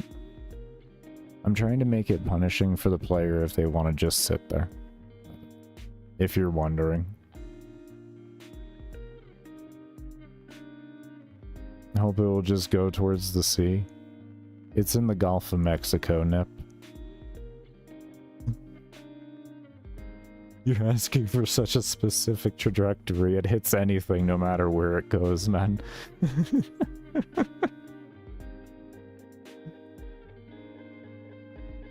Unfortunately, that's the reality there. In the Gulf of Mexico right now is just a cooking oven for hurricanes. Because we're in a, what is it, El Nino, I think we're in right now. So, like, the waters are just insanely warm and favorable for activity. Like, what this started out was just a really big-ass storm. But because the waters like, all around that area are so favorable right now and warm, it just grew from there. It's gonna be one of the biggest, like, hurricanes we've seen of the season. From what the projected models is things like almost the size of Florida when it comes to the outer bands and everything. Or at least when I looked at it last night. I haven't looked at it this morning. But I'm 2,000 miles away. I'm not gonna, like... I'll look at it later. It's not gonna affect me. Alright, we have the next enrage coming in. Boom, and like everything's spawning in.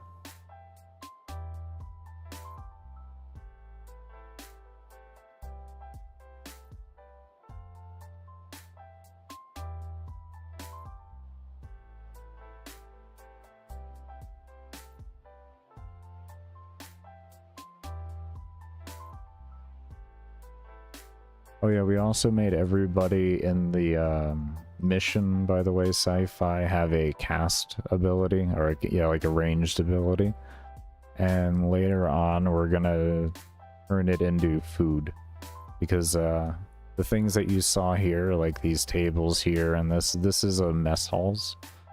So we're gonna have them throwing food at the player. And it's just gonna be a random number generator on what food gets thrown. So there's, every mob will have a ranged attack, so they're not just like, they have a ranged and a melee attack. If they get within melee range of you, they'll do damage, and they also have a ranged attack to do damage to you.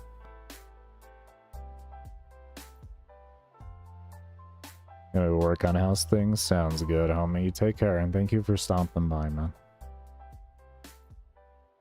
You haven't seen it up close of that area?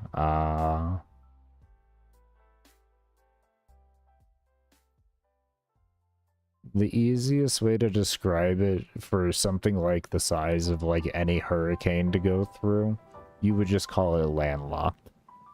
There's nowhere it can go where it doesn't affect some poor place. Literally. The only thing you can hope for is that it just dissipates in the middle of the Gulf of Mexico. Because other than that, it's essentially, you might as well just call it landlocked. Like, it's not actually landlocked, you know, like there's plenty of open avenues, but for how large a hurricane typically is, you might as well just call it landlocked. Like, there's nowhere it can go without hitting land. It's a lake at that point. It's in a lake, I guess would be the best way to put it. A pond.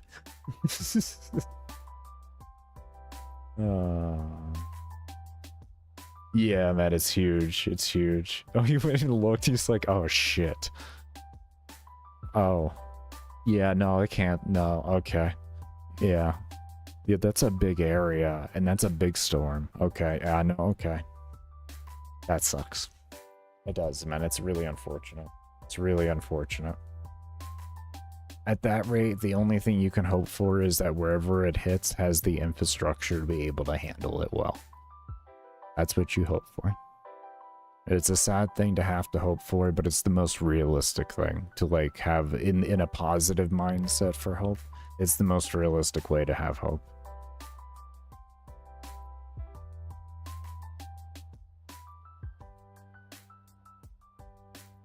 Okay, so we definitely need to build a system that makes these mobs spawn to the... This way we can free up mob count and all that.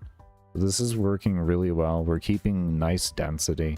We just need to get these mobs to the player more. We just need to get these mobs to the player more. This is amazing. I believe so, yeah. I don't keep track with the names, man. It's the only hurricane that I know that's actively going on, though. Give me a moment.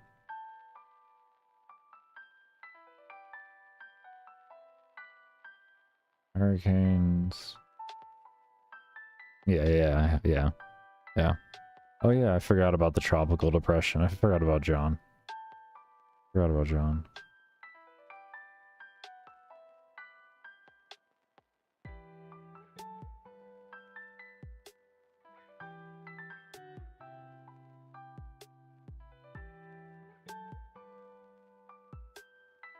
That one's gonna suck for them.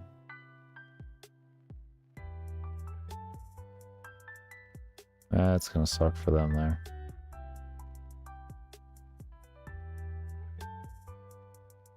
But yeah.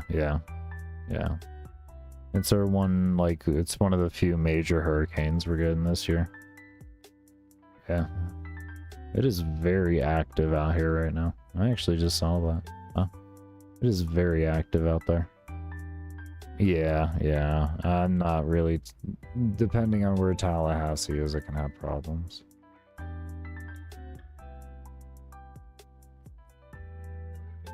Oh, not a big fan of that, but I mean, that's life. It's life. Okay.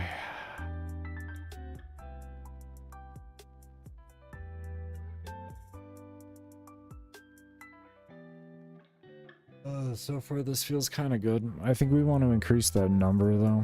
They really come in, or decrease this number though. Honestly, I think we may even just equal 1 at this point on all of them, and we'll give it a test again and see. But I'm thinking we may just equal 1.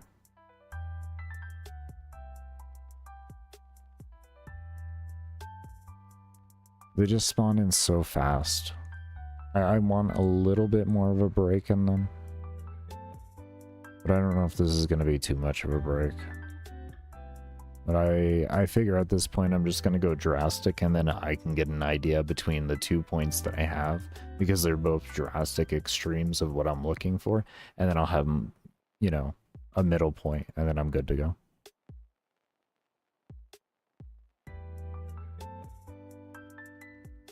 I hit escape.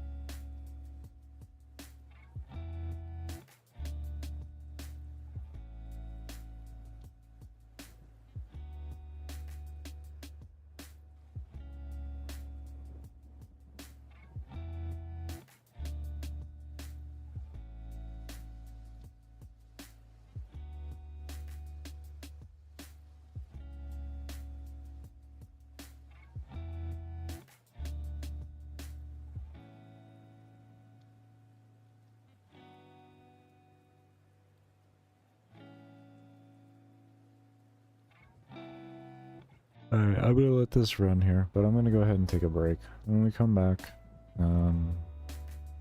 we'll figure out what we're gonna be working on and everything.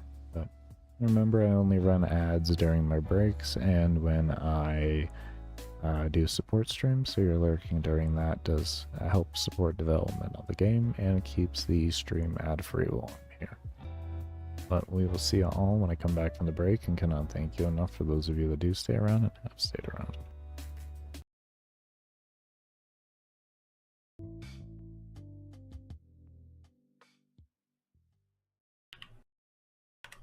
There we go. Okay. Wait, yeah, homie, wasn't that last week? Had to turn down the music. My apologies there for not doing that earlier when I came back. What? What? Hold up one sec.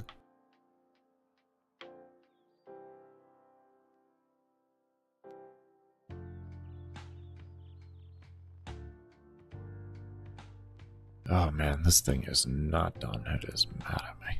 Okay, anyways.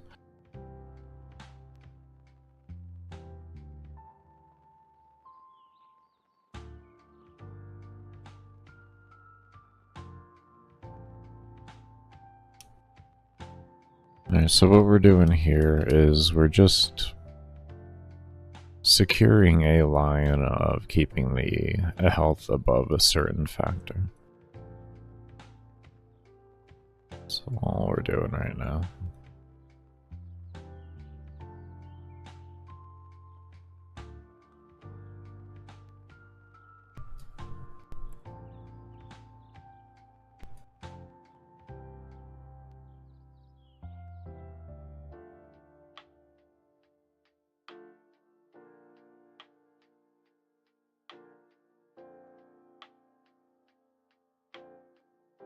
Speed is fine. And we're back. Sounds good, man.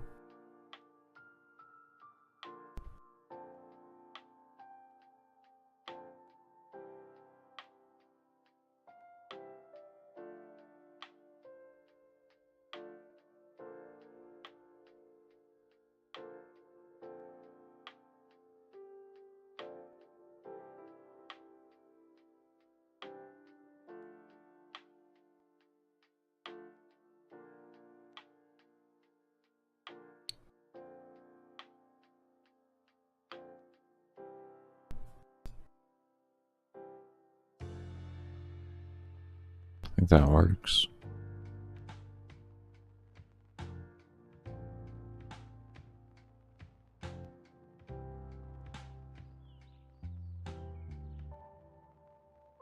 I think that works. I think that works. Let's just replicate this.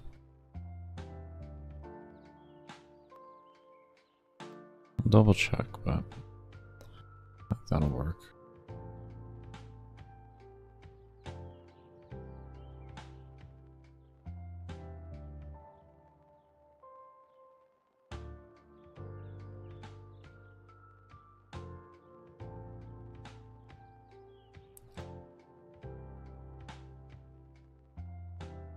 Actually,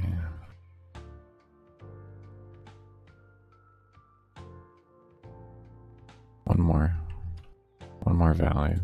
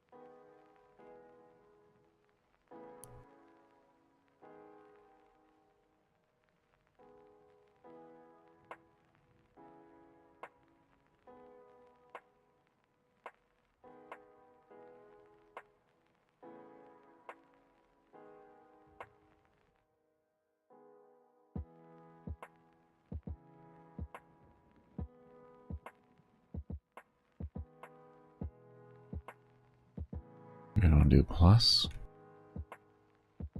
We're gonna do plus because this is our multiplier.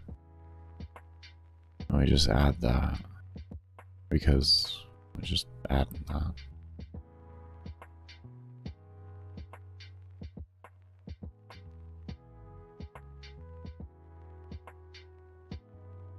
Just because we want something sitting in the beginning.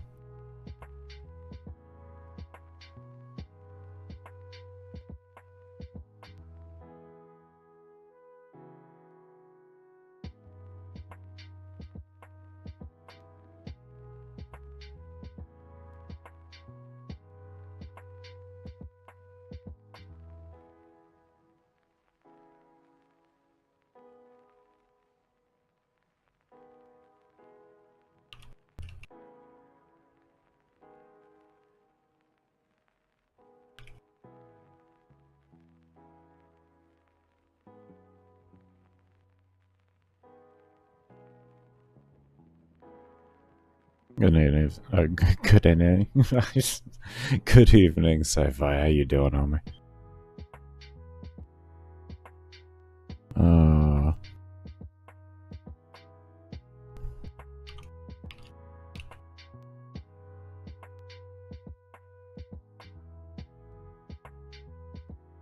Let's come to bless your floor to Jesus.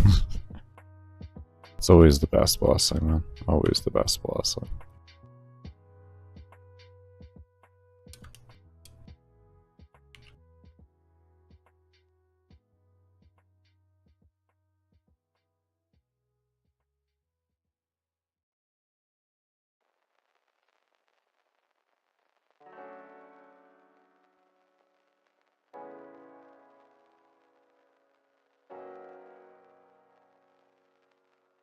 There we go. We are working on redoing the whole scaling for enemies and everything like that in the game. We just got done redoing the XP game, so now we're or the XP scaling more or less, and now we're working on the enemy stats altogether.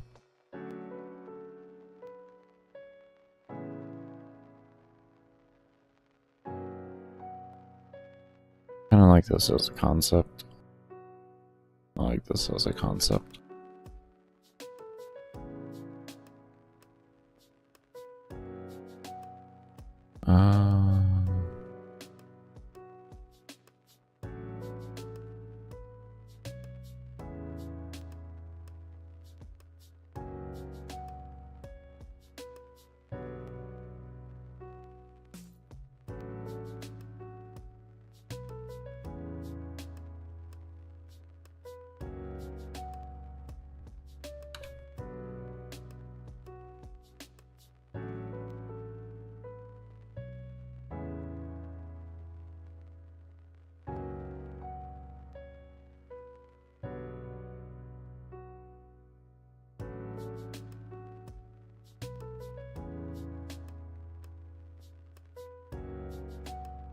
Pay attention to the road now. We'll see you. Sounds good, homie. You drive safe. Gotta have the Limbo Lord stay alive.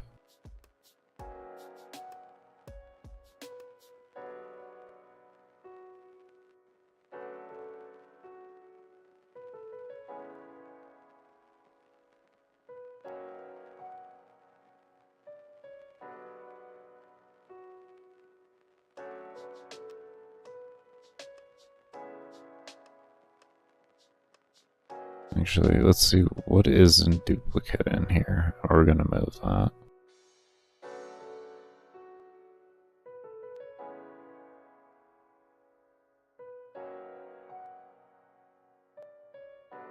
And we have the HP, and then we have the damage. And then we have this XP base and XP increase. We have XP there, and then we have these values here. Okay, what we're left with are these equations.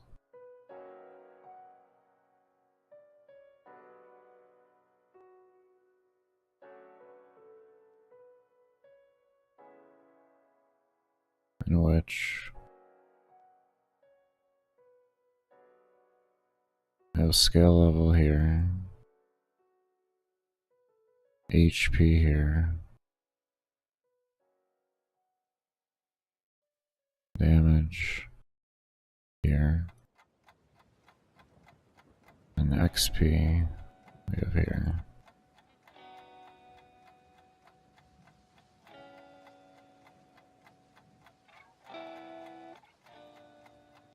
Did it turn off ads, right? Yeah.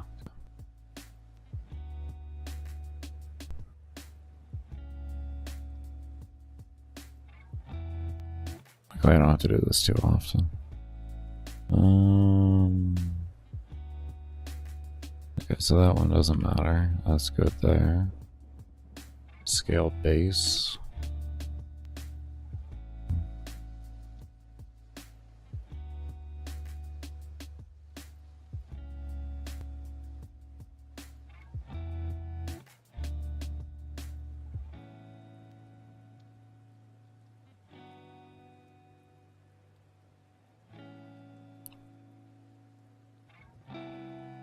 It doesn't really matter. I'll just keep it at 45 for right now. This value will be changed at some point.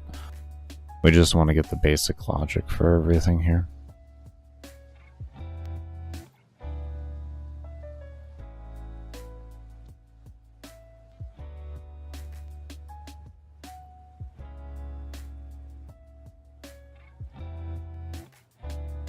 Oh, that was a good twitch. Oh. Crazy part is that was not from my hand, that was from my fucking hip.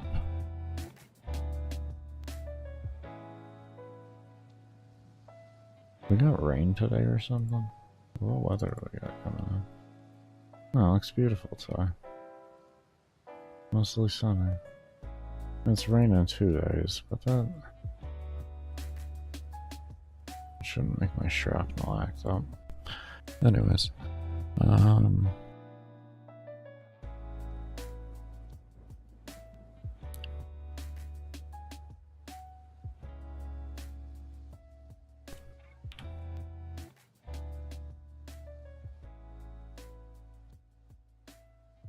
we don't need to do that. Let's just call it XP base. Ow. And do it like that. The equation is going to look like that. Instead, there is no reason to make the YS here. These two. There.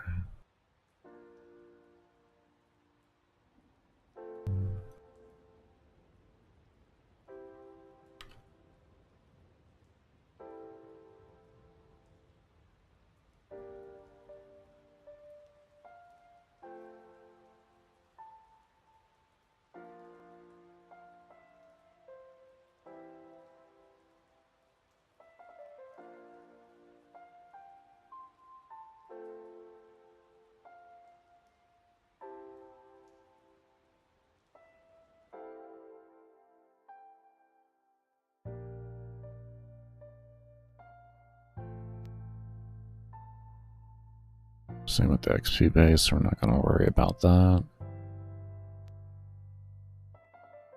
Should I make a damage scale base? I think I should. I should. We'll call this scale HP base.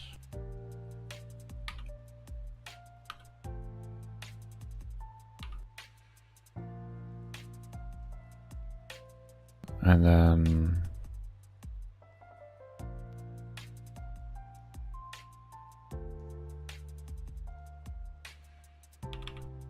scale damage base.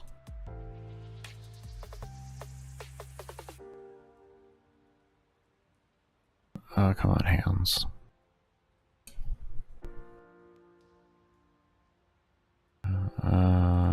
Scale damage base.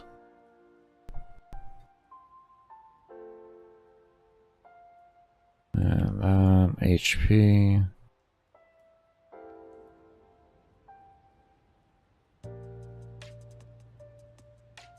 Let me just copy that. Find the base here. Go ahead and copy that out. And do that. And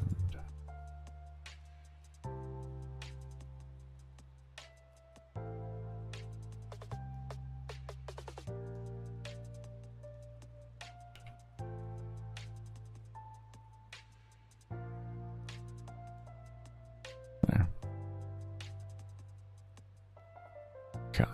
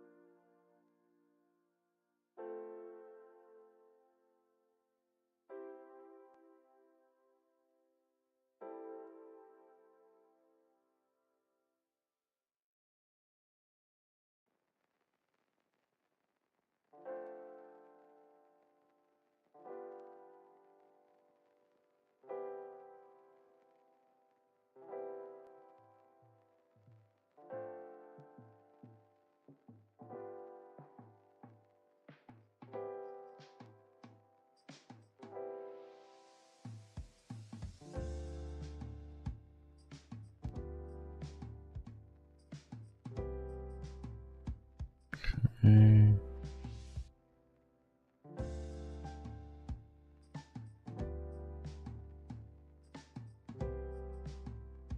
What XP at?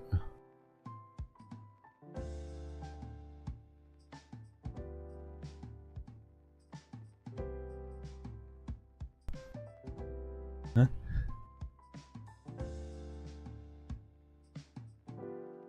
Weird.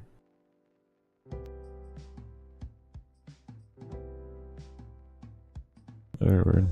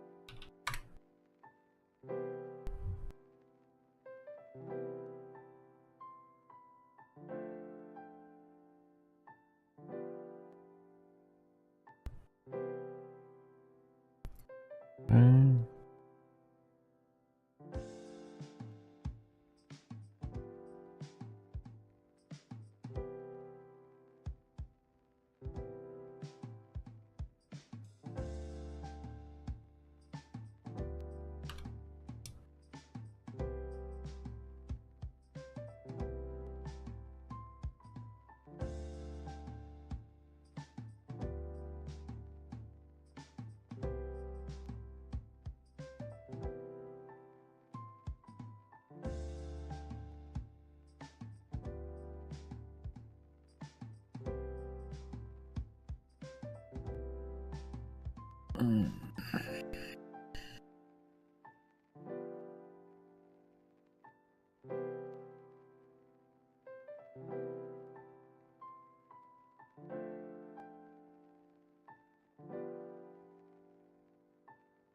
Did I restart my timer? Yeah, I did. Yep.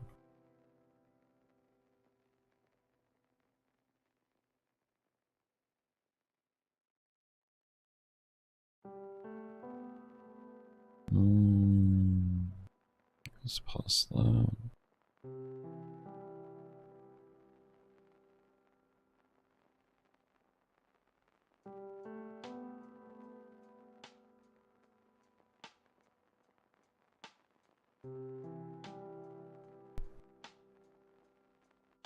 Whoa.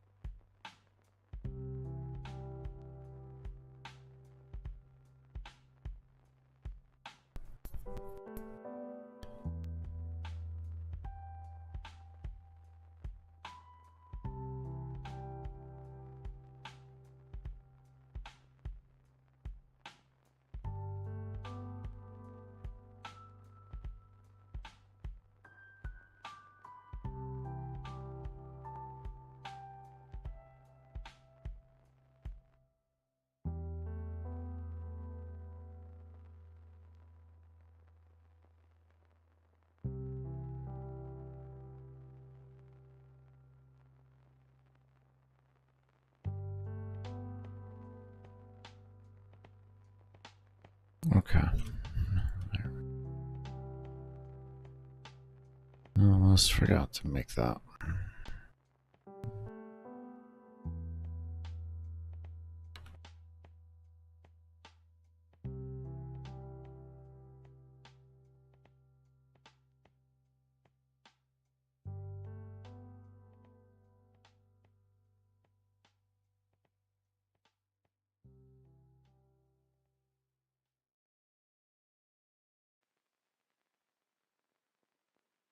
Okay.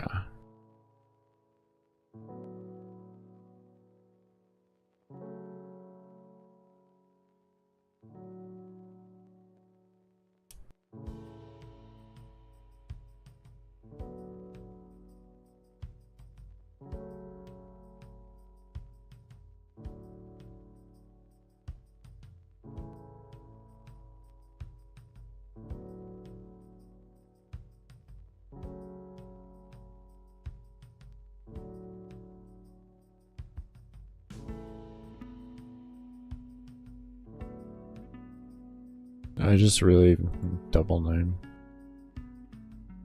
Hold on. What did I just do then?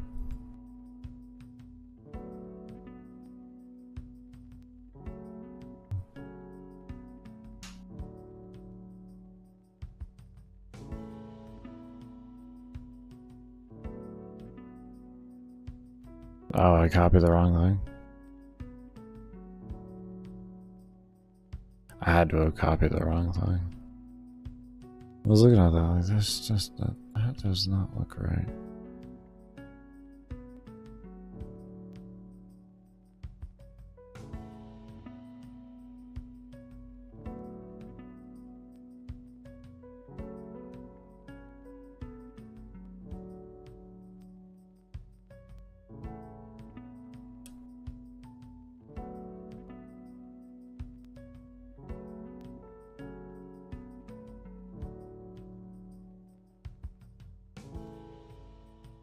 Come on, can I have this? Thank you.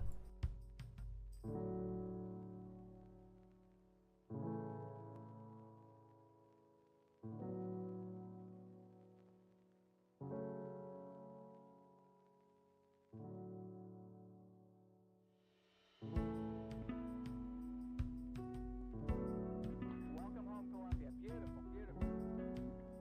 Discovery's 4 computers now have primary control of critical vehicle functions.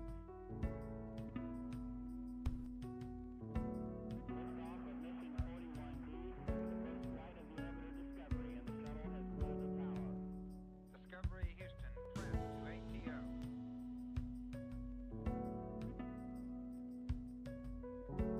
Nice to be in orbit. Okay. Beautiful, beautiful. Let's get these extra things copied over. Grab you, you,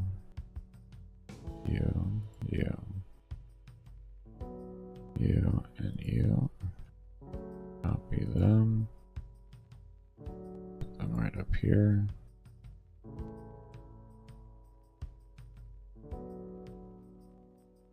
And we get everything separated.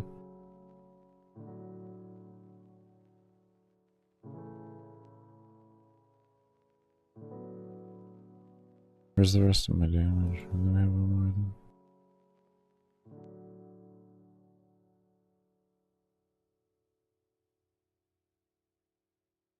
Oh, I see it right there.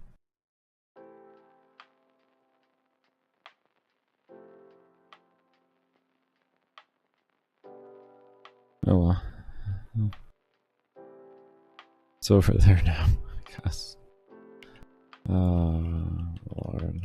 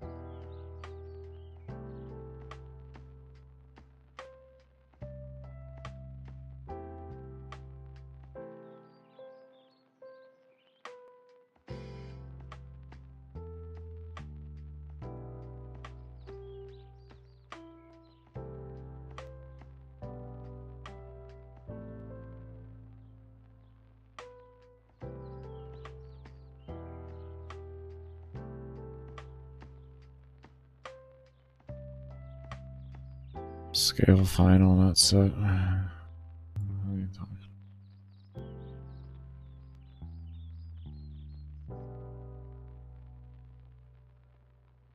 Scale HP base plus final.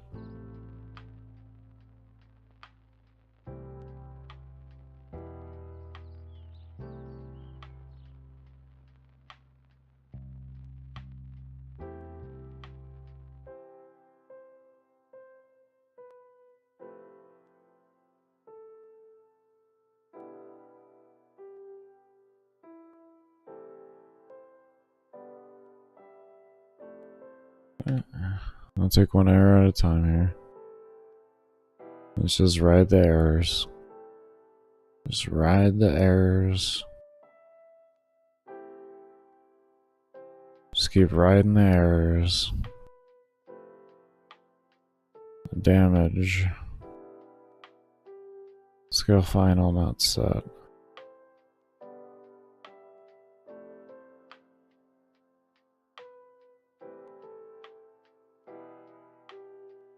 Okay. Keep riding the errors. Just ride the errors. Don't even bother reading. You're already reading over things and not reading them correctly. Just let the errors run through. For right now. You can... Alright.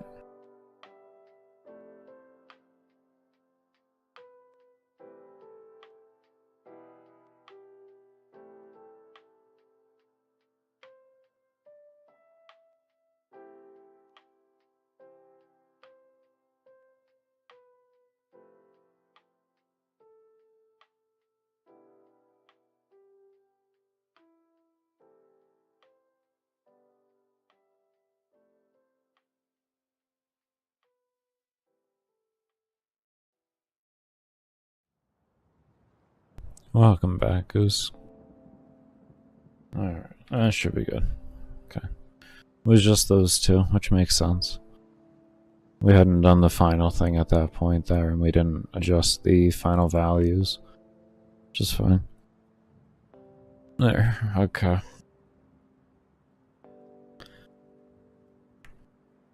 Let me just reset my level here. Alright, let's see what this looks like.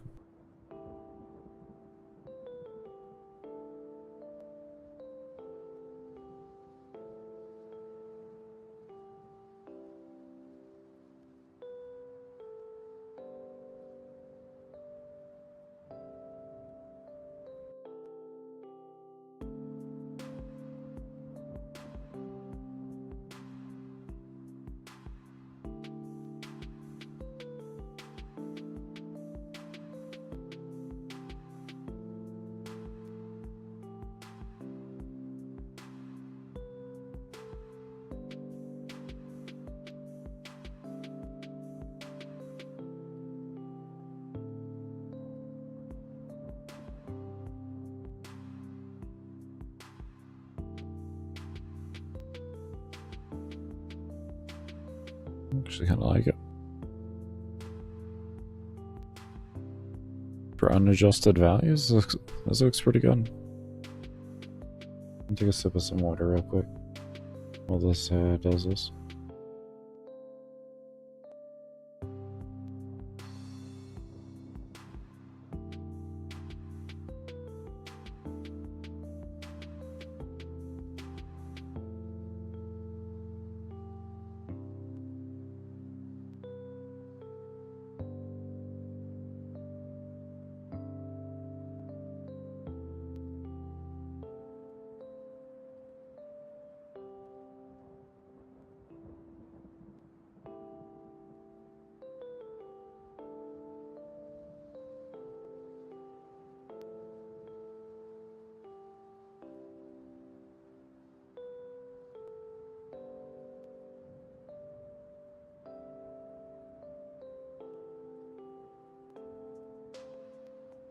Alright, this is the same loadout that I usually use for my brakes, so we'll see what's going on with this.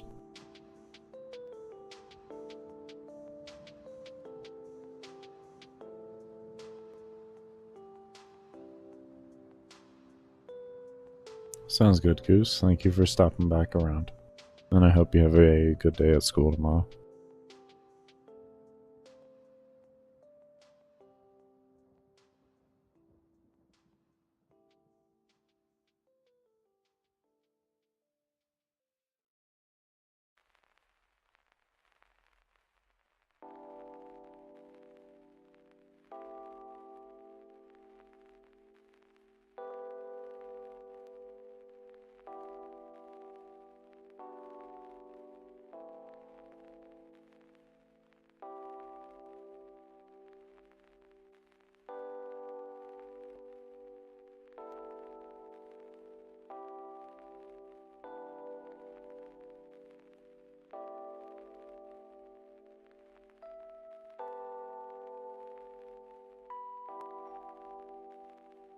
And for untouched, that looks good. I may adjust player a bit. Player I feel like is a little too slow. It's the only thing I feel like that might be a little too slow, but we're going to adjust everything else first. And then we'll see what that looks like.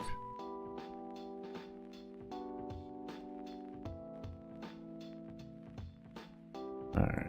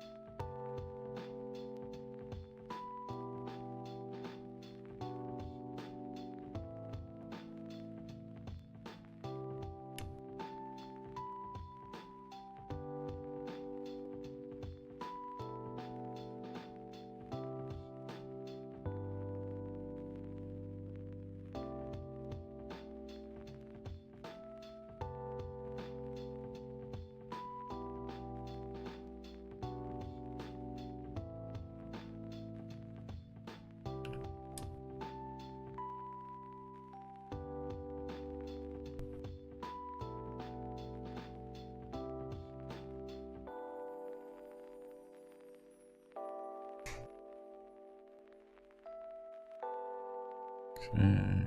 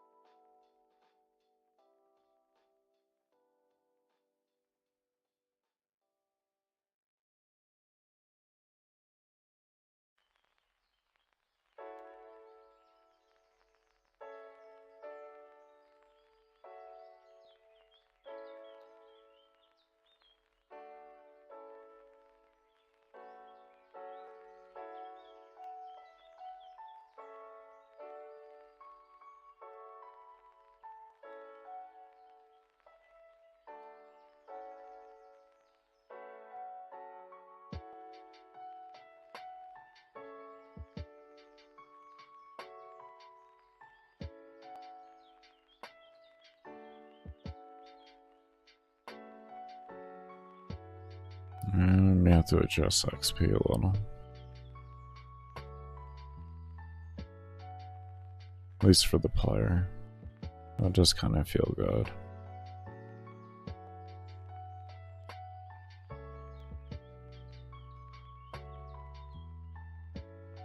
I mean, in all reality, just adjust the amount of points or the amount that you receive per level on upgrades and such.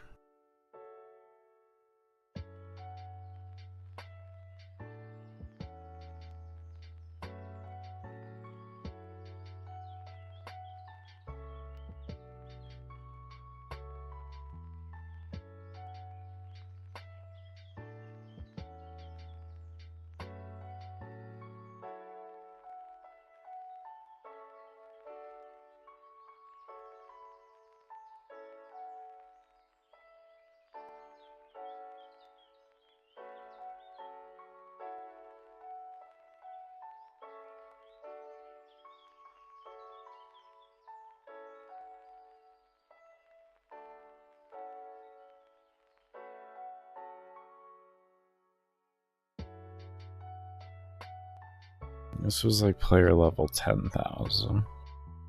That's what I remember. Somewhere around there. 10 to 11,000 is what I remember.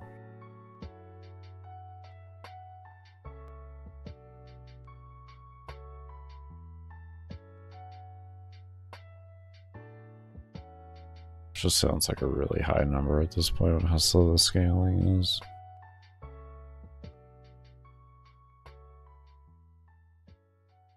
It's just that balance. What do I want to do? Do I want the player to have a lot of points to spend? And just a lot of things to do with it? But it doesn't give that many points per upgrade? Or do I want a heavier upgrade system to where every level really is meaningful?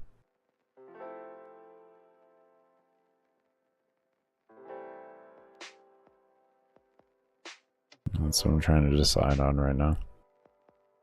Because those are essentially the two options when it comes to things, is you either make it a slower leveling process, but each level is very meaningful, or you make it a very fast leveling process, and the levels don't really feel like anything until a collective amount. But either way, they equal out to the same time per hour of effort to put in for a reward. It's just which one do I want the player to engage with? Essentially, when do I want their dopamine receptors to go off, and how do I want them to go off? Because that's more or less what an upgrade is. I'm sitting here trying to figure that out.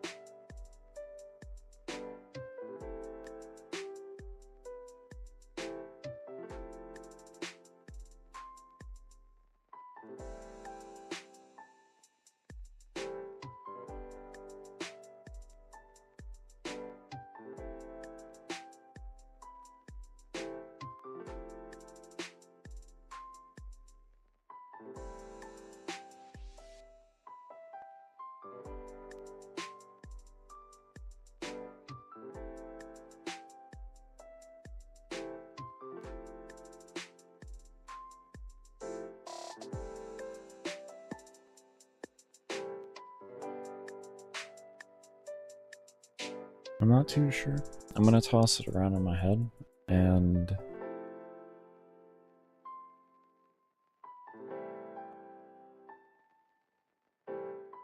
what we're going to do really quick here .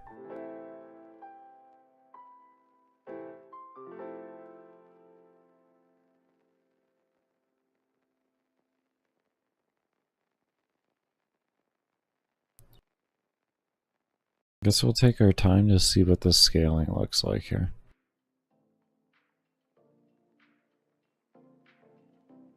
I feel like I'm gonna be here for a minute. I guess we could just start the actual scaling now. Reset ourselves back down to default level. And we can kind of feel what this game feels like. Let's start doing that.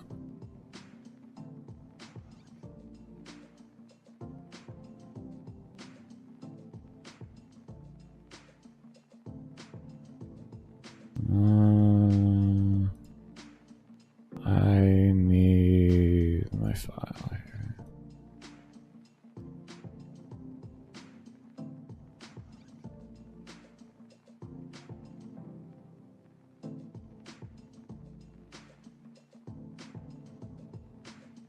I'll just stick you there. Okay. Fresh game.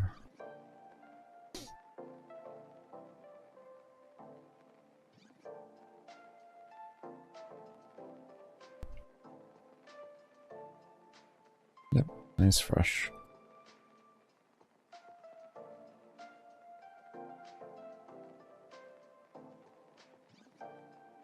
Oh, if you hit a point, unable to convert to string. Interesting. Well, that's an interesting little bug. Interesting. I haven't tried that before. Let me see. Hold on, I gotta sneeze.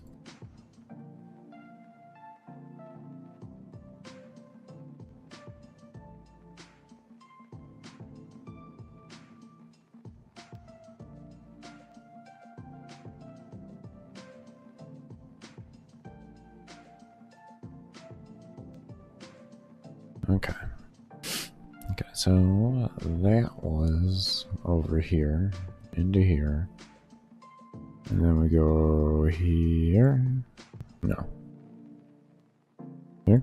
Here. Here. I think it was Levels Potion, right?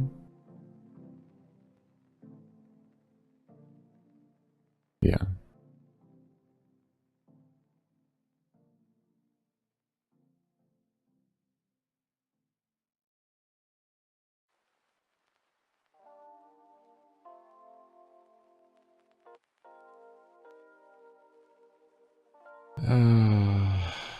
Do I gotta do it?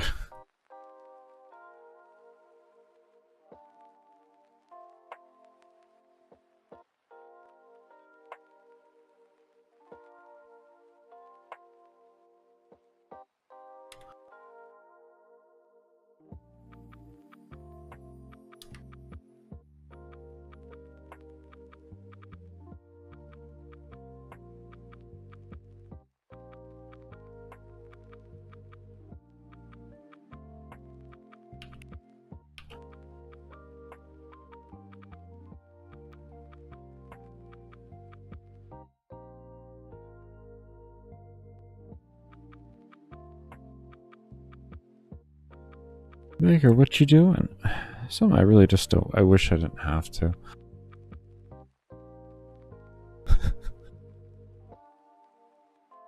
Where's your movement speed? Oh my god, you're still arrowing it. Oh, why?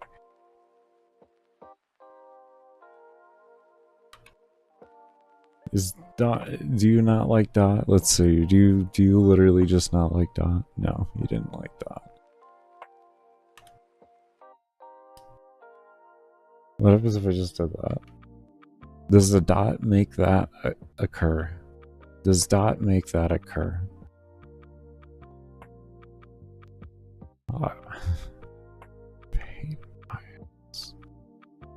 What is this error? Why did you think of doing that? Oh my god, why did you do this to yourself? Unable to convert.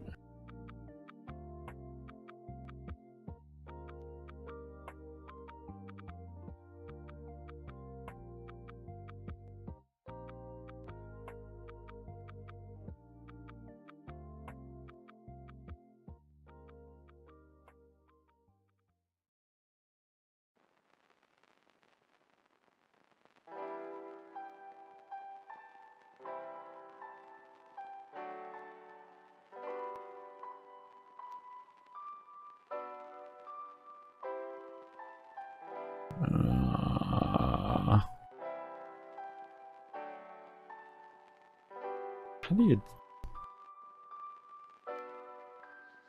you make it not accept dot? How do you make it not accept dot?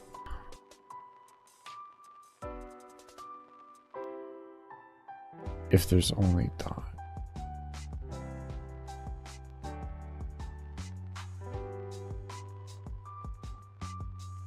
Was there something I put in here?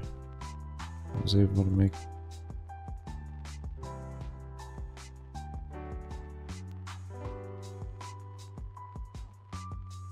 Oh god, don't you fucking dare tell me. Baker, do you gotta put the line in that you've had to put in every single time? Let's just not talk about it, alright? It's just really it's fucking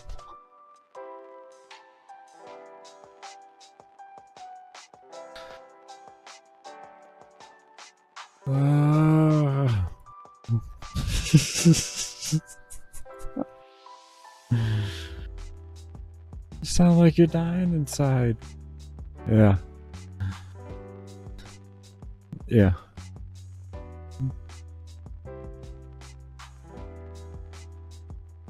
Yeah.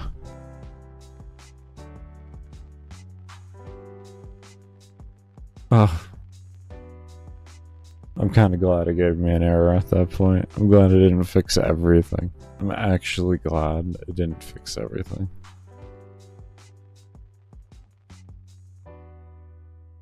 What if we did keyboard string equals dot? Equals dot. Well, what if we did that? If we did that, I want this error gone. The player is going to do it. They're going to do it. I don't know when they're going to do it, but they're going to try. And when they do, they're going to be mad that it crashed. And I don't blame them. Baker, I thought you were done with this room. Shh.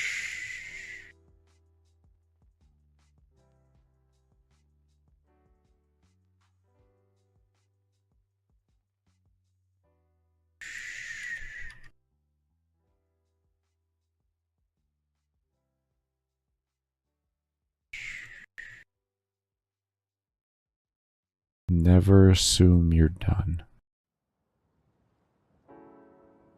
Never assume you're done. Never.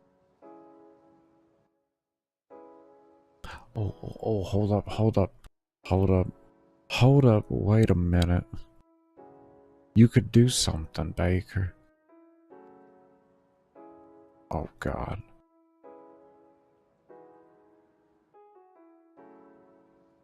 What in the folklore?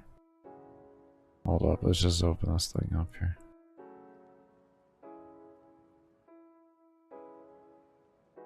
Else, yeah, I thought there was something going on here. There's a lot going on here. Alright, what did we do wrong?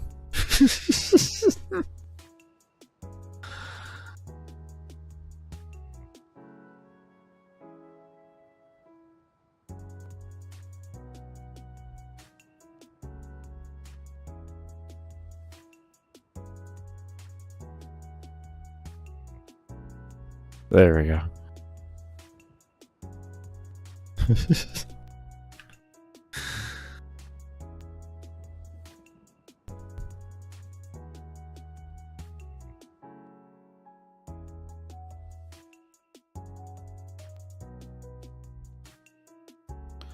I'm about to just...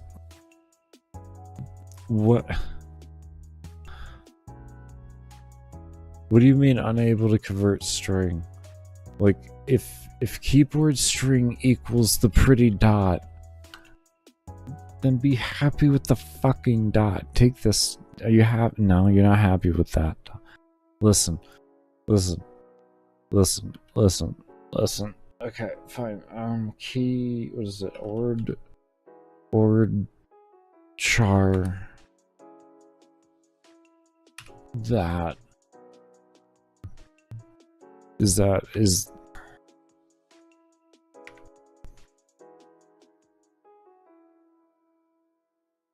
oh Jesus, give me the manual. Oh, give me the manual. Oh. Oh. Oh yeah. I got manuals. There we go. Okay. Ord chart something.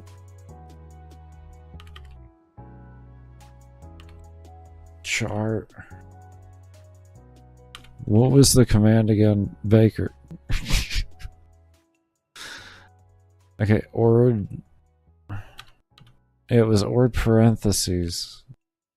I was correct, so why don't you just show me it? I was not wrong, I was correct. Ord. Ord. Ord. Okay. Alright, now we understand how to ord fully. We have orded. Let's keep ord up and we'll just do that. So it's like, how did you want me to ord? So we do that and this, and we tell you that, and we this, right? Is this ording? There's 3 fucking. Is that gonna work?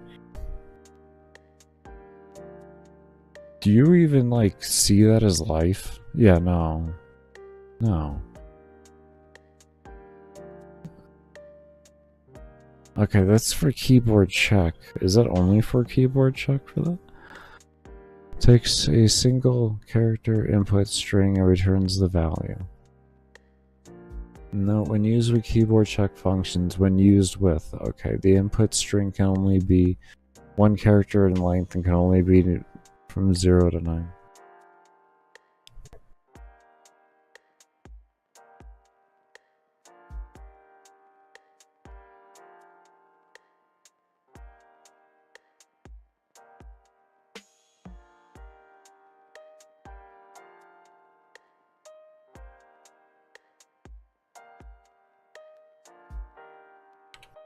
That's not gonna work.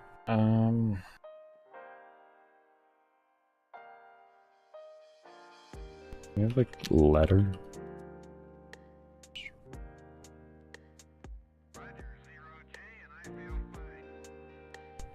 Discovery Houston, press to ATO.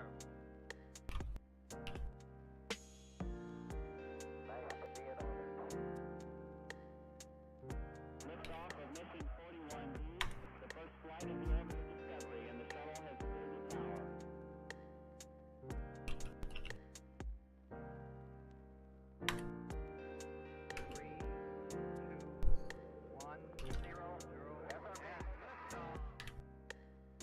Hmm? Discovery, go and throttle up. Discovery's 4 computers now have primary control of critical vehicle functions.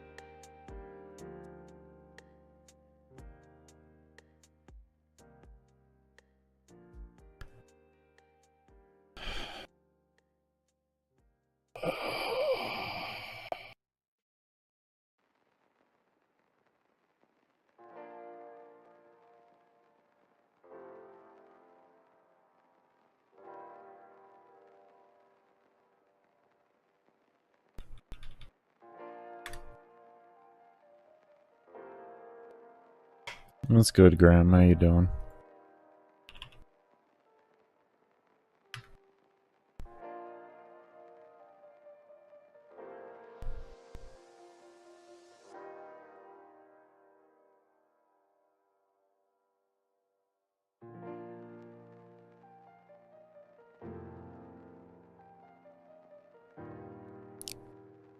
Why do you keep the same error?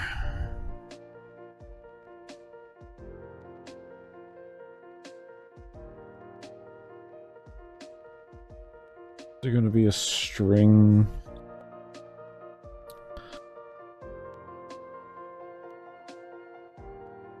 I guess we could run a keyboard check if it.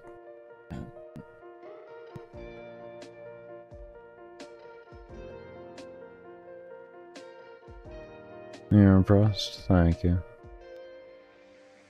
It was the result of many years of work.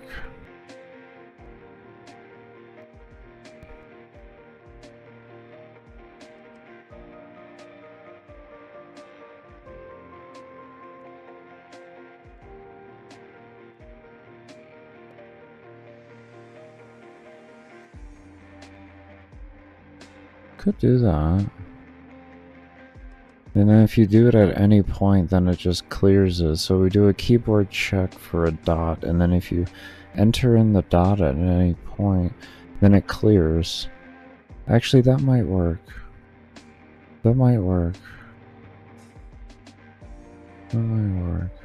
It's crazy too. I did a video actually on the breaking it down per hour on how it looked compared to like the other game, the rest of the game, and it's really not impressive. Like I only came out with, even after adding up mods and everything, exact endo of mods, to 10,000 an hour of endo. Credits were only like 1 million an hour, 1.4 or something like that. It really actually wasn't impressive for how much. And then like relics per hour, I mean, like, that's 12, you know, per hour.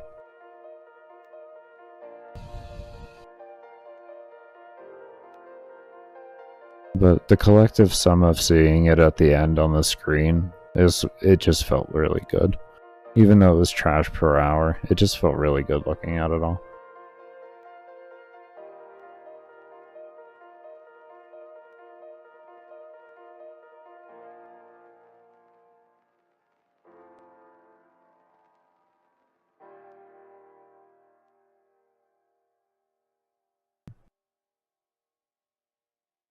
How long ago did you quit Warframe?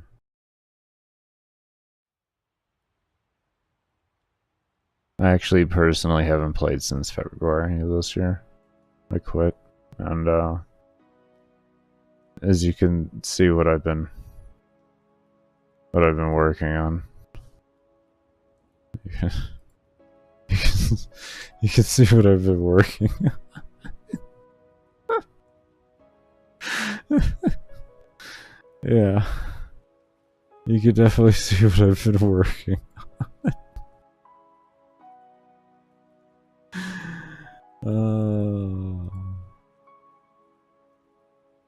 God. My girl's been doing the art and I've been doing all the coding. A little over 2 weeks ago. Oh, you took a good long break there. You got a lot of content, man. You got a lot of content. Oh, you got so much. You got so much. So much power creep occurred within the last some years. Alright. I gotta get myself ready for a break, though. Let me just turn off this recording.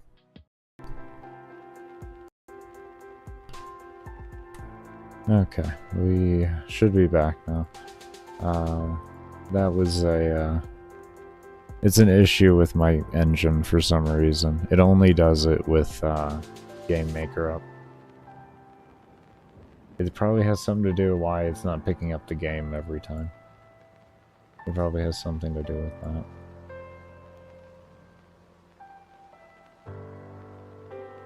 $33. Okay. Thank you.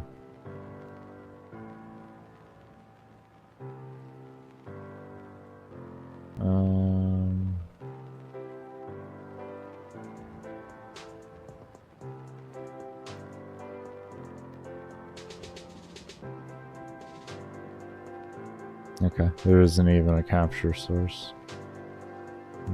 Created with gamemaker. There we go. There's a real.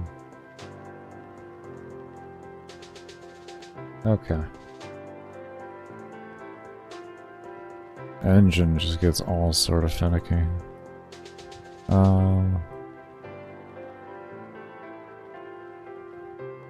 Let me double check my math here. 1, 2, 3, 4, 5, 6, 7, 8. Yeah, how did it loop through the rest of that? We're gonna get that. Hold on, let's get this number on visual display at this point.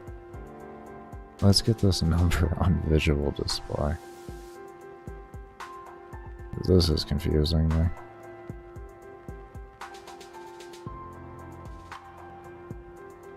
I didn't. What did I do over here?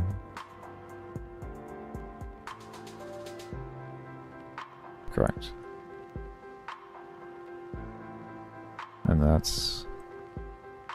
it's extended down from this. Yeah.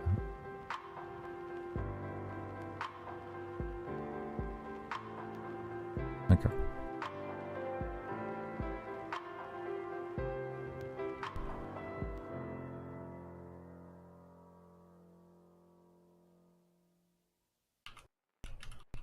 I'll just call it level change. And 1700 620.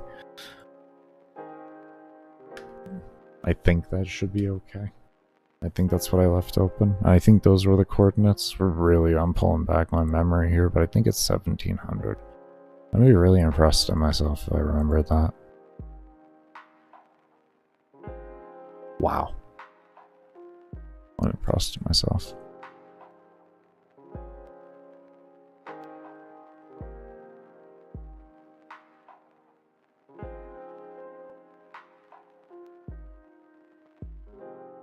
Huh? Why is that number going up? And the enemy level isn't like that. What is... Wait, why?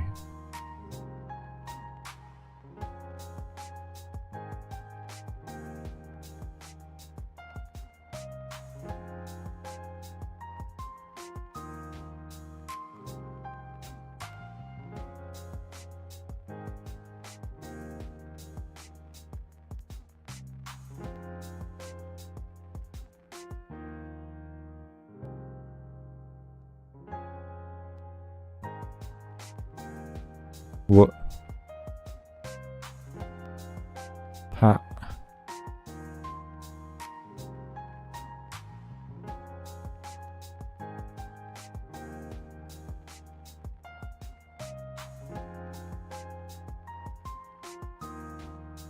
Ha.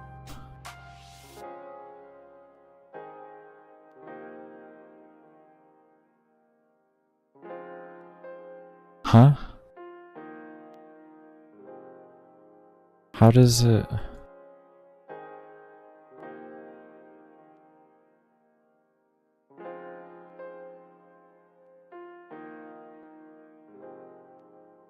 It doesn't... But it doesn't hit the...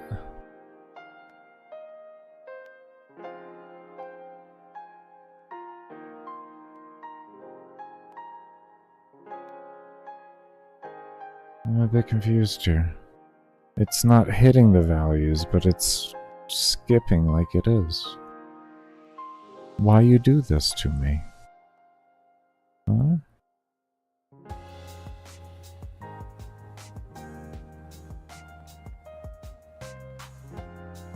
Yeah. Yeah. We only like we were like 280 and it switched. Why? Why? Maybe we gotta make it just like a straight greater to, and this it turns into a less than or equal to.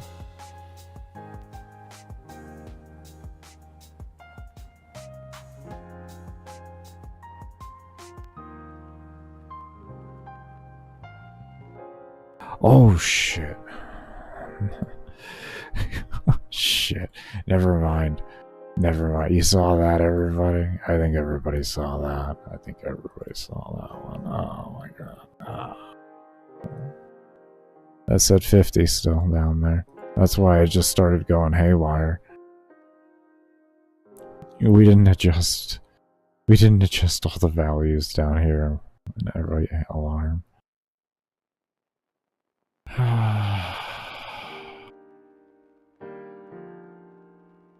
Look at that. Huh. Isn't that amazing? Like you put the code there and everything, and then you just don't even change every value that needs to be changed. So what happens?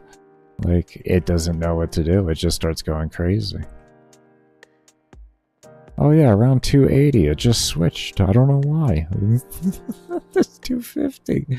280. I mean, like, when you're trying to read it that fast, 250, 280, you're pretty damn close. Oh, Lord.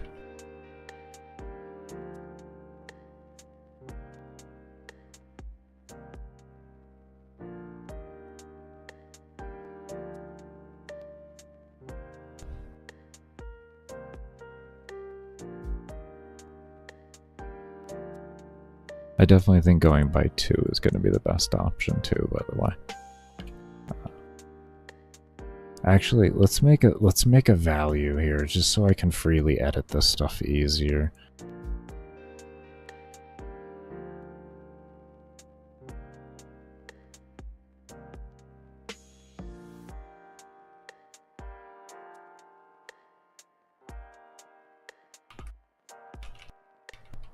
Let's do this.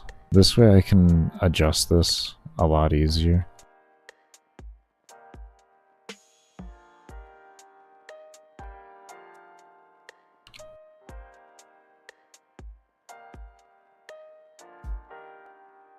This way I only have to adjust one variable every time as I'm messing around with this.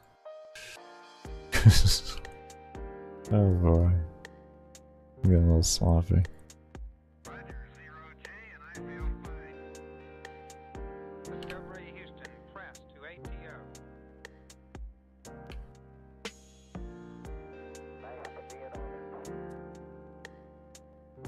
Liftoff of mission 41D, the first flight in the orbit of Discovery, and the shuttle has cleared the tower. There we go. That's gonna work better for testing. This way I can change all the values that I need to change.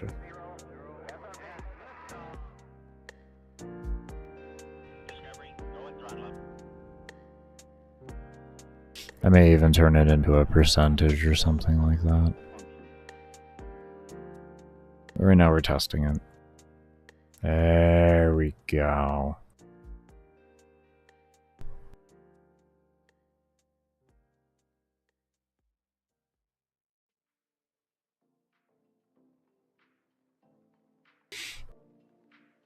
That's better.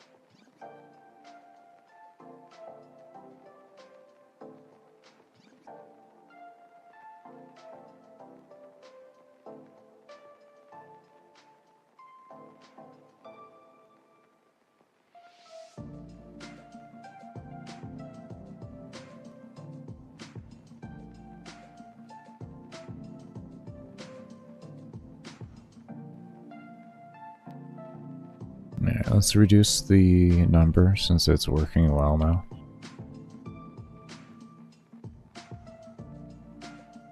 And this way we can see it loop faster. It'll probably end up working better to leave it at like 1.1 though, to be honest.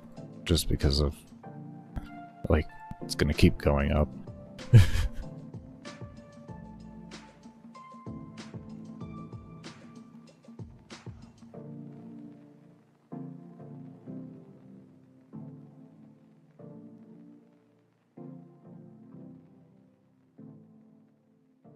Actually, that looks really nice. Actually, we already looped at like level 500. That's pretty good.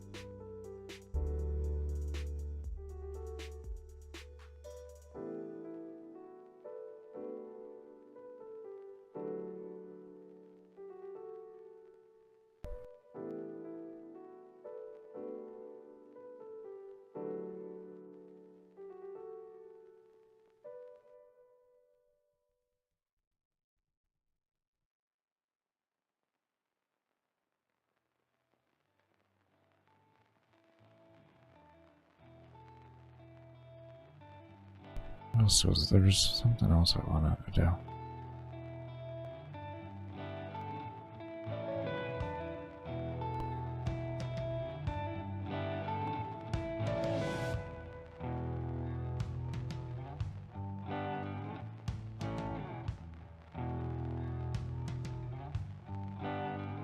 Oh.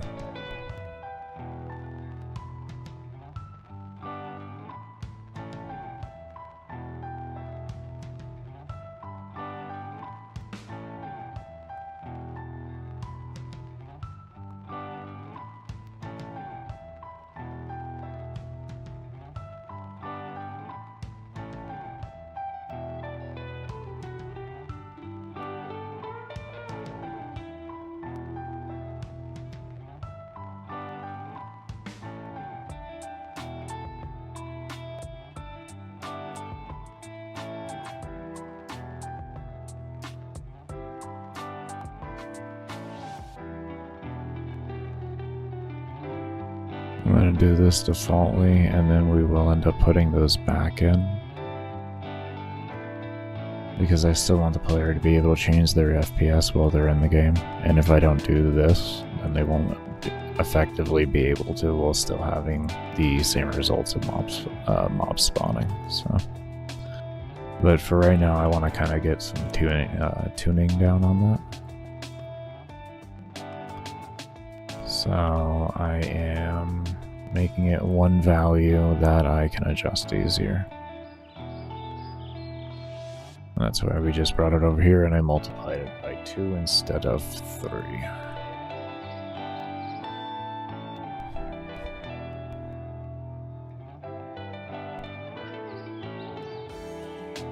FPS real though, we need to update constantly and always be red. So we need to know what that is at all times.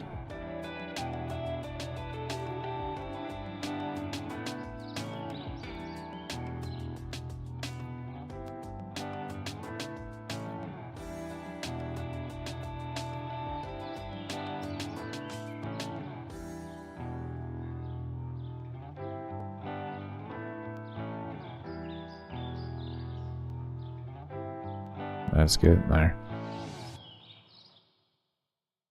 I'll let this sit through and loop a bit.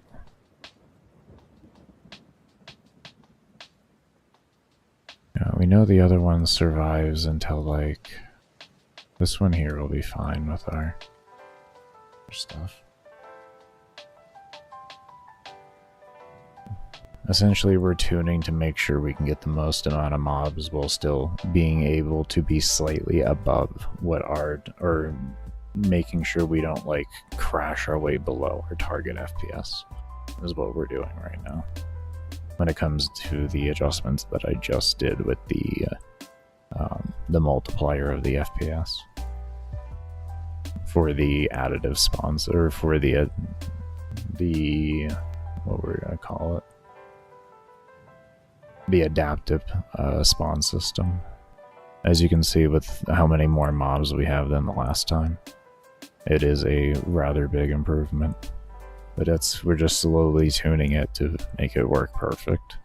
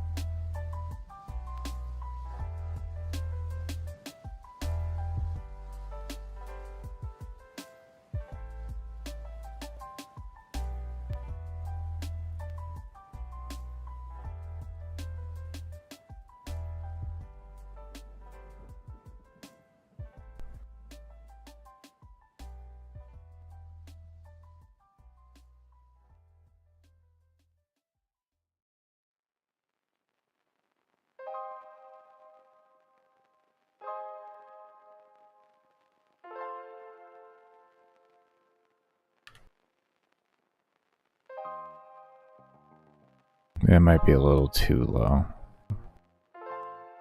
Might be a little too low. 2 might be the very safe limit.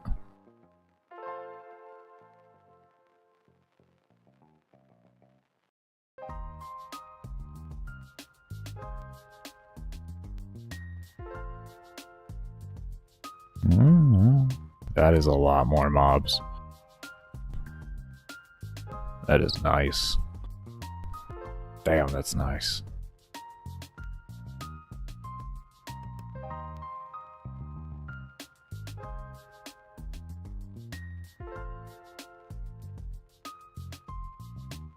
Oh, we are getting there. Oh, we are getting there. This is going to be a good system.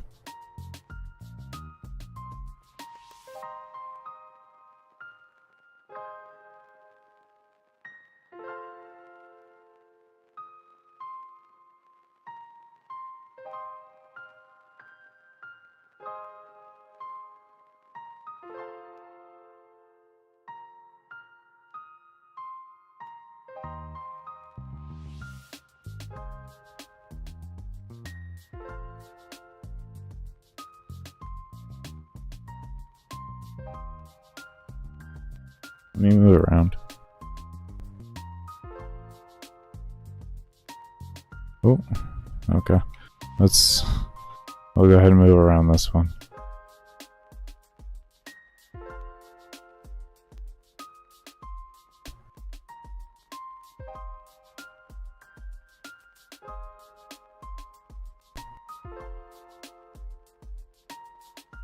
Look at that. Oh man. Look at that. Look at that mob density. Oh. Look at that. That is a work of art right there. Oh man. That's what I'm talking about right there. Alright, we're getting somewhere finally. We're getting somewhere. Alright, we're getting somewhere on mob count. Alright, I'm proud. Oh yeah. Oh yeah, we are probably gonna increase this map size. This is... I love it.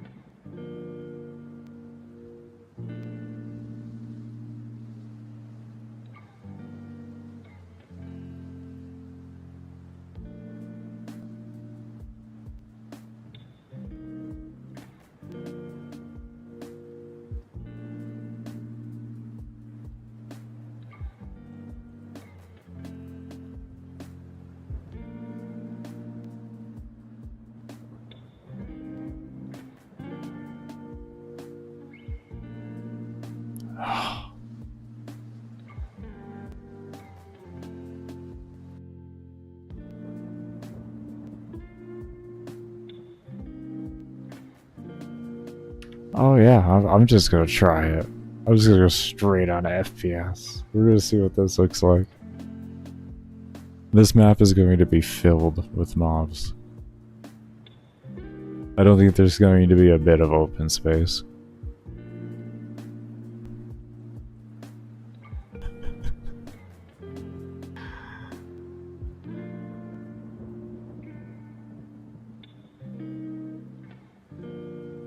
Oh my god. How we running? How we running? Actually smooth. We actually, oh my god, actually did it. Actually did it. Actually fucking did it. Actually fucking did it. Actually did it. Actually have that. That is actually the way it is. This is the result of me doing coding. Oh my god, it's been a minute. Oh, it feels good finally.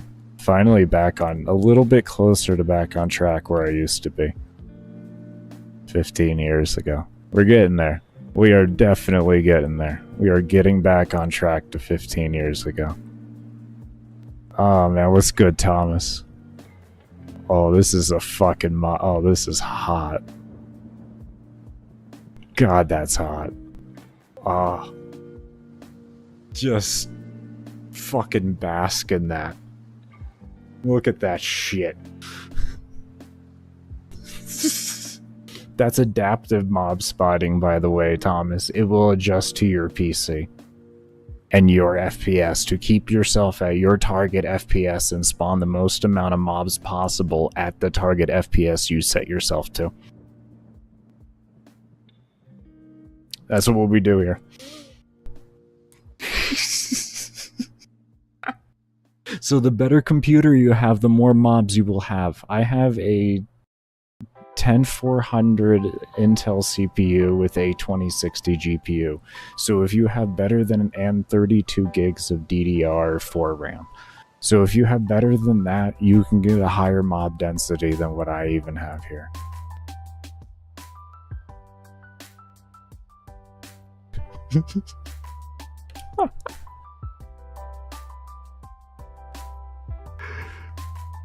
That is fucking majestic. You're fucking right, it is. You're fucking right. God damn, I'm proud of that. Holy shit.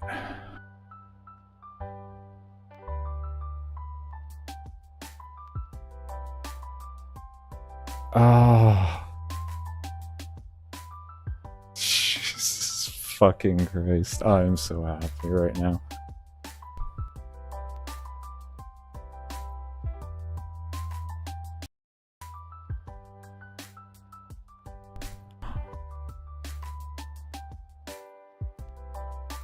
Oh. God damn. Alright. How you doing though, Thomas? I'm gonna be getting myself ready for a break, but it's because my brain's kind of fried from figuring all this out, but we did it. And we also set up so that the spawn system itself on the rotation of like the alarms on what mob sets you get loops around constantly. So it'll like the number, like this level change number up here is whenever a new alarm is active, and that number keeps going through, and it'll just keep adding through and looping through the alarms as it needs to. So it'll go to 1 with that value, change to a new value at 2, go all the way to 11, repeating that, and then loop it back around. Once it hits that value that it achieves at 11, it'll loop that back to 1 and then continue that through again. And it does that infinitely. And it's all based off of enemy level, and it's all fucking easy calculation.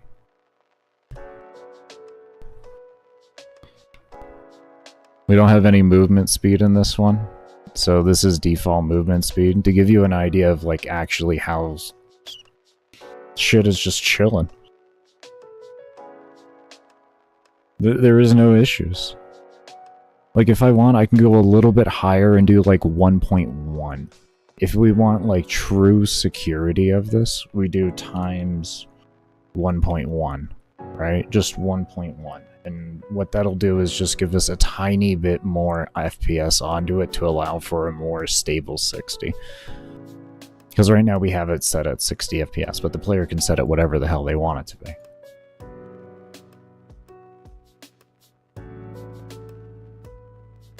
Oh, we forgot about that bug. We're gonna be fixing that one. Trying to perfect a build in Soulstone Survivors. Soulstone Survivors, why is that familiar?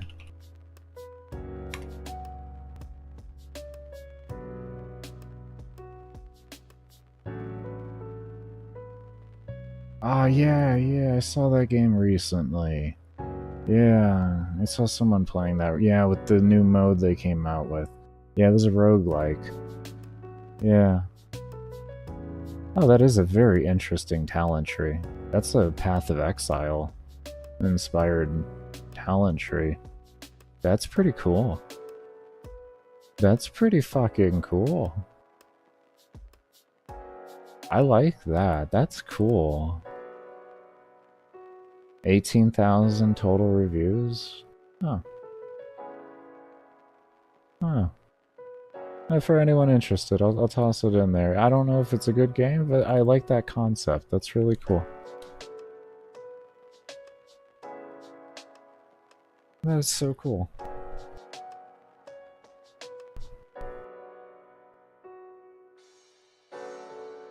I could definitely see why your brain would be firing looking at that tree. With a limited amount of points, you really gotta sit there and think. And because that game isn't as popular a Path of Exile, there isn't as much knowledge about it, so you're probably left with a lot more of like having to do your own footwork. That's cool though. I love that.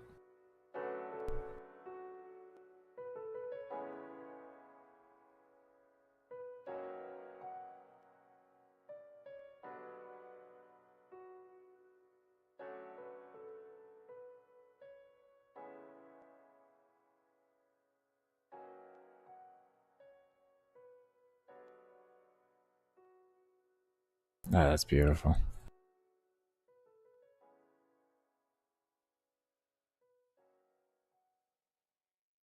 God. Absolutely beautiful. What are my temperatures looking like?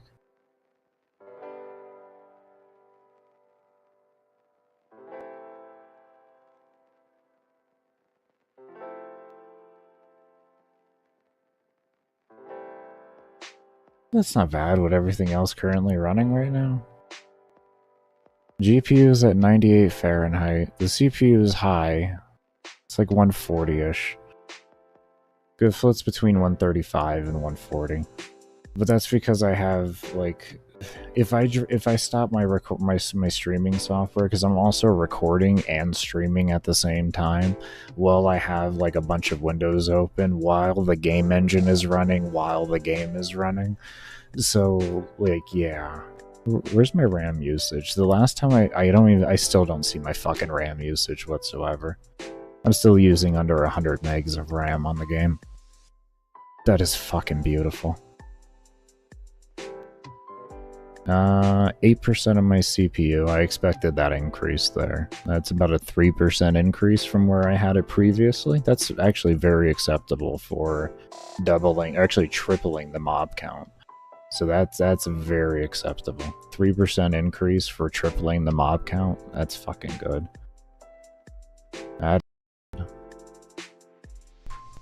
Yeah, when I close everything earlier with the old mob count that I had, my PC ran at, what was it?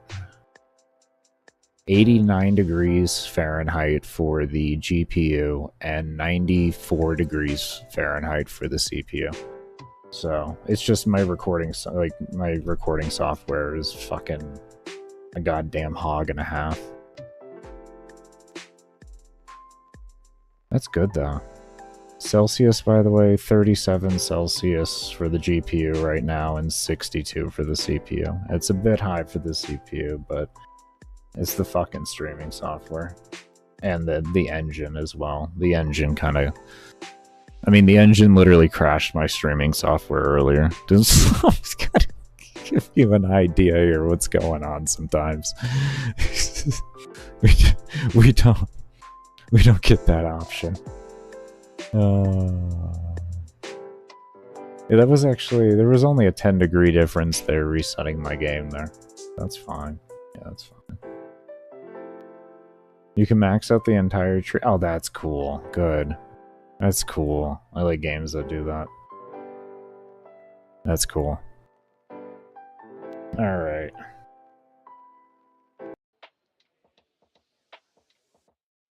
Alright.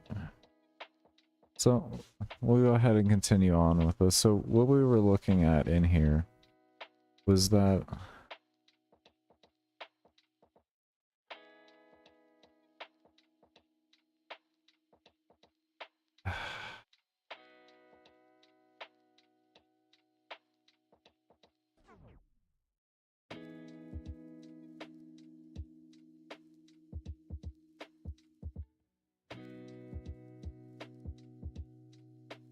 We're trying to figure out how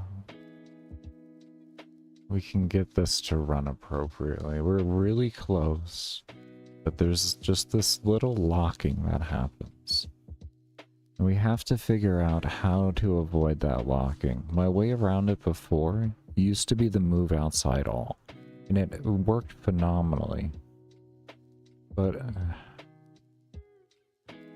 that's not going to work for a stationary target like a wall. At least I don't think it will. I mean, we can try maybe a minus direction on it. Because right now I'm just trying to work a bit of game maker magic. So what this whole fucking coding is ain't nothing more than just... this is nothing more than engine manipulation. That's all I have been doing. I have just... Because I understand how this works and how object... Like, I've learned now how object, like, orientated code works and the best way to manipulate it to make it work at its most efficient and everything like that. Or at least I'm gathering. I'm getting there, I should say. I'm nowhere near there. I don't want to say I'm anywhere near there. I'm getting myself there. I'm really heavily trying to keep myself into that mindset, which is like short structured code, small lines, nothing over 75 to 100 lines, and just very short statements here and there. And if you want to have more lines, it's just going to be variable placing or setting and such like that. And if you can figure that out and you don't have to... Hold up.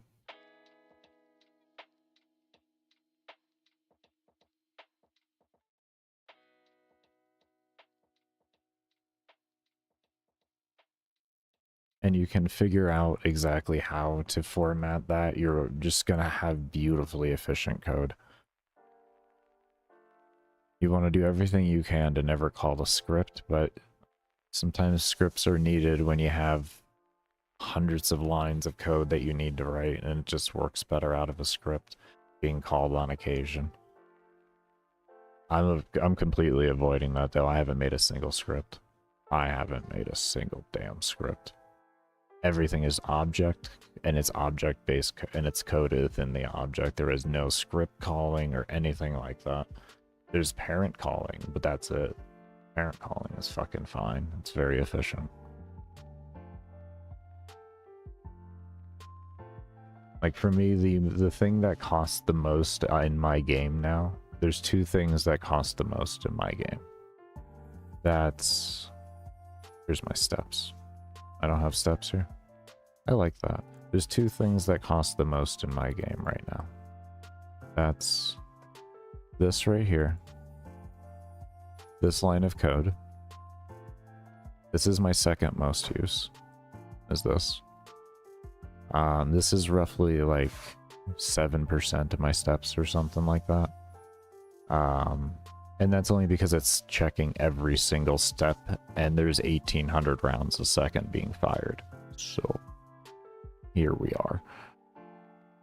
You know. And then the other one is this right here. This is the other bit right here.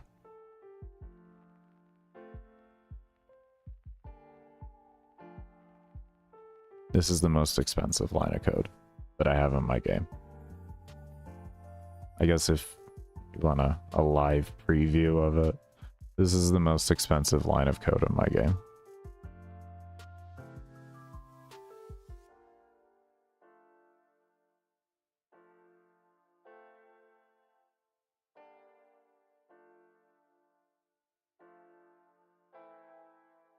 And that's because there's 3,500 of them on screen.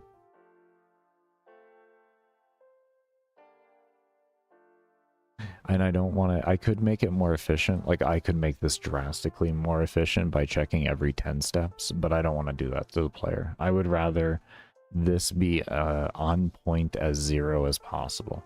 So that, like, right when the 0 occurs, all of that... we're good. I have been thinking of a way, though. I might be able to code this into the interaction. And then that would free up these steps here. Which,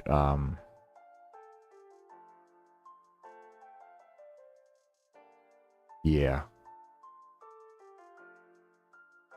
It wouldn't even exist. It would only exist in interaction then. So that would free up the most expensive resource that I have, which then would increase mob count.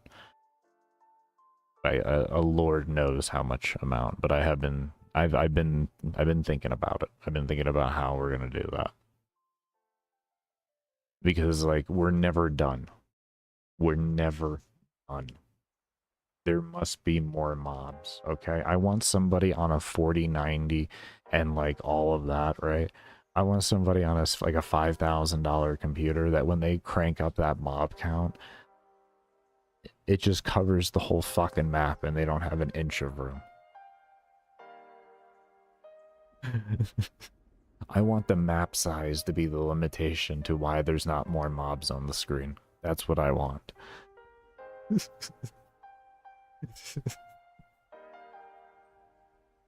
And then we'll make a bigger map just for those people.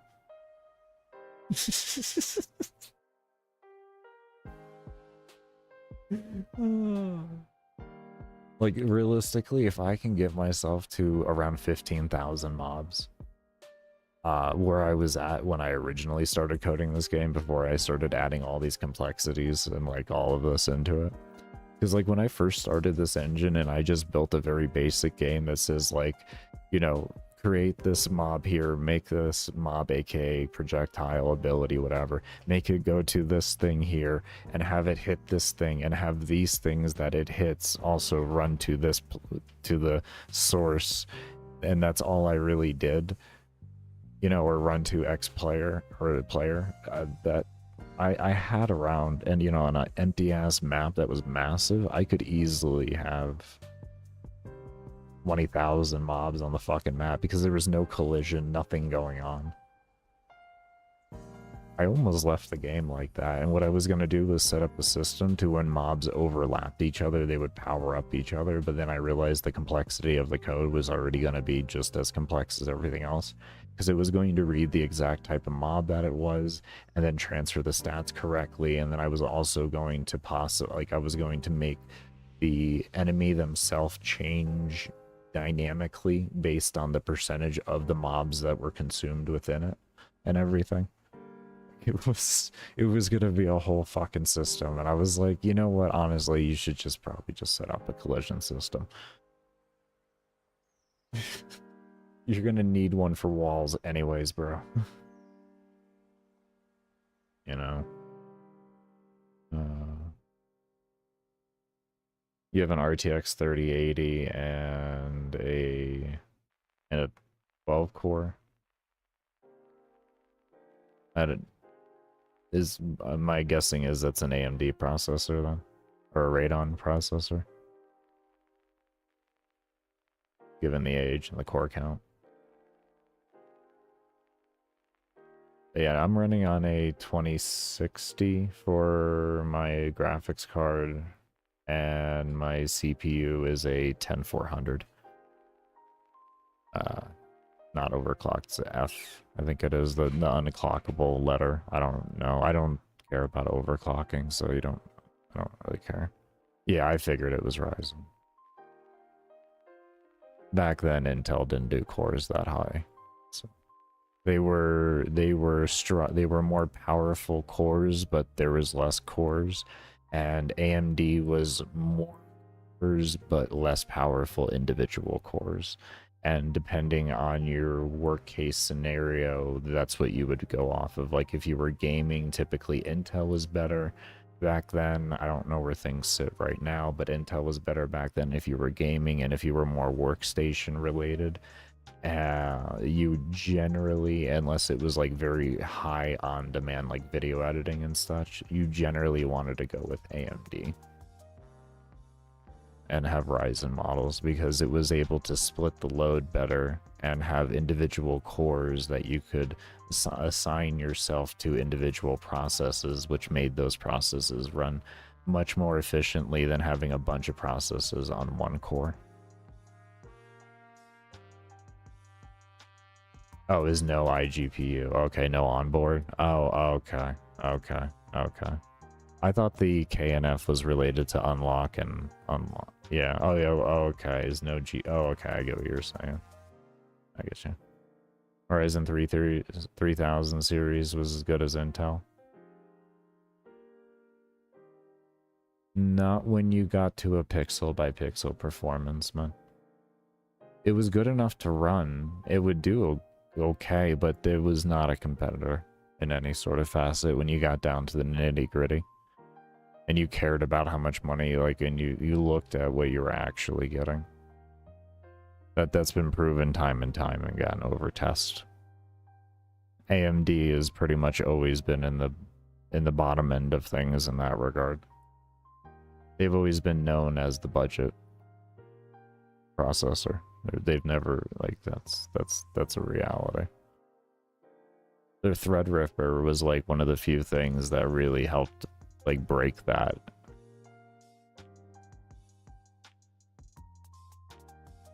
That fucking heat monster.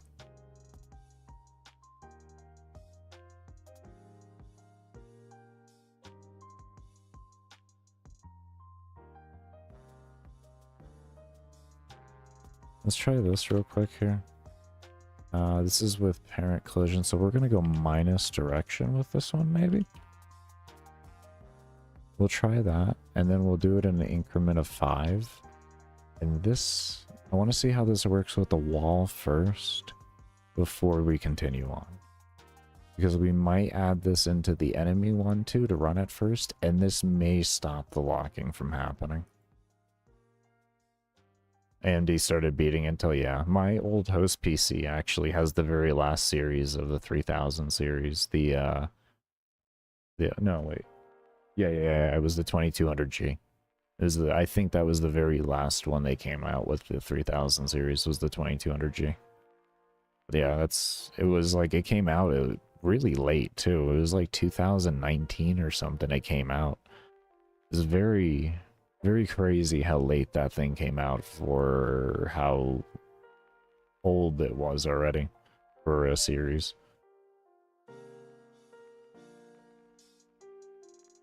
Phenomenal processor though, to be honest with you. I used it on a host PC for streaming, and at one time I even used it for gaming, and I loved it. It has a 1050 in it too, NVIDIA for the GPU.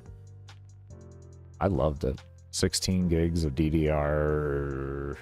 Oh god, I think that one's 3 RAM. I played Warframe on it for a while. Good while.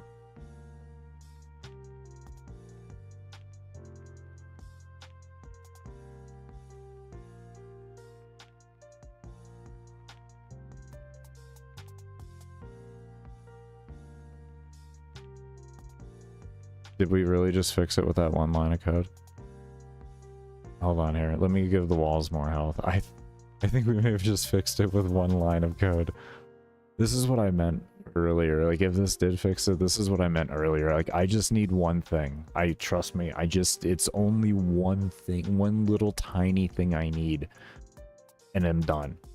Like, I knew I was there, pretty much. Like, I knew there was something had to occur at a certain point of time, and I just needed to figure out where and what that was. And I have been tearing my hair out, essentially. I've been going gray would be the best way to put it. I've been going gray as shit trying to figure this out. This AI in general has been 6 months of me trying to make. Because I don't want to use their motion planning stuff. I don't want to use their preset tools, is what I'm getting at. I want to make my own, because I know I can make something more efficient than their preset tools. Look at that. Look at that shit. Look at that shit. Did you just see that? Did you see it? Did you see it? Did you see it? Oh, they're locking there, though. They're locking there. They're locking there. Okay. All right. So there we go. We got a little new bug, but... oh, they just got shot to Egypt. What happened there? Okay, he's getting shot on a corner now. That's interesting. Why are you going that way on a corner? That's very interesting. Maybe we're literally just gonna throw this over here too. We're literally just gonna do that. Right on the top. Just right on the top.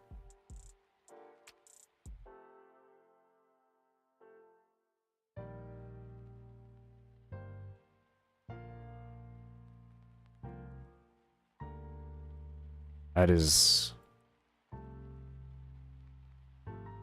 so there's just a little interaction that happens there when enemies get accelerated.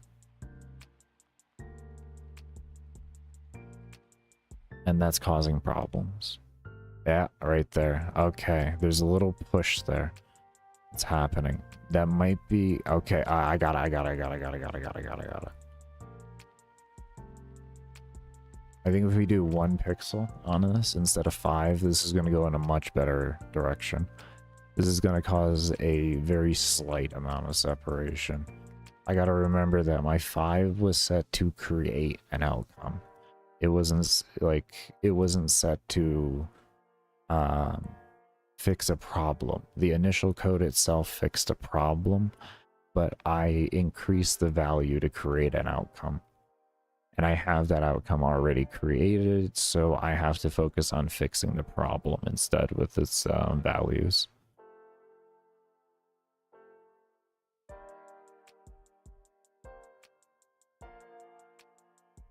Beautiful. We got to keep an eye on this corner. Actually, make sure we don't go near the corner, but we can see the corner.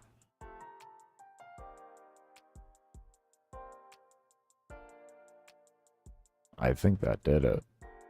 I literally think that... oh shit, he just got thrown. I saw that. Okay, so what happened over here? There is something that can...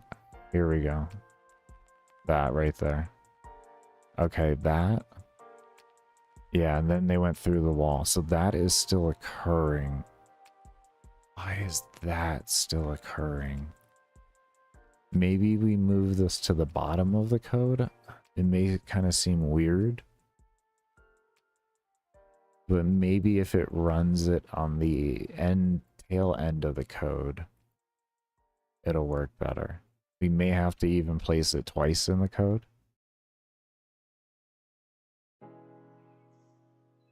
Just to have it extra checking. Like moving out, moving out. Just move out, you know. Essentially, we can have it in the beginning, move out, run operation, move out while running operation.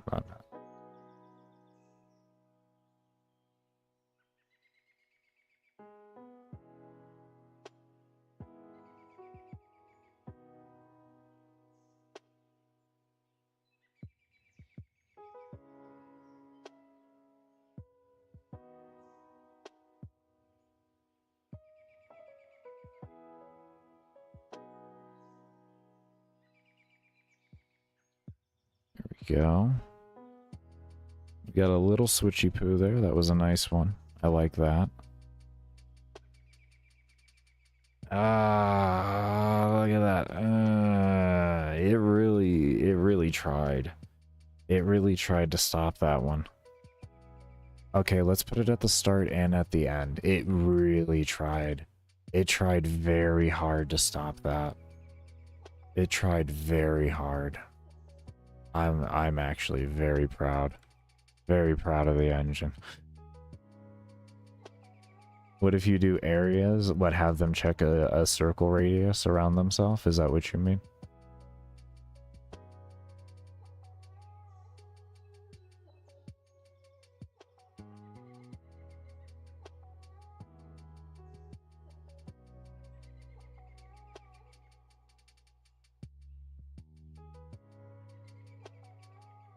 If so, we tried that yesterday.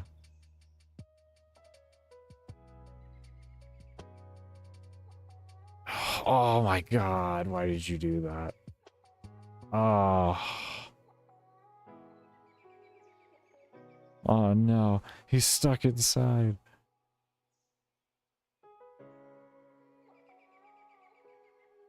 What if you do areas, room, entrance / exit? What do you mean?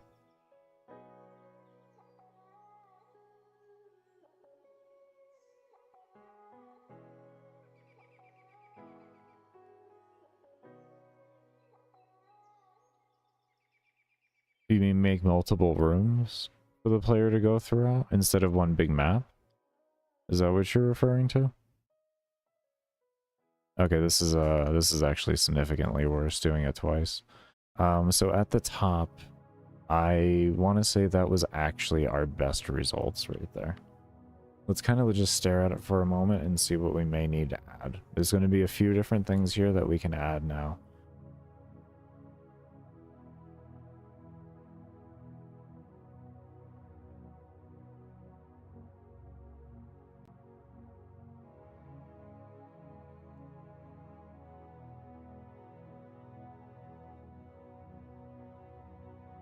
But yeah, we tried a circle radius, and we tried different radiuses yesterday with that.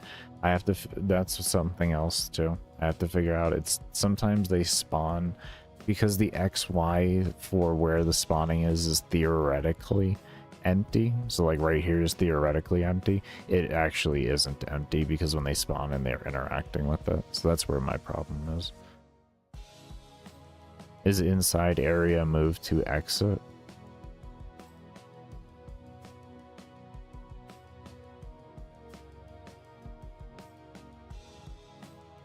I'm trying to avoid using things like paths and stuff like that. Because that's what that would be more indicated towards.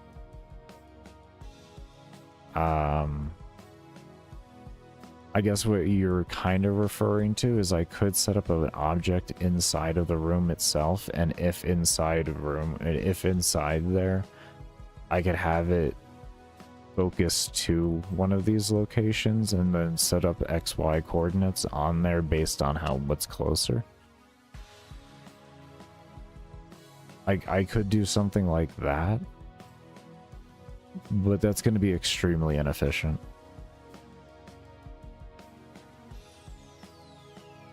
And it's also going to kind of defeat the whole object destroying system that I put in if they're just smart enough to always guide themselves away from walls and everything. You know what I mean? If I make the AI smart enough to just navigate itself around everything, then the entire interaction system that I'm creating for the destruction goes completely to shit.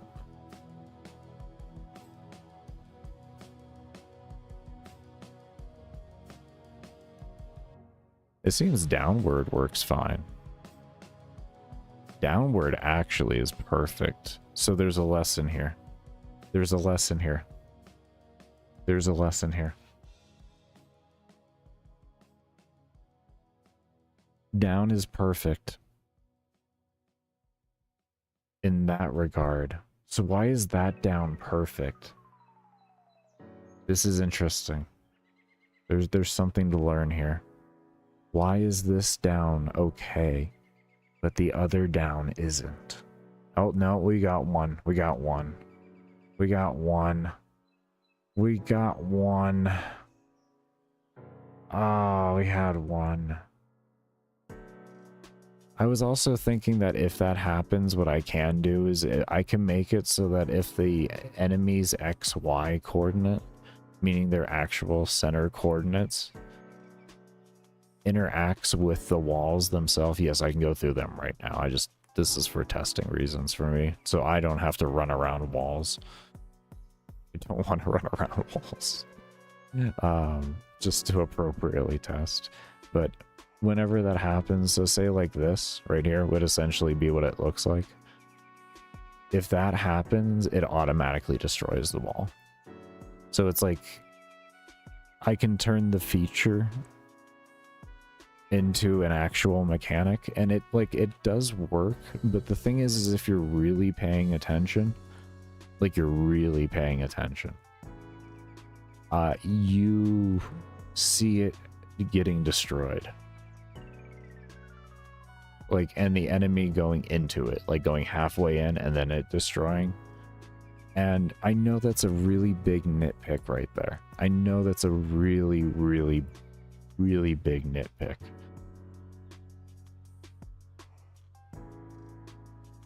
But it's where I'm at, okay? But yeah, it kind of would look something like this. There's two different ways we can do that. We can run it a more efficiently way, or we can run it a way that might... This is one way I haven't tried it. I tried it a more efficient way, which is running an if variable and then just having a simple else statement. So if this doesn't happen, then this will happen. But if this happens, this doesn't happen. And it saves some resources. But one thing we can do is just have a simple if here and allow the code to keep running, and maybe that might work. If I remember correctly, it's place meeting, and we say XY, we say parent destroy collision equals true, and then what we can do is we have a destroy here, and we can send that over to other. This is one way we can do it. Another way that we can do it as well is we can come over into the collision itself here and have that be checked in this area as well, which is already a very short amount of code, so it might be a better option, and we're not sending. So we'll try that first and we'll see how that looks.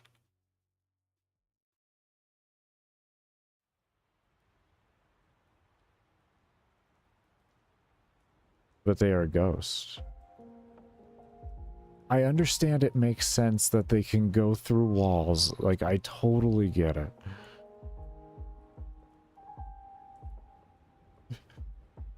If player is in room, mobs go through entrance. Oh, so they'll funnel to it. I'd rather them destroy the entire thing. And then this way there's nowhere the player can go. Because the respawn timer isn't going to be 10 seconds. It's going to be in the minutes. It's going to be a long time. So, if the entire... it's going to give essentially, the player... I'm going to figure out how long does it take me to destroy all of them. Essentially, all the objects in the room with minimal mob density. And...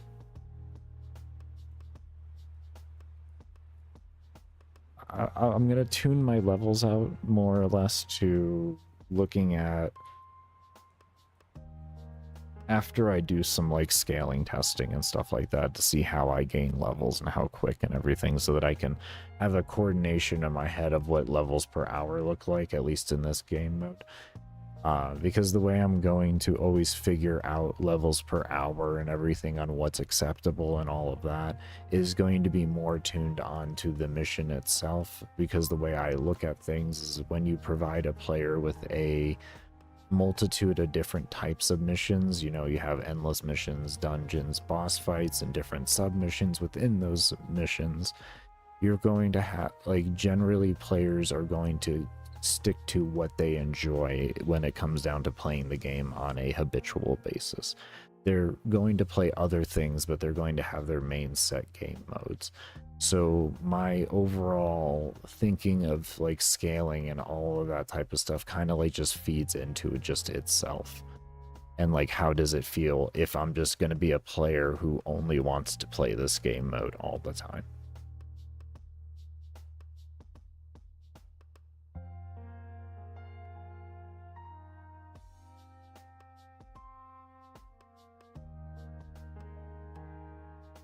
So what we can do is we'll have this run at the very start. And what we can do otherwise is just run an else on there. And yeah, that's my simple destroy system. It sets the sprite object to nothing, so it doesn't have any hitbox anymore. And then what it does is it sets an alarm. Where are you? It sets an alarm that when it goes off, it just runs a which object code, which is a code in here that's created on creation that reads the sprite index. So it tells it what sprite are you. And then it just reruns that back in and resets the health back up. That's my code. There's no reading coordinates or anything like that. In fact, the thing never actually goes away, but because of how the engine works, it does go away. It has no visible code that gets ran at all because of how it's coded and how object-oriented coding works. So it's effectively deleted off the map, but not deleted off the map. It frees up all the resources as if it never existed, but it still exists. It's a beautiful thing. I call it game maker magic. It's just about understanding what you're using.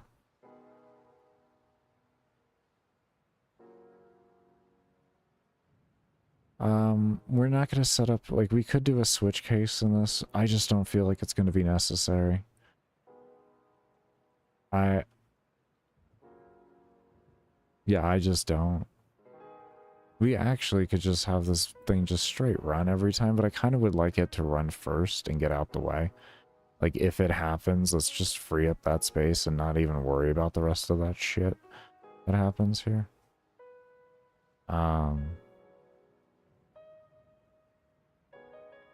We could actually run this like this. This would be better, and this would be faster. In the sense of the wall hitting 0 health would be registered faster. It wouldn't have to wait for the next interaction. It would just be ran. It would -1, and then it would run this right afterwards. So it would essentially be reading whatever the health is right after the update occurs.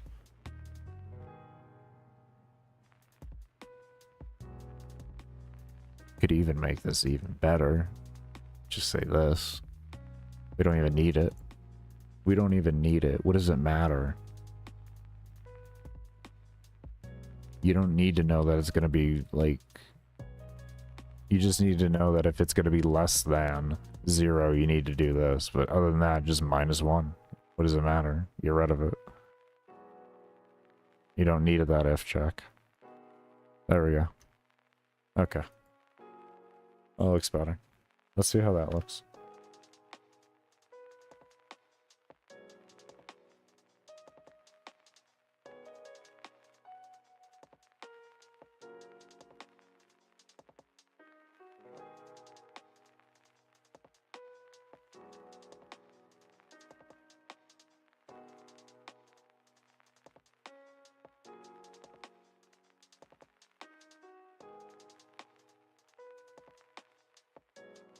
Here's the walls.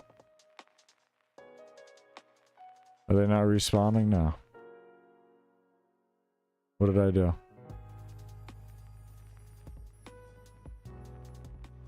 I do it. I did it. I broke the code. Oh. Because you're destroying the fucking instance, you stupid shit. That's not, you don't... Go grab a bib.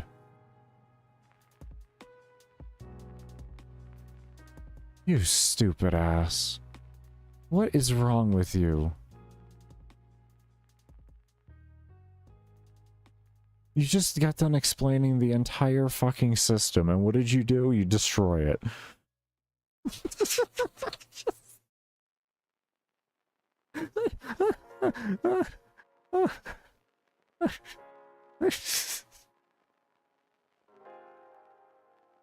Okay, that's the wrong one. We gotta change that over.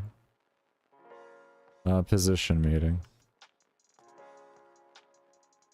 Position meeting. I get position meeting and place meeting confused all the time. I could just never I never remember it. I don't know why. I don't know why.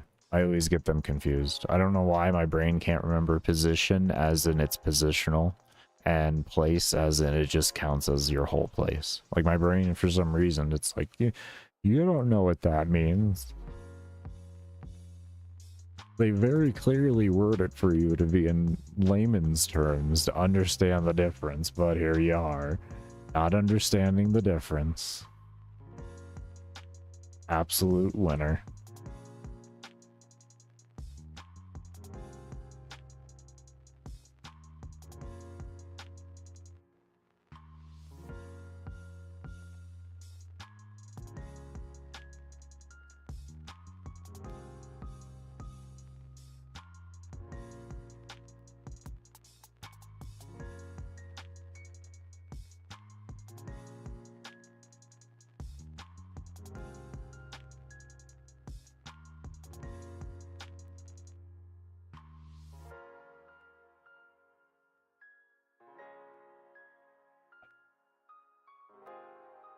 It did.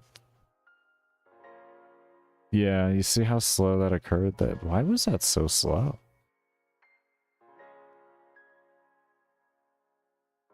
There was a lot of mobs there that went over that. Why was that so slow? Alright, let's try moving this over into this code instead then. That was really slow. Which is weird because we're about to be sending the code. Not that that makes any sense, that this is going to be faster than that, but that happens slower than it even did yesterday for me. What is it? Parent destroy collision.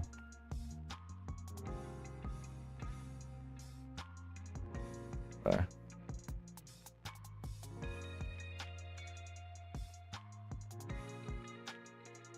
I also have been thinking of doing X plus and an X plus or a Y plus, and then doing that for a minus as well. What are you getting mad about? Yeah, okay, that's fine. Here, is that better? Ah, that code looks even better than it did. Ah, it's so beautifully short. Tell ya. So beautifully short. I should have just got more efficient.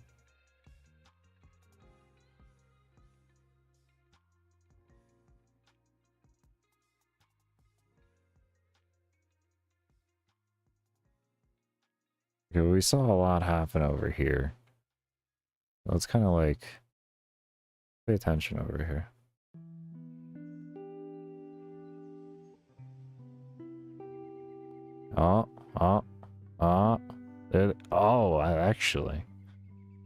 Actually, that wasn't.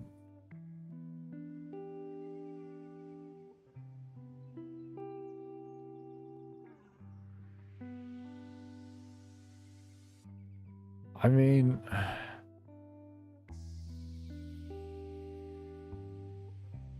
It's better than it was yesterday because of this extra collision that I put in with the move outside. That was a little bit harder to notice.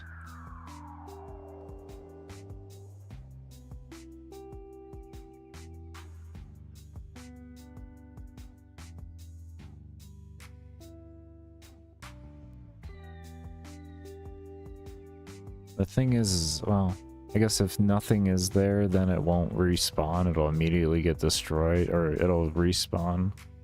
And then if the mob is there, it'll immediately go away again. We could still give them a buff with it regardless, though. Alright, let's go down to the bottom. See what's going on down there.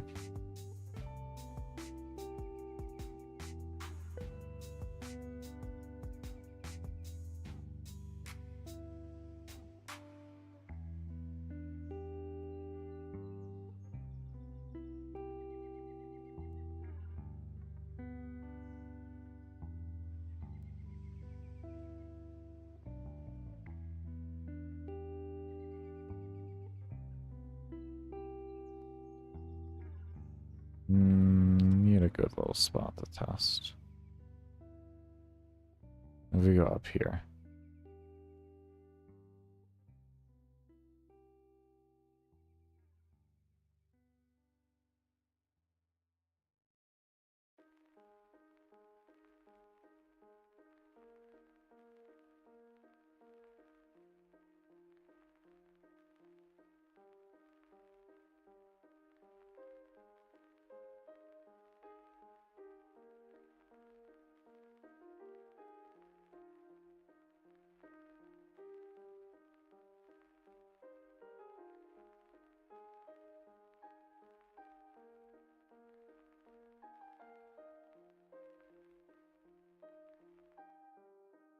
It definitely cleans up a bit of the jankiness.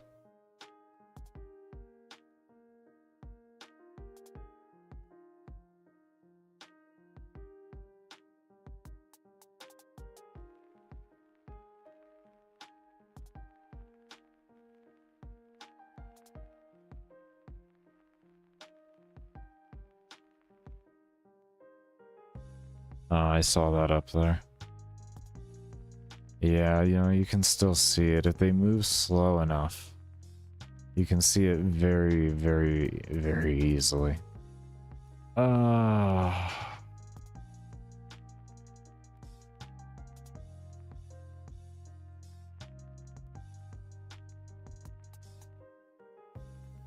It's not the worst.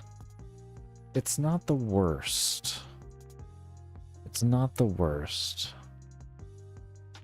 But it definitely is not the best. The fuck is going on? What is going on here? What is... Oh, that's you. It's you.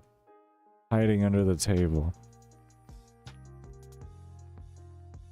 Okay. I was wondering what that was. It's just him hiding underneath the table. Peeking out and everything. If I can...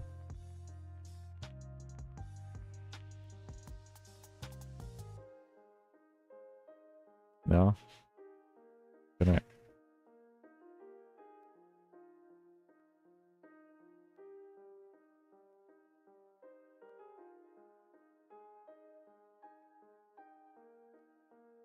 There we go. Alright. Oh. We're making a little bit of progress here. We've made some progress. We've got it a little more consistent. We still have our issue. We do have our security measure for our issue in play, but I'm not 100% happy with that as a security measure, to be fair. I'd rather something different there. There we go. Just have the eyes popping out there.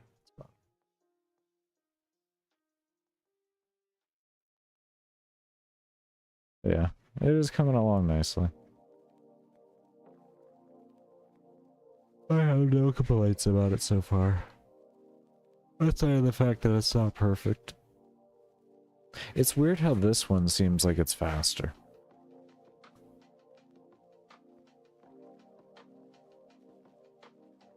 Oh.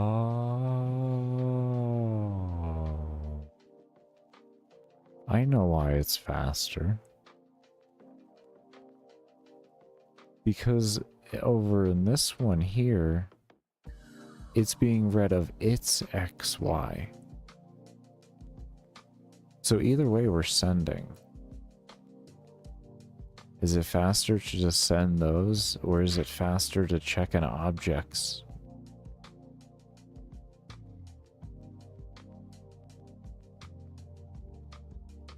Which is faster? They're both sends, but what's a faster send?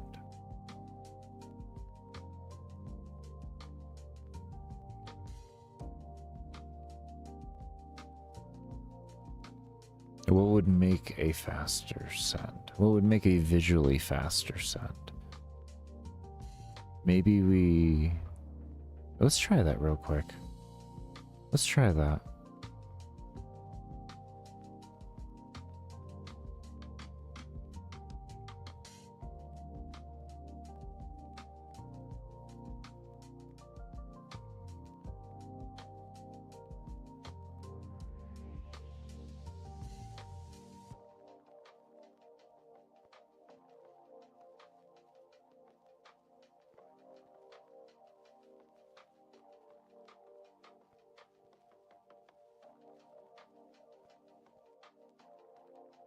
I feel like that's going to be more efficient on, or inefficient on the engine itself, but if it's not like too inefficient and it gives a better visual display, like, yeah, that's better in my opinion then.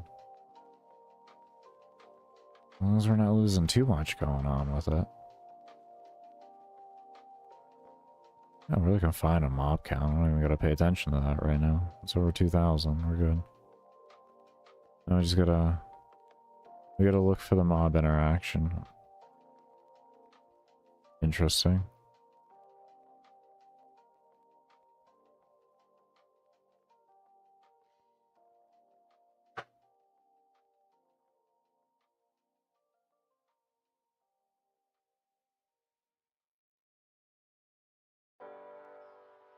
There's... Oh. That actually looked faster. That actually looked a lot faster. Because I was paying attention to that guy. I kind of know the movement to look for now. On when a mob is going to be stuck.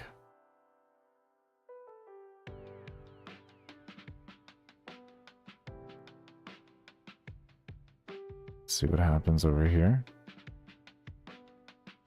Nothing there, okay. I just kept going. Damn.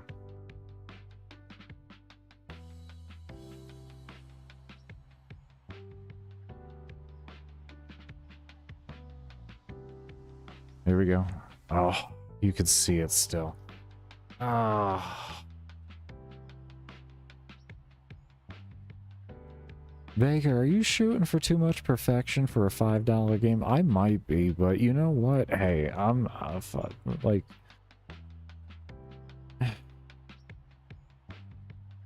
having fun while doing it. Be completely fair.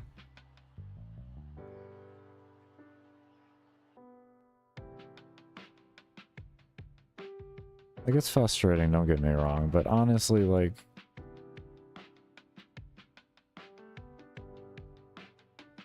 theory crafting in all the games I used to theory craft in was just as frustrating. This one at least, like, has, like, a multitude of different ways that I can possibly fix things instead of, like, just one way, like, a couple ways that the developer has intended for it to happen. So... that's kind of where that's at for me. Anyways, we're gonna go ahead and get ready for a break here. When we come back, we'll continue on. Do remember the only reason ads aren't run for pre-rolls while I am actually here is because I do run ads while I am on break and when I do support streams. So your lurking during those is much appreciated and does help support development of the game. But I'll see you all when I come back from the break. Okay. So, probably should have ran over and looked at the mob interaction. I have this doing this here. I believe they still went through.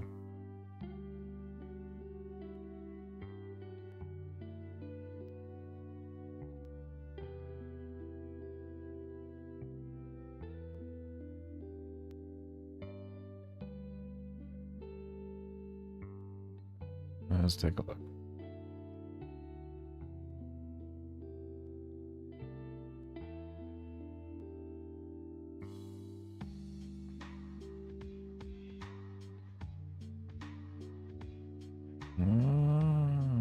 Okay, it was when they were switching places they could.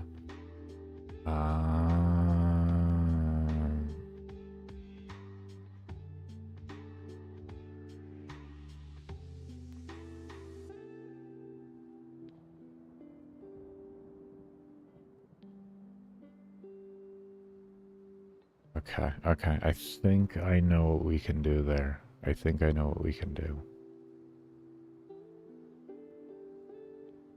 Let's come over here.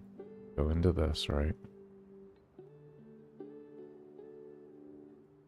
You say if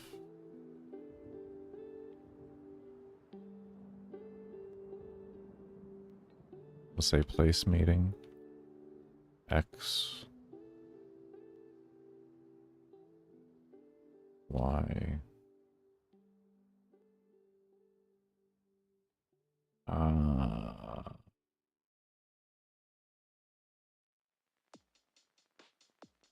we'll just use parent collision.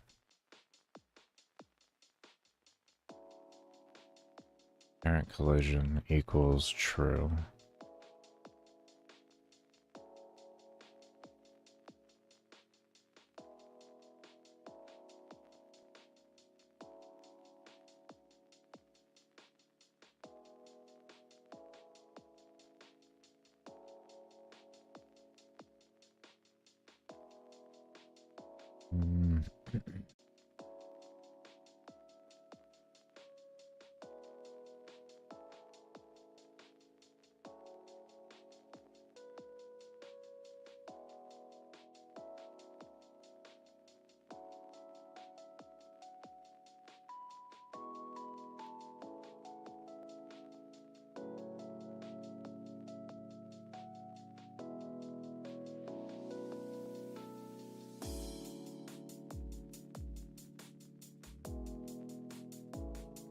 Let's try that first. Let's try to go as simplistic as possible. I don't know, this may get mobs stuck. I feel like mobs are gonna get stuck into each other, but I could be wrong.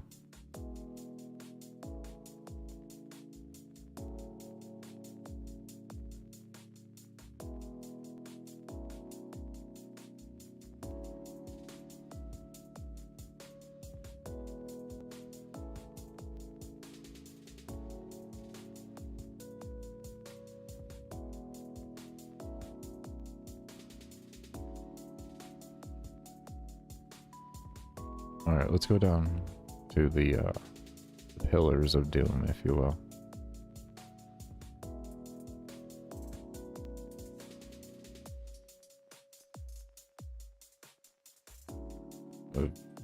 No performance impact either. Oh, that's not good. Okay. What was that? They weren't going through walls there. Or they were going through the walls. Kinda weird.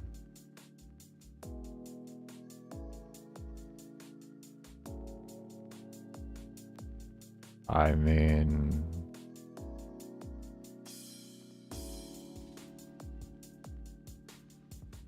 let's go further down.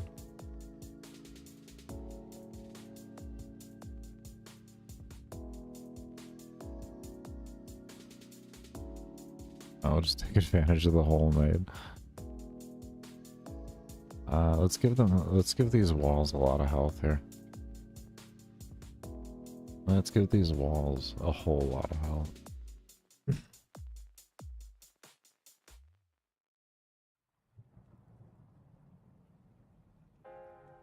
And a couple more zeros.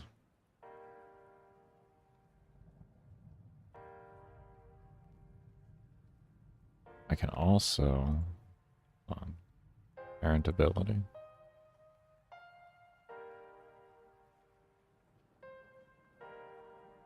We'll just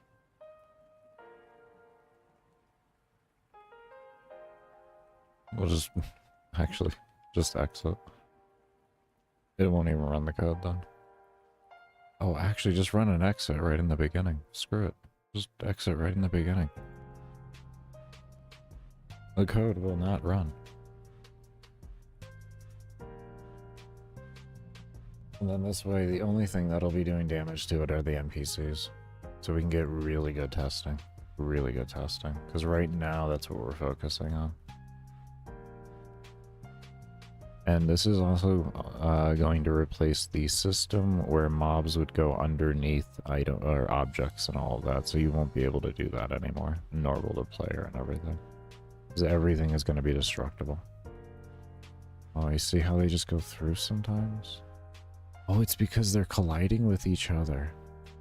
At that time, they're colliding with each other. And they're running the code. No? No, they just... Why do they just go through sometimes? Oh, see? They're still just going through. On a vertical way. Okay, so there's... That's weird.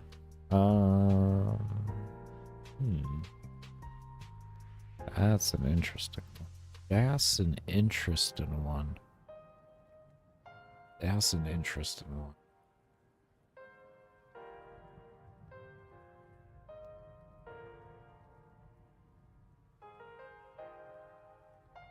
To be honest, we can actually just take this. Come over here again. Let me close out these things here. We can get rid of this. Because we're going to be sending everything to an alarm. And if we do it correctly, we can just have all the same alarm. Just find out which one's free. Do like alarm 11 or something like that. Make sure it's free. Simple. We gotta let the game load thing do its thing. Not game load, but closing out the game load.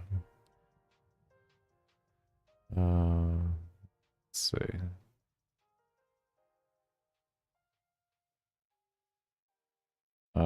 Let's make it over here first. Actually, that's the play.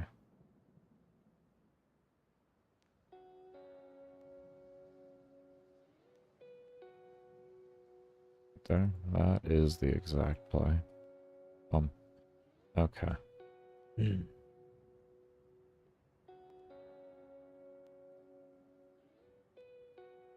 Now,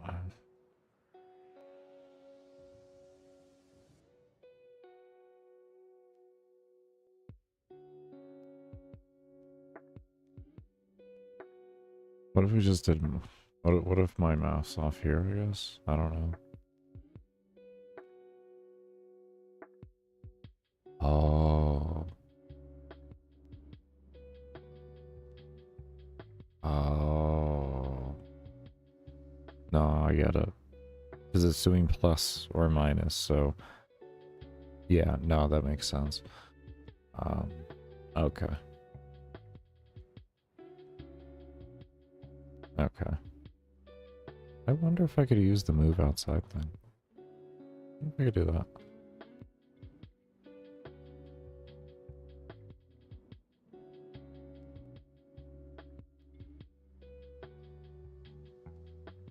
And instead of directional, just do like minus direction.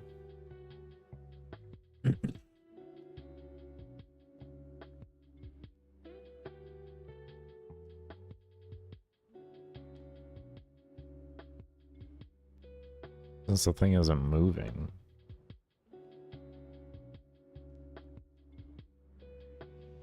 possibly. Exactly what we're looking for.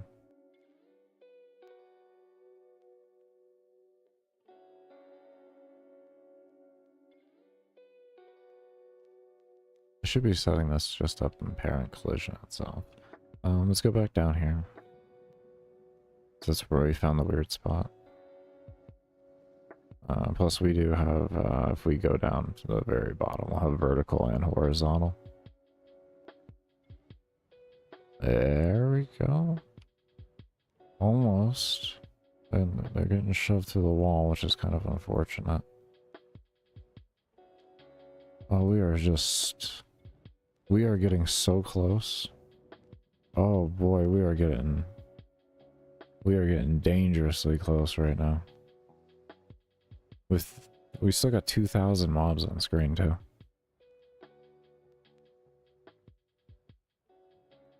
Oh, we are getting so close. Why are they getting knocked out like that? Okay. Oh wow. We are getting... What if we took this? That, like that. I mean, like, we are getting so damn close to something right now. Oh my lord, we are getting close to something. I tell you, we are venturing on to a whole... Get away from me. We are venturing on to a whole different like a whole different thing here. Where's that corner? What are we doing here?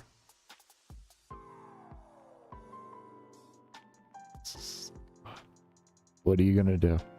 What are you gonna do? You just shoot. Oh man, no. No. No. Interact. Detect the other.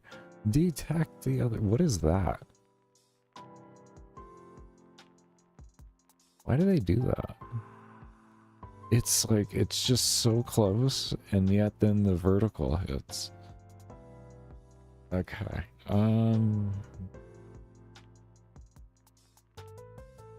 How? How is that? And why aren't you detecting here again? Or no, you are, and why are you throwing it in? You... Oh wait, your direction's going... This going up there, and then you hit the angle, and then it would be the... Oh shit. Oh, that would be the opposite. Oh no. Oh no, that is actually... That is fundamentally correct, actually. That is actually fundamentally correct. Oh shit.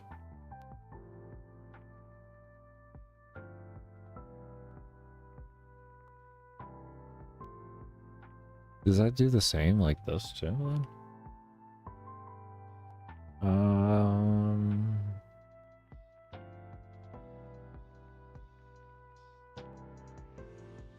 Oh boy.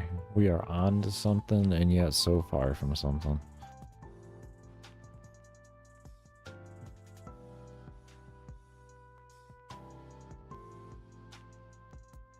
Oh, we need to get to the other side. Other side.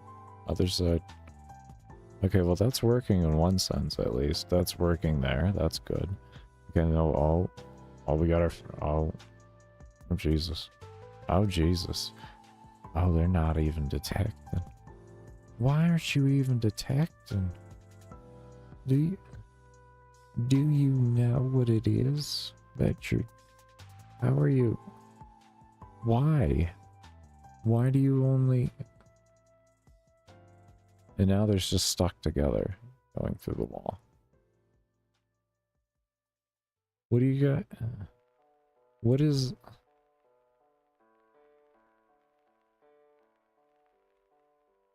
I don't want to have to move it into a step. I refuse.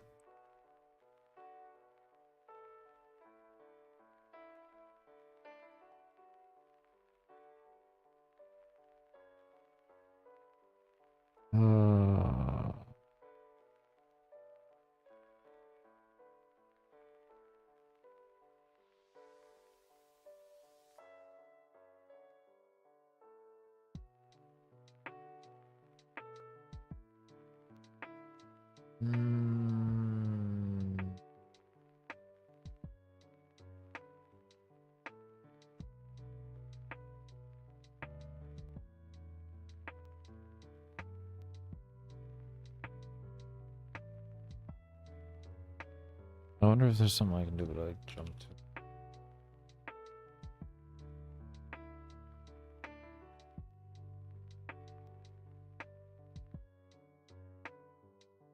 I don't know if that'll work.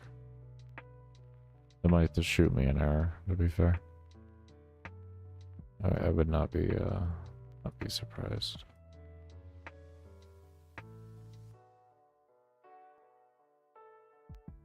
No, you're not shooting me an error yet. You just might not run. I don't know.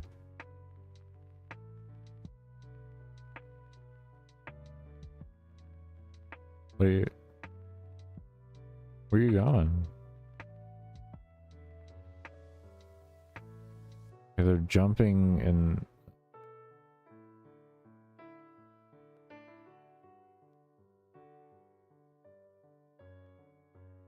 I mean, the concept is there, but where are they going? Let's find out where they're going.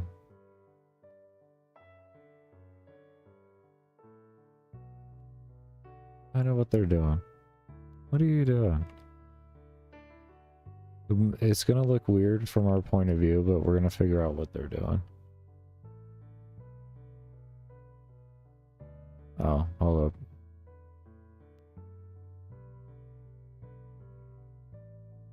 That's gonna shoot a very weird point of view. That is interesting. How far back does it shoot them? That is.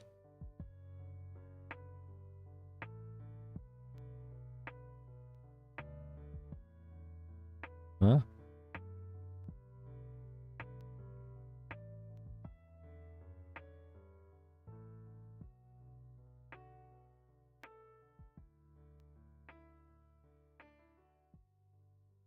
I don't.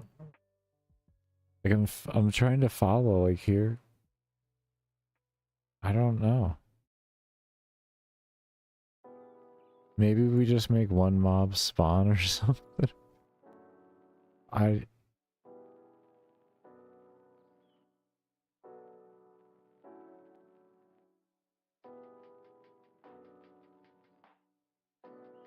have no clue what this is doing. It is. We got something going on up here too. We got a conga line. There was a conga line made. There was a conga line made.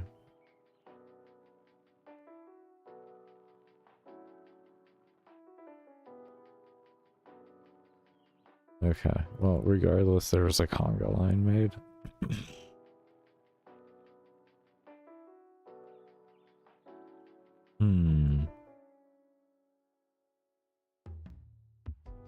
So, conga line was made because they were...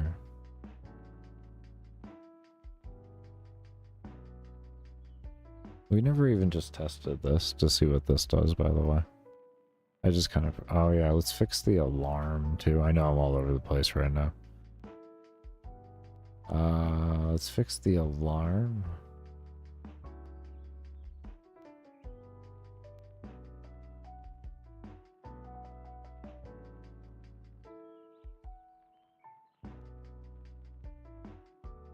Oh, I hate this.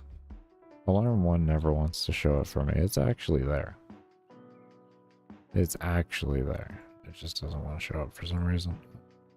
Okay, let me go into here. I don't know why. I don't know why. And I don't want to make a whole new thing and possibly fix it.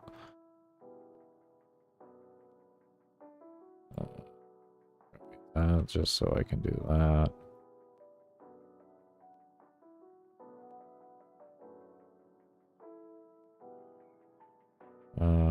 And then do a else.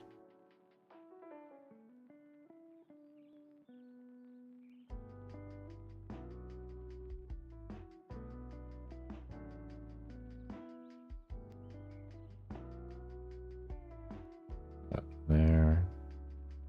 Drop that.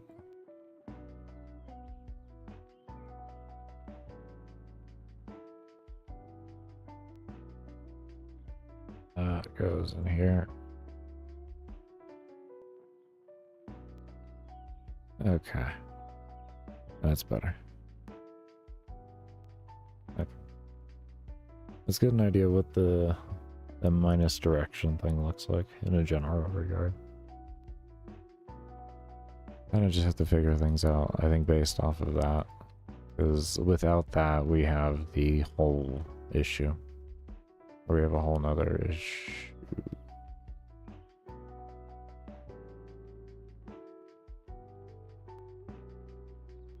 What'd I do?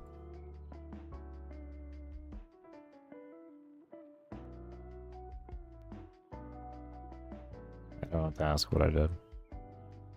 Oh, this is greater than, so there's going to be a point in between a to less than or equal.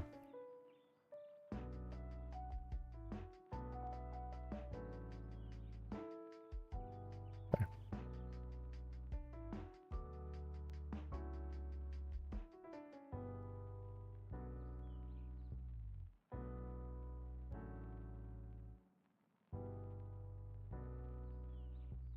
There we go. Okay.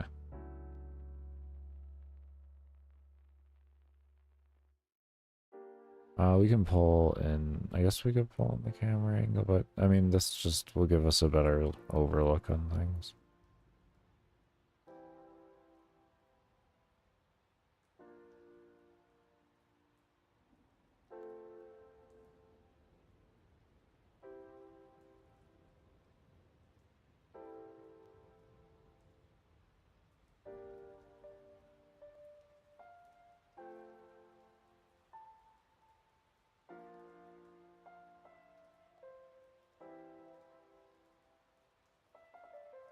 Why is the enemy count so low?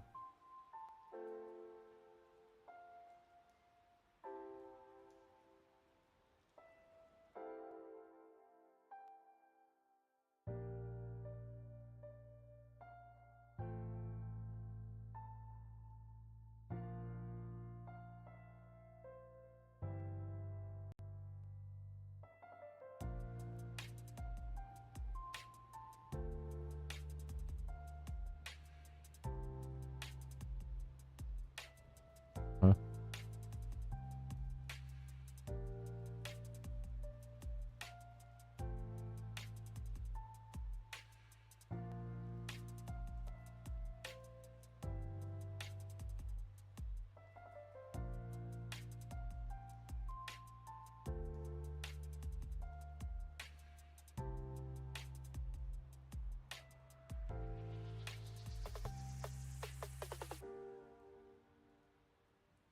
Yeah, what's going on with mob count?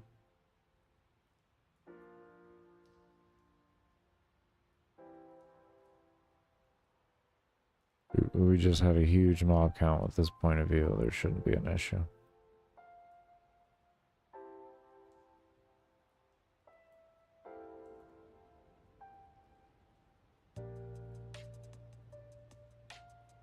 Um,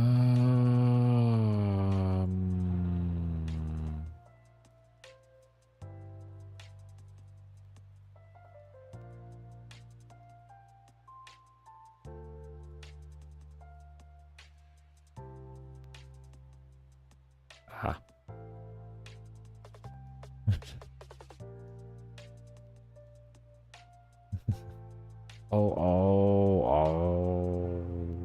Oh my, oh my. Oh my, what happened to this code? Oh my lord. What happened to you? What happened to you? Oh my lord. You done got all sorts messed up. Come on over here real quick, like. Okay. We go ahead and we set this alarm near to 1 and go to the other one. Okay. It's okay now. Okay. We made big mistakes.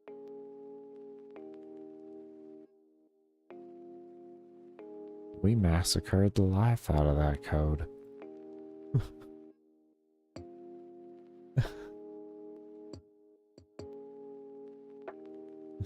There we go. We massacred the life out of it now. Alright, let's see what's going on now.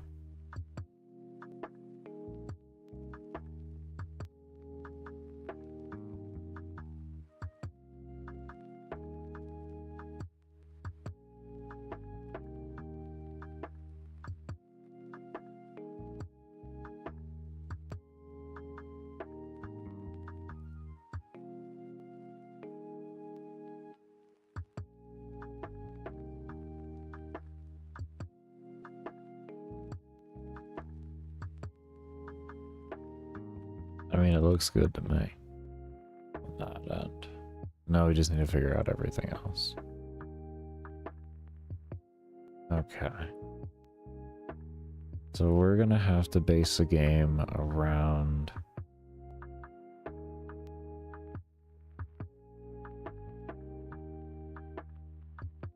Okay, so we have to base the game around the current collision system and how that works.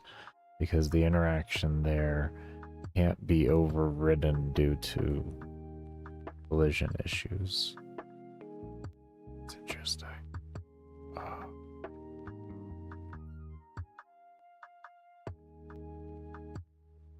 Ow. Oh, yeah, I like it. Alright, we are definitely not doing that, though, because that is not... That is not what we're looking for, okay? That is not even close to what we're looking for. Stuff. So, first thing we're going to do is change that to be dir. It just says dir.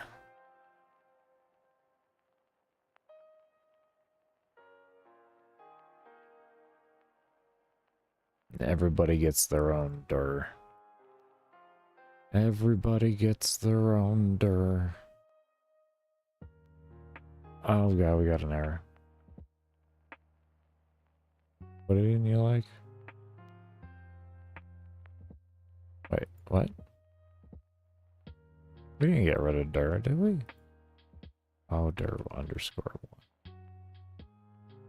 1. We don't have a dir. Now we got a dir. Forgot about that. I used to have 2 different ones, so like they'd interact with each other and send off appropriately, but then like I just realized it was wasting my life. Oh. And I just never took the underscore 1 off.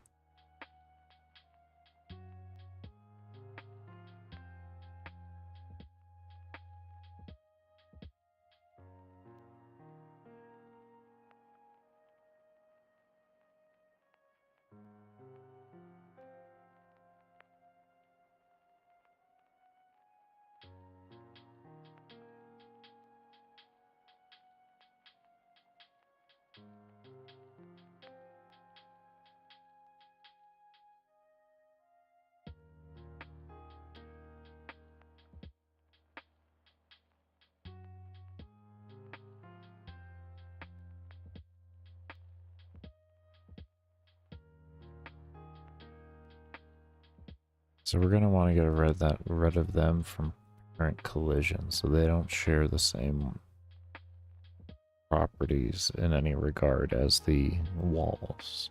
And they're gonna okay. I'm slowly figuring this out. And yeah, this looks a lot better for the movement. This looks a lot better. A lot better.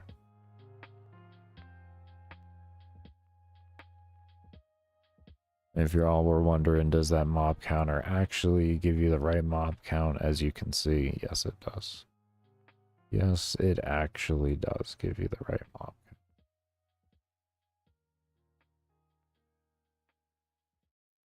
count. What that is just a timer that every minute or every 1 second, it just updates and grabs the instance count of a parent enemy. Really just easy. There's nothing fancy about that, to be fair, and it will stay in the game. I'll have it part of the information.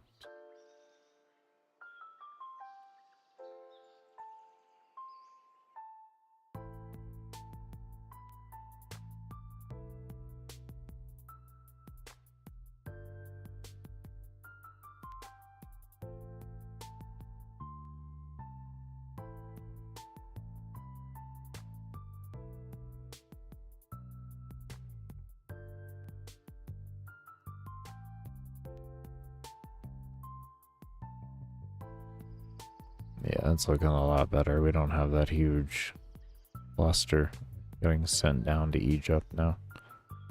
That looks a lot better. That looks a lot better. Okay. And yes, it does look like shit. Okay, I understand it looks terrible from that point of view, but we are doing testing. Okay. We have to see how things work. Alright, so what we need now, then. First things first on the agenda. Over here. You have to not have this parent anymore. Okay, and now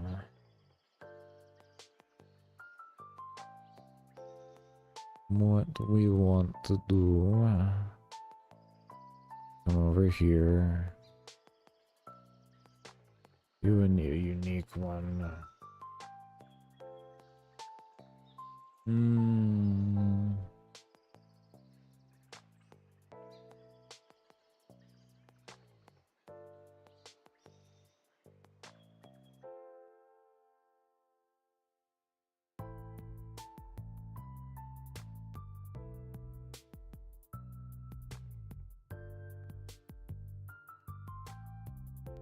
Maybe we could build it into this, right?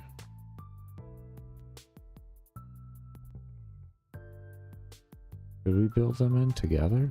Could we? Could we build them in together? No.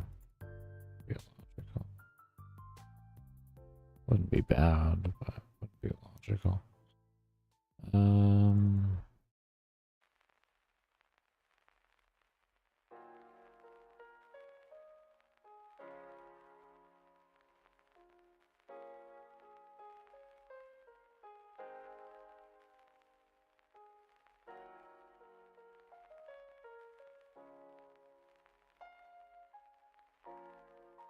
We always have the traditional horse.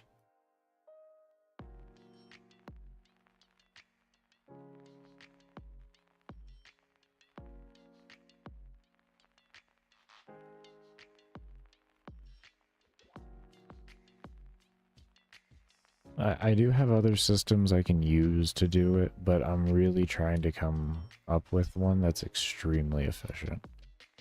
So that's why we're just taking time to beat our head into a wall here. Okay, we got a guy stuck right there. That's good. Oh.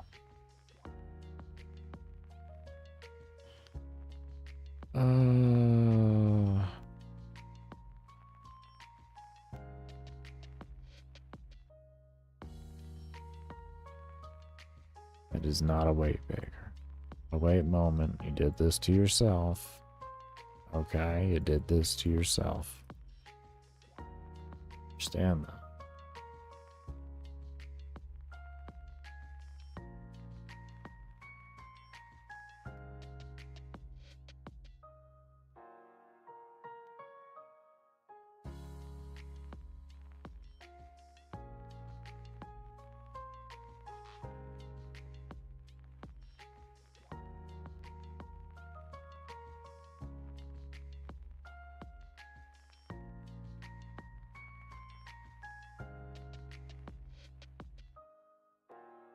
Okay.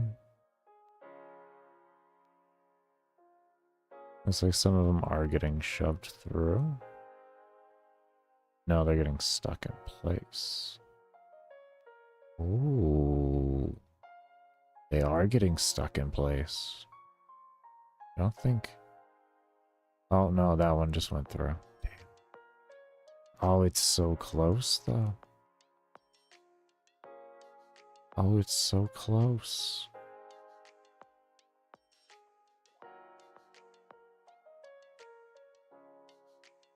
Oh, we are very close right now.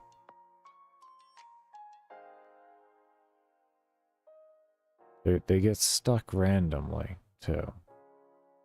This isn't the worst thing.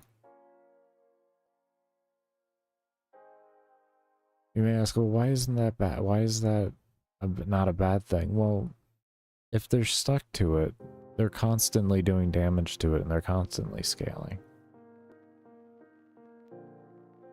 Which makes the player have to go around and look for them. They can't just rely off of them undoing themselves or something like that. They have to go look for mobs. Otherwise, they're just going to deal with higher scaled mobs. They are stacking a little more than I would like, and they are affecting mob spawning because of it, though. So that is something to take into account.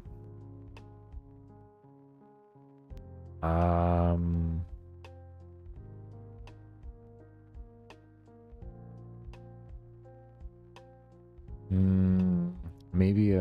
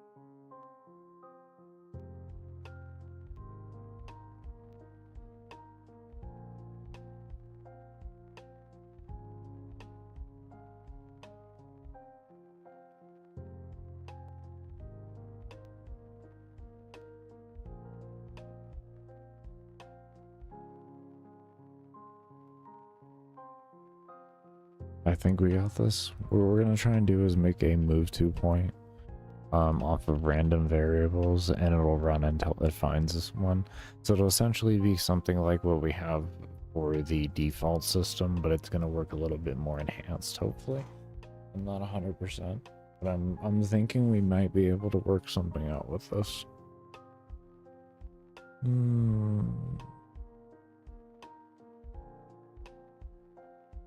If so, then it allows us to kind of work things around a little differently in other aspects too, and we can really make something crazy efficient.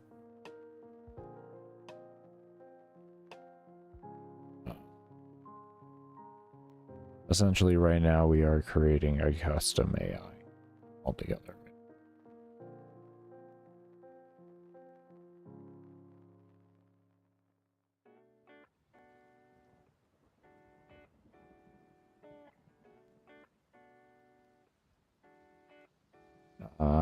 We don't have a speed because we need to make the same things individually.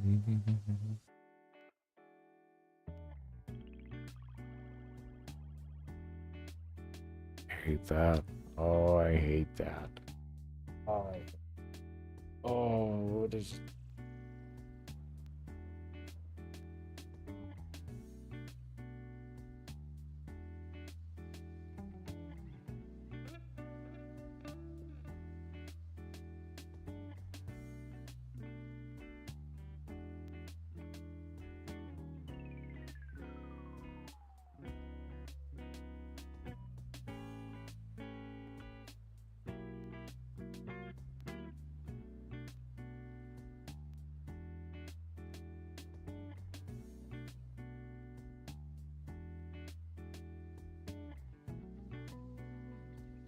Baker. I'm just gonna do it.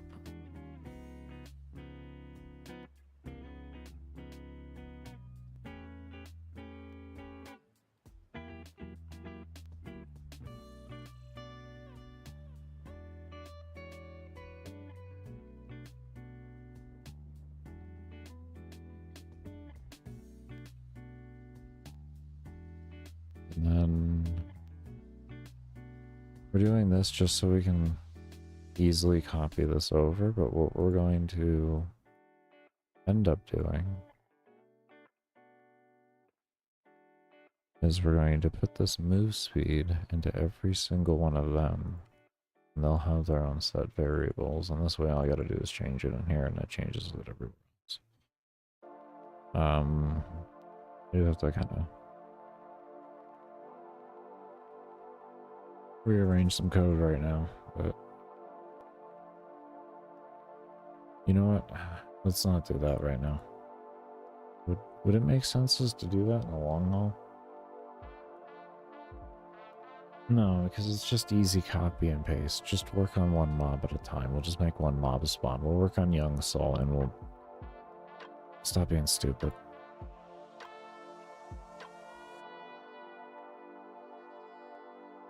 I mean, in a long haul, it would make more sense, I guess. So I could have a lot of default things in here and just have those inherited.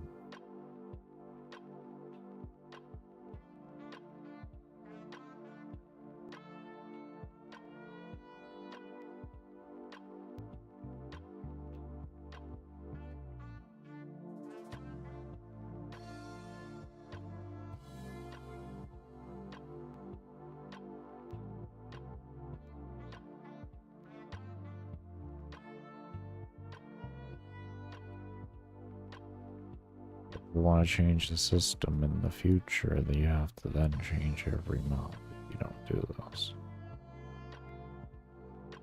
Do you want to do that? Are you going to have so many mob types in the game to where that's going to be a problem for you?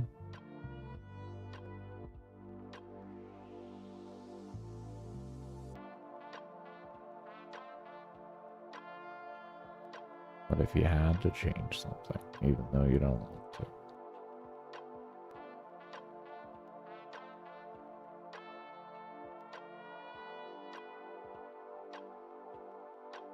I'd be okay taking the extra time.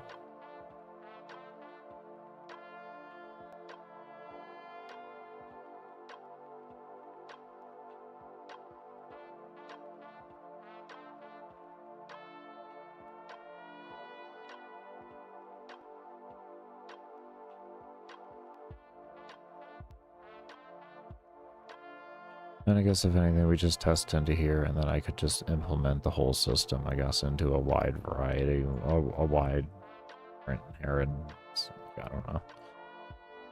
Alright. We'll call you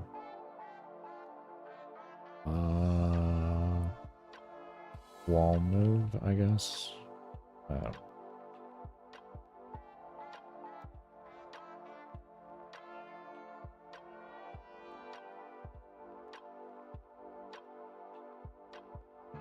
Okay, so how are we going to have it now know to check coordinates around its direct vicinity?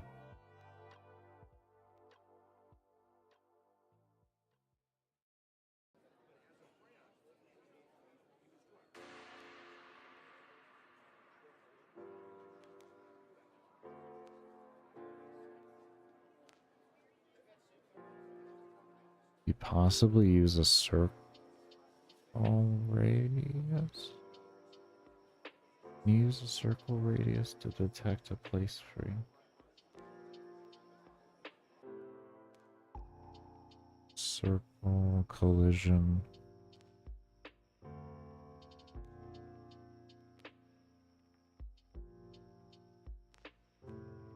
That's circle collision. That's not. I need to know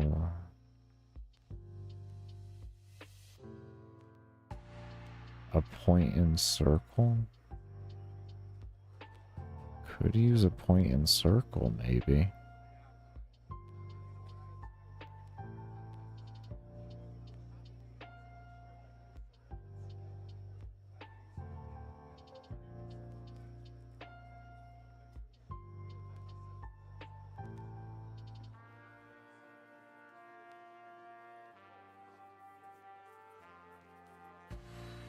Is there a way we could...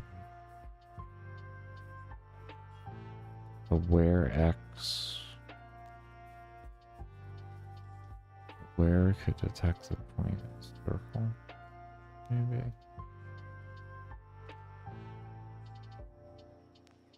What would that look like then? Are we gonna spawn?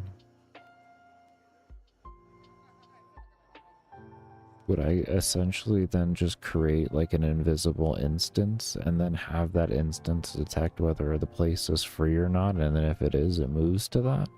Otherwise, it does something else. And you have it spawn within the point, within a point circle, within like a circle area, a radius.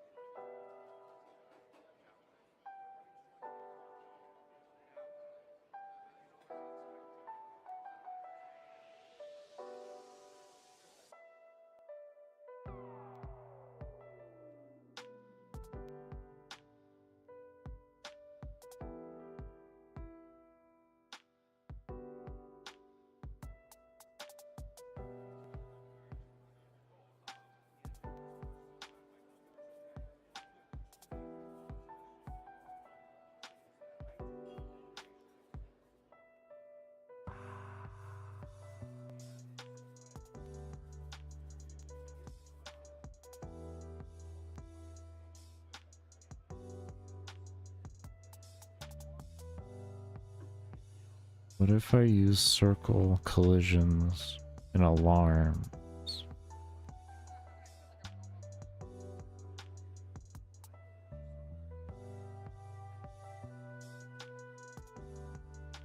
Then make mobs detect earlier when things occur and maybe make them adjust accordingly.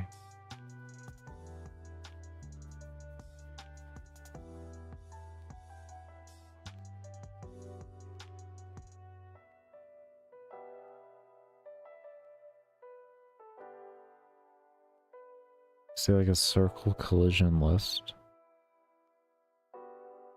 And if it equals true,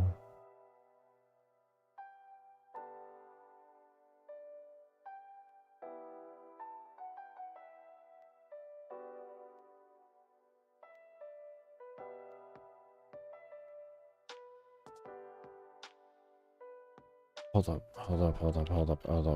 Actually, hold on.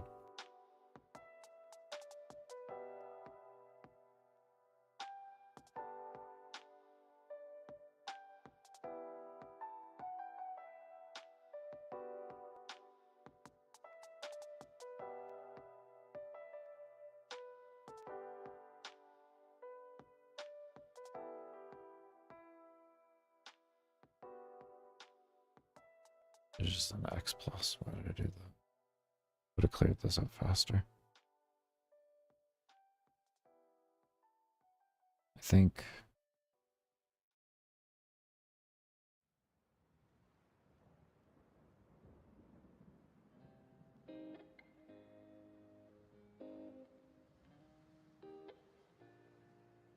Now we want the I random range. We need that. But we need this.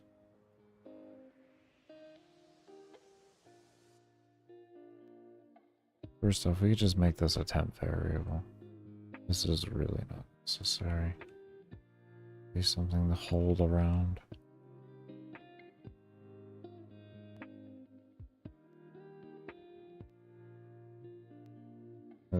That is completely unnecessary.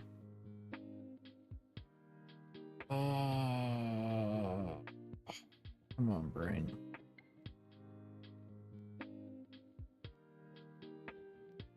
We're getting close to there. We're getting close.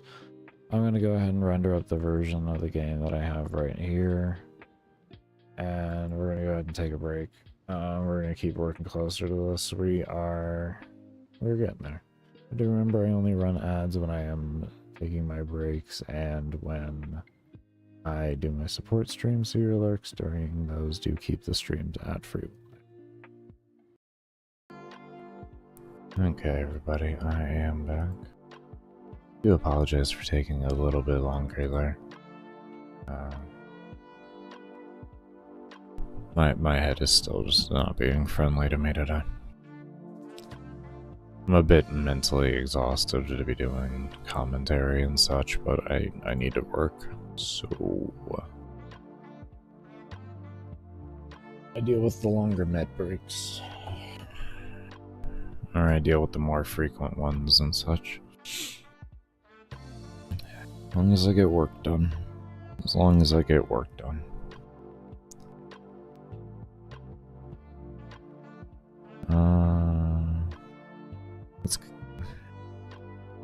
Let's just duplicate you. And we're gonna call this object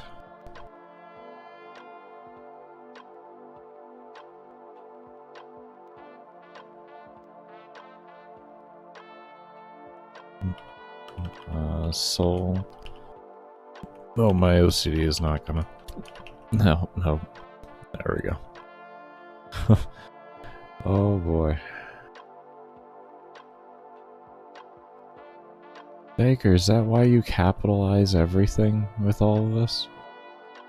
Even though it's actually better practice to not capitalize things as frequently? Yeah. Yeah, it's because of OCD.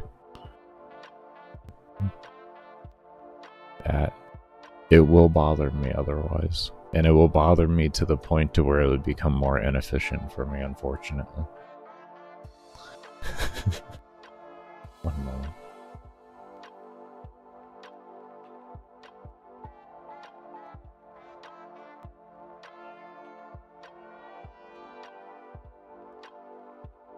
Because, like, it's something that'll just sear into my fucking brain, and it'll just sit there until I fix it. It could be weeks later, and it'll still just randomly come up, be like, hey, you remember that thing you didn't capitalize? Yeah, I'm gonna be here all day reminding you about it. Like, oh, why? Why? Why are you doing that? Please don't.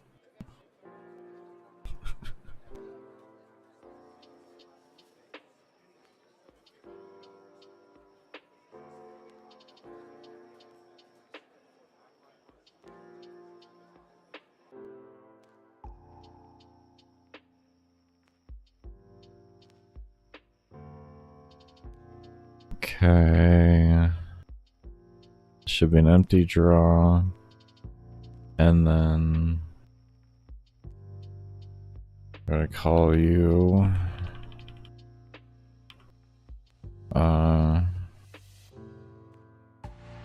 souls per second.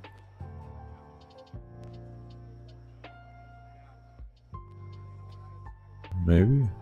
Is that what I want to call you?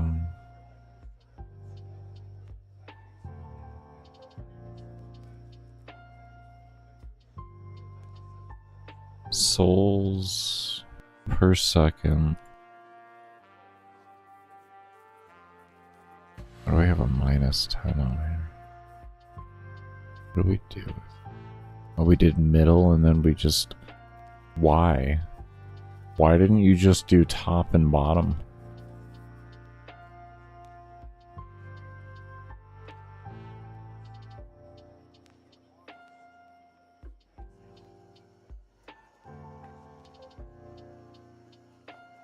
I'll forgive you for right now, Baker. That was the old you.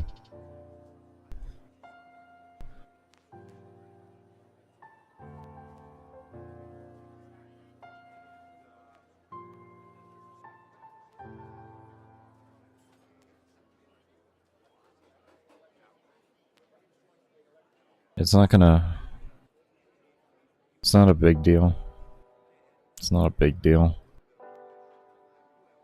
But it isn't something that I would do nowadays.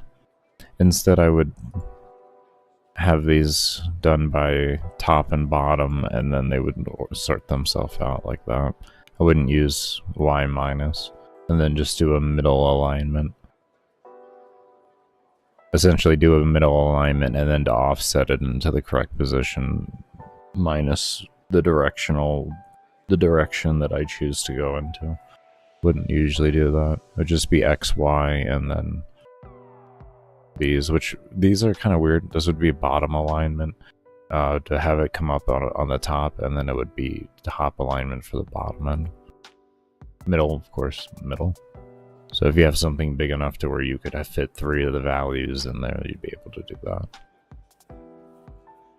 And then if you wanted to, you have these left and right center, all that for extra things. So if you have like a unique interface where you have like a bunch of different things, you have the ability to place essentially 6 different things, more or less. Yeah, something like that.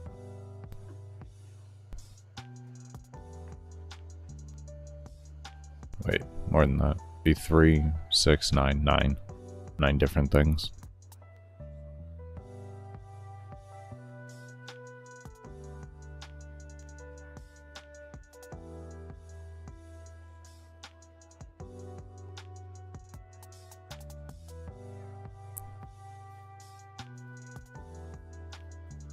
Okay, let's see, we have soul counter here, and we want to call this like souls per second, and we're gonna go bottom with that, and then that, like that.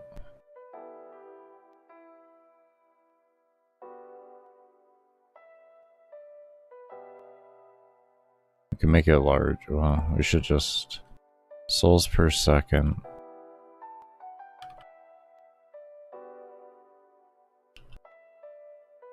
Or fast scaling.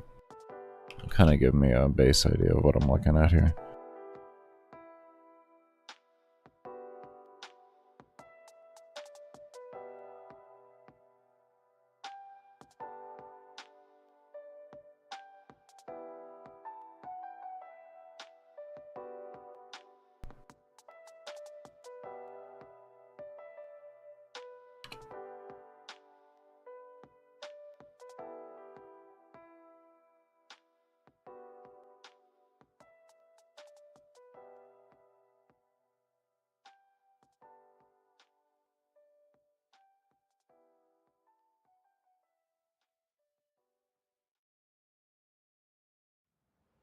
We want to make sure this thing isn't inheriting any of this noise, so we're just going to give it empty things. Not really the biggest fan of doing something like that, but I need these values.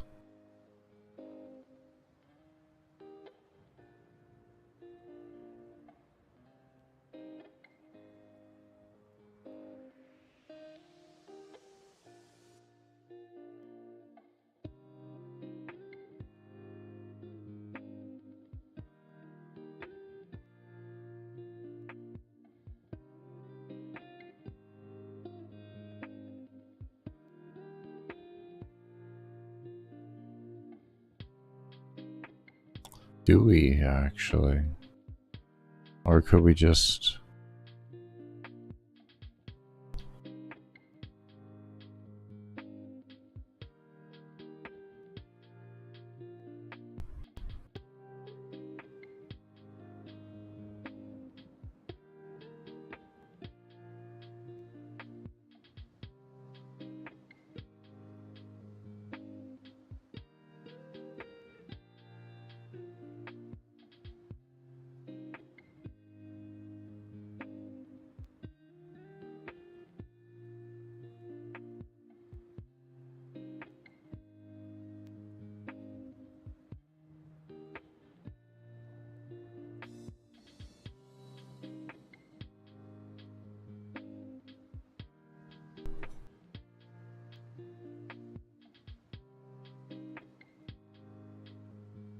Oh, hold on, I need to put this on my, on the UI.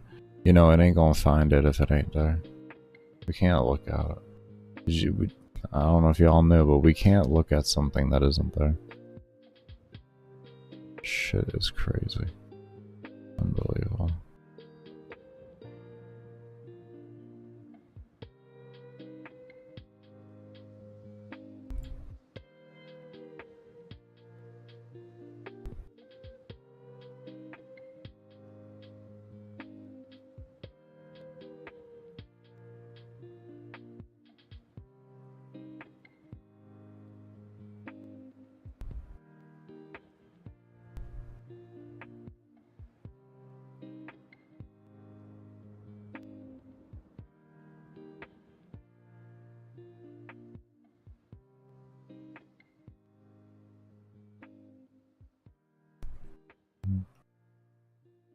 Okay, concept is there.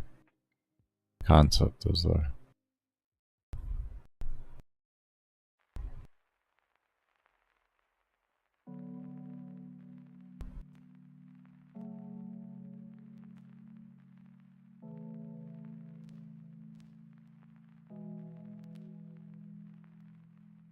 It will do a little bit here.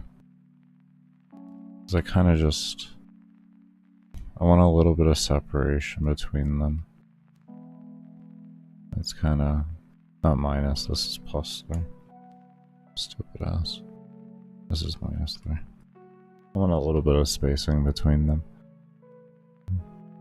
The boxes aren't final assets, so I don't really care about that.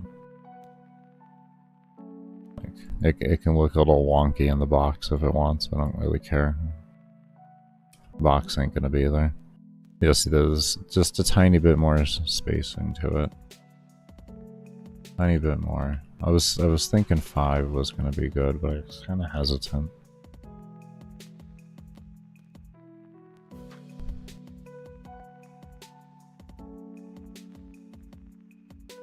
And that should be perfect. Yeah, that looks a lot better. That looks better. Alright. I know it looks weird with the box and everything. I get it. We gotta do it here. Here, let's do this. Let's do this, yeah. We can do that. There. I can do this.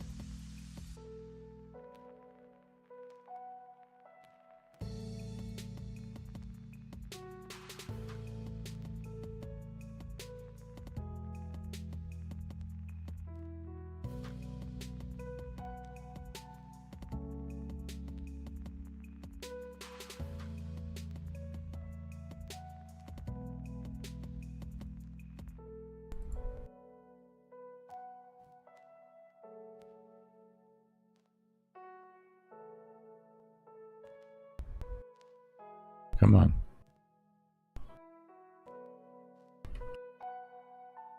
Let me do that.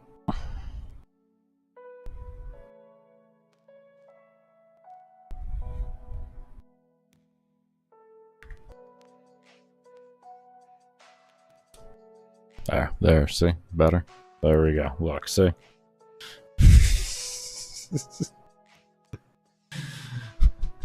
That's why I have the boxes like they do. Is if I, like, if my OCD is really going and I'm like, I have to just make this thing look good, it's very easy for me just to adjust it. It's just scale sizing, and it looks fine either way. So, that's why I have these placeholders like that. Boxes are phenomenal placeholders. Basic shapes are always great placeholders because you can scale up and down really easy with them. I'm gonna switch this back to draw self because I already know I'm gonna probably forget about that.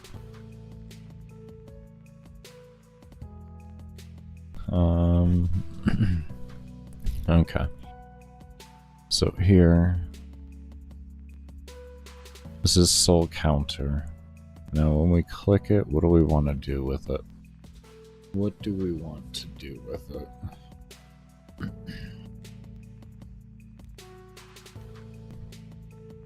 What is this thing? Soul counter is how many kills we need to get. So this is something that caps at 1.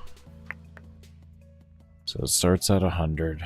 So we can give this 100 tiers if we so want to. And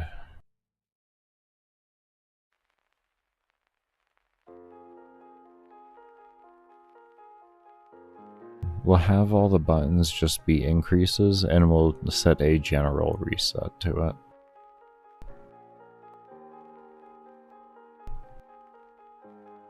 I know we could do otherwise, but I feel like that's just going to kind of be the best way to handle it. I feel like the other stuff is like, it's usable, but I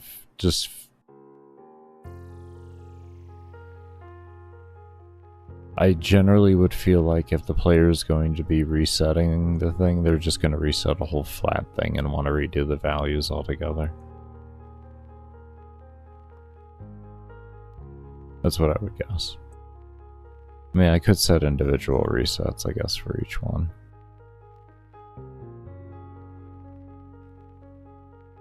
Could do that. I guess it wouldn't take long to do that, so yeah, I can do that. I can probably do that, as long as the UI doesn't get too cluttered. I think that's going to be the main thing behind it, is like keeping the UI populated, but not overly populated. It's going to be the main thing.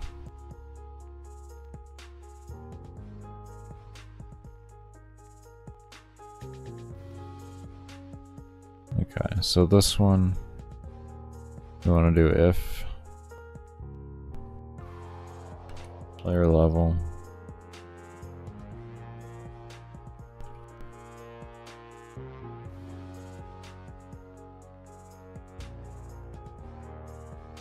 that is the same thing that I used, correct?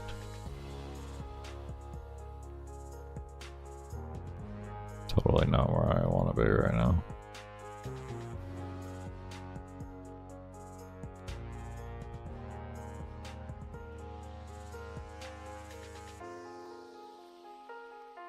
Reset increase. Do something like that. Pause level. So this is why we have other code to look at real quick. Pause level. I knew it was something different.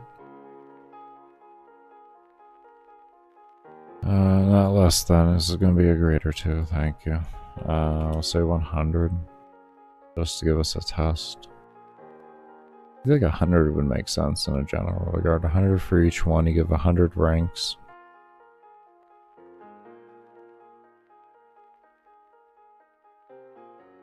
And 10,000 levels. Right? I'm stupid. I'm stupid, but I'm gonna just double check because I'm stupid. Yeah, 10,000. Yeah, no, that's actually reasonable. I can go with that. Just flat 10,000, flat 100 for each one. And this way your first point into it